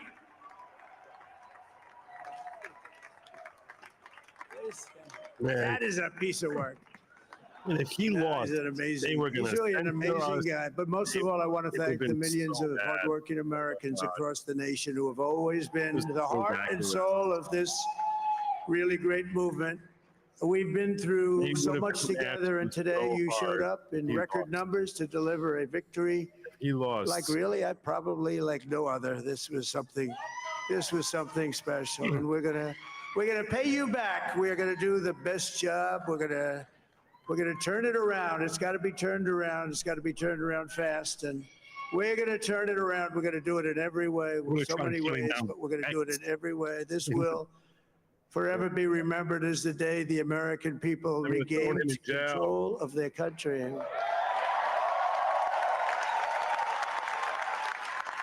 So I just want to say that on behalf of this great group of people, these are hardworking people. These are fantastic people, and we can add a few names like Robert F. Kennedy Jr. He came in,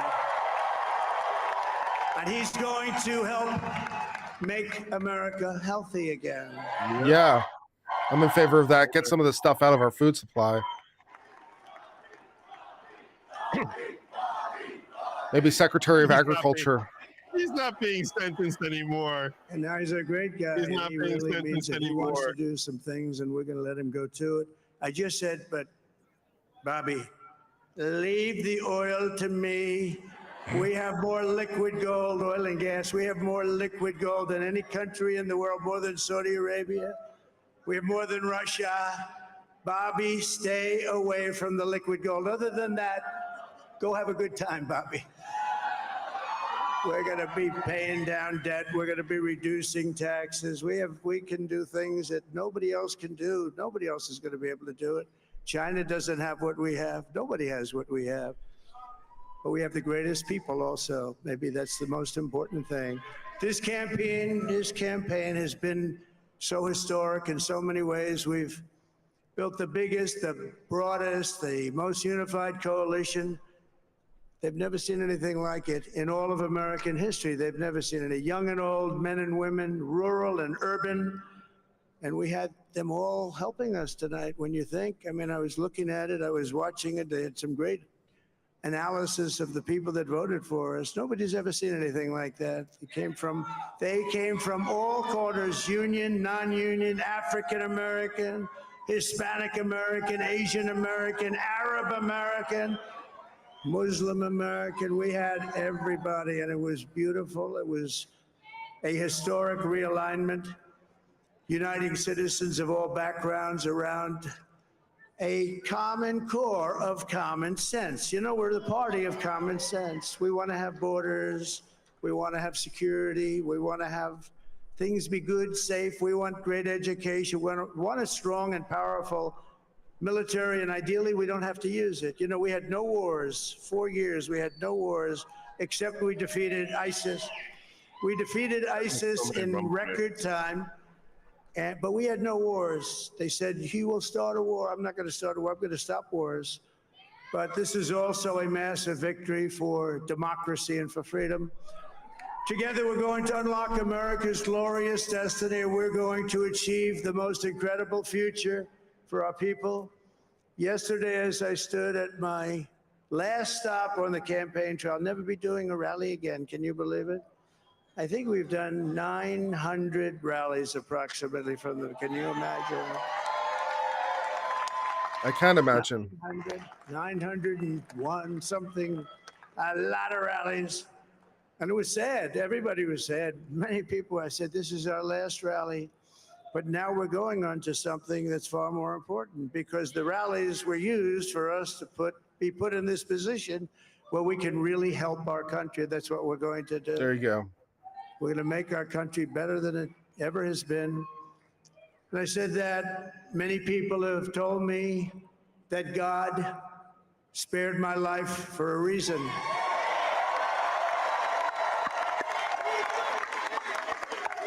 And that reason was to save our country and to restore America to greatness. And now we are going to fulfill that mission together. We're going to fulfill that mission. The task before us will not be easy, but I will bring it's not that every simple. ounce of energy, spirit, and fight Yeah, they that go I based on have what in my soul to the job that you've entrusted to me. This is a great job. There's no job like this. This is the most important job in the world. Just as I did in my first term, we had a great first term, a great, great first term. I will govern by a simple motto: promises made, promises kept. We're going to keep our promises.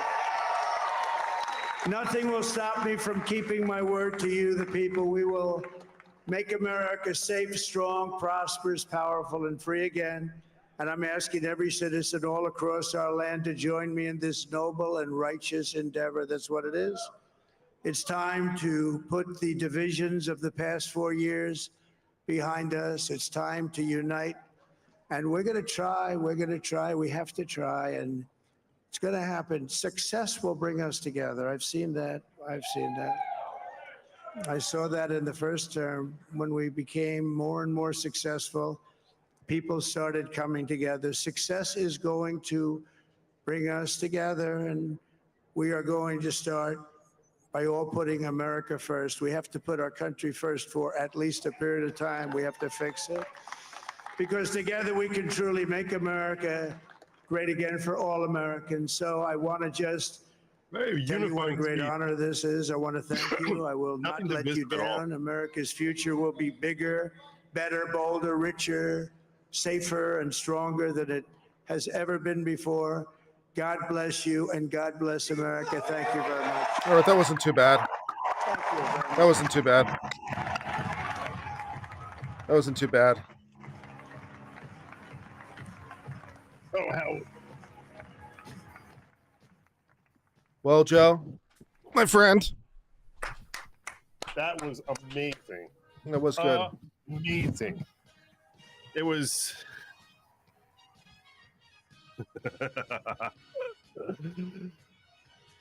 Young nun. No, say young nun. Oh my God. Oh my God. So there you go. There you go. President-elect Donald John It's pretty amazing. Trump. It's pretty amazing. President-elect it was. Look, I'm not going to kid you. I can admit I was wrong. I thought it would be more. I thought it would be more of a landslide. Although, frankly, we have to see how things finish out, because the New York Times is predicting right now that he's going to. Their prediction, and they've been spot on all night. You can't really fault them. Their prediction is that he's going to finish with 312 electoral votes. Nice. And to 226. The embarrassment that Harris is. People don't even think about like just how much disaster we're potentially facing if we didn't get this outcome. I mean, how much disaster. Him personally, first of all, they would have tarred and feathered him to make an example out of him. He would have gotten the harshest sentence they could have possibly have given him. They'd be coming after Chutkin, would be coming after him. He would be toast, because all the neocons and the Democrats, they all suck up to power. All of them suck up to power. And now that he's the most powerful, he is again the most powerful man in the country, indisputably. Now they're all forced to suck up to him. So on a personal level, all of the abuse he's faced, all of the hate that he's faced, all of the terrible, terrible things they've dropped on him, and now they all have to go crawling back on their hands and knees, whether they're the Democrats, the liberals, the progressives, the freaking stinking neocons, all of them going back like, oh yeah, can I have a position in your cabinet? Can you appoint me to this posh position? All of them crawling back to him after they all were looking to have him destroyed in 2020. They turned on him so fast. And now, so for those of you who are just, who idolize Trump, the individual, I'll tell you right now, this is such an utter humiliation for all his enemies, and this is your validation, your vindication. But it goes so far beyond the personal elements to it. I mean, the efforts to bankrupt him, this is such egg on their face. I mean, think if you're Judge Engoron tonight and you issued a $480 million judgment that's going to be overturned by the appellate division because you tried embarrassing and humiliating him. Think if you're freaking Jack Smith tonight. What must it be like to be freaking Jack Smith tonight, or Judge Chutkin and those stupid losers with all of these stupid, freaking, stinking, retarded, ridiculous efforts to throw him in jail. Think what it must be like to be Fannie Willis tonight. What losers that they went after him and made him the most powerful person on earth, because frankly, a lot of people had given up hope that he could be resurrected. They resurrected him. They brought him back to life and made him more powerful than ever before. They're the ones who did it. His enemies, more as much as his friends. They're the ones who made me start thinking, how do I not stand with this man? And I'm not alone in that. Everyone was looking at it that way. Like, oh my God, how much are you going to go after this guy just because he stood up to you and said, hey, we're not taking it. So I'm going to tell you something. Everything he is as an individual, everything he represents, they cannot stand him, and they are forced to suck up to him. They are forced to step back, and and then the blessing is that this led to this coalition, because they were so heinous and so evil and so twisted that they ended up revolting genuinely good people, great people like Elon Musk, like Tulsi, like Joe Rogan or Tucker Carlson or RFK Jr. or I mean, just countless people, or JD Vance, countless amazing people who came out and said, I'm joining up with this man. I mean, it's like we almost needed this scum to come after him so hard in order to create this coalition where everyone for them to publicize just how terrible they are as human beings, and they are really, really evil people. This is the level of evil we're talking about here. Okay, look at this Vilde Chaya here, this disgusting, awful, terrible human being that's known as Jem Psaki or Raggedy Ann or Circleback, whatever the hell you want to call her. This is what they wanted if he lost. And finally, let me just end with this. Our democracy is strong, and the American people are fierce. It is strong. Yeah, they are but fierce. Even if Trump is defeated tomorrow, he has exposed during his time out there some serious limitations within our system. No, he's and exposed. He's exposed how evil you are. Ourselves. Things like whether social media platforms should have the freedom to operate at a lower level of accountability than local television networks. That we should come after social media platforms, come after the people who are on social media platforms. In terms of the lies they can spread. Or whether the Electoral College alone is the right way to determine who should lead this country.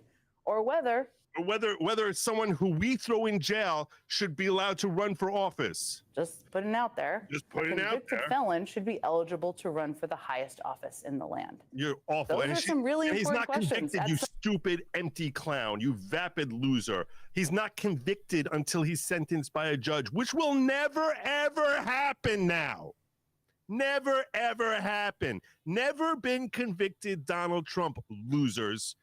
That's what they wanted. At some point, we will need to consider. But at some point, we'll never need to consider. At some point, we need to consider whether we ship out people who are so stupid and self-destructive to America and yet have a platform that they're advocating for anti-constitutional ideologies, then maybe we should basically have some sort of thing where we actually humiliate them publicly. And we basically we force them to actually read their words out loud, and we mock them on public TV because you're an idiot, Jen Psaki. You're a completely stupid moron, and there are so many countless other evil people like you. There was so much terribleness that was coming down the pike for Trump individually and for everyone who was part of MAGA if this did not come through. This was a miracle from God that he survived a bullet that was like a 1-foot putt. This was a miracle from God that their evilness was exposed and brought together all these great people who hopefully, God willing, with God's help, will be able to actually help right the ship of this ridiculous, off the kilter. How the hell did we go in the direction we did, where we're just opening up our borders, throwing billions of dollars to foreign countries, and basically raping Americans of their own money, for causing your dollars, your bank account to be worth less, your spending power to be much less, because we're going to jack up inflation by borrowing and borrowing and borrowing from China, buying everything from China, shutting down our own oil drills, farming out our jobs to foreign countries, buying oil from other places, letting them basically do whatever climate disasters you were worrying about. And that way we could have some sort of virtue signaling that, oh, we're the good people who are worried about the world. And that's why we make sure that all the carbon emissions are going out over the Far East and not over the Western Hemisphere, because somehow that's good for that's for global climate. The stupidity that we've been hearing over, all done. But the evilness they were planning on raining down on us, and they didn't hide it. They didn't hide it at all. And thank God, now all of that goes away. All of it. There's so many. I can't even begin to contemplate how amazing tonight's success went and how disastrous. And I'll tell you this much, our children and our grandchildren will never appreciate the peril that we were in on November 5th, 2024, because if they will never be able to understand what it was like to live in this culture and where we were headed, where we were destined to go, if not for the fact that this election came out the way it did. I mean, just the terribleness and how America was on the precipice of just complete brother turning against brother in ways of utter hatred and just complete awfulness. And hopefully, look, do I think the left is going to react violently? Very possibly. There's going to be a whole bunch of rallies, people screaming, not my president, not my president. And then December will come and it'll be too cold for them to march and they'll forget about it. And they'll just be whining online like a bunch of losers. That's what's going to end up happening. I'm urging you this, don't get violent with anyone. Anyone's trying to start something up with you, don't get violent with you. Don't be classy in victory. Be classy and win. Be welcoming to others. Don't forget, and that doesn't mean forget how all the terrible things they said. Don't forget the neocons and how they said Trump can never win. He'll never pass. No, don't forget that. Never forget that. But show grace. Show grace. Be above it. Be above being petty. Just be like, okay, I know who you are. You identified who you are, and that doesn't mean you're not potentially beneficial. And I need to understand that as far as level of trust I can invest in you. But I'm not going to be so petty as to like be punching you over this. So America and you who watched and supported this show, I want to thank each and every one of you who supported. This is a phenomenal victory. I'm so glad I have someone, a good friend like Kurt here to join me in celebrating this. And frankly, to have thousands of you here with me celebrating just an amazing moment for America, for Donald Trump, for his family, which also we shouldn't ignore all the hassle and terrible pain that they've been put through by the legacy media and by countless people who are continually assaulting them, and the court system and the DOJ and all them coming after not just Donald Trump but his family as well, and just to I want to express my appreciation for the amazing support all of you have continually showed, and tell you that this is such a phenomenal, miraculous day for Donald Trump, for all of us, and God willing, for all of America. Do you have any thoughts? Well said, and I'm very grateful. But with that, my friend, I need to sign off and go to bed. Good night, my friend. Thank you so much. It was great being with you. Goodbye. Good night. And good night. Great seeing you, brother.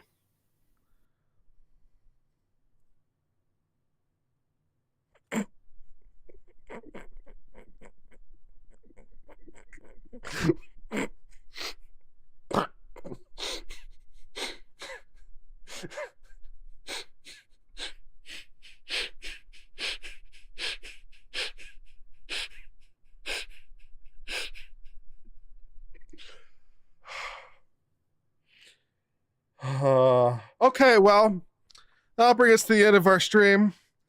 I've been enjoying spending some time with you. I've been Uncivil Law. Until later, my friends. Get some sleep, my friends. Have some waffles in the morning. I've been Uncivil Law. Until later, goodbye.